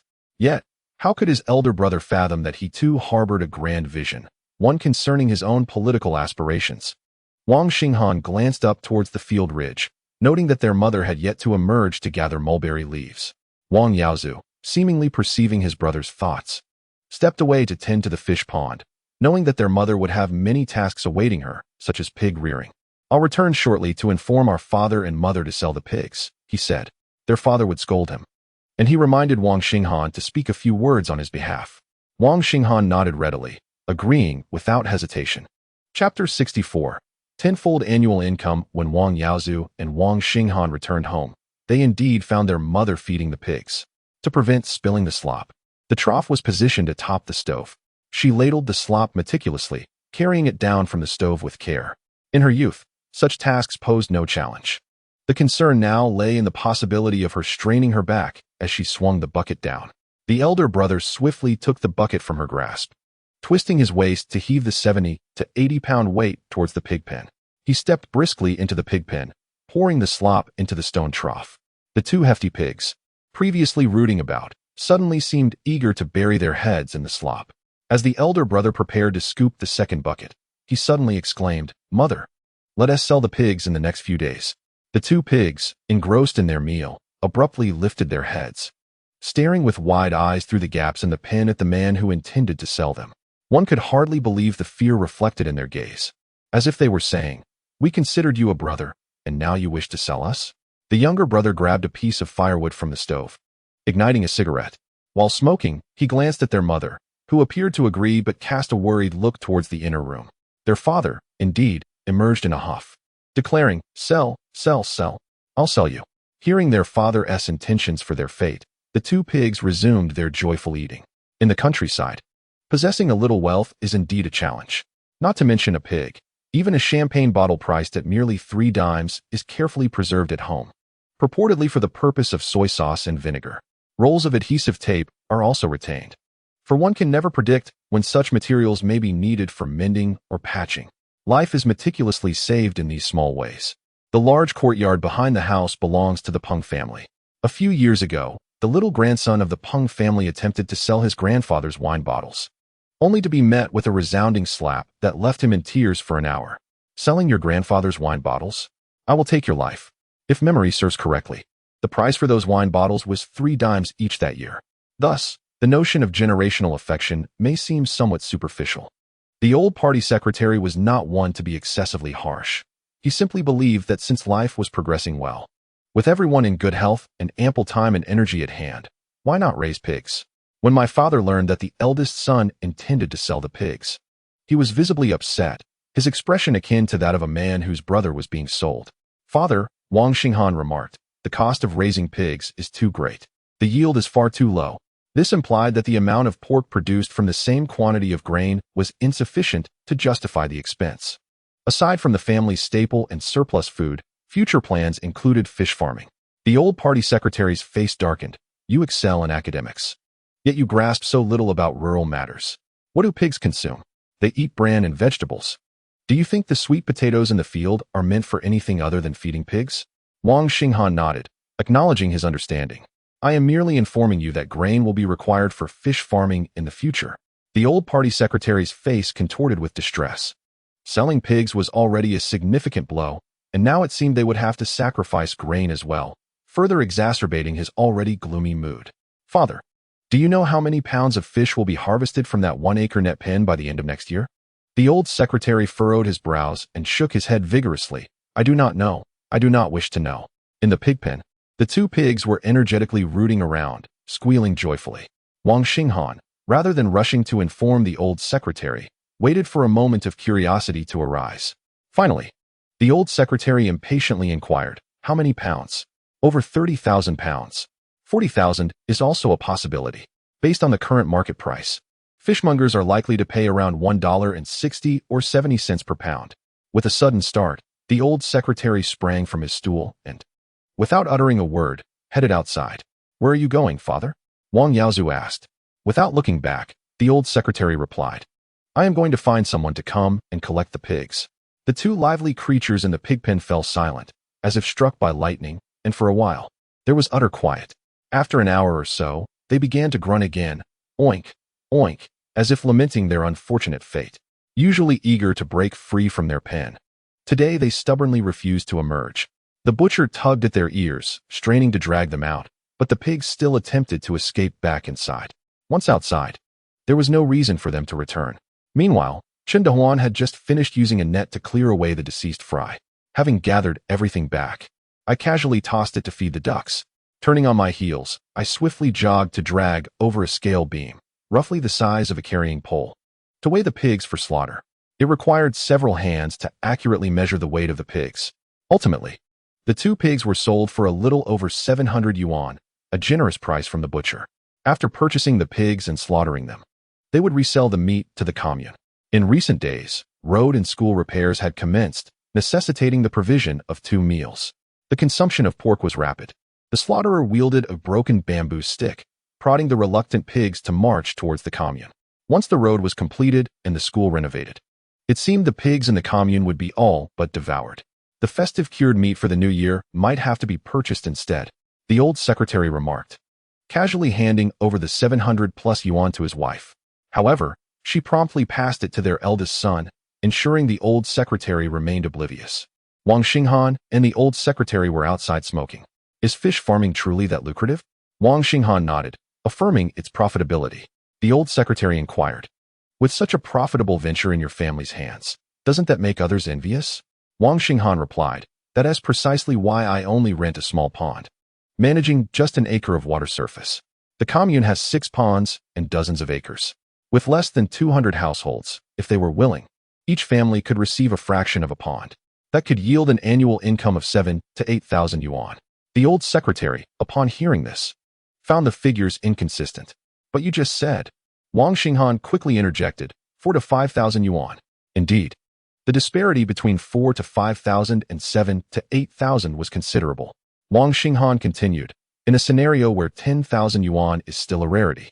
If we can provide them with an income of 7 to 8,000 yuan annually, each household would see at least 3,000 yuan. 8 or 9 years ago, the average annual income in Sichuan County was less than 300. As a village secretary, if I could multiply their income tenfold, what objections could the old secretary possibly have? The old secretary's expression grew grave. These words must not be spoken outside. Discretion is paramount. He feared that if such words were to spread and his son failed to realize this, it would render them the subject of ridicule.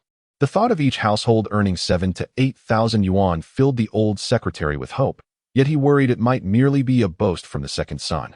Observing the old secretary's conflicted demeanor, Wang Xinghan pondered that the only one truly wishing for the rise of He Miaozue was the old secretary himself. However, now Wang Xinghan and the elder brother must also be included. Chapter 65. The right candidate on the eve of July 1st. Yao Lanqi and Hu Jingfu had attended meetings in the county for 2 days.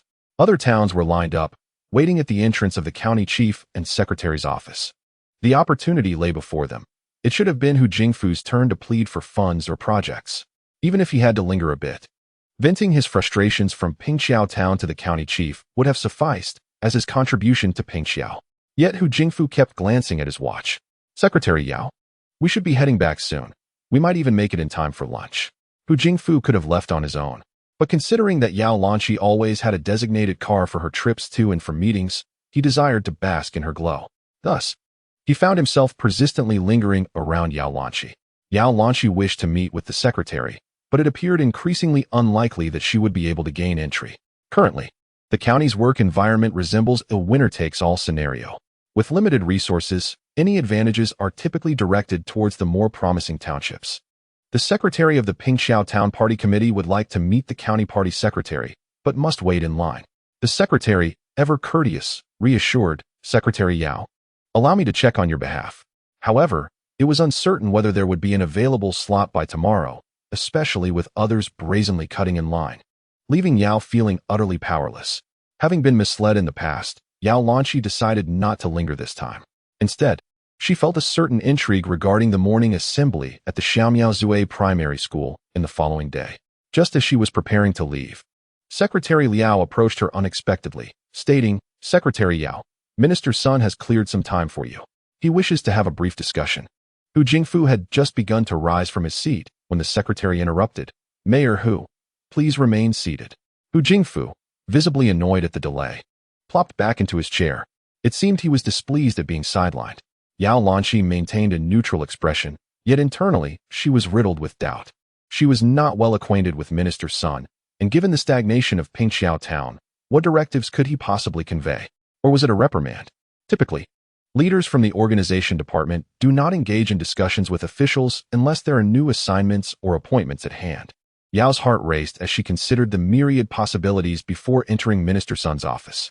At that moment, Minister Sun, who had been poring over notes with his reading glasses, immediately stood up as Yao Lanqi entered.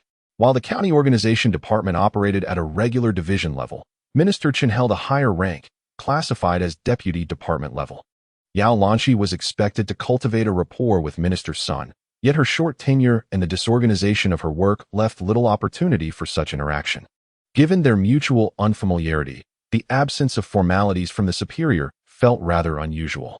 Comrade Lanqi, please take a seat, he invited.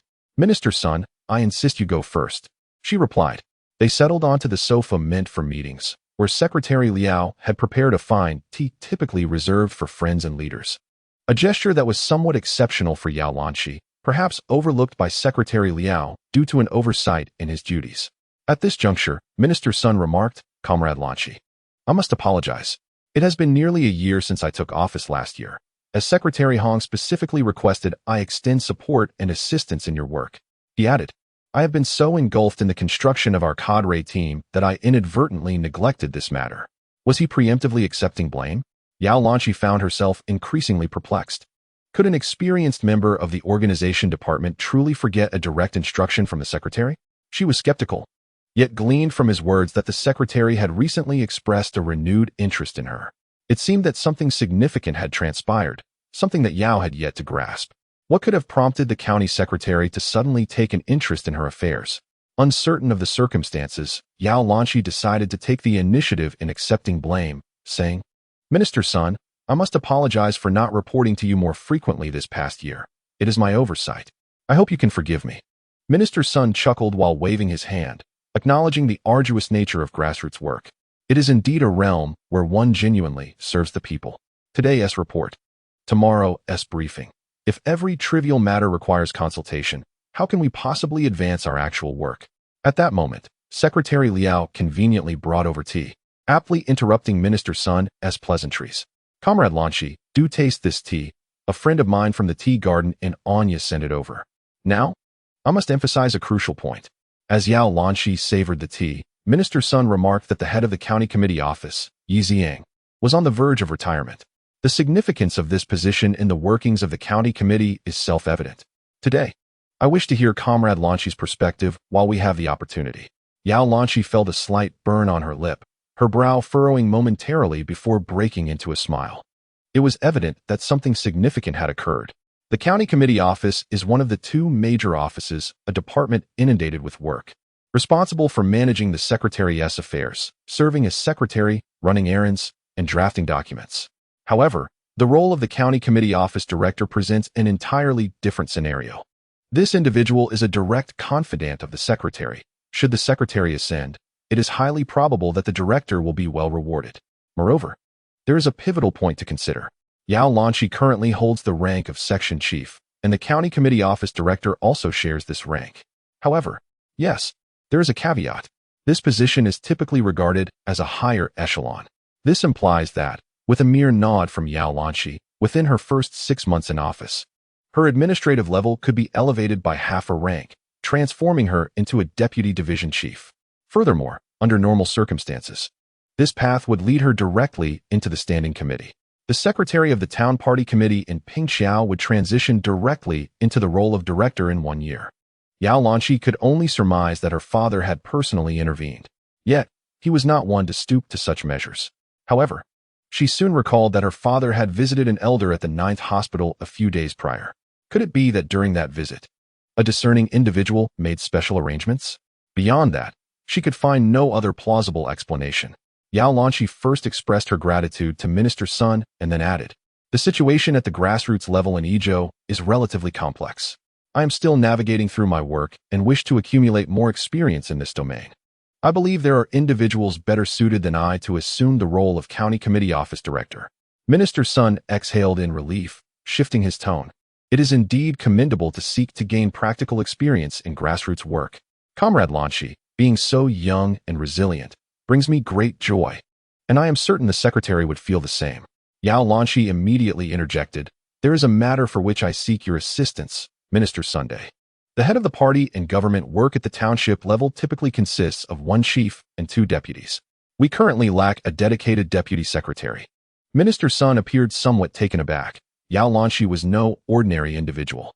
She relinquished the position of director in one of the 2 offices and the opportunity to enter the standing committee, only to turn around and request a vacant post. Minister Sun promptly inquired, "Have you identified a suitable candidate, or shall I assist you in finding someone with the requisite aptitude to complement your team?" Yao Lanqi replied, "At present, there is a fitting candidate, yet further assessment is required. I hope that when the time comes, Minister Sun, you can lend a hand." Minister Sun readily affirmed, "Absolutely no problem. In Pingxiao Town, although the conditions are harsh, the allocation of positions and quotas is not simply given at will. However, when it comes to manipulation and exchange, the implications shift entirely." In Chapter 66, entitled The Twists and Turns, Yao Lanqi and Sun Shiguo are engaged in conversation. Secretary Liao knocks on the door and enters with a lunchbox, stating, "Minister Sun, it is time to eat, or else your stomach may start to hurt." Understanding the situation, Yao Lanqi stands up to take her leave. Sun Shiguo chuckles, "Old habits die hard. Comrade Lanqi, I shall not see you off." Once Yao Lanqi departs, Chen Shiguo inquires about the situation with the secretary. Secretary Liao replies, "They are all crowding at the door, unable to be called away." Just as Sun Shiguo is about to open his lunchbox, he puts it down and heads towards the secretary's office. Outside the office of the county party secretary of Sanchuan, a long queue has formed, with township leaders reporting their work inside. The corridor is notably quiet, even former colleagues, upon encountering one another, dare not speak loudly. It is only when stepping to the end of the corridor for a smoke that they can converse freely. The secretary's secretary, holding a lunchbox, appears somewhat agitated. Sun Shigua, having just spoken with Yao Lanqi, makes his way over. Along the way, township leaders rise to greet him. Secretary Xinghan. The secretary is still busy. Secretary Xinghan, in his 30s, possesses a youthful spirit, resembling a child on the verge of tears as he complains to Sun Shigua. Minister, look. It's mealtime. They neither eat nor allow the secretary to eat. It is truly distressing. The secretary not being able to eat is worse than death for me. Township officials in the corridor glance around, knowing that as long as their names are not mentioned, they are free to speak their minds. Sun Shigua chuckles and takes the lunchbox from Secretary Xinghan, saying, "Go attend to your tasks. I will take the meal to the secretary." The township leaders in the corridor visibly struggle to contain their frustration towards Sun Shigua. As the secretary of Liyuan Township exits the office, Sun Shigua intercepts him at the door. Secretary Guan is not made of iron. He suffers from chronic gastritis, a consequence of reckless work in his youth. Comrades, while emulating Secretary Guan, please also pay heed to your health. Let the secretary have a bite to eat first. Secretary Liao, please take everyone to pay homage to the Five Organs Temple. Secretary Liao immediately arranges for everyone to have their meal. Only then does Sun Shigua turn and enter Secretary Guan's office with the lunchbox. Guan Sheng, eyes closed, neck retracted, and multiple chins stacked, wearily presses the acupressure point between his eyes. Sun Shigua proceeds with utmost care, even when handling the aluminum lunchbox. Does being gentle truly prevent disturbance to Guan Sheng's rest? Guan Sheng is undoubtedly aware of Sun Shigua's presence. Sun Shigua's careful demeanor conveys a certain respect. Secretary, please eat a few bites, he urges. Guan Sheng opens his eyes, retrieves chopsticks with a hunched back, and takes a morsel of food, chewing intermittently. He raises his gaze to the composed Sun Shigua and asks, "Have you eaten?" Sun Shigua replies, "It's hot. I lack an appetite. I left my meal in the office to nibble on later." Guan Sheng scoops 2 bites of rice and inquires, "What did Comrade Lanqi say?" Sun Shigua reported that Comrade Lanqi is diligent and pragmatic in her work, although she aspires for advancement. She currently believes it is crucial to accumulate more practical experience at the grassroots level. Notably, there was no mention of Yao Lanqi's refusal to serve in the county committee office, yet the implications of her decision were conveyed with clarity. Sun Shigua could have simply stated her unavailability. What was Guan Sheng's reaction upon hearing this? 1. He might be ungrateful. 2. He might question whether Sun Shigua had effectively communicated the matter. From Sun Shigua's perspective, he was unaware of Guan Sheng's specific intent in bringing up Yao Lanqi. Thus, he must navigate the conversation cautiously. A convoluted and indirect retelling might be perceived as tedious, while a blunt and rigid expression would inevitably place him in a precarious position. Sun Shigua, a veteran in the field, Guan Sheng silently finished his meal, nearly emptying his bowl, before inquiring if she had any additional requests. Sun Shigua nodded, indicating that the leadership team of the town committee, consisting of 1 secretary and 2 deputy secretaries, had yet to be established. Comrade Yao Lanqi wishes to have her deputy positions filled. Guan Sheng asked if she was requesting personnel. Sun Shigua chuckled wryly, stating that if he had candidates, he would not have left Comrade Yao Lanqi without a complete team for over half a year. This seemingly simple response was laden with significance. Initially, it was supposed to take a year. Sun Shigua downplayed the delay to just over 6 months. His statement, "If I had candidates," implied that the lack of progress was not due to his inadequacy, but rather because no one was willing to take the positions. In one fell swoop, Sun Shigua absolved himself of blame while subtly indicating that there were already potential candidates for the role. The message was clear: Yao Lanqi owed him a favor. Whether or not the situation materialized was inconsequential. After all, it was not unreasonable for Yao Lanqi to remember his goodwill. Guan Sheng had just finished his meal, his container devoid of even a single grain of rice. As he was about to put away his lunchbox, Sun Shigua hurriedly intervened, pouring some hot water into it, swirling it around before sealing it shut. He offered Guan Sheng a cigarette. Holding the cigarette to his lips without smoking, Guan Sheng seemed to be deep in thought.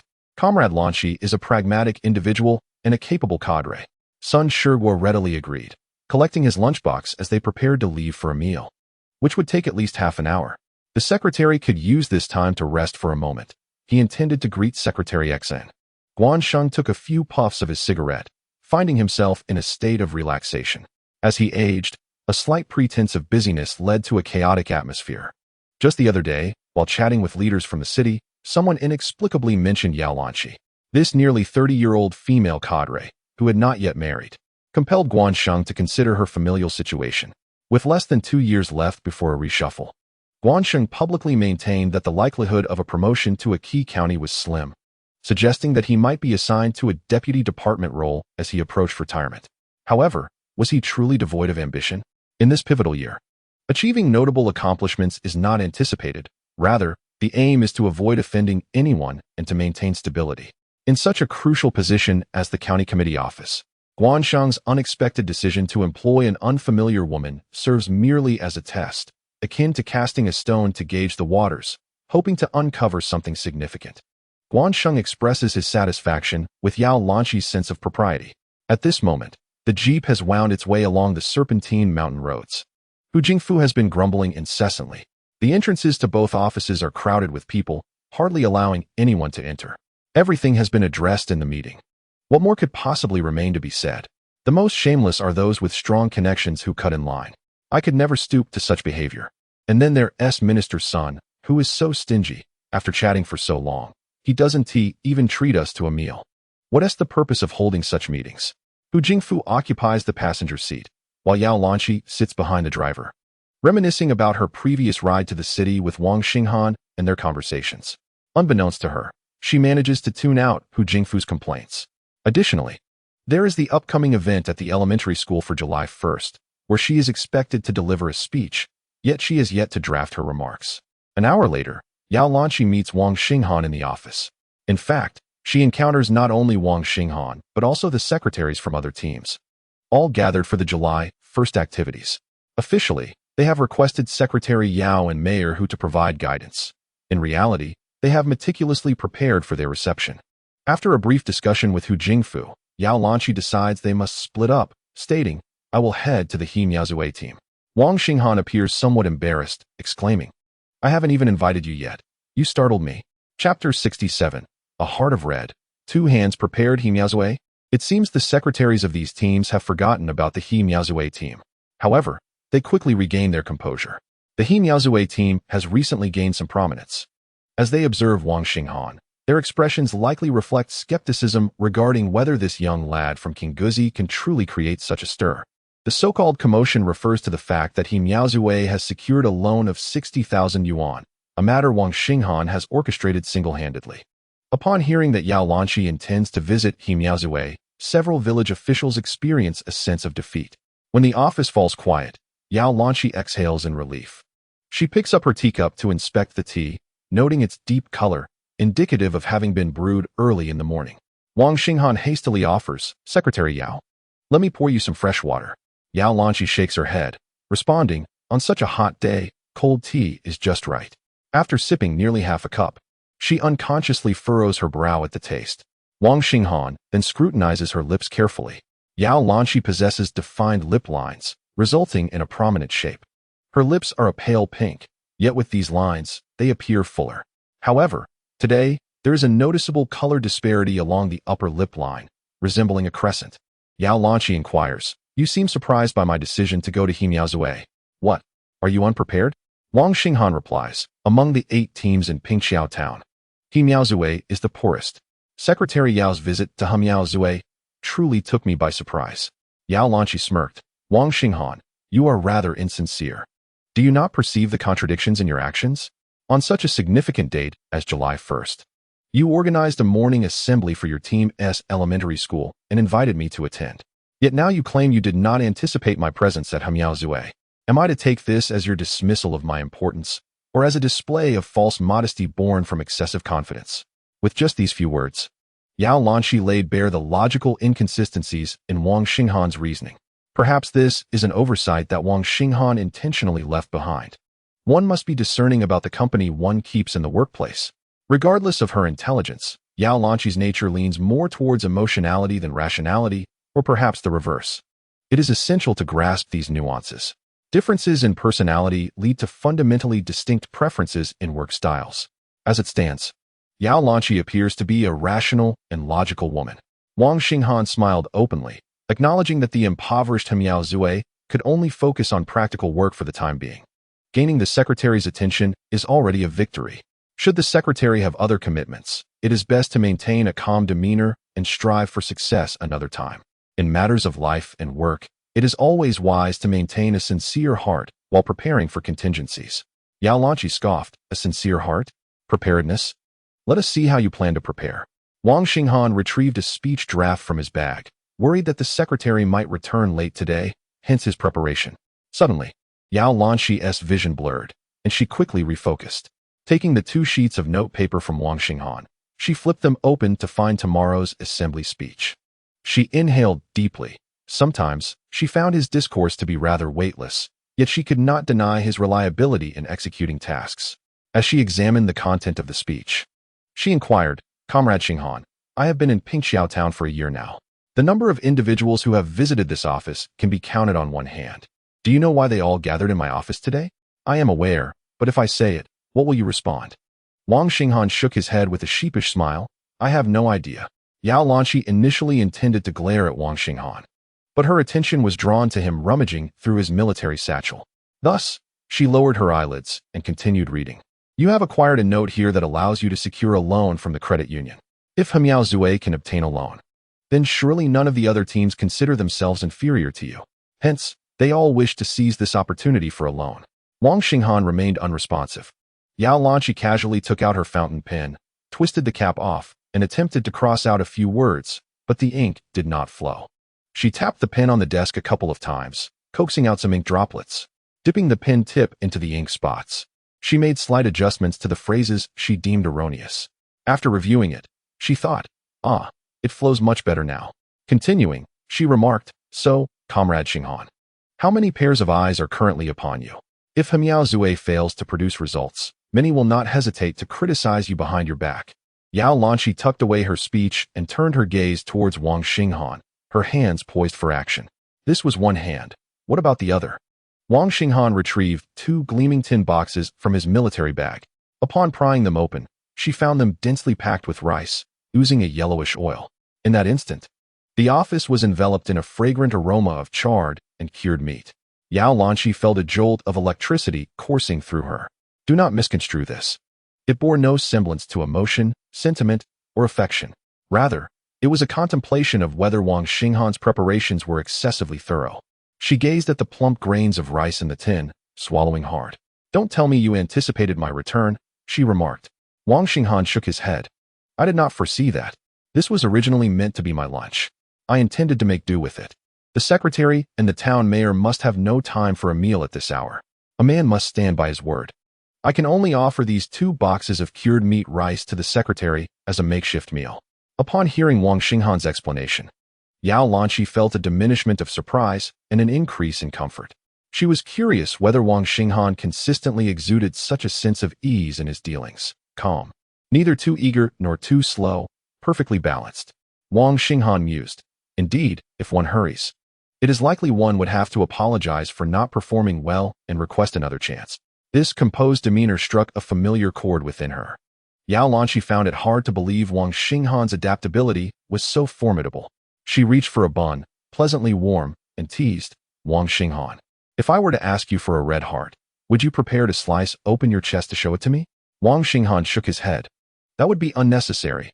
I could merely pluck out your eyes and swallow them, and you would see my heart." Yao Lanqi flinched, her brows furrowing slightly. She sensed a glimpse of the deeper temperament hidden within this unassuming man. Taking one of the boxes, she pushed the other towards Wang Xinghan. "Let us share. 1 box each." Wang Xinghan nodded but did not immediately begin to eat. Instead, he handed her the sole spoon. "The secretary should rest after finishing. Tomorrow morning, I will come to escort the secretary." With that, Wang Xinghan left the office with the remaining tin box. Yao Lanqi had anticipated an oily meal, only to discover that the high-temperature preparation had rendered the cured rice pleasantly dry, the grains firm, aromatic, and delightful to the palate. To her surprise, Wang Xinghan seemed to possess an aura that subtly influenced her decisions. For instance, as she had declined the position of director at the county committee, she had unexpectedly thought of Wang Xinghan. Additionally, though she had not intended to consume an entire box of rice, She had already devoured more than half. Furthermore, her initial reluctance to face the arduous front line had unexpectedly transformed into a sense of anticipation. As she finished the last grain of rice, Yao Lanqi retrieved it from the box, savoring the moment, lamenting that she had not accepted the other box as well. It was then that she noticed a steel stamp on the handle of the spoon. Yao Lanqi's pupils dilated sharply. Was this a spoils of war from a veteran? Chapter 68. Lipstick. Wang Xinghan ambled along the narrow path, savoring his meal of cured meat and rice. The tin container he held was a relic brought back by his elder brother from the army, originally designed to store canned luncheon meat. It is likely that such containers are still in use for military supplies today. When his brother returned, he had employed a small, key-like tool to open the box. With a flattened end that fit onto the tin seal, he twisted the key, gradually coiling the metal strip until the can was opened, a method ensuring the utmost airtightness for the canned meat. Wang Xinghan reminisced about that moment of unsealing, envisioning a future where he might purchase a prestigious brand and indulge in an unboxing ceremony.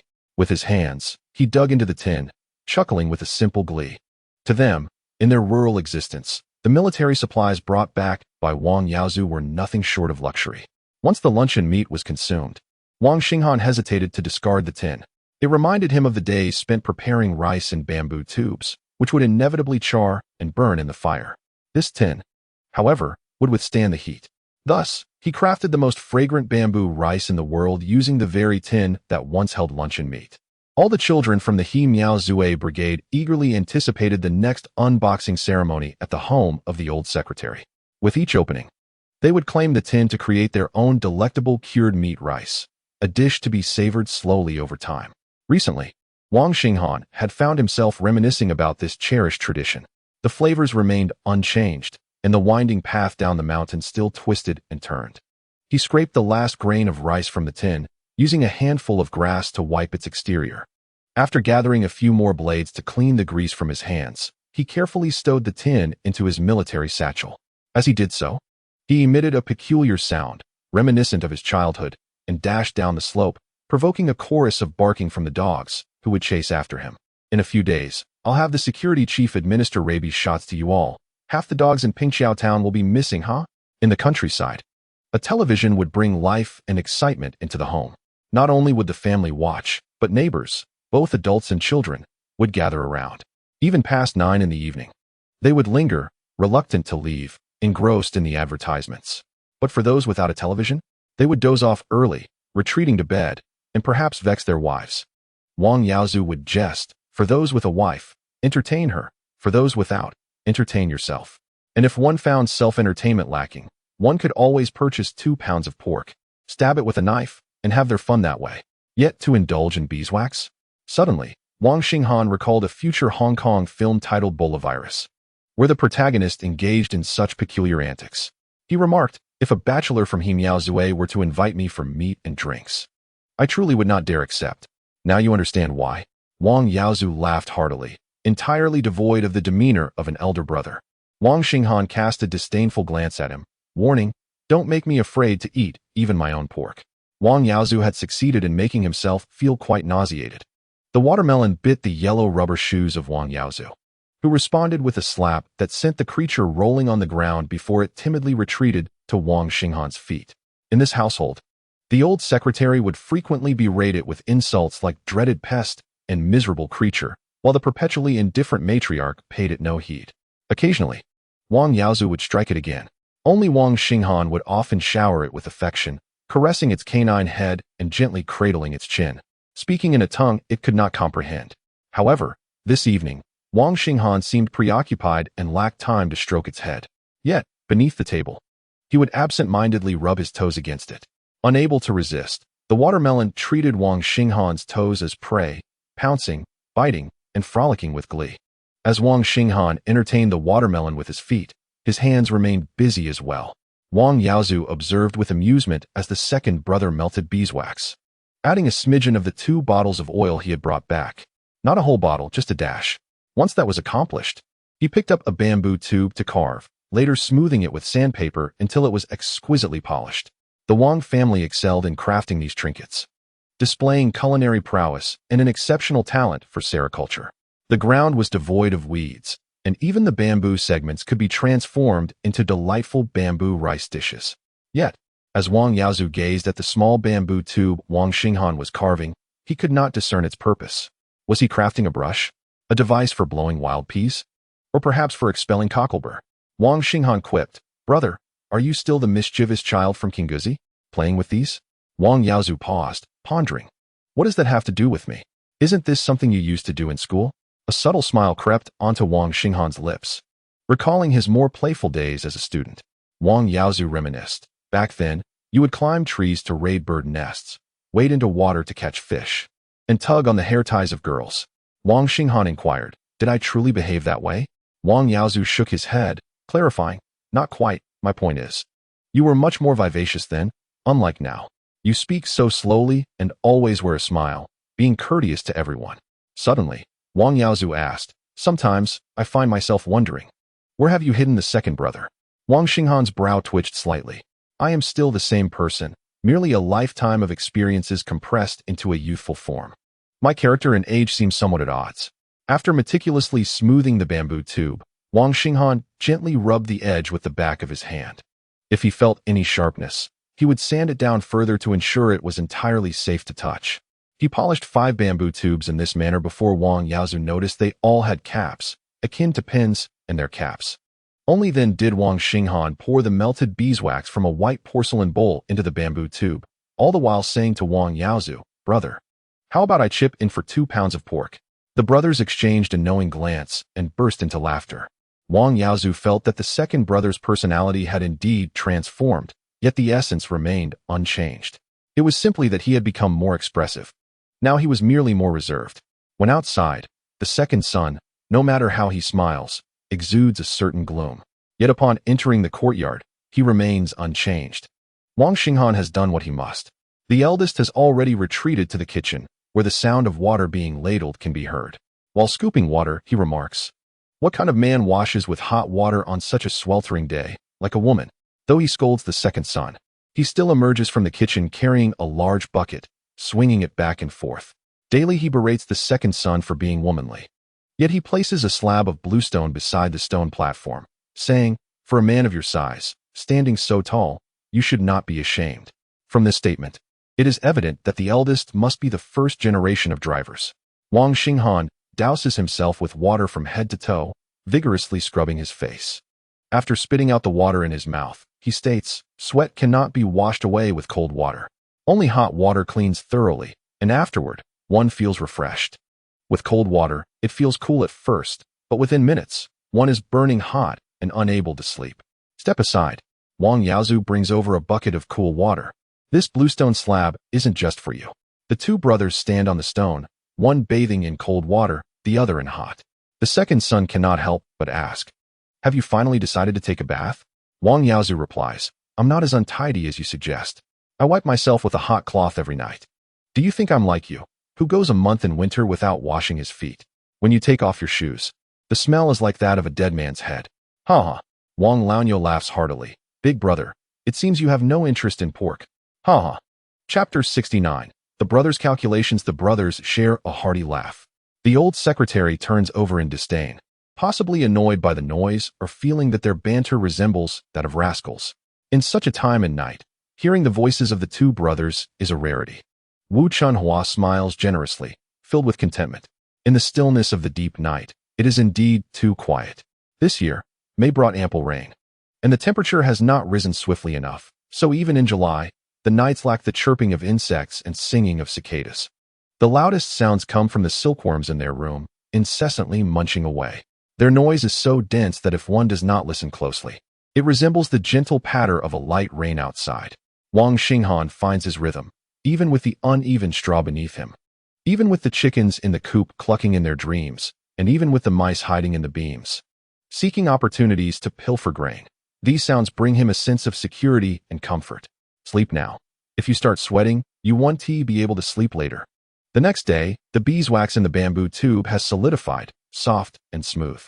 Wang Yaozu, tilting his head, has been observing it for quite some time. He hesitates to hand over the chopsticks in his hand until the old secretary shoots him a glance, prompting him to distribute them among everyone. Their mother.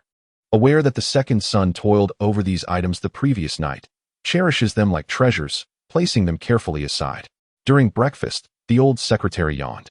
The elder brother casually inquired, "Did you not sleep well last night?" The old secretary replied, "Staying up late. I wonder what you two brothers were up to with those inexplicable contraptions."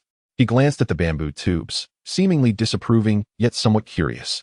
For many years, the old secretary had harbored a habit of seeking answers to various questions.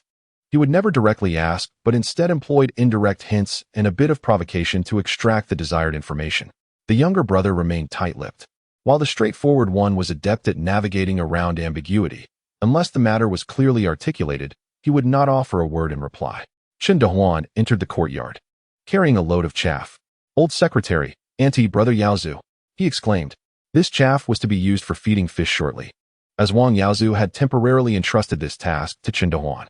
The soon-to-be married bachelor was currently in a euphoric state, and if all the bachelors in the He Miaozue brigade were in a similar state, there would hardly be any left. Wang Yaozu no longer wiped his mouth with his hand, but hurried inside to retrieve paper, distributing a sheet to each family member. Just as their mother had cleaned her mouth, Wang Xinghan pulled apart a bamboo tube, revealing the light yellow, formed beeswax inside. He applied some on their mother's lips, saying, "Mother, this is lip balm. In winter, you need not fear chapped lips anymore." Wang Xinghan then nodded toward the old secretary. "Could you repeat what you just said?" The old secretary glanced over, his eyes wandering, deliberately avoiding the high-end product in Wu Chunhua's hands. Having lived for over 50 years, he had never even heard of such lip balm. However, seeing his wife's lips smeared as if she had just eaten lard was quite unappealing. Yet, considering that his elderly wife's lips would crack in winter, he pondered if this product could spare her from such pain. A son is dutiful, and although he feigned indifference, he felt a surge of joy inside. "Elder brother, cherish this. Keep one for your wife," he said.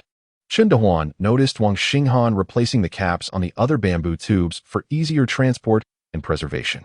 He greatly desired to procure one for Liang Xiuyun, but lacked the audacity to voice his wish. Wang Yaozu sensed the younger brother's intentions and believed Wang Xinghan was equally perceptive. If Chen Dehuan wanted it, he would have to speak up. Relying on Wang Lair to offer it voluntarily was a futile hope.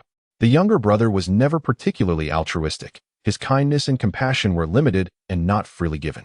Wang Xinghan was about to head out, as Secretary Yao was dining at home that noon. Wang Yaozu hurriedly followed him, with Chen Dehuan trailing behind. "Isn't Secretary Yao at the brigade for the elementary morning assembly?" Chen Dehuan asked. "Is Secretary Yao not dining at the brigade?" Wang Xinghan replied, "Perhaps she is." Wang Yaozu tilted his head, confused. What does that mean? If she doesn't come, what will father and mother do with all the dishes prepared? Wang Xinghan looked at his elder brother. "Do you not realize you are quite the glutton? She does not come. Can't you indulge in more meat?" Wang Yaozu nodded vigorously but quickly realized he was merely projecting his own desires onto others. "Why should all the blame fall upon me?" Wang Xinghan remarked, stating that he had vowed to be my talisman. "Not only do you refuse to shoulder the responsibility, but you also claim to be my talisman? My dear brother, does that imply that love will eventually fade away?" Wang Yaozu felt a wave of nausea. "Do you all converse this way at school?" Wang Xinghan waved him off, heading towards the town without a backward glance. A tractor was hauling stones into the village. The farmers, not engaged in the busy season, emerged from their homes.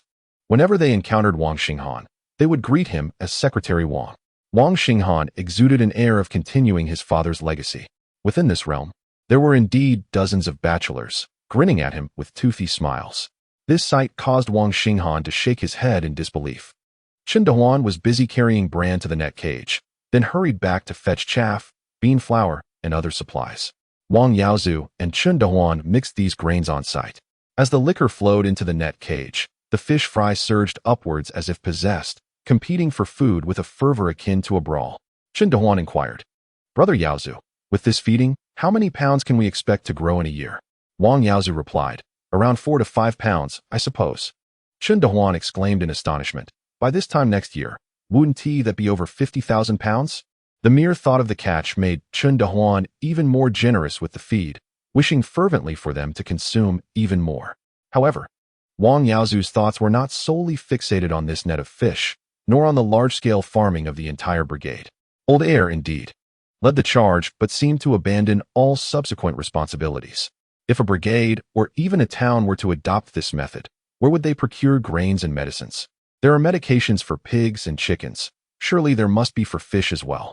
Raising them in small quantities posed no significant issues, but should it escalate in scale, illness would inevitably arise. He recalled a few years back when the chickens in the Xiaogujing brigade perished in droves due to overpopulation. Did old heir not recognize these risks? Why did he remain silent? Wang Yaozu contemplated his own plans. Of course, Wang Xinghan had his own schemes as well. Yesterday, Yao Lanqi thought Wang Xinghan was merely speaking casually about picking her up, yet he indeed arrived. And his promise of a ride materialized as the credit union's vehicle transporting them to the brigade. The town had motorcycles and tractors, but the only car belonged to the credit union. Could Wang Xinghan truly persuade the credit union's driver to take them to the brigade? In any case, the atmosphere at Meow Mouth felt markedly different to Yao Lanqi this time. Chapter 70. The resilient generation shall grow healthily. The elementary school at Meow Mouth Brigade does not only enroll children from Meow Mouth. Children from several surrounding brigades are welcome to attend if they wish. There are no formal student registrations or district assignments, and discussions regarding educational resources are moot. Consequently, during this era, a common saying circulated among parents: those who can read will always be able to read, while those who cannot will persist in their inability. Today marks the day when the students of Hemiaozue Primary School receive their report cards. In addition to the report cards, they will also be given their summer homework. The essence of summer life was captured by Yang Fan as he traveled by bus to the bookshop in the county. Those summer activities swayed precariously atop the bus as they made their way to Pingxiao Town.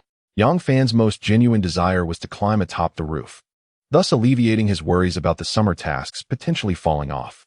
When the summer assignments were handed to the children, their faces reflected a profound sense of appreciation, prompting Yang Fan to smile like a proud father. Yao Lanqi, witnessing this scene, felt deeply moved. Regardless of how dirty or tattered their clothes were, their love for books was truly touching.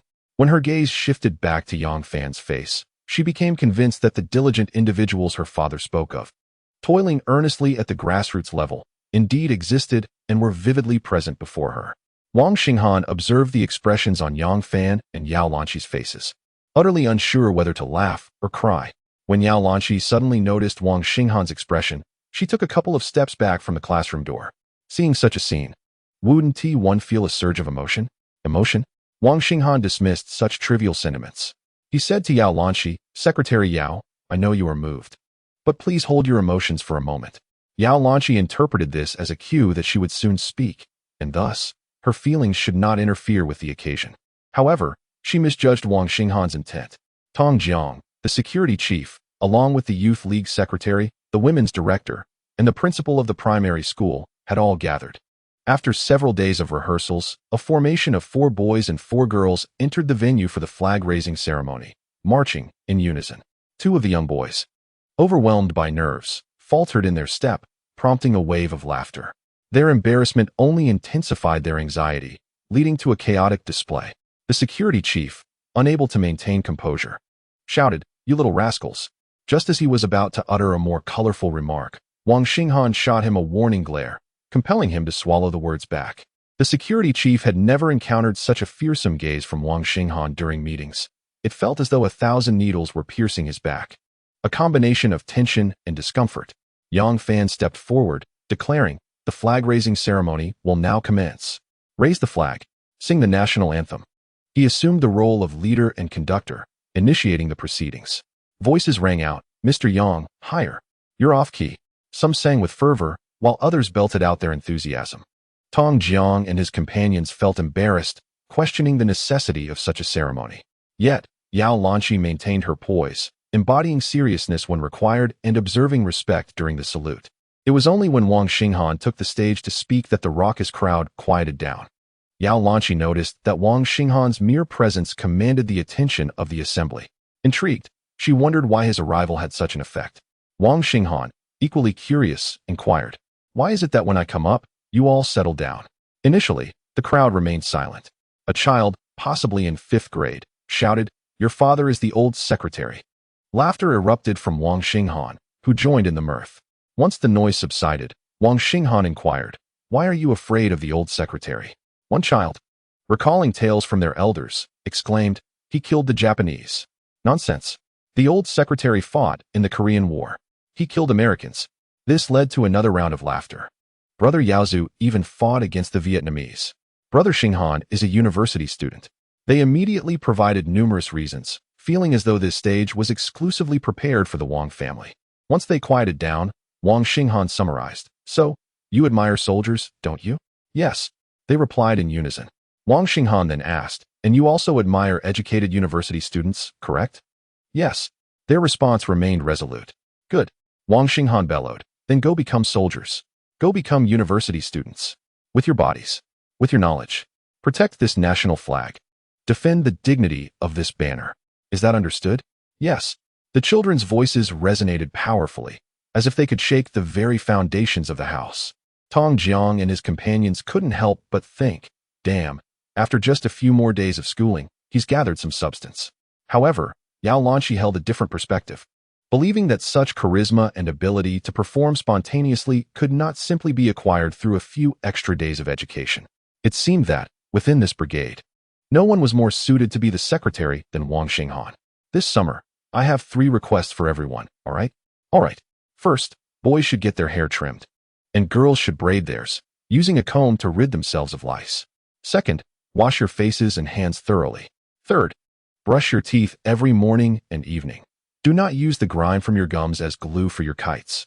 Laughter filled the air once more, and after it subsided, Wang Xinghan asked, "Is that acceptable?" "Yes." He smiled and nodded at them, assuring, "I promise to ensure you have healthy, strong bodies to pursue your dreams. I guarantee that by September, there will be new restrooms and new desks and chairs. I promise that starting in September, every school day, you will have a boiled egg for breakfast at school." This encapsulated Wang Xinghan's entire speech, after which the stage was handed over to Yao Lanqi.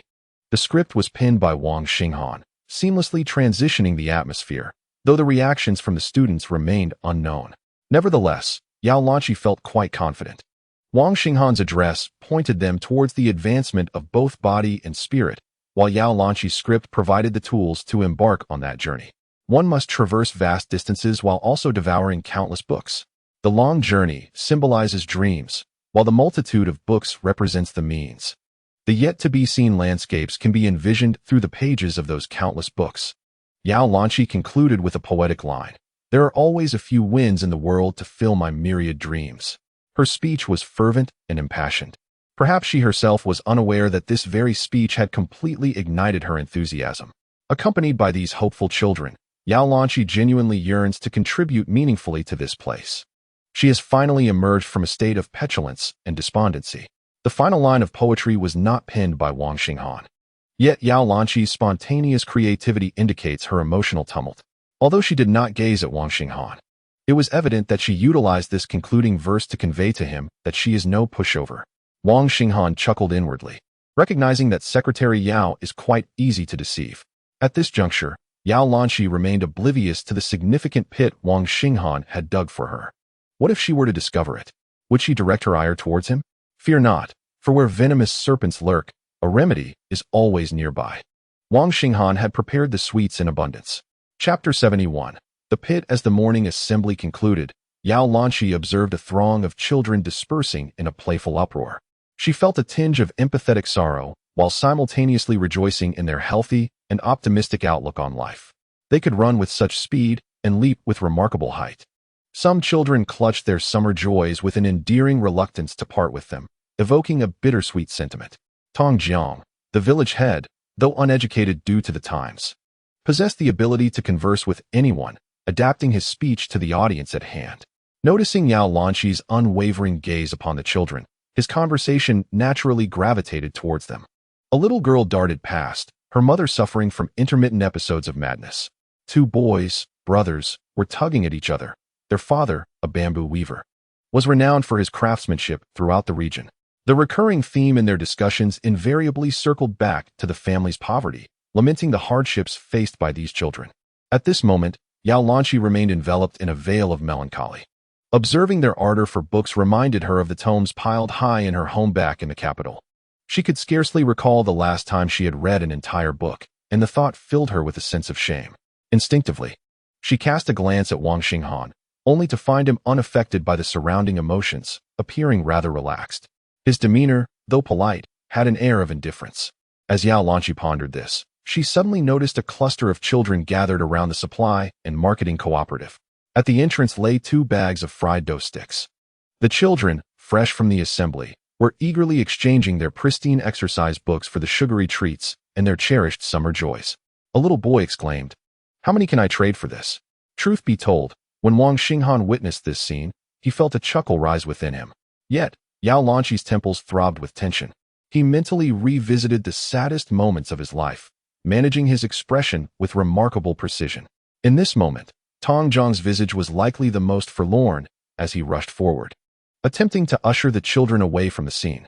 He also pulled out the pristine exercise books that his wife had already placed at the counter, stuffing them into the arms of those mischievous children. "Get lost. If you dare to exchange exercise books for candy again, I will break your legs." It was evident that Tong Jiang felt quite embarrassed. His wife, however, was oblivious to the atmosphere, rushing out to snatch those exercise books back. The children had devoured all the fried dough twists. "And you still give them the exercise books? Aren't you losing money?" As she lunged to reclaim them, Tong Jiang seized her by the collar and tossed her back into the supply and marketing cooperative. A tug-of-war ensued. A group of cadre members looked around, not only failing to mediate the situation but also stifling laughter. Yao Lanqi, reflecting on the poignant moments earlier, turned abruptly to gaze at Wang Xinghan. The look in her eyes seemed to convey, "Is this the reason why I shouldn't rush to be moved?" Indeed, it was this very reason. Let us not forget that the former secretary also managed the cooperative. The difference was that the former secretary was quite stern with the children. They dared to approach him for candy during his tenure. Tong Jiang, on the other hand, was viewed as a celebrity in the eyes of these kids. When Tong Jiang pulled his wife into the cooperative, she emerged slightly disheveled, having evidently been in a scuffle, and he could hear her weeping inside, her anguished cries intermittently escaping the building. Tong Jiang approached Yao Lanqi, his face flushed with embarrassment. "Secretary Yao, let us have a simple meal at the brigade this noon. The security director is looking for the kitchen manager to prepare a feast." Yet Yao Lanqi replied, "Director Tong, let us skip lunch today. I have matters to discuss with Secretary Wong, so please disregard us." Without waiting for his agreement, she proceeded resolutely along the mechanized farming path. Wang Xinghan turned to address the others, stating, "The brigade is repairing the road. It's quite chaotic. Let us not trouble the kitchen manager." The school had begun its summer vacation, and construction was to be expedited. Director Tong was to ensure proper arrangements. The progress of the project, expenses incurred, and proper documentation were crucial. The accounting department needed to keep records. Otherwise, it would be difficult to provide an explanation if the town conducted an audit. Once Wang Xinghan had organized these arrangements, he caught up with Yao Lanqi. The brigade cadres felt somewhat disheartened, perhaps even a bit irate. They had initially anticipated enjoying a sumptuous meal with Secretary Yao, only to find her maintaining her principled stance. "Damn it, why is it that mayor who is the one enjoying a lavish lunch while we are left with Secretary Yao?" Although they did not vocalize their grievances to one another, their thoughts were surprisingly aligned. Yao Lanqi had only visited Wang Xinghan's home once, and since they were on the same road, it was quite reasonable for her to head there with ease. The only inconsistency was that it was not yet mealtime. She felt a sense of urgency. The mechanized farming path was littered with pebbles, with each household contributing 1 or 2 individuals to lay stones. Some squatted by the roadside smoking leaves, and upon finishing, they resumed wielding their shovels, allowing the next person to take a break. Each individual seemed to know exactly what needed to be done. It was then that Yao Lanqi realized that these people were indeed capable workers. If that were the case, why were they so impoverished? Yao Lanqi had a multitude of inquiries swirling in her mind. Suddenly reminded of the moment when the children exchanged twisted dough sticks, she began to question. "Did you know from the outset that they would trade books and notebooks for candy?" Wang Xinghan nodded, recalling how the former secretary had repeatedly chased them away from the supply and marketing cooperative. A wave of disappointment washed over Yao Lanqi. It was indeed foolish to feel moved. Reflecting on Wang Xinghan's indifference and considering the efforts he had dedicated to these children, she abruptly asked, "Is it worth it for you to do all this for them?" Wang Xinghan pondered for a moment before responding with a line from the poem that the secretary often quoted at the conclusion of speeches. "In this world, there are always a few who build countless cities for our China." Yao Lanqi's gaze faltered slightly, a smile gracing her face as the fleeting emotions she had just felt were swiftly soothed. At that moment, a young girl dashed out from her home, carrying her younger brother on her back. She called out to Yao Lanshi, "Madam, where can I find the myriad books you mentioned?" With Wang Xinghan's poetic words preceding her and the girl's timely question following, the atmosphere resonated harmoniously. However, Yao Lanshi sensed an unsettling dissonance. She immediately glanced at Wang Xinghan, who seized the opportunity, saying, "Gigi, this is Secretary Yao, not some madam. When the secretary speaks, her word is law. If I say there will be eggs at the start of school, then there will be eggs." The girl, named Gigi, looked at Yao Lanshi and asked, "So, if Secretary Yao says there will be books, will there really be books?" Wang Xinghan chuckled, fully aware of the predicament Yao Lanshi found herself in. Chapter 72. The Pitfall with a Sweet Reward. Is there ever a breeze that does not require a cost? Aside from the northwest wind, every breeze demands payment. Did you think my speech was written for free? Wang Xinghan was eager to laugh, yet he restrained himself, wary of appearing too boastful and risking embarrassment later. Yao Lanshi fixed her gaze on Wang Xinghan, seemingly wanting to convey, "You are quite bold to take such liberties with the secretary." Wang Xinghan, unabashed, returned her gaze, urging her to affirm, "Isn't the secretary's word indeed law?" The young girl, still carrying her brother, shifted her attention between Wang Xinghan and Yao Lanshi. Ultimately, Yao Lanshi relented, saying, "Don't listen to him. In the future, if you wish to call me madam, that is acceptable too." She gently patted the head of the girl, whose hair had become tangled, reassuring her that the myriad books would indeed be available. "When will they be available? Is it at the start of school?" the girl inquired eagerly. Yao Lanshi nodded, confirming that they would be ready at the beginning of the school year, though perhaps not in abundance. "You may start reading now, and by the time you finish one book, new ones will arrive."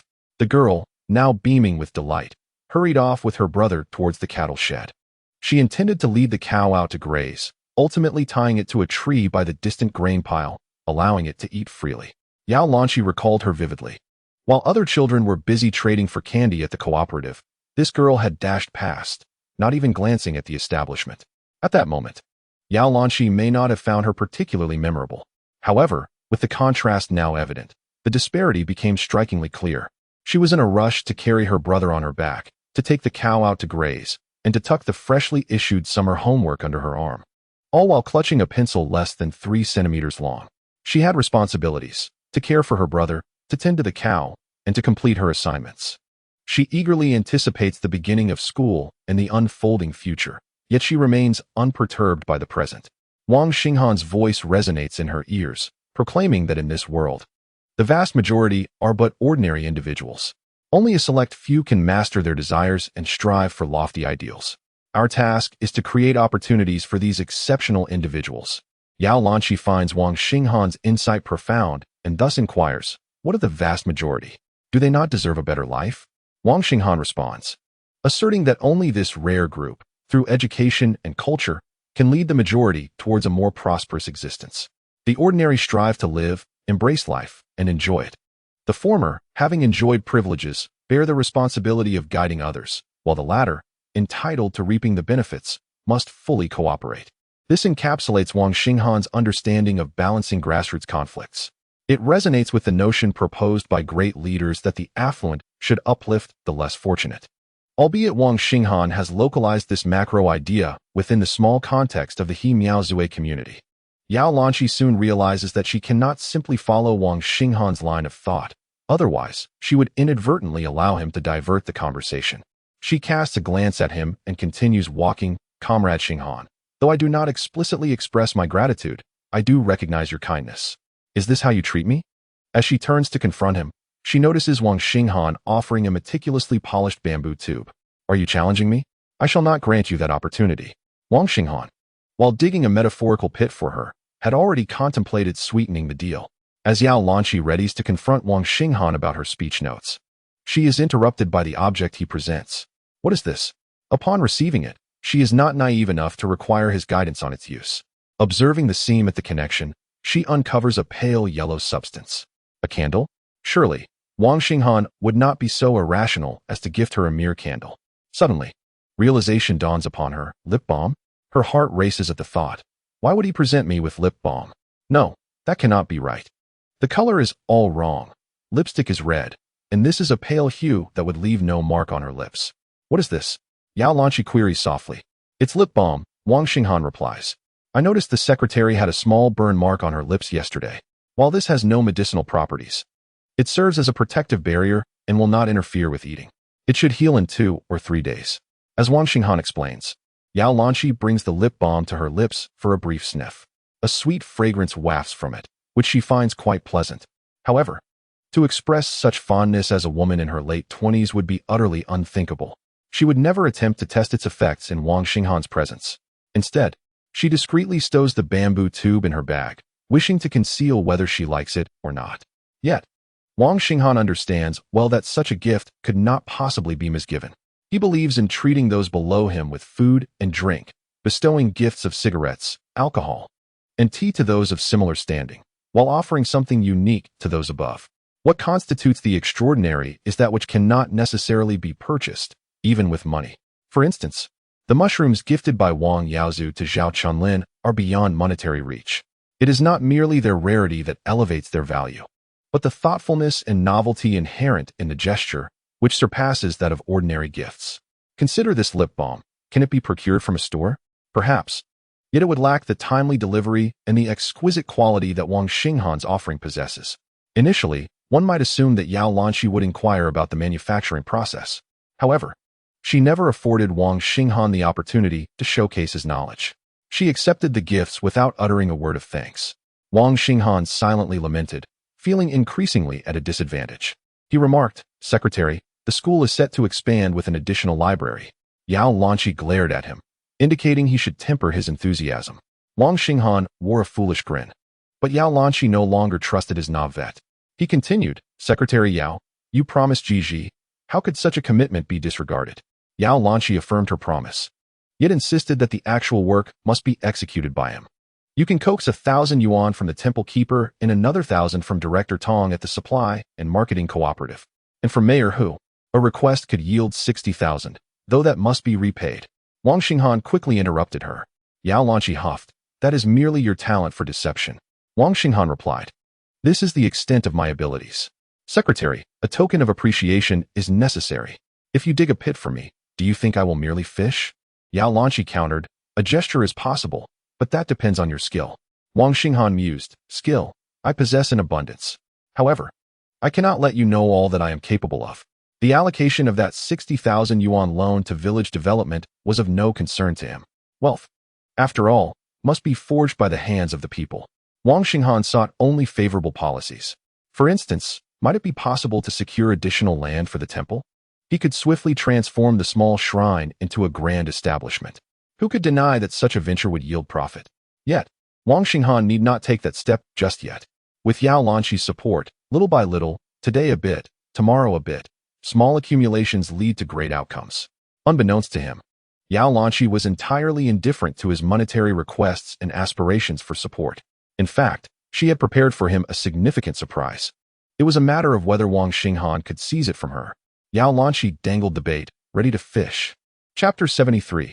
Please exercise caution. The road at Hemiao Zue is being constructed with fervor. However, it spans 3 miles, and it is unlikely that the cobblestones will be laid in the immediate future. Once work on the school commences, additional labor will be required. Yao Lanqi inquired, "Is the manpower sufficient?" Wang Xinghan honestly shook his head, "Not enough." Yao Lanqi suggested, "We can recruit some workers from the Shao Gujing Brigade." Wang Xinghan was aware of her intentions. Nevertheless, he waved to someone in the distance, inadvertently overshadowing Yao Lanqi's proposal. He could return, as he had yet to reach the point of considering matters from the township level. One may delegate this aspect of work to the town mayor. However, no response can ever be deemed perfect. It might be prudent to bring out the old secretary to deflect some attention.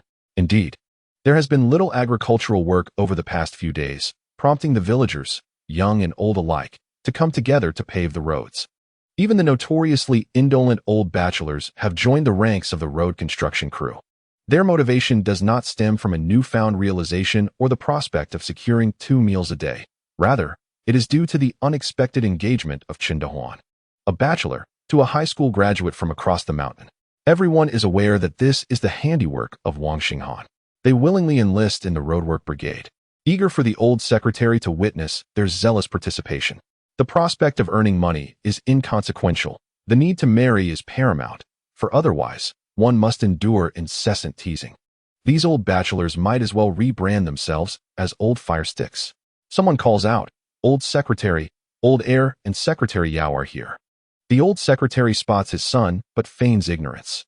Though he clearly sees Wang Xinghan waving, he pretends not to notice, only rising when old heir approaches, putting on an air of surprise. "Secretary Yao, old heir, please take the secretary inside for some water. Your mother is inside. I'll return once I finish here." Yao Lanchi greets the villagers working nearby before addressing the old secretary. "Old secretary, we'll head over first." The old secretary, leaning on the wooden handle of his shovel as if catching his breath, nods in acquiescence. "Secretary Yao, you go ahead." Once Wang Xinghan has moved away, a nearly 40-year-old bachelor squeezes in beside the old secretary, remarking, "Old secretary." With old heir and Secretary Yao getting so close, his future seems promising. The old secretary rolls his eyes, spits into his palm, and resumes his work. The old bachelor, feeling discontented, ponders whether Wang Xinghan might arrange a marriage for each of them. The old secretary's expression darkens. Old heir's proximity to Secretary Yao has nothing to do with arranging marriages for you lot. His retort elicits laughter from those nearby, a clear indication of a clumsy transition between topics, creating a slightly awkward atmosphere.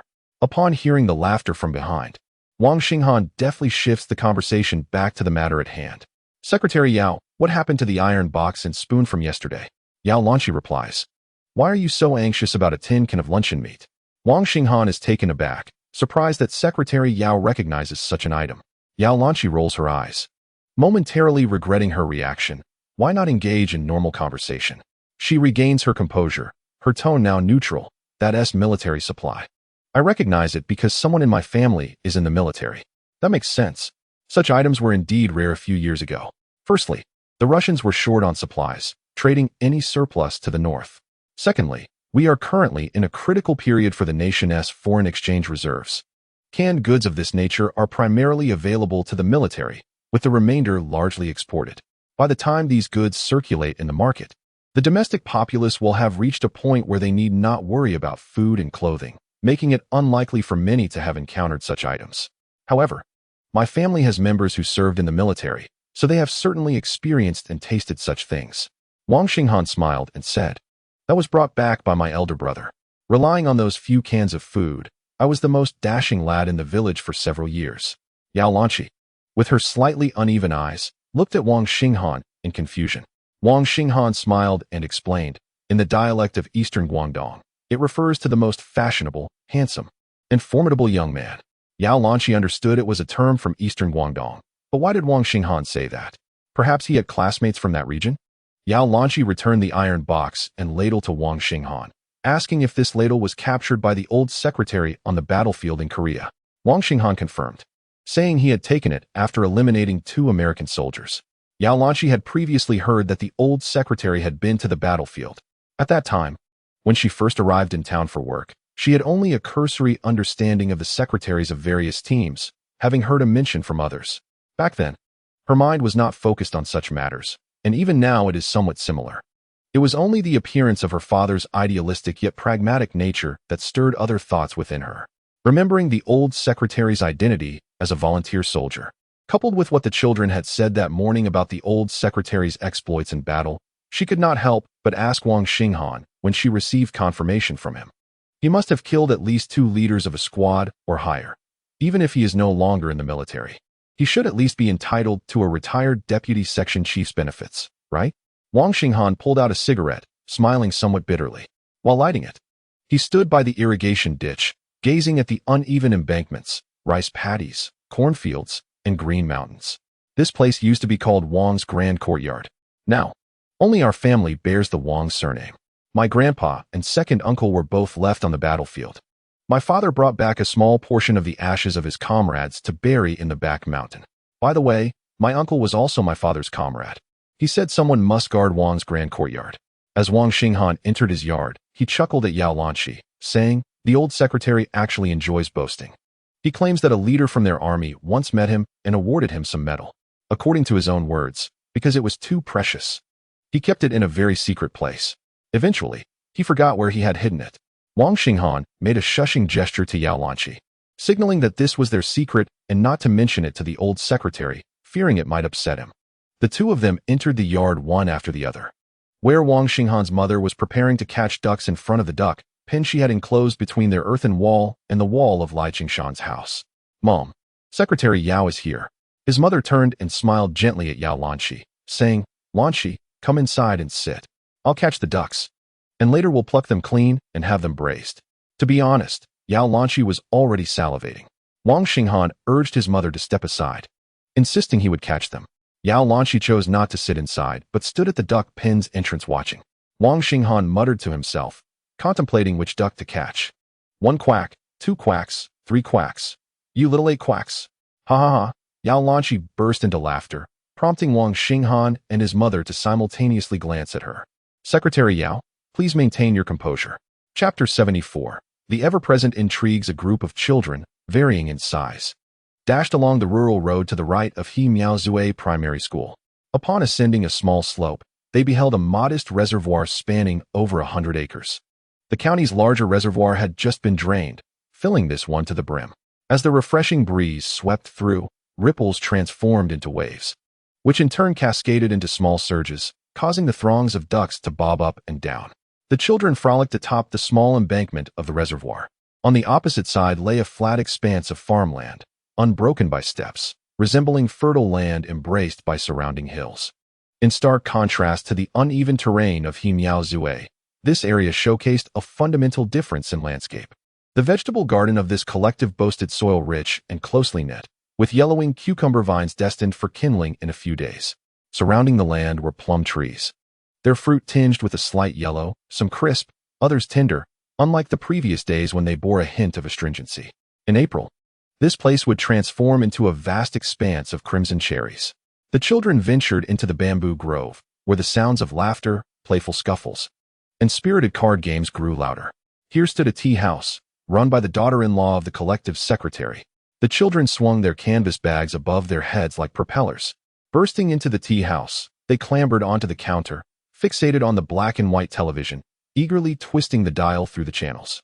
Ultimately, they resigned to pausing on Channel 2, gazing at the snowstorm of static emanating from the Izhou TV station, turning the volume to the maximum. They aimed to drown out the raucous voices of the adults engaged in their card games. A swift slap to the back of his head jolted him, and upon turning to see it was Li Chong, he tempered the defiance in his gaze. Just as he was about to pretend nothing had happened, Li Chong seized him, bringing him before Hu Jingfu. "Come, recite that little rhyme you've been practicing for your grandpa Hu." Hu Jingfu, holding a long card, glanced at the child, dismissing the notion of being called grandpa and instead insisting on uncle. Li Chong retorted, "That won't do. You and my father's generation are the same. This child's father is my peer, so he must call him grandpa. Now, recite the rhyme you've been learning." The child recited, "Your mother is a frog, croaking night and day." Laughter erupted in the tea house, but Li Chong promptly kicked the child, demanding, "Recite it properly." Gritting his teeth, the child recalled tales of underground workers murdered by reactionaries. Their resolve was unyielding. They had to embody the spirit of their revolutionary predecessors, steadfast even in death. Li Chong's wife retrieved a piece of candy from behind the counter, saying, "Recite it well, it's something like gold or jade." The child accepted the candy, his expression betraying an inner conflict, yet unable to resist the sweetness. Geologist. Wandering the mountains, if you don't find gold or jade, you'll strike oil. After finishing the rhyme, he received another kick to the rear and scurried away to watch television. Meanwhile, Li Jiagui remained engrossed in his cards. Hu Jingfu listened to the playful rhyme, pondering for a moment, yet failing to discern any flavor. Li Jiagui turned to glance at the cigarettes nestled within the counter. His son, Li Chong, swiftly retrieved a pack of Hometown Mountain. Compared to the supply and marketing cooperative at He Miaozue, this place indeed felt somewhat constrained.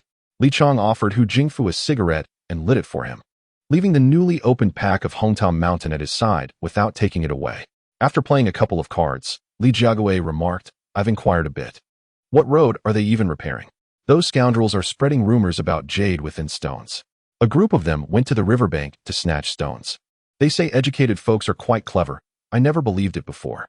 Wang Guzi feared this matter would spiral out of control, which is why he had that scoundrel suggest using the stones they collected at home for road repairs. This flimsy excuse managed to deceive the town into granting a loan of 60,000. What kind of education is this? They VE returned solely to undermine socialism. Hu Jingfu shot Li Jiaguwei a glance. You speak too much. What do you mean by deception? Have I been deceived? Has Secretary Yao been deceived? Is the road not being repaired? Is work not being done? Let us keep the idle chatter to a minimum and focus on the game. Were it anyone else, Li Jiaguwei would surely not dare to speak so boldly. He shared a long-standing friendship with Hu Jingfu. Today, numerous brigades came to invite Hu Jingfu. Why does he frequently come here? It's simply because the hospitality of the Xiaogu Jing Brigade is commendable, with food, drink, and cards. They can enjoy a day filled with joy.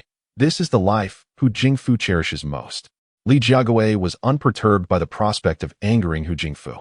He merely donned a smile, noting that he Miaozui managed to secure 60,000, while Xiaogu Jing could obtain 100,000. Hu Jingfu, not one to be polite, responded. The credit cooperative is right there. Go ahead and seize it. 100,000. Li Jiaguwei calmly stated. The reservoir hasn't been cleared of mud for many years. I sense it can no longer hold the water.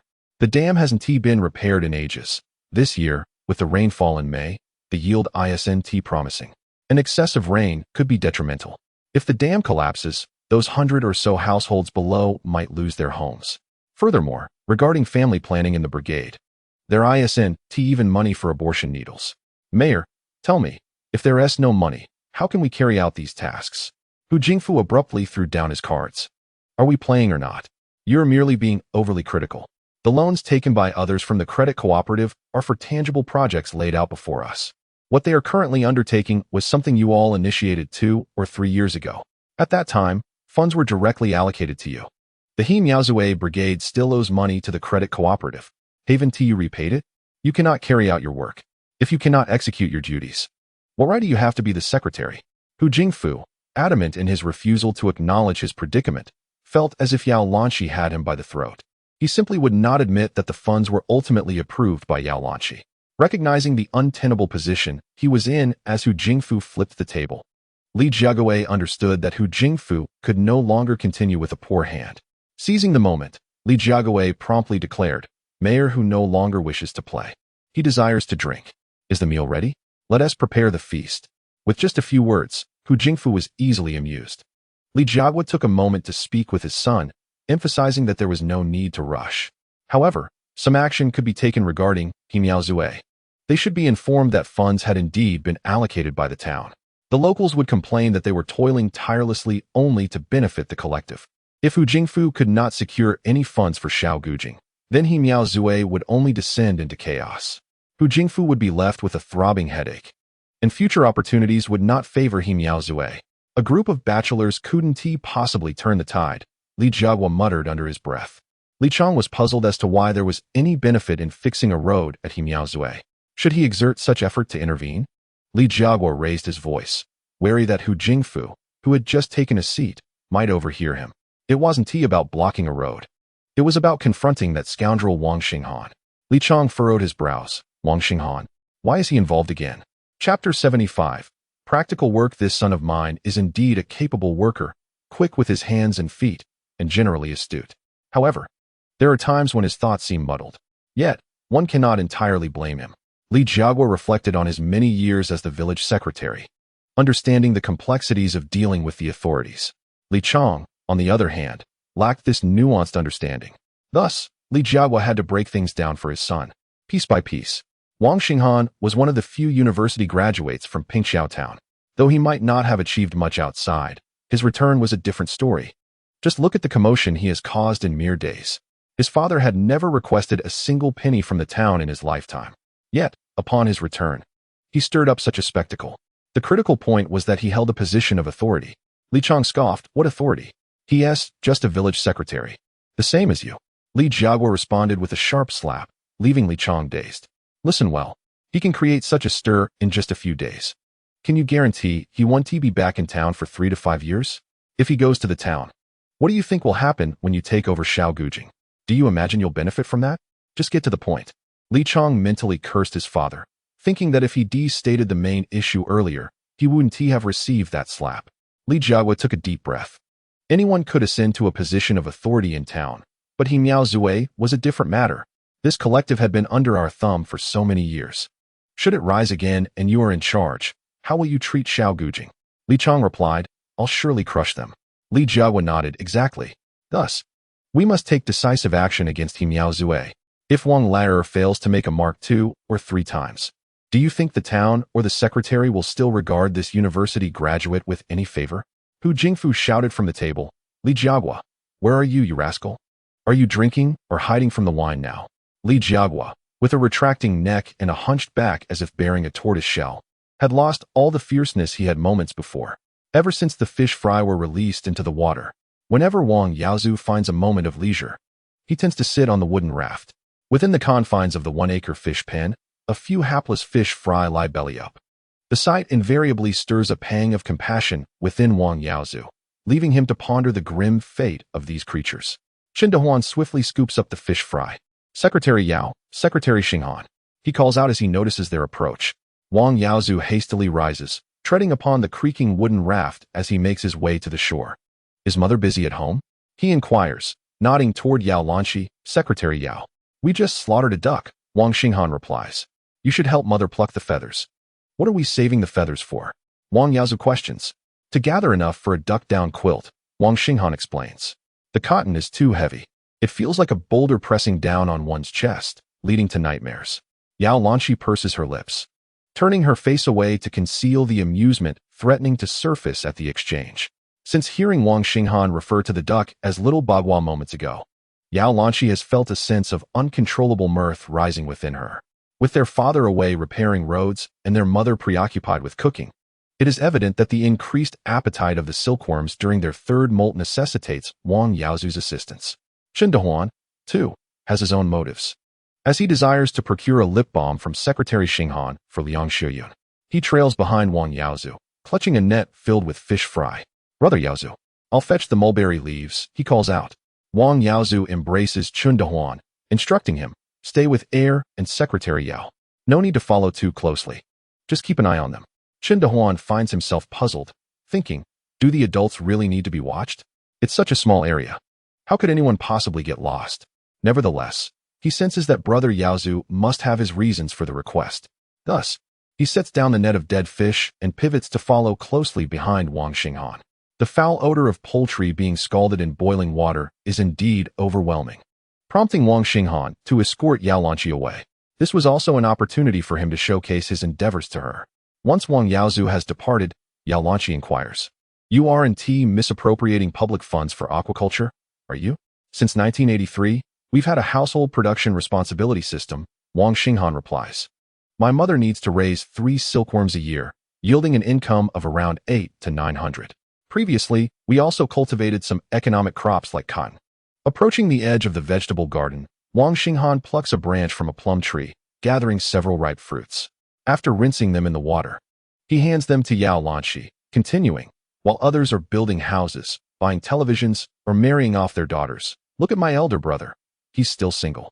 Recently, I declared I wouldn't leave. My mother divided her hard-earned savings of nearly 2,000, giving half to me and half to my brother. I gave all my share to my brother.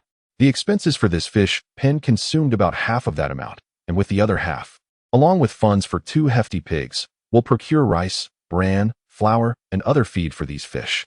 By this time next year, we should be able to harvest. At first glance, it seems Wang Xinghan is merely defending his integrity regarding public funds, yet in truth, he is demonstrating to Yao Lanqi the tangible results of his labor. Yao Lanqi refrains from asking any foolish questions about why he did not involve the entire brigade in this venture. As she inquired, Wang Xinghan's hand instinctively reached out toward her. Of course, it was not an act of impropriety. Yet, it was even more daunting than mere lewdness. For it was a gesture soliciting money. Yao Lanqi quietly observed Wang Xinghan's actions. She had baited her hook with an exceptionally enticing lure, pondering the opportune moment to cast it.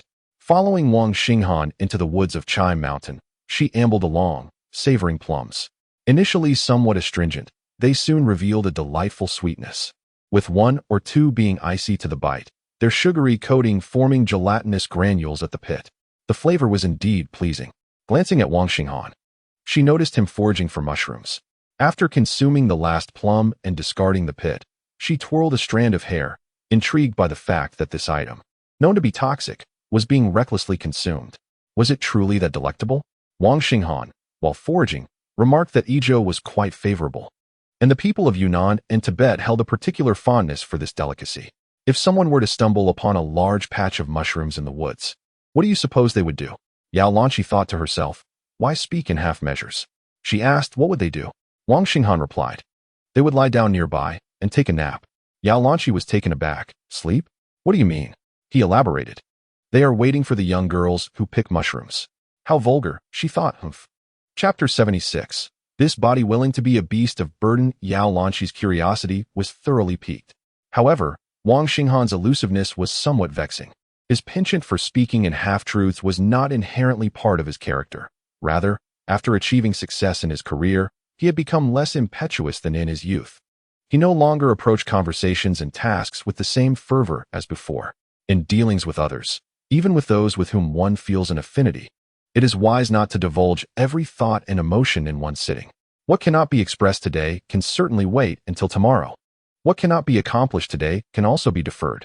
There is no need to rush through the night as if one must squeeze in 6 or 7 exchanges, prioritizing both emotional depth and physical presence. Yao Lanqi felt a twinge of impatience. Wang Xinghan, what do Yunnan and Tibetans do lying beside mushrooms? Wang Xinghan chuckled. One mustn't indiscriminately brandish a pole and topple an entire boat of people. Yao Lanqi, with a serious demeanor, corrected him. That would be to knock over a boat with a single pole. Do not digress. Tell me, why do they sleep beside the mushrooms? Wang Xinghan glanced at the basket, realizing he had gathered a sufficient amount, and finally explained, it is because they find the mushrooms a tad small. A nap beside them allows them to grow. With a hearty laugh, Yao Lanqi quickly covered her mouth, realizing she must temper her laughter. She had lost count of how many times this day had brought her joy. Wang Xinghan said, this is merely a method employed by others. Secretary, Yao must not elevate it to grand proportions. Yao Lanqi playfully retorted, is that picking mushrooms? Or is it a king of death lying beside the mushrooms, watching time to claim lives? Her words held a certain charm. Observing the gathered mushrooms, Yao Lanqi wondered if they were all edible and whether any might be toxic. Wang Xinghan murmured, the villagers living here possess certain innate skills, honed from a young age. Allow me to enlighten you on what is indeed toxic. Red caps and white stems. Consume them, and you shall lie flat. Thus, Wang Xinghan concluded that the mushrooms he had gathered appeared to be entirely harmless. Yao Lanqi, somewhat skeptical, raised her gaze toward the forest's edge and spotted the furtive Chun Dehuan lurking not far behind. Comrade Xinghan, why has your elder brother instructed Chun Dehuan to accompany us? Wang Xinghan turned to glance back. Chun Dehuan was grinning at him, not particularly stealthy, but rather brazenly observant, holding a basket filled with mushrooms. Wang Xinghan led Yao Lanqi outward. Chun Dehuan did not attempt to conceal himself, as Wang Yaozu had instructed him to follow from behind. They would merely wait for the pair to pass by before trailing them discreetly. Clever Dehuan. Chun Dehuan observed the basket in Wang Xinghan's hands and opened his mouth to speak. Wang Xinghan inquired, what is it? Chun Dehuan shook his head. Brother Yaozu hasn't permitted me to converse with them. Back to the courtyard. The old secretary, while discarding the poisonous mushrooms from the basket, scolded. I see you wish to send this entire family to the mountains. Wang Xinghan feigned deafness, ignoring the reprimands, while Yao Lanqi laughed uncontrollably. Chun Dehuan had initially considered intervening upon his arrival, but seeing the old secretary's confident demeanor, he swallowed his words. Observing the old secretary receiving a scolding, Chun Dehuan turned and fled. This scene was a spectacle for him to behold. Wang Yaozu, too, hid in a corner, chuckling softly. Once Chun Dehuan departed, Wang Xinghan broke his silence, turning his attention to his elder brother. Why did you have Chun Dehuan follow me and Secretary Yao? The old secretary ceased his scolding, fixing a penetrating gaze upon Wang Yaozu, who instinctively tightened his posture. Yao Lanqi was also curious about Wang Yaozu's reasons for having someone shadow them. Wang Yaozu could no longer muster a smile, and the old secretary refrained from further reprimands. Wang Xinghan skillfully diverted the conflict, retreating to the kitchen to assist his mother with the meal. The ginger planted in February and March was now tender and ready for harvest in July. His mother had taken this into account, hence the preparation of a duck. Half was stewed, while the other half was cooked with young ginger. Consequently, 2 dishes graced the table. Had Yao Lanqi not been present, the fish fry that Chun Dehuan had netted would likely have been coated in egg and flour and deep fried, as the old secretary would never allow such small fish to benefit the ducks. However, with Yao Lanqi's presence, the ingredients would be treated with greater care. 2 large platters of sausages were sliced, and a stir-fry of pickled greens with dried chilies made for another dish. Additionally, a plate of vegetarian mushrooms alongside a dish of mushroom sautéed with cured meat completed the meal. The old secretary poured a glass of liquor, and Wang Yaozu accompanied him in a toast. Yao Lanqi had not intended to drink, but with 4 party members present and a festive occasion at hand, it would be remiss not to partake. As Yao Lanqi raised her glass, she felt compelled to say a few words. Today, we celebrate as party members. I wish the veteran members and the younger ones a joyous holiday. In our future endeavors, may we fortify the grassroots organizational defenses and solidify our foundation among the masses. Let us strive with utmost effort for the work of the party in He Miaozue and Ping Xiao. She went around clinking glasses, particularly with Wang Xinghan, giving him an emphatic toast. Having organized the tasks at hand, it is now time to embark on new endeavors. Wang Xinghan nodded in agreement, displaying a remarkably positive attitude. You might think I am unaware of your intentions, chuckling softly. You are seeking to refine the exemplary role of party members, are you not? Such materials, once produced, can be reported and subsequently studied. Ping Xiao must at least secure an accolade. So, what can Wang Xinghan gain from this? Promises are merely promises. The initiative lies with me. One cannot simply agree and immediately act, lest they believe themselves invincible, relentlessly exhausting Wang Xinghan. While materials can be prepared, they must remain undisclosed, reserved for critical moments. For instance, the upcoming 70th anniversary of the founding of the party next year, or the pivotal speeches following the Southern tour in the year after. Only by aligning with these key moments can one's efforts truly shine. Treating it as routine work would render it utterly valueless. Yao Lanqi had been observing the slogans on the outer wall and casually inquired about them from the old secretary. He explained that those were catchphrases often repeated by their former leaders, emphasizing that imperialism is indeed a vile term, though the great man did not utter any profanity. Thus, there lies a distinction. The old secretary became animated when discussing battlefield victories and awards. However, upon mentioning the medals, his demeanor soured, lamenting the loss of his own. The chief jestingly remarked that perhaps the accolade was awarded during one of his dreams. The old secretary glared at the chief with an intensity that suggested he might devour him. Yao Lanqi asked, "Old secretary, who was your original commander in the military?" The old secretary reminisced, took a sip of his drink, squinted his eyes, and exhaled a fiery breath of alcohol, declaring, "General Li Wenbin.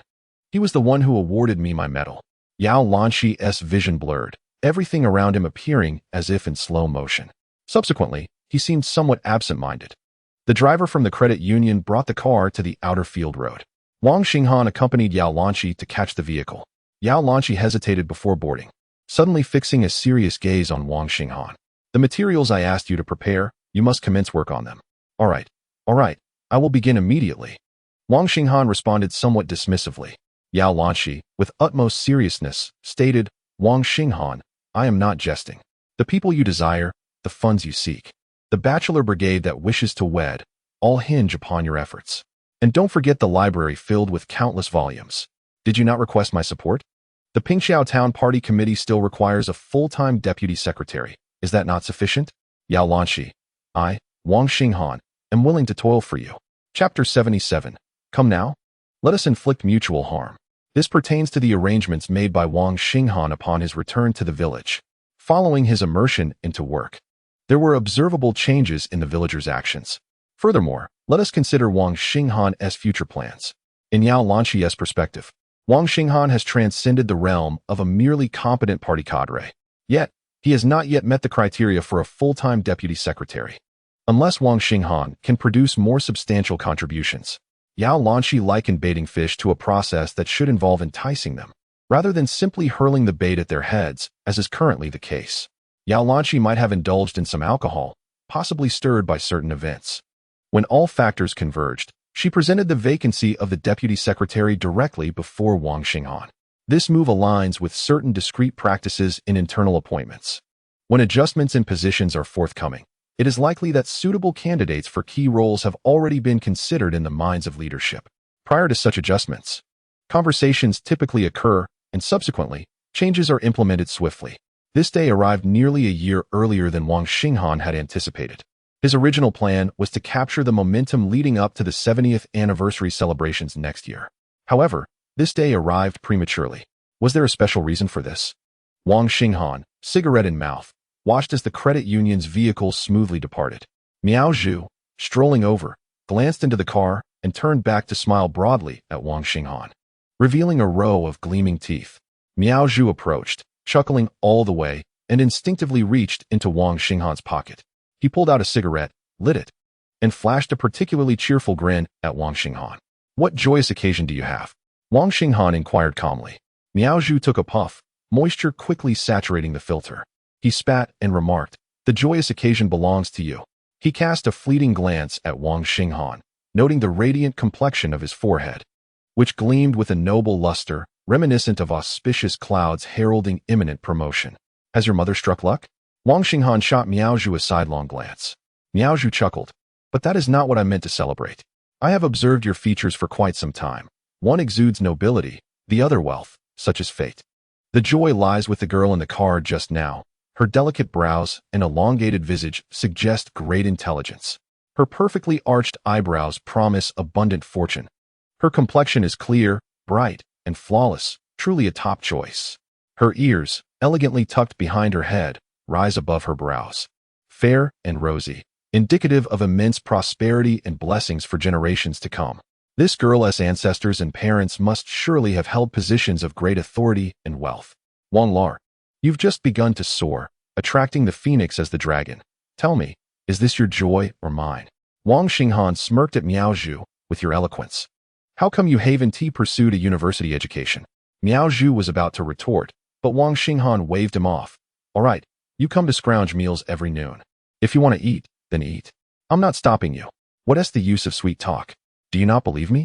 Miao Zhu still wore an unconvinced expression. "You'll come to believe it in time." Yao Lanqi appeared somewhat disoriented, as if her composure had been shaken. Wang Xinghan hurried to see her off, sensing her own urgency. She had not consumed any water throughout the morning and had a modest appetite at noon. In truth, she was controlling her intake, anxious that she might need to relieve herself. For those accustomed to better conditions, the dry toilet in the mud brick house is quite a calamity. Perhaps that is why Wang Xinghan was eager to construct a new house, ensuring a proper restroom. He had long intended to send Yao Lanqi away to spare her any embarrassment. Unexpectedly, Yao Lanqi appeared preoccupied, her mind seemingly elsewhere. In the main room, the old secretary puffed on his cigarette, inquiring of his elder son, "Why have you allowed Chun Dehuan to accompany your younger brother and Secretary Yao?" Wang Xinghan was aware of the reasons. Thus he took the elder brother aside before the meal to shield him from scrutiny. In the presence of Yao Lanqi, the elder brother could only mumble, afraid to clarify the situation, thereby diverting the old secretary's attention. Now, with both the younger brother and Yao Lanqi having left, Wang Yaozhu had little to say, knowing that Secretary Yao's husband served in the military. "Old man, don't you think the younger brother is getting too close to Secretary Yao?" Before the younger brother returned, Secretary Yao had never visited the He Miaoze brigade. Yet, since his return, she has come repeatedly, even to their home. Wang Yaozhu skipped over a segment of speculation and stated a serious consequence. To jeopardize a military marriage could land one in prison. The old secretary's eyelids twitched violently, while the mother, feeding watermelon, became completely still. "That scoundrel! I'll break his legs." The old secretary cursed vehemently. The watermelon, startled by the outburst, glanced up at the old secretary, seemingly bewildered. Is it necessary to be so severe over leftover food? Terrified, the old secretary felt his dog hesitate to eat. It was the mother who gently patted the dog's head, refraining from further comment. The dog let out a soft grunt and resumed its meal. Under the old secretary's governance, he might not be able to dictate the affairs of others, but within his own household, the family values were sound and the upbringing strict. There was no possibility of engaging in any scandalous behavior. Seeing his father's anger, the elder brother quickly reassured him, "That's why I had Dehuan accompany them." With a third person present, there's no cause for gossip. The old secretary cast an encouraging glance at his elder son, commending his judgment, though he remarked, "You can't have someone following them every day."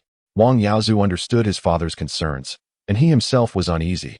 Just a few days prior, you and mother had gone to uncle's place. I heard from the younger brother that you had even set your sights on a young lady.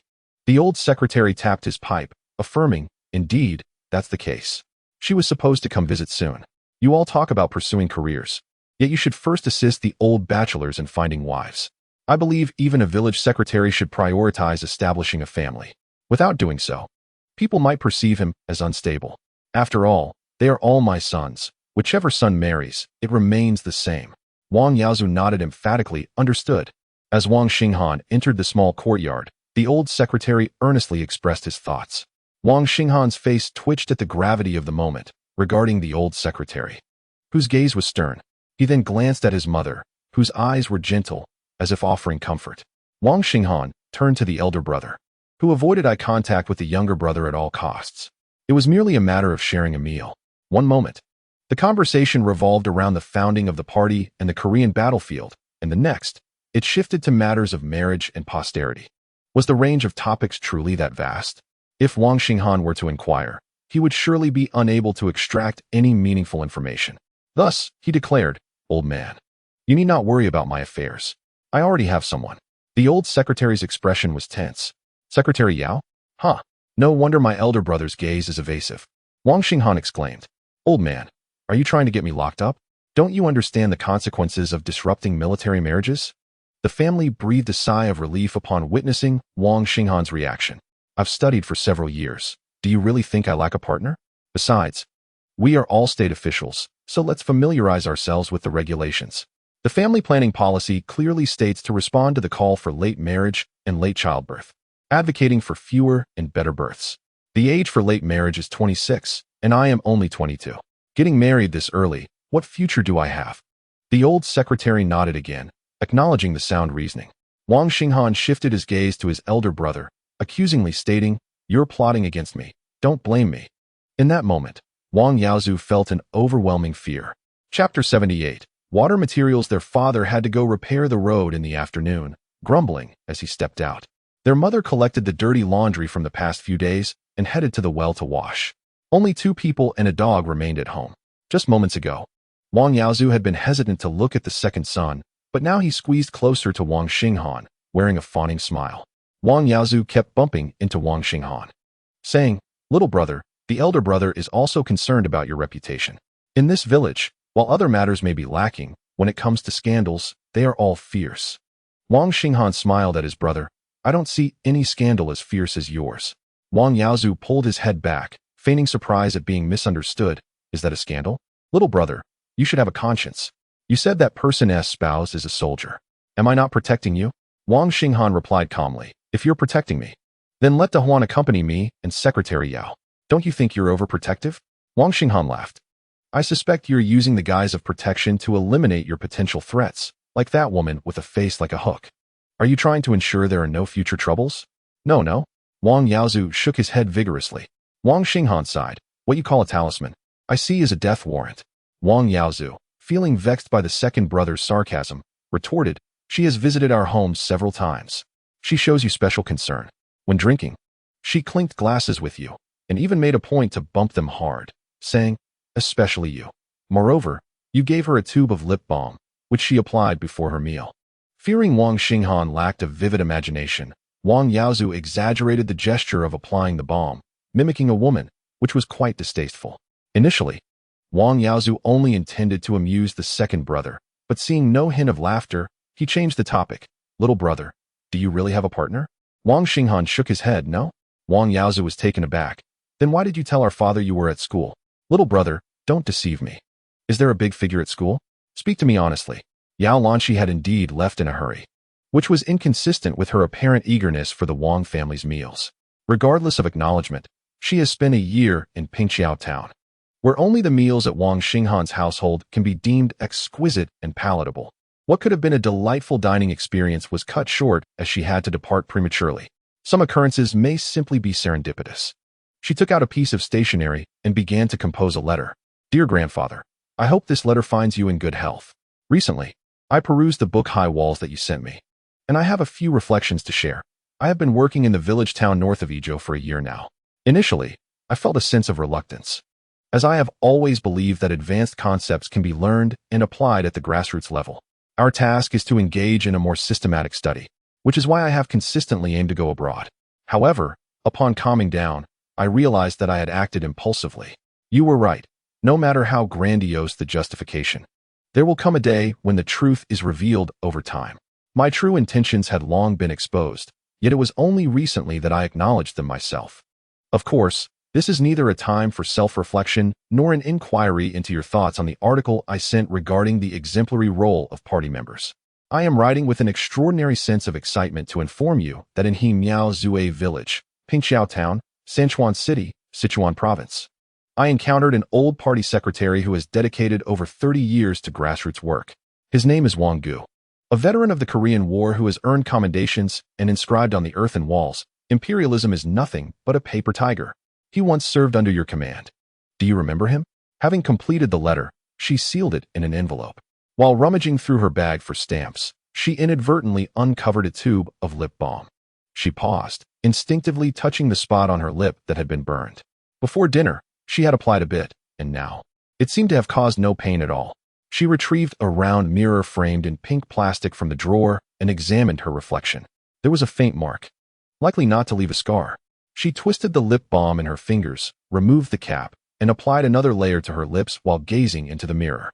The sweet, floral essence enveloped her senses, and she pressed her lips together, revealing a lustrous sheen. Curiosity struck her. How could Wang Xinghan be interested in such feminine items? Speaking of which, she was aware of his political stance, but what of his marital status? He must be unmarried. Having spent a few years studying at the provincial university, he should have found a kindred spirit, shouldn't he? Her expression grew solemn as she reflected on Wang Xinghan's situation in relation to her own. It was during her final year at university that she encountered a man of ambition and vision. She found him to be passionate, with grand aspirations and a clear vision for the future, clearer than anyone else's. Yet, why did his family oppose him so adamantly? It wasn't so much opposition as it was resistance to her studying abroad.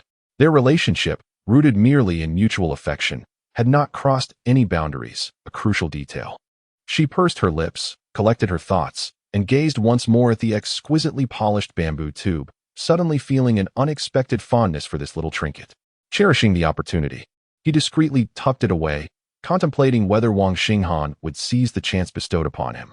A year post-graduation, serving as the full-time deputy secretary of the town party committee. This position undoubtedly carried substantial weight for Wang Xinghan. He did not perceive himself as possessing any extraordinary traits. Handsome, resourceful, strategic, and likable. These attributes alone did not justify his ascension to the role of a deputy secretary at the township level immediately after graduation. However, Yao Lanqi had laid a trap. With the big fish now ensnared, Wang Xinghan had no reason to hesitate. Yet, the ultimate angler remained uncertain. Yao Lanqi was interested in detailed materials that elucidated the exemplary role of party members, and she intended for Wang Xinghan to fulfill that need through diligent effort. Work capability was essential. Equally critical was one's political positioning during pivotal moments. As night descended, the flickering kerosene lamp illuminated Wang Xinghan's fervent drafting of an outline in his work notebook. Political capacity, research competence, decisive decision-making ability, adeptness at reform challenges, emergency response skills, and community engagement. Wang Xinghan believed that the exemplary role of grassroots party cadres should be founded upon these competencies. Thus, the essence of the entire document would intertwine with these capabilities. For Wang Xinghan, what Yao Lanqi desired was readily accessible, yet what he sought might not be reciprocated. Hence, in the realm of work, patience was paramount. Progress was to be made incrementally, and even upon completion, it would be delivered piece by piece. In the art of fishing, Yao Lanqi was a novice. Her aim was not to catch fish, but rather to nourish them. Chapter 79, Logic. Wang Xinghan titled his document Optimizing the 8 Key Capacities of Grassroots Party Cadres, striving to be exemplary representatives. In the morning, he would head to the town office, and upon returning home, he would commence organizing detailed outlines and materials. Occasionally, the old secretary would wish for Wang Xinghan to attend to household chores, yet seeing him engrossed in his writing, he could not bring himself to interrupt. When the dog, Shigua, gnawed at Wang Xinghan's foot beneath the table, he would instinctively lift the pup, stroking its fur before placing it atop the table. The old secretary shook his head in disapproval, exclaiming that even the dog had taken to the table. He promptly removed Shigua and set it aside, while the dog, understanding its cue, began chewing on a bone in the corner. This was a toy crafted by the eldest brother, who, upon hearing from the second brother that Shigua was teething and enjoyed gnawing, had provided the bone after preparing soup. meat still attached. Shigua's greatest delight each day was to gnaw on that bone, honing its teeth, seizing the opportunity to cast the dog aside. The old secretary found a reasonable excuse to lean closer to Wang Xinghan and examine his writing. Holding the materials at a distance, he squinted to decipher the contents. 1. Enhancing political capacity. 1. Party members and cadres must grasp the correct political direction. 2. Improve political sensitivity and discernment. 2. Strengthening research competence. 1. Solid foundational research skills are essential for gaining a greater voice. Investigation and research constitute an indispensable aspect of daily endeavors, constantly attuned to the shifting dynamics of the situation. At the moment the old secretary was observing, Wang Xinghan was leisurely indulging in a cigarette. Was he not engaged in writing while smoking? He merely had it lit, akin to the internet users engrossed in gaming years later. Lighting a cigarette is one act, while smoking is another. Often, one merely lights it, takes a puff, and holds it until the next inhalation, by which time the filter has already been consumed by the flame. The old secretary appeared quite satisfied, nodding in approval, clearly offering praise to the second son. However, the elder brother, as he aged, developed a more rebellious spirit. Upon returning and noticing their father's content expression, he could not help but inquire, "Father, you seem quite engrossed. Do you know what the second son has written?" The old secretary replied with a hint of defiance, "Am I supposed to know? Do you?" Wang Yaozu chuckled. "You must know. Enlighten us with a political lesson." The old secretary chose to ignore the elder. The elder dared not press further. Aware that their father had reached a breaking point, one more word might elicit either a cigarette or a reprimand. The old secretary believed the second son's writing was commendable, though he could not articulate why. He found himself drawn to the wisdom encapsulated in such official documents. The more he read, the more he felt his intellect expanding. He scratched his head vigorously, flicking the accumulated debris from beneath his fingernails, presenting a look of satisfaction as if he were gaining wisdom. The old secretary did not question the utility of Wang Xinghan's writings. He merely harbored a quiet admiration for his son's capabilities. Wang Xinghan, in turn, refrained from elaborating. For the more he explained, the more their father would realize the absence of genuine insight. Family dynamics thrive on mutual flattery, fostering a joyful existence. On the mechanized farming path, a voice filled with vitriol arose. Lai Qingshan, in a tone of societal vengeance, shouted, "Damn it all. If I can't have it good, neither shall anyone else." He was unperturbed by the presence of others. "You, filthy cur, your reach extends far enough to encroach upon my territory. Do you presume that the overseers of the river temple have all perished?" His tirade included both Wang Xinghan and the old secretary. Wang Xinghan surmised that someone had provoked Lai Qingshan. The latter's outburst was directed at Wang Xinghan, hoping he would intervene to resolve the matter. For those who cannot engage in civil discourse, any response is a concession. Wang Yaozu interjected, "I heard that some from the Xiaogujing brigade came to stir trouble, claiming that our brigade had indeed secured a loan but failed to distribute the labor costs, leaving our workers without earnings. Lai Qingshan had initially secured the stone contracts, but now every household believed he had shortchanged them. This morning, no one had gone to collect stones, leaving Lai Qingshan without a source of supply. He had not earned a penny from the temple, which had not received any stones from him for several days. If no one continued to collect stones, the considerable sum he had invested recently would be rendered futile." Wang Yaozu remarked, "He now wishes for you to intervene and negotiate with the families, urging them to resume stone collection. If you do not take action, he may accuse you of embezzling the loaned funds." The old secretary dreaded hearing the words embezzlement. Accepting the cigarette from his superior, he spoke gravely, urging for an early resolution. Next month, it would be time to harvest corn and peanuts, and subsequently, the rice would need to be threshed. You should take advantage of this month while the labor force is available. If you wait, you might have to postpone until the new year. By then, who would still be inclined to fix the roads? The old secretary was pressing Wang Xinghan to take action. Wang Xinghan responded, "Now you understand why I possess the authority to utilize funds, yet I absolutely refuse to hoard the money, don't you? If Lai Qingshan intends to stir trouble, he can only approach Tong Leiabizi for that. Tong Leiabizi has a penchant for managing finances, so let him handle it. If he manages the funds, the issues will be resolved. If matters remain unresolved, what right does he have to control the money?" Suddenly, Wang Yaozu inquired, "What if Tong Leiabizi and Lai Qingshan, those two rascals, collude?" Wang Xinghan furrowed his brow at the abrupt shift in conversation. In the prior statement, He referred to Tong Leabizi respectfully, yet in the next, he referred to him as a rascal. The leader was polite, but not overly so. Initially, he anticipated that his father would become irate. However, the elder's expression appeared somewhat bewildered. Unable to suppress his curiosity, he thought, wait a moment. Weren't we discussing road repairs? How did we suddenly pivot to the collusion between Tong Jiang and Lai Qingshan? How could they collude, and for what purpose? This exemplified the tendency of the elder brother and younger brother's conversations to often leap from topic to topic. Their mother could keep pace, but the old secretary might struggle. A son does not have the privilege to choose his father, but he can select his wife. Wang Yaozu patiently explained to the old secretary why Lai Qingshan would conspire with Tong Jiang. The old secretary first exhibited shock. Do they dare be so shameless? Then, reflecting further, he considered that they indeed might be capable of such actions. Following this, Wang Yaozu queried, so, are we allowing Lai Qingshan to profit from this? Wang Xinghan replied, let him profit. If he does not, how can he muster the courage to contend with the Li family? Wait a moment. The old secretary's mind struggled to keep up, and he instinctively nudged Wang Yaozu, his expression candidly asking, why are we bringing Li Jiagui, the secretary of Xiao Gujing Brigade, into this conversation? Can you brothers engage in a conversation that follows a logical sequence? The old secretary's face reflected distress. While Lai Qingshan may have been cursing outside, the Wang family appeared as if they had perished. Yet, Lai Qingshan was not genuinely angry. He had discovered a lucrative avenue, even more rewarding than finding jade within stone. Let us go find that old rascal Tong Jiang. Chapter 80. The principle is just that, to accommodate the old secretary's reaction time. Wang Xinghan and his elder brother would occasionally pause their discussion to gauge the old secretary's comprehension. The old secretary's attempts to piece together the logic appeared rather endearing, as if he were about to count on his fingers.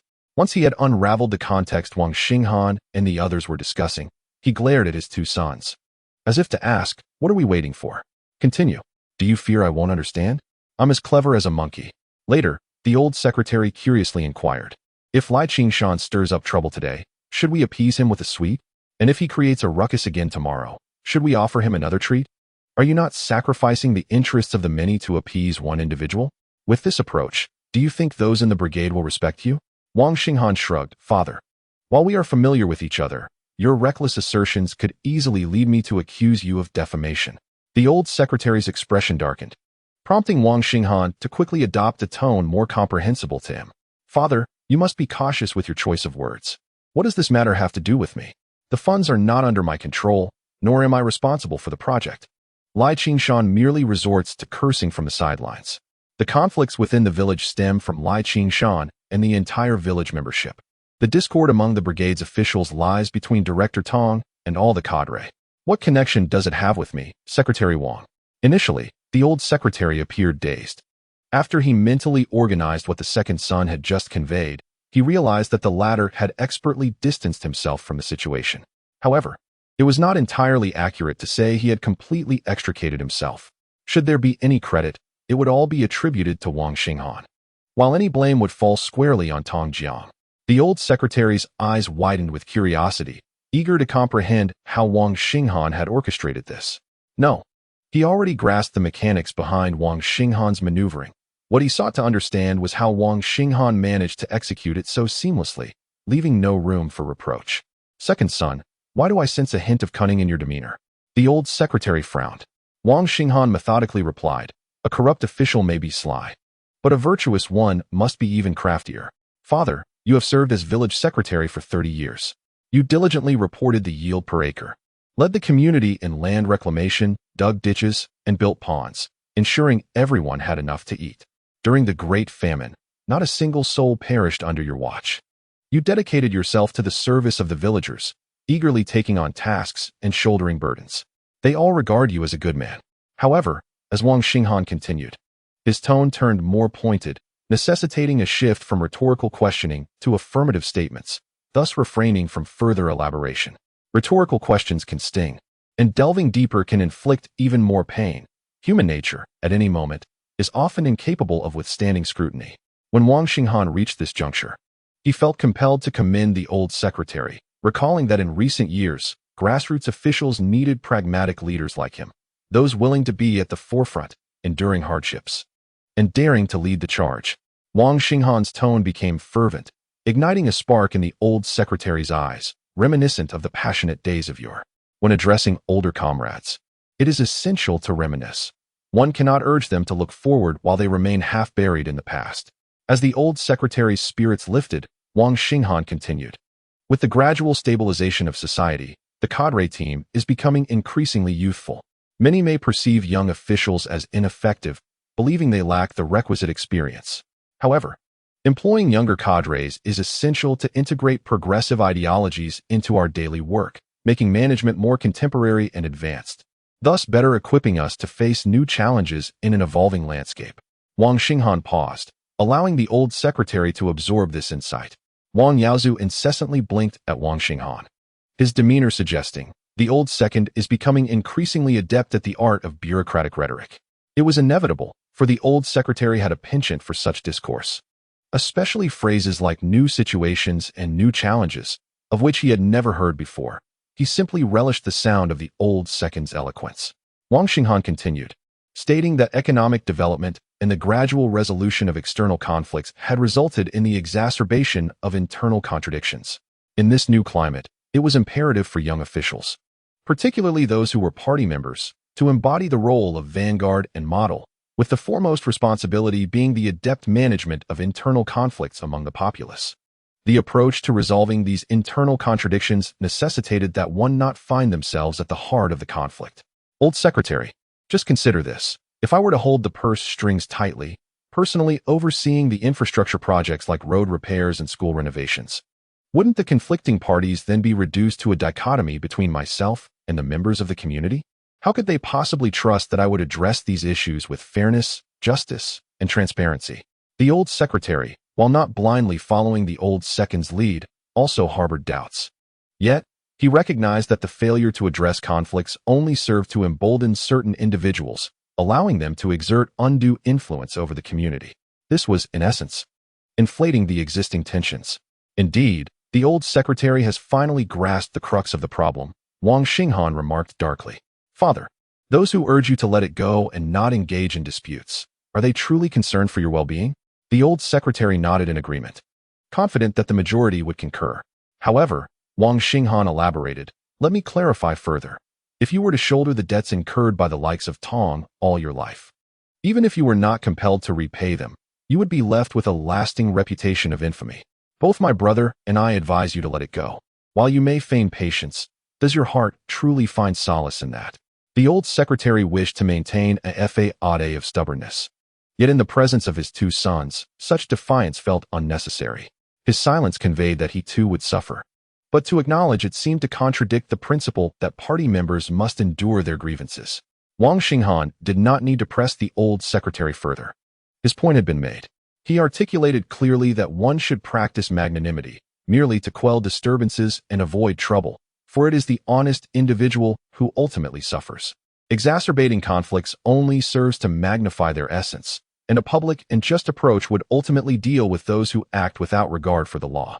With this explanation, one might better understand why certain public sentiments continue to simmer while others are quietly overshadowed by different events. Of course, Wang Xinghan had yet to express another thought.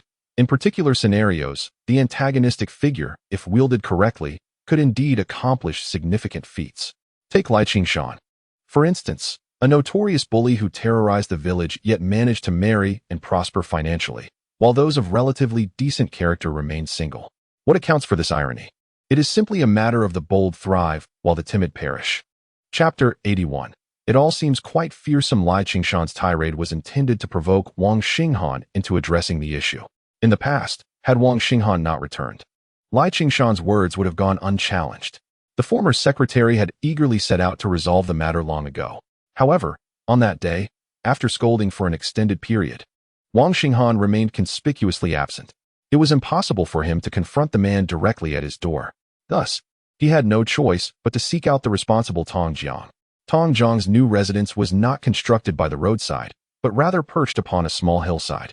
They leveled half of the slope to erect 6 humble dwellings, including a main room, a grain storage, 3 rooms reserved for their son, and a kitchen.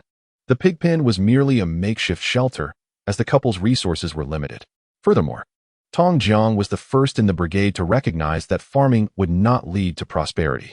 The pigpen, in a way, resembled a television set that would decades later find its place in households, not essential for viewing, but rather a symbol of having one. Lai Qingshan plucked 2 ears of corn from the roadside field as he strolled up the slope, peeling back the husks. Upon entering the house, he unceremoniously kicked the small children watching television in the main room outside. Had it been anyone else, those little ones would have hurled insults. They dared not scold Lai Qingshan, whose bald head bore scars and whose temper was well known.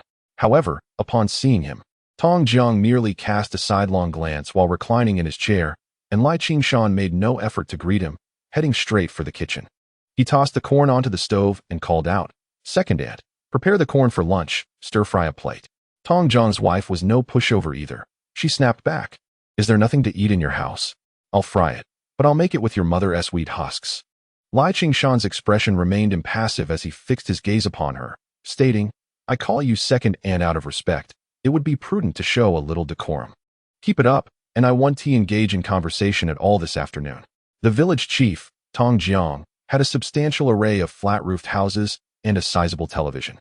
Did they not partake in the spoils of the river mouth, consuming everything without leaving a trace? Tong Jiang's wife appeared to simmer with anger, though it quickly dissipated. Her desire to laugh conflicting with a sense of disdain, resulting in a countenance that oscillated between joy and displeasure.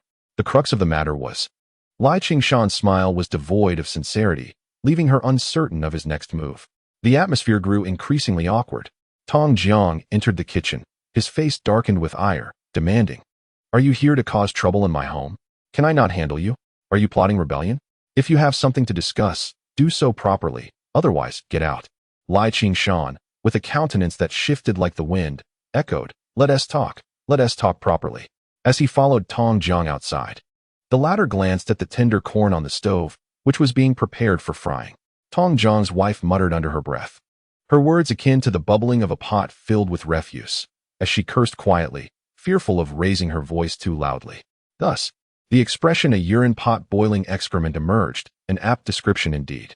Lai Qingshan, the ne'er-do-well, rummaged through the main room with an air of defiance, displaying a demeanor that suggested he feared nothing.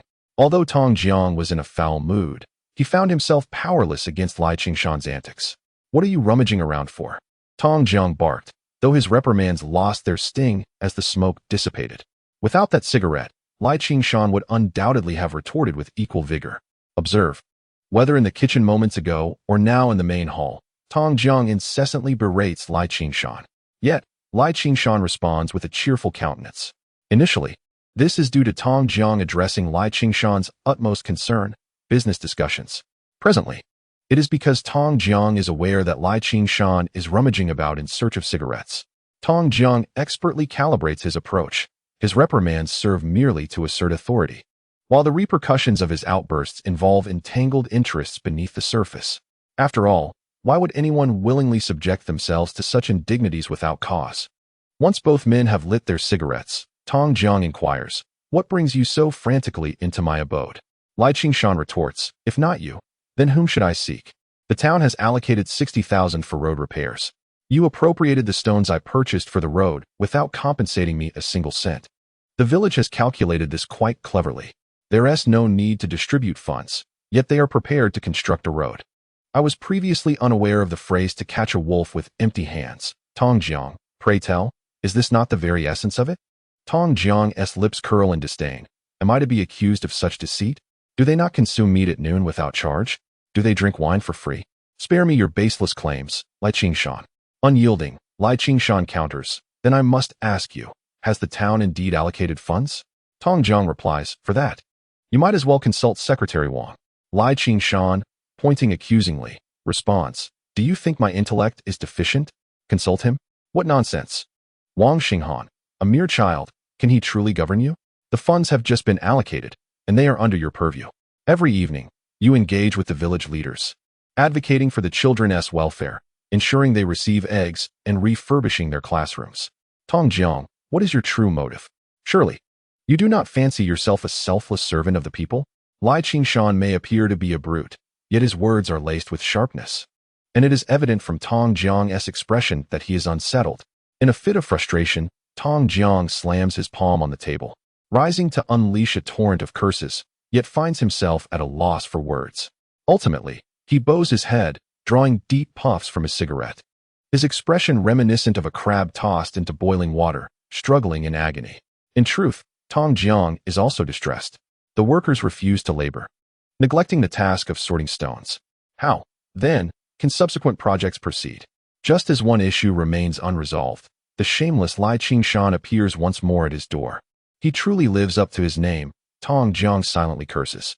The remnants of his cigarette have become foul-smelling, yet Tong Jiang takes another drag. The acrid smoke stinging his throat. He discards the cigarette, but with a forceful stomp and questions, "What exactly do you intend to do?" Lai Qingshan replies, "What else? My household cannot afford to feed itself.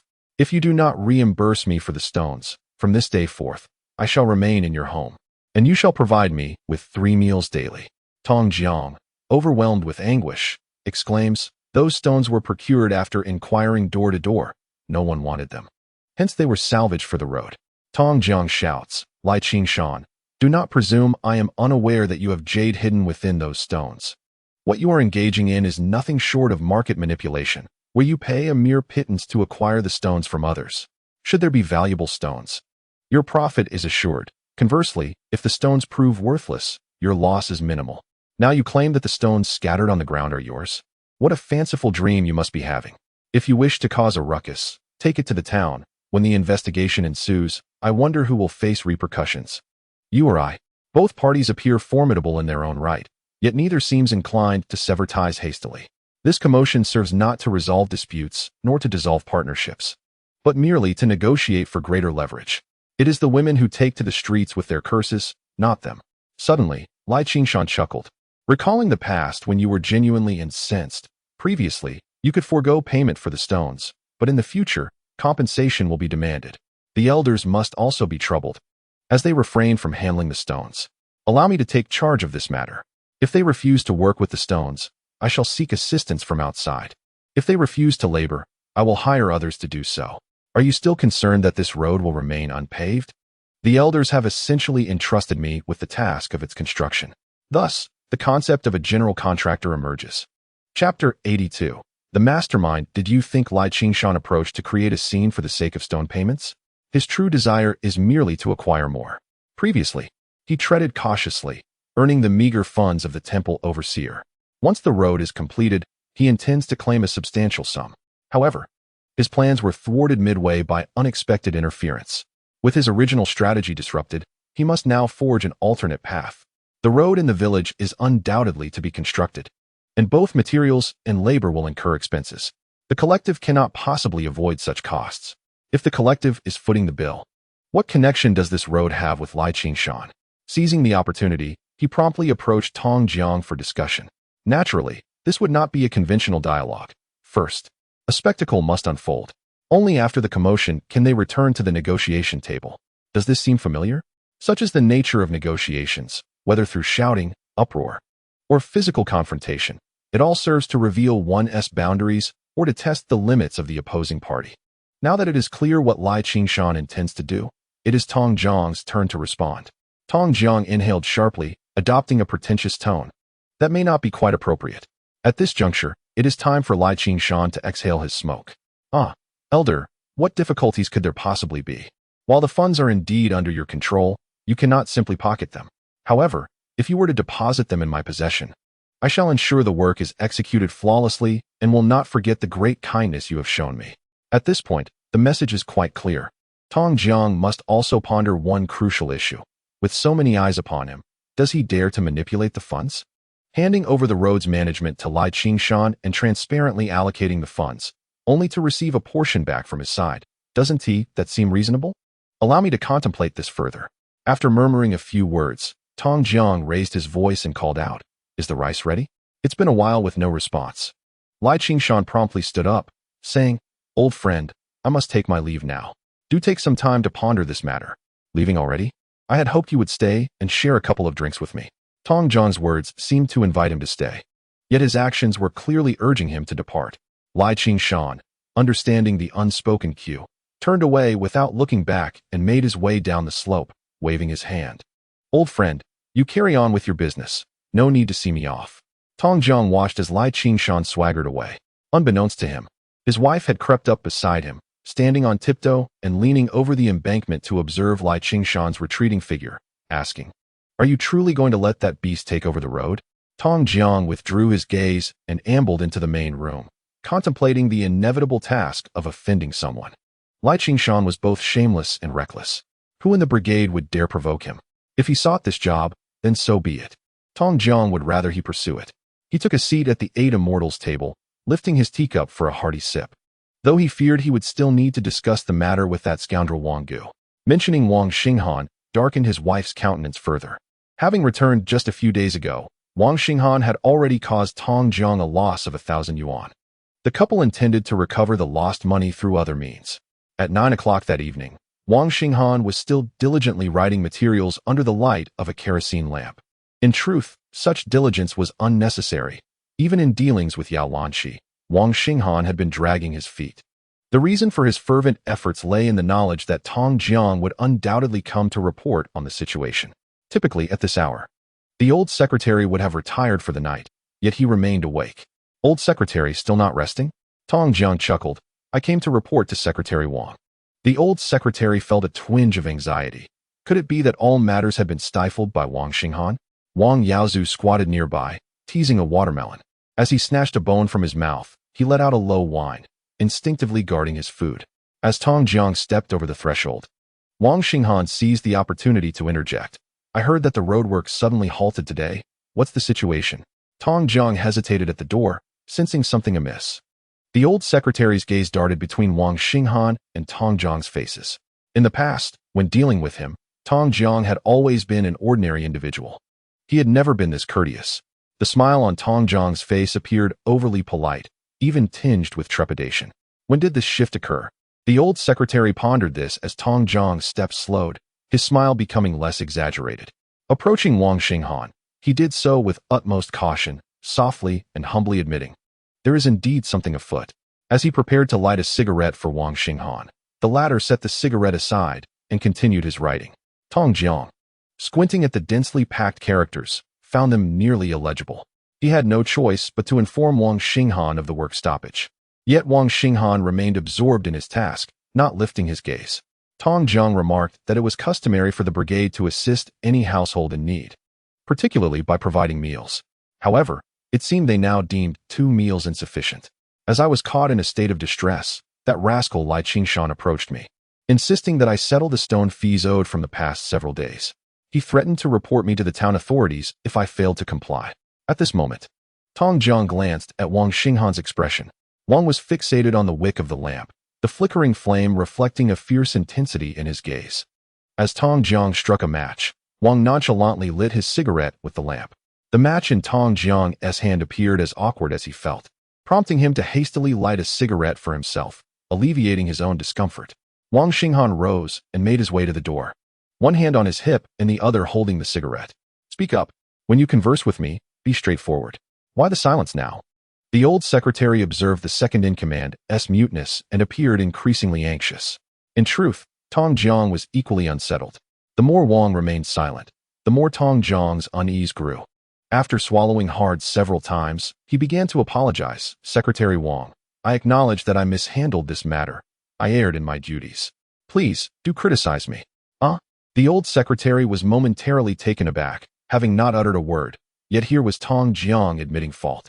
As Wang turned his head, he deliberately directed his gaze toward the old secretary, raising his chin slightly, as if to inquire with a wink, Old secretary, have you learned your lesson? The old secretary frowned, feeling somewhat outclassed. Wang flicked the ash from his cigarette and addressed Tong Jiang. Overall, your work during this period has been commendable. The credit cooperative has received guests admirably. Did they enjoy their meals? The town mayor even praised your drinking capacity. Did you have a good time? At a crucial moment, you managed to open up the situation at Himiaozue. However, Tong Jiang, you must ascertain the focus of your work. You need to be aware of where the funds should be allocated. With the funds in place, yet the necessary subsidies lacking, this leads to subsequent issues. Are we to share the responsibility for this? Tong Jiang moved his lips. I acknowledge my shortcomings. Wang Xinghan continued. Secretary Yao has recently assigned some tedious tasks, and I cannot spare the time to oversee them. You must handle matters with finesse. Otherwise, how can I justify this? How can I earn the trust of others? Wang stated firmly, you owe Lai Qingshan for the stone fees. He is causing a ruckus. You must confront this. If he chooses to report you, you must endure it. Tong Jiang's face flushed crimson. Secretary, I implore your assistance in this matter. I am acting in the interest of the brigade. I wish to save as much money as possible for the team. Wang nodded, I believe you in this regard. However, you have crossed Lai Qingshan. Who would dare intervene? When he gets riled up, who in the brigade is not afraid? Tong Jiang interjected. I have already come to an understanding with Lai Qingshan. The previous stone fees will not be paid, and he shall handle the subsequent workload. He will undoubtedly ensure the road is well maintained, without hindering your work, Secretary. The old secretary's eyes were vacant, his demeanor numb, and was this not akin to the dealings made with the second son? Chapter 83, What I Refuse, Do Not Seize. Wang Xinghan looked at Tong Jiang with a sardonic smile, causing Tong Jiang to feel a shiver down his spine. His gaze was quite transparent. You've clandestinely negotiated with Lai Qingshan, and yet you dare to feign ignorance? You have merely come to inform me, haven't you? Tong Jiang found Wang Xinghan inscrutable. The second son of the Wang family, who typically appeared gentle and amiable, wore a disarming smile. Yet his eyes seemed capable of discerning the most convoluted thoughts within a person. Tong Jiang dared not meet Wang Xinghan's gaze directly, diverting his eyes only to catch a glimpse of Wang Yaozu. Why did Wang Yaozu possess a similar gaze? He cast another glance at the old secretary, his eyelids twitching uncontrollably. It felt akin to stepping into a den of wolves. The once naive old secretary now glimmered with an unsettling intensity in his eyes. An anomaly indeed. Just as Tong Jiang was engulfed by unease, Wang Xinghan crouched beside the elder brother, observing the dog gnawing at its toy bone, murmuring, I too have been occupied with the tasks assigned by the secretary. There are numerous matters, both large and small. It is beyond my capacity to manage every detail. Wang Xinghan smiled at the dog. I am not made of iron. Tong Jiang hastily nodded in agreement, assuring him that he would manage the situation diligently, guaranteeing no disruption to the secretary's affairs. Sensing that there was nothing more to be done here, Tong Jiang quickly dispersed a final cloud of smoke and departed in haste. As he exited the courtyard, Wang Xinghan reached out to pat the dog's head, then stroked its face, attempting to seize the bone from its mouth. When the dog growled, Wang Xinghan swiftly slapped it, sending it rolling onto the ground. The bone lay close to Wang Xinghan's hand, yet the dog dared not advance further. Though the bone was enticing, you shall not partake if I command it. Dare to growl, and I shall extract your teeth. When Tong Jiang left the courtyard, he appeared subservient, his back hunched. However, as he walked, his posture straightened, and his small steps transformed into confident strides. A sense of ease and arrogance enveloped him, a smirk playing upon his lips. Damn it. Did you think the secretary also fears Lai Qingshan? I thought you were formidable. As he walked, a figure began to jog alongside him. Old generation. Old generation. What did that scoundrel Wang Xinghan say? Did he agree? Tong Jiang couldn't be bothered to glance at Lai Qingshan, stating, you should directly discuss any matters with the secretary. He is not unreasonable. Lai Qingshan's smile grew increasingly radiant. Did he agree? Did he? Old generation, give me a clear answer. Do not drive me to despair. Tong Jiang suddenly halted, turning to face Lai Qingshan, warning him to refrain from any underhanded dealings. I do not wish to hear any idle gossip circulating in the village. Should any issues arise, you alone shall bear the consequences. Ultimately, Tong Jiang and Lai Qingshan were still worlds apart in their capabilities. Were it Wang Xinghan in this situation, his words would have transformed into a caution: prioritize safety, foster unity, and be mindful of the repercussions. Clear communication leads to the seamless execution of work. Lai Qingshan took the initiative, personally visiting over 100 households in the brigade. His message was straightforward. If you choose not to collect stones, that is acceptable. Each household was to contribute one laborer, earning 5 yuan per day. If a family opted out, another could send 2 workers instead. For those who dismissed the 5 yuan wage, the prospect of 2 individuals earning 10 yuan was surely compelling.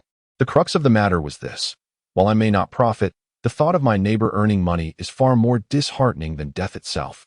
Consequently, every household participated in the labor. Lai Qingshan sought out 3 tractors at the lowest possible price and negotiated similarly with the butcher. The total daily expenses amounted to over 2,000 yuan, yet he reported 3,000 to the brigade. Formally, he allocated 500 of the excess 1,000 to Tong Jiang. But in reality, he was frugal with transportation and meal costs.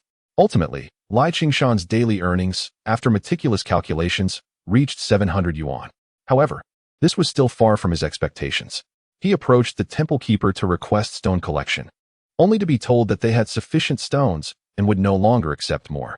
This left Lai Qingshan with an unsettling feeling, as if he were unable to openly sell the stones, causing him to feel as though he had lost billions. His wife's recent loud lamentations at night only added to his growing madness. The once existent nearly 20-year-old farming path was quietly completed by the end of July, nestled among the ripening cornfields, evoking a sense of being overshadowed. On the first Monday of August, all the town officials were crammed into a small conference room for a meeting. As Hu Jingfu spoke, he seemed to perform, his words drawn out in a theatrical manner, reading from his script with a measured cadence. He insisted that party members must approach the new circumstances from a political standpoint, emphasizing the need to ensure that their actions were rooted in responsibility to the party and the welfare of the people, and that the focus must be on practical matters and tangible results. With a grand yawn, he opened his mouth wide. Despite her dissatisfaction, Yao Lanqi displayed no expression on her face. The speech lacked substance, filled only with empty rhetoric. At that moment, Yao Lanqi's gaze inadvertently met Wang Xinghan's in the crowd, their eyes locking for an instant before parting. Once Hu Jingfu finished his speech and set down his script, he lit a cigarette. Inhaling deeply, he meticulously smoothed out his speech before finally exhaling, declaring that he must commend the He Miao Zui Brigade, whether in the initiation or the conclusion of their work. It was evident that they were genuinely striving for the happiness of our members. Hu Jingfu's words were not lost on Yao Lanqi, who nodded appreciatively, thereby enhancing the credibility of his statements. Beside Wang Xinghan, Tong Jiang was acutely aware of the gazes cast upon him by the secretaries and directors of various teams. Regardless of the nature of those glances, he interpreted them all as compliments, puffing out his chest and nodding with a semblance of humility and flattery. Once the meeting concluded, Tong Jiang, demonstrating his understanding, invited Hu Jingfu to a midday meal. Li Jiagawei from the Xiagujing team was also present, with the road at Hemiazui now repaired. It was imperative to host a banquet. Having invested tens of thousands into this project, he felt compelled to make several visits to bask in its glory. The saying goes, a crying child gets the milk, and indeed, the funds flowed when Hemiazui wept, while the engineering contracts fell to Lai Qingshan's tears. For those of us who keep silent, we still manage to eat, albeit at a cost. Thus, it was essential to enjoy a hearty meal at Hemiazui today.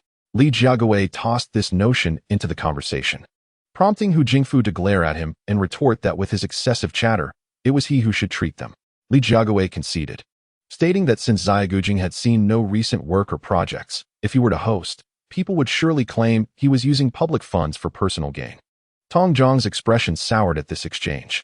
Wang Xinghan observed this scene from a short distance, recognizing it as the conflict he had previously mentioned, one that involved Tong Jiang and other team leaders, which would inevitably escalate to involve Lai Qingshan and others, ultimately entangling Lai Qingshan and Hu Jingfu.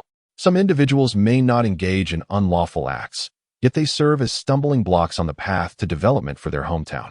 And when the common people seek prosperity, those who obstruct must be dealt with harshly. Chapter 84. Attracting attention. Wang Xinghan turned to make his exit when he realized that Yao Lanqi had silently approached him from behind.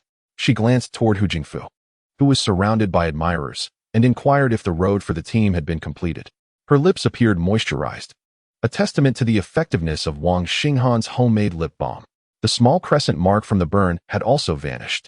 Wang Xinghan understood that Yao Lanqi's inquiry was not merely about the road. The agricultural season was upon them, and the project still lingered unfinished. Yao Lanqi smirked and said, Wang Xinghan, it seems you have not accomplished any of the tasks I assigned, have you? Wang Xinghan shook his head in protest, claiming, Secretary, you do me an injustice. I have been burning the midnight oil daily. Yao Lanqi nodded knowingly. I see. Always striving yet failing to advance the work, correct? Comrade Xinghan, why do I sense you are not quite the fresh graduate you claim to be? You appear a bit seasoned. She scoffed lightly and suggested they sit in the office to discuss the materials he was working on, offering to assist in reviewing their direction. Wang Xinghan, feeling somewhat embarrassed, replied, Secretary, I haven't brought anything with me. He quickly suggested, perhaps another day, I can bring the materials and report back to you. Casting a glance at the visibly pale Tong Jiang, he beckoned him over. Tong Jiang hurriedly approached, and Wang Xinghan smiled at Yao Lanqi, stating, "If you doubt me, just ask Director Tong." When he came to me that night, expressing that Lai Qingshan intended to take over the road construction project, do you know what I was doing? Wang Xinghan glanced at Tong Jiang, who immediately beamed and replied, "Secretary Yao, our branch secretary was indeed working late into the night, diligently fulfilling the tasks you assigned." I observed the notes he had written, emphasizing the urgent requirement for enhancing the ability to tackle practical issues, which is crucial for party members and leaders to fulfill their exemplary roles. Yao Lanqi's expression turned serious as she fixed her gaze intently on Wang Xinghan. Regarding Wang Xinghan's intention in summoning Tong Jiang, Yao Lanqi surmised 2 points.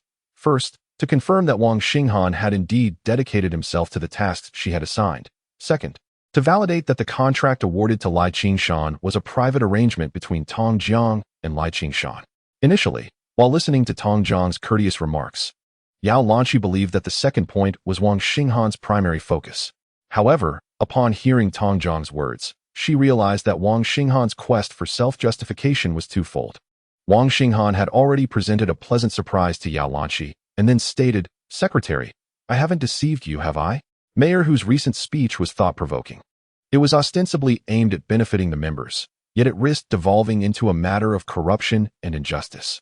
I must hasten back to convene a meeting with the brigade leaders. During this period, I have been preoccupied with political positioning, neglecting the practical work at hand. I shall return to rectify the internal issues within the He Miaozue brigade. As Wang Xinghan and Tong Jiang departed from the town office, Yao Lanqi remained in the corridor, watching their receding figures.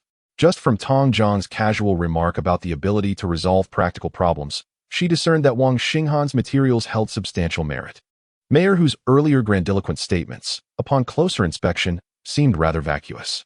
What these leaders lacked was precisely the ability to resolve issues, a strength Wang Xinghan possessed. Tong Jiang's emotions were quite complex. Initially feeling stifled, he had been about to share drinks with Hu Jingfu when Li Jiagui's sardonic remarks dampened Hu's spirits, seemingly thrusting their private discussions into the open. To avoid suspicion, Hu promptly excused himself. Indulging in a meal with the He Miaozue brigade under such circumstances could lead to complications.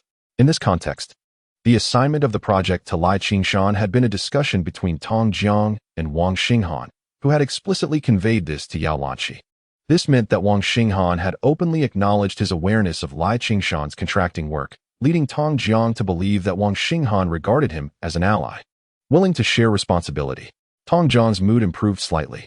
However, he might not fully grasp that knowing something and approving it are two distinct matters.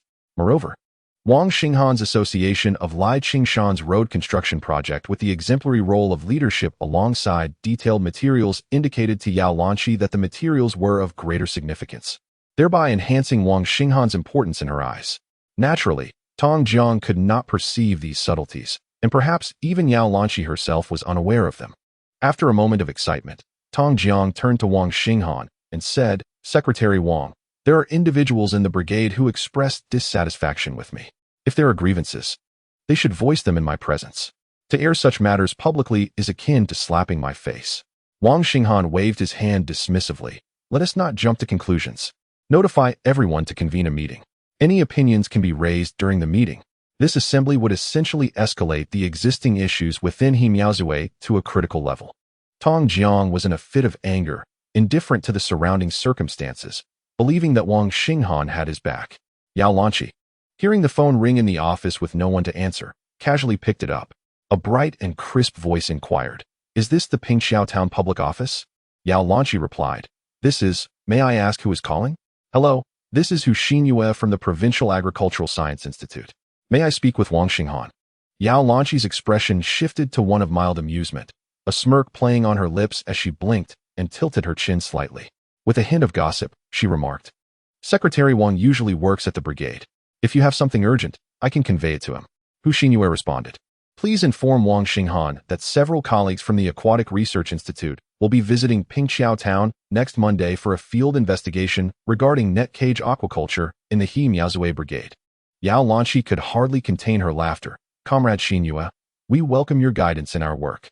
I shall certainly relay your message to Comrade Xinghan."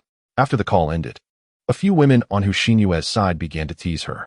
"Director Hu, you wield quite the authority. A field investigation, indeed. You little fox. Using public service for personal benefit. Hu Xinyue squealed in playful protest, surrounded by the spirited laughter of women. Yao Lanqi quickly grasped the crux of the matter. The Provincial Agricultural Science Institute is a significant entity at the departmental level, and the Aquatic Research Institute is also of considerable rank. For them to conduct research, one would expect at least a reception from the city, if not the county. Just how influential is Wang Xinghan?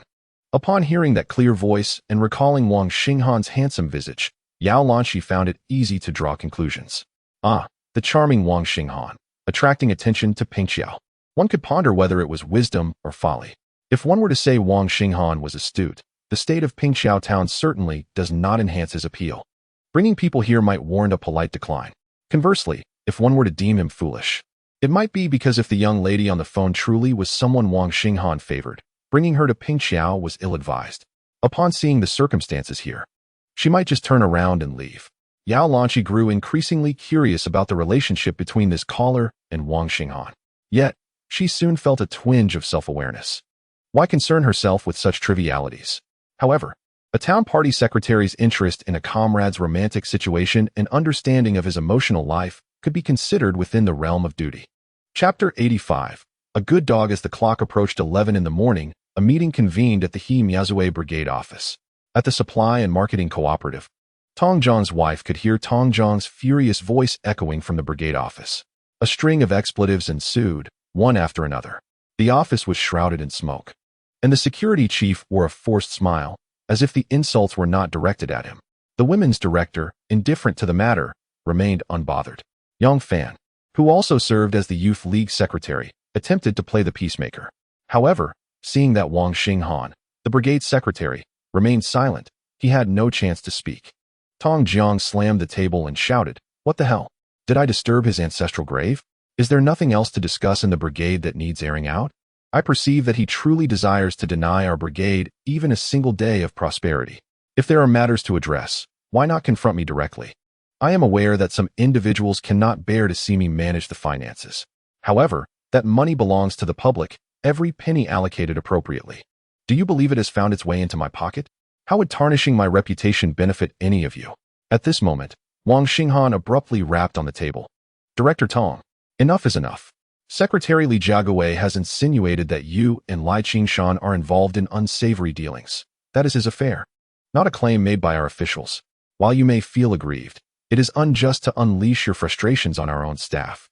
Wang Xinghan succinctly clarified the origins of the matter, effectively providing them with direction.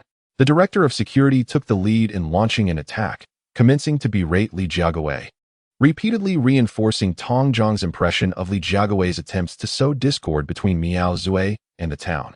This was the seed Wang Xinghan had planted. Tong Zhang's temper flared, deepening the rift with the brigade officials. Wang Xinghan achieved his objective. The fertilizer was dispersed, and they would soon feast on the fruits of their labor. He meandered along the cobblestone path until reaching the fork before his home. The stone-paved agricultural road wound through the terrain, and upon glancing back, it seemed to stretch into the distance. This muddy path would no longer be a quagmire. Even on rainy days, there would be no difficulty finding solid ground. Yet, this road still lacked something essential. Miao Zui now suffers from a dearth of means to achieve prosperity, indicating that local resources are limited. This issue cannot be altered in the short term. Thus, Wang Xinghan must work creatively with the resources at hand. When faced with an insurmountable problem, what should one do? Transform the problem. Lai Qingshan, perched on the edge of his high-roofed courtyard, was munching on boiled corn when he spotted Wang Xinghan, leaping down from the courtyard with a broad grin. "Secretary Wang, this road has been quite well constructed, hasn't it?" Lai Qingshan's voice boomed, seeking to claim credit. In truth, he is more astute than many and possesses a quick wit. Yet, such individuals often share a common flaw, believing their intelligence allows them to rise above those less clever. Conversely, if there exists someone even more intelligent than Lai Qingshan, would they not also surpass him? He would resort to using his fists to teach such a lesson. Should he refrain from physical confrontation, he would resort to causing a scene and proclaiming unfairness. After boasting, Lai Qingshan lowered his voice. "Secretary Wang, I've heard that the school is also slated for renovation. At this pace, it seems rather slow. How about entrusting this project to me?" Immediately after seeking recognition, he sought benefits. Wang Xinghan interjected, This road is still incomplete. Lai Qingshan inquired, what remains to be done? Wang Xinghan replied, the road surface still lacks a few characters. Writing on the road? What nonsense! Lai Qingshan cursed inwardly but refrained from saying much. Wang Xinghan concluded, never mind, I shall personally attend to the final characters. At that moment, Lai Qingshan's wife approached with a large bowl containing several ears of corn. Lai Qingshan managed to force a smile. Secretary Wong, look, the school. Wang Xinghan interrupted him. These tasks in the brigade are all under Director Tong's purview. If there are any issues, you should address them with him. Lai Qingshan's smile gradually faded as his wife handed a bowl to Wang Xinghan. Secretary, I cooked some corn. Please take it back for the elders to enjoy. Lai Qingshan reached out to stop her, pushing her back. What do you think the secretary would want to eat? This worthless corn you offer? You should crawl back instead of embarrassing yourself here. Such a manner of insult, if placed in an urban context decades later, would evoke a straightforward reaction from many. This man must be unwell, treating his wife so harshly. However, in the rural setting of the time, the reaction was uniform. They understood Lai Qingshan was venting his ire at Wang Xinghan. This was a classic case of indirect insult. The renovation of the school, a matter that Wang Xinghan could decide unilaterally, required discussion with Tong Jiang. Wang Xinghan's evasion was the root cause of Lai Qingshan's mortification and rage. As previously mentioned, when someone's intellect surpasses Lai Qingshan's, he would become indignant and act out in various ways, such as resorting to physical confrontation or verbal abuse. One moment, he would be pleading for favors with a flattering demeanor, and the next, upon failing to achieve his aims, he would turn hostile. Families from 5 or 6 households emerged, witnessing Lai Qingshan berating Wang Xinghan. Yet, Wang Xinghan's expression remained largely unchanged. He not only did not retaliate, but also encouraged this behavior, making Lai Qingshan feel as though he was invincible. Lai Qingshan, neglecting his meal, hurried off to find Tong Jiang. This time, he was straightforward, old buddy. Let me handle the school's tasks. Tong Jiang firmly refused. No, there are people from the brigade watching our dealings. This morning, that scoundrel Li Jiagui from Ziyagujing reported to Mayor Hu right in front of me, claiming you obtained the project through tantrums, insinuating we were pocketing money. Mayor Hu was quite displeased and didn't even attend the dinner I had arranged for him. Let's take a break for now. We can discuss it when the time is right. Lai Qingshan's expression grew increasingly grim with Tong Jiang's account. He stormed out of the hall, picked up a pebble, and strode left along the brigade's plowing path, racing towards Ziyagujing. Damn it. I'm coming to give you a good bloodletting. The night was drawing near. His mother was cooking, and Wang Xinghan awaited eagerly by the stove. Watermelon sat beside him, also anticipating something. The iron tongs clamped down on the tender corn from the stove. The kernels had been charred to a crisp, but emitted a delightful aroma. Wang Xinghan had been craving this flavor for quite some time. The old secretary rushed into the kitchen, exclaiming, Lai Qingshan has kicked up a fuss. What is he causing a fuss about? Wang Xinghan replied with a smile, appearing quite composed. Minutes later, the eldest son returned, panting, and shouted, Lai Qingshan has beaten Li Jiagui's son. The old secretary's eyes went blank, recalling the words spoken by the second son some time ago. Each word is gradually coming to fruition. He caught a glimpse of the second brother, who was training a dog. Sit. Shake hands. Speak. Woof.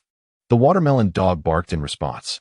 Wang Xinghan plucked a charred kernel of corn from the cob and tossed it to the dog, exclaiming, Good dog. Chapter 86. The initiative. Wang Xinghan casually bit into the corn, leaving a ring of black around his mouth, yet he savored it with great enthusiasm.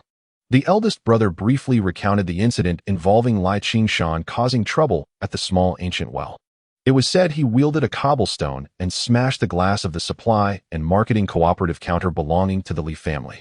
Li Chong and several of their cousins swiftly emerged, armed with a shoulder pole, a hoe, and even a sickle. Lai Qingshan, unfazed by the number of people, was determined to take down Li Chong. However, I caught a glimpse of him under the light at his door just now. Lai Qingshan's eyes were squinted to mere slits. Wang Yaozu lowered his voice conspiratorially. At that time, Hu Jingfu was still drinking at the small ancient well brigade, and he could not be stopped. The old secretary sensed something was amiss, his expression tightening. Could Hu Jingfu hold you accountable for this? This question was directed at Wang Xinghan. Wang Xinghan, his mouth smeared with soot from the roasted corn, chewed enthusiastically and replied, I was completely unaware of this matter from beginning to end. Lai Qingshan openly berated me in front of everyone, neighbors included. After meeting with Tong Jiang, he headed straight to the small, ancient well. I may bear some responsibility for mismanagement, but I am still occupied with the key tasks assigned by Secretary Yao. Regardless, this incident cannot be attributed to me. Having finished the corn, he discarded the cob into a nearby pile of firewood, which could still serve as kindling. He clapped his hands, prompting the eldest brother to quickly fetch a basin of water. Wang Xinghan washed his mouth clean. In the past, I might have been somewhat apprehensive about old Hu causing me trouble, but the situation has changed significantly now.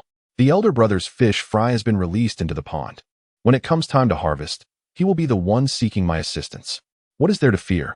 Moreover, whether old Hu will still occupy the mayor's seat by then remains uncertain. You audacious fool, the old secretary scolded. Wang Xinghan smiled at his father. Father, during your tenure, you focused solely on the little plot of land in front of you. I do not mean to say this was wrong. Back then, everyone was impoverished, prioritizing mere sustenance. However, circumstances have gradually changed.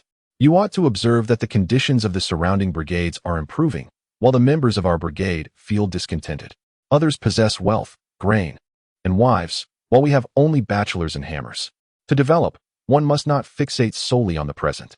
Yet, without power or money, how can one procure more resources to enrich everyone? At this juncture, one must approach the issue from a political perspective. Father, what is politics?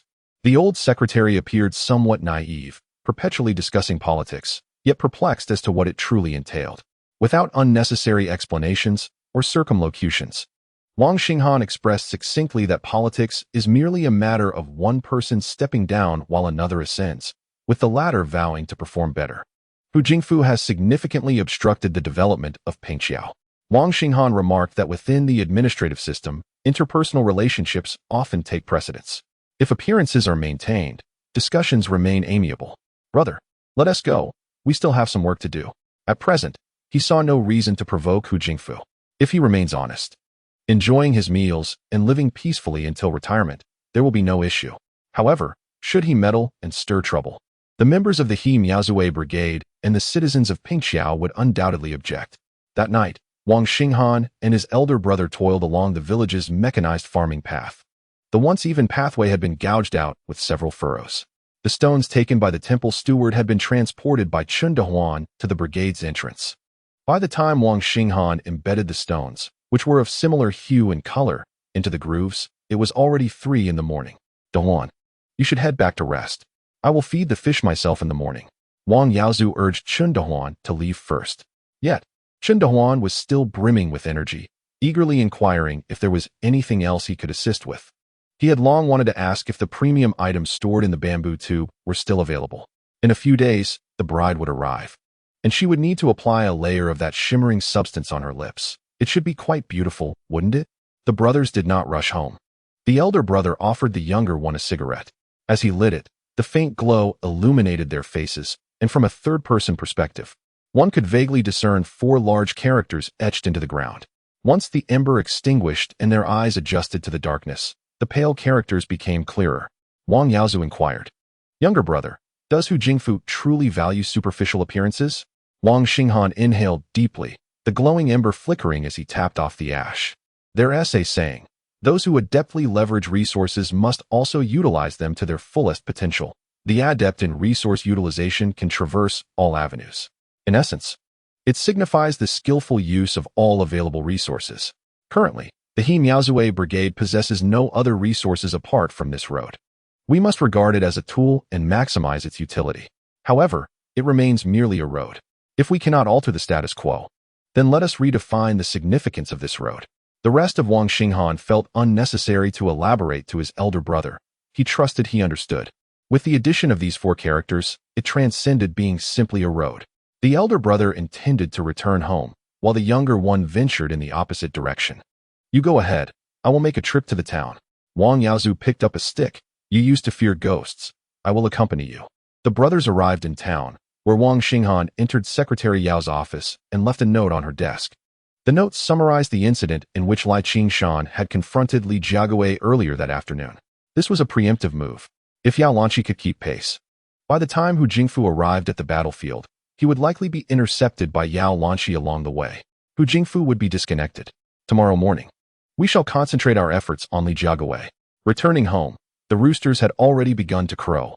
Yet Wang Xinghan steadfastly insisted on taking a bath before retiring for the night. Wang Yaozu had numerous tasks awaiting him, such as preparing the fish feed made from bran for the dawn feeding, and venturing out to gather a couple of ears of corn to shuck upon his return. He also took the opportunity to cook a pot of tender corn porridge. While he was unfamiliar with other regions, here, during the sweltering summer, a bowl of mung bean porridge or tender corn porridge, served cool in the morning, was invigorating. Consumed in the evening, it alleviated heat and discomfort. Mung bean porridge could be prepared year-round, but tender corn was only available for a few days. By the end of the month, the corn would mature, be harvested, and dried. The elder corn would be ground into flour, essential for raising pigs, chickens, and ducks, constituting a staple crop in the countryside. His mother had a habit of cooking porridge in the morning to ease her workload, and the eldest son did everything he could to assist. By dawn, the eldest had already fed the fish and returned with a net full of dead fish, which he sorrowfully took to feed the ducks. The old secretary emerged from the house, reproaching his son for staying up all night. What was he trying to achieve? Immortality. Yet, when his mother brought out a bowl of chilled corn porridge from the kitchen, all the reprimands seemed to evaporate. Looking up towards the door, he noticed someone squatting by the stone pier. The old secretary approached the entrance and asked, "Director Tong, have you eaten? Come in for a bowl of porridge."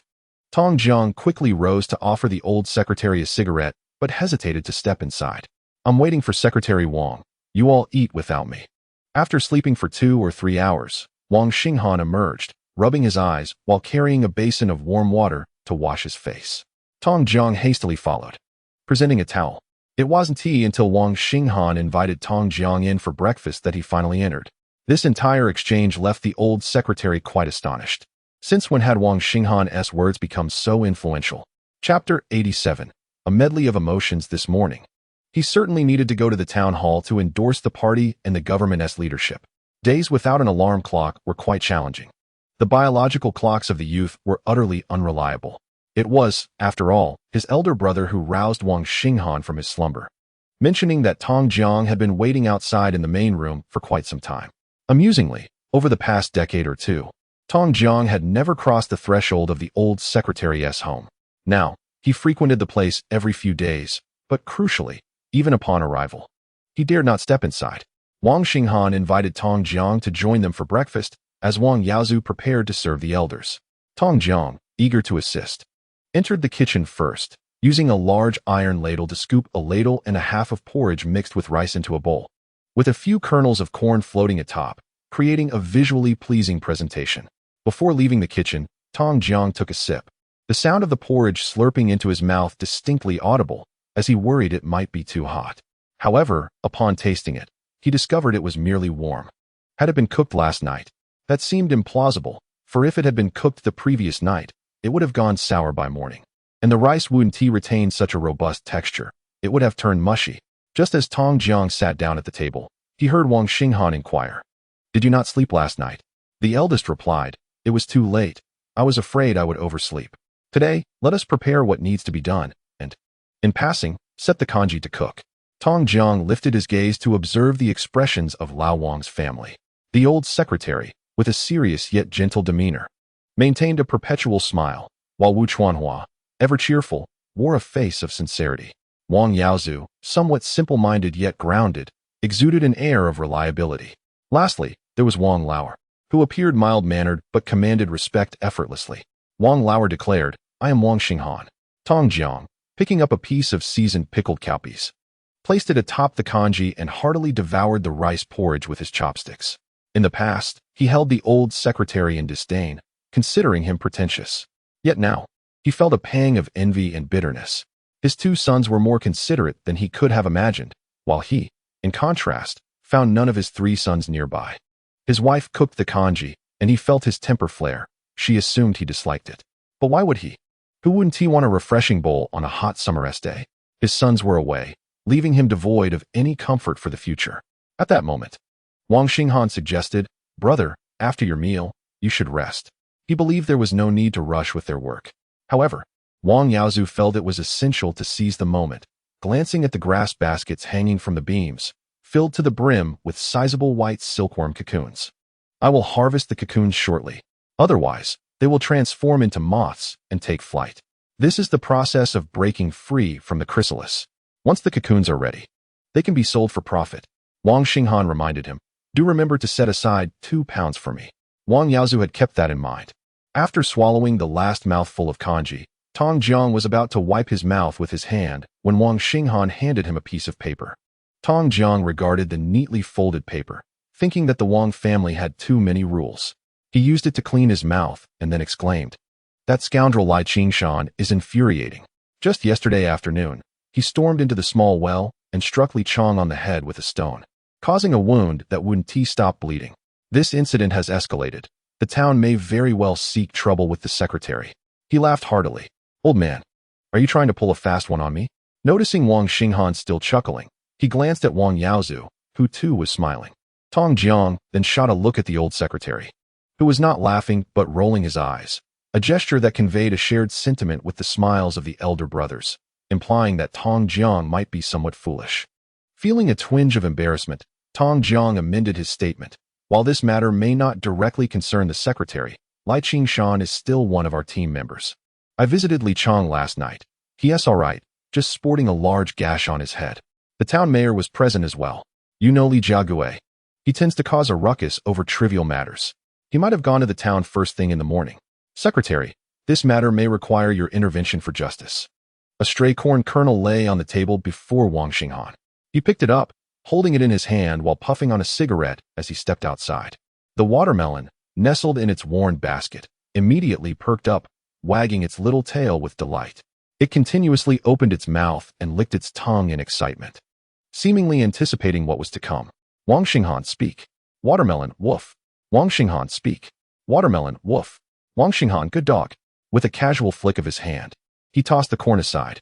The corn traced a parabolic arc through the air, landing directly in the open mouth of the watermelon. Tong Jiang, with vacant eyes, felt a mix of disdain and astonishment. Even the dogs at old Wang's house had to learn their manners. As he walked along the tilled path, he spotted Li Qingshan's elderly parents standing in the courtyard, awaiting something. He considered greeting Wang Xinghan, but recalled that since Wang had returned to the commune, the old couple had never once acknowledged him. This was, in fact, quite typical. To the commune's members, the cadre held little significance. However, when the moment necessitated it, the reality of utilizing individuals for advancement or neglecting them became apparent. They remained silent, and Wang Xinghan offered no glance in their direction. Tong Jiang, taking small steps, waved continuously at Li Qingshan's parents. Do not approach, I have matters to attend to. I must go to town to resolve last night's issues. Finally, Wang Xinghan spoke up. Tong Jiang eagerly nodded. Yes, secretary, please advise me. How should I present myself before the mayor? What should I be cautious of? Wang Xinghan replied. You need not go. If you do, you shall merely be a punching bag, subject to scolding. Why rush there? Stay at the commune and prepare. Tong Jiang was first taken aback, thinking, good heavens, Wang Laolu is coming to my aid. Yet, he soon felt perplexed. Prepare for what? Wang Xinghan, with his discerning gaze, scrutinized the village head whose intellect seemed lacking, instructing him to prepare fine wines and dishes in anticipation of the mayor's arrival. Tong Jiang slapped his forehead, realizing, I shall procure a pig kidney, 5 pounds of sorghum liquor, and perhaps some chickens and ducks. Reluctant to face criticism, he had initially been disinclined to go to town. Wang Xinghan's readiness to take on the task alleviated a significant burden for Tong Jiang. When Tong Jiang accompanied Wang Xinghan back to the commune, he noticed a crowd gathered at the village entrance, curious about the commotion. As Wang waved Tong Jiang away, he squeezed into the throng for a quick glance. To his astonishment, the previously disordered gravel path now bore 4 large characters. Tong Jiang stared at the characters, silently repeating them, growing increasingly alarmed. Initially, he had felt that the Wang family was inferior to his own. Then he perceived their differences as minimal. But now, it seemed to him that the gap was widening. How could old Wang, that canine father, have birthed such a prodigy? No, it was indeed a pair. Tong Jiang's heart was a tumult of emotions. Chapter 88. Terrifyingly composed Wang Xinghan had returned to Pingxiao town for 2 or 3 months now. Except for Sundays, he unfailingly arrived at the town office ahead of others, regardless of the weather. On this particular morning, the secretary, the mayor, and director Yang Hong had all arrived early. Yet, Wang Xinghan was still absent. Was it possible that he had come and, as was customary, merely missed the others? That seemed unlikely. The thermos in the corner was empty, and Yao Lanqi's teacup was devoid of tea. Hu Jingfu's cup contained only stale tea. Remarkably, this was the first day in 6 months that Hu Jingfu had arrived at work so early, and he had gone directly to Yao Lanqi's office.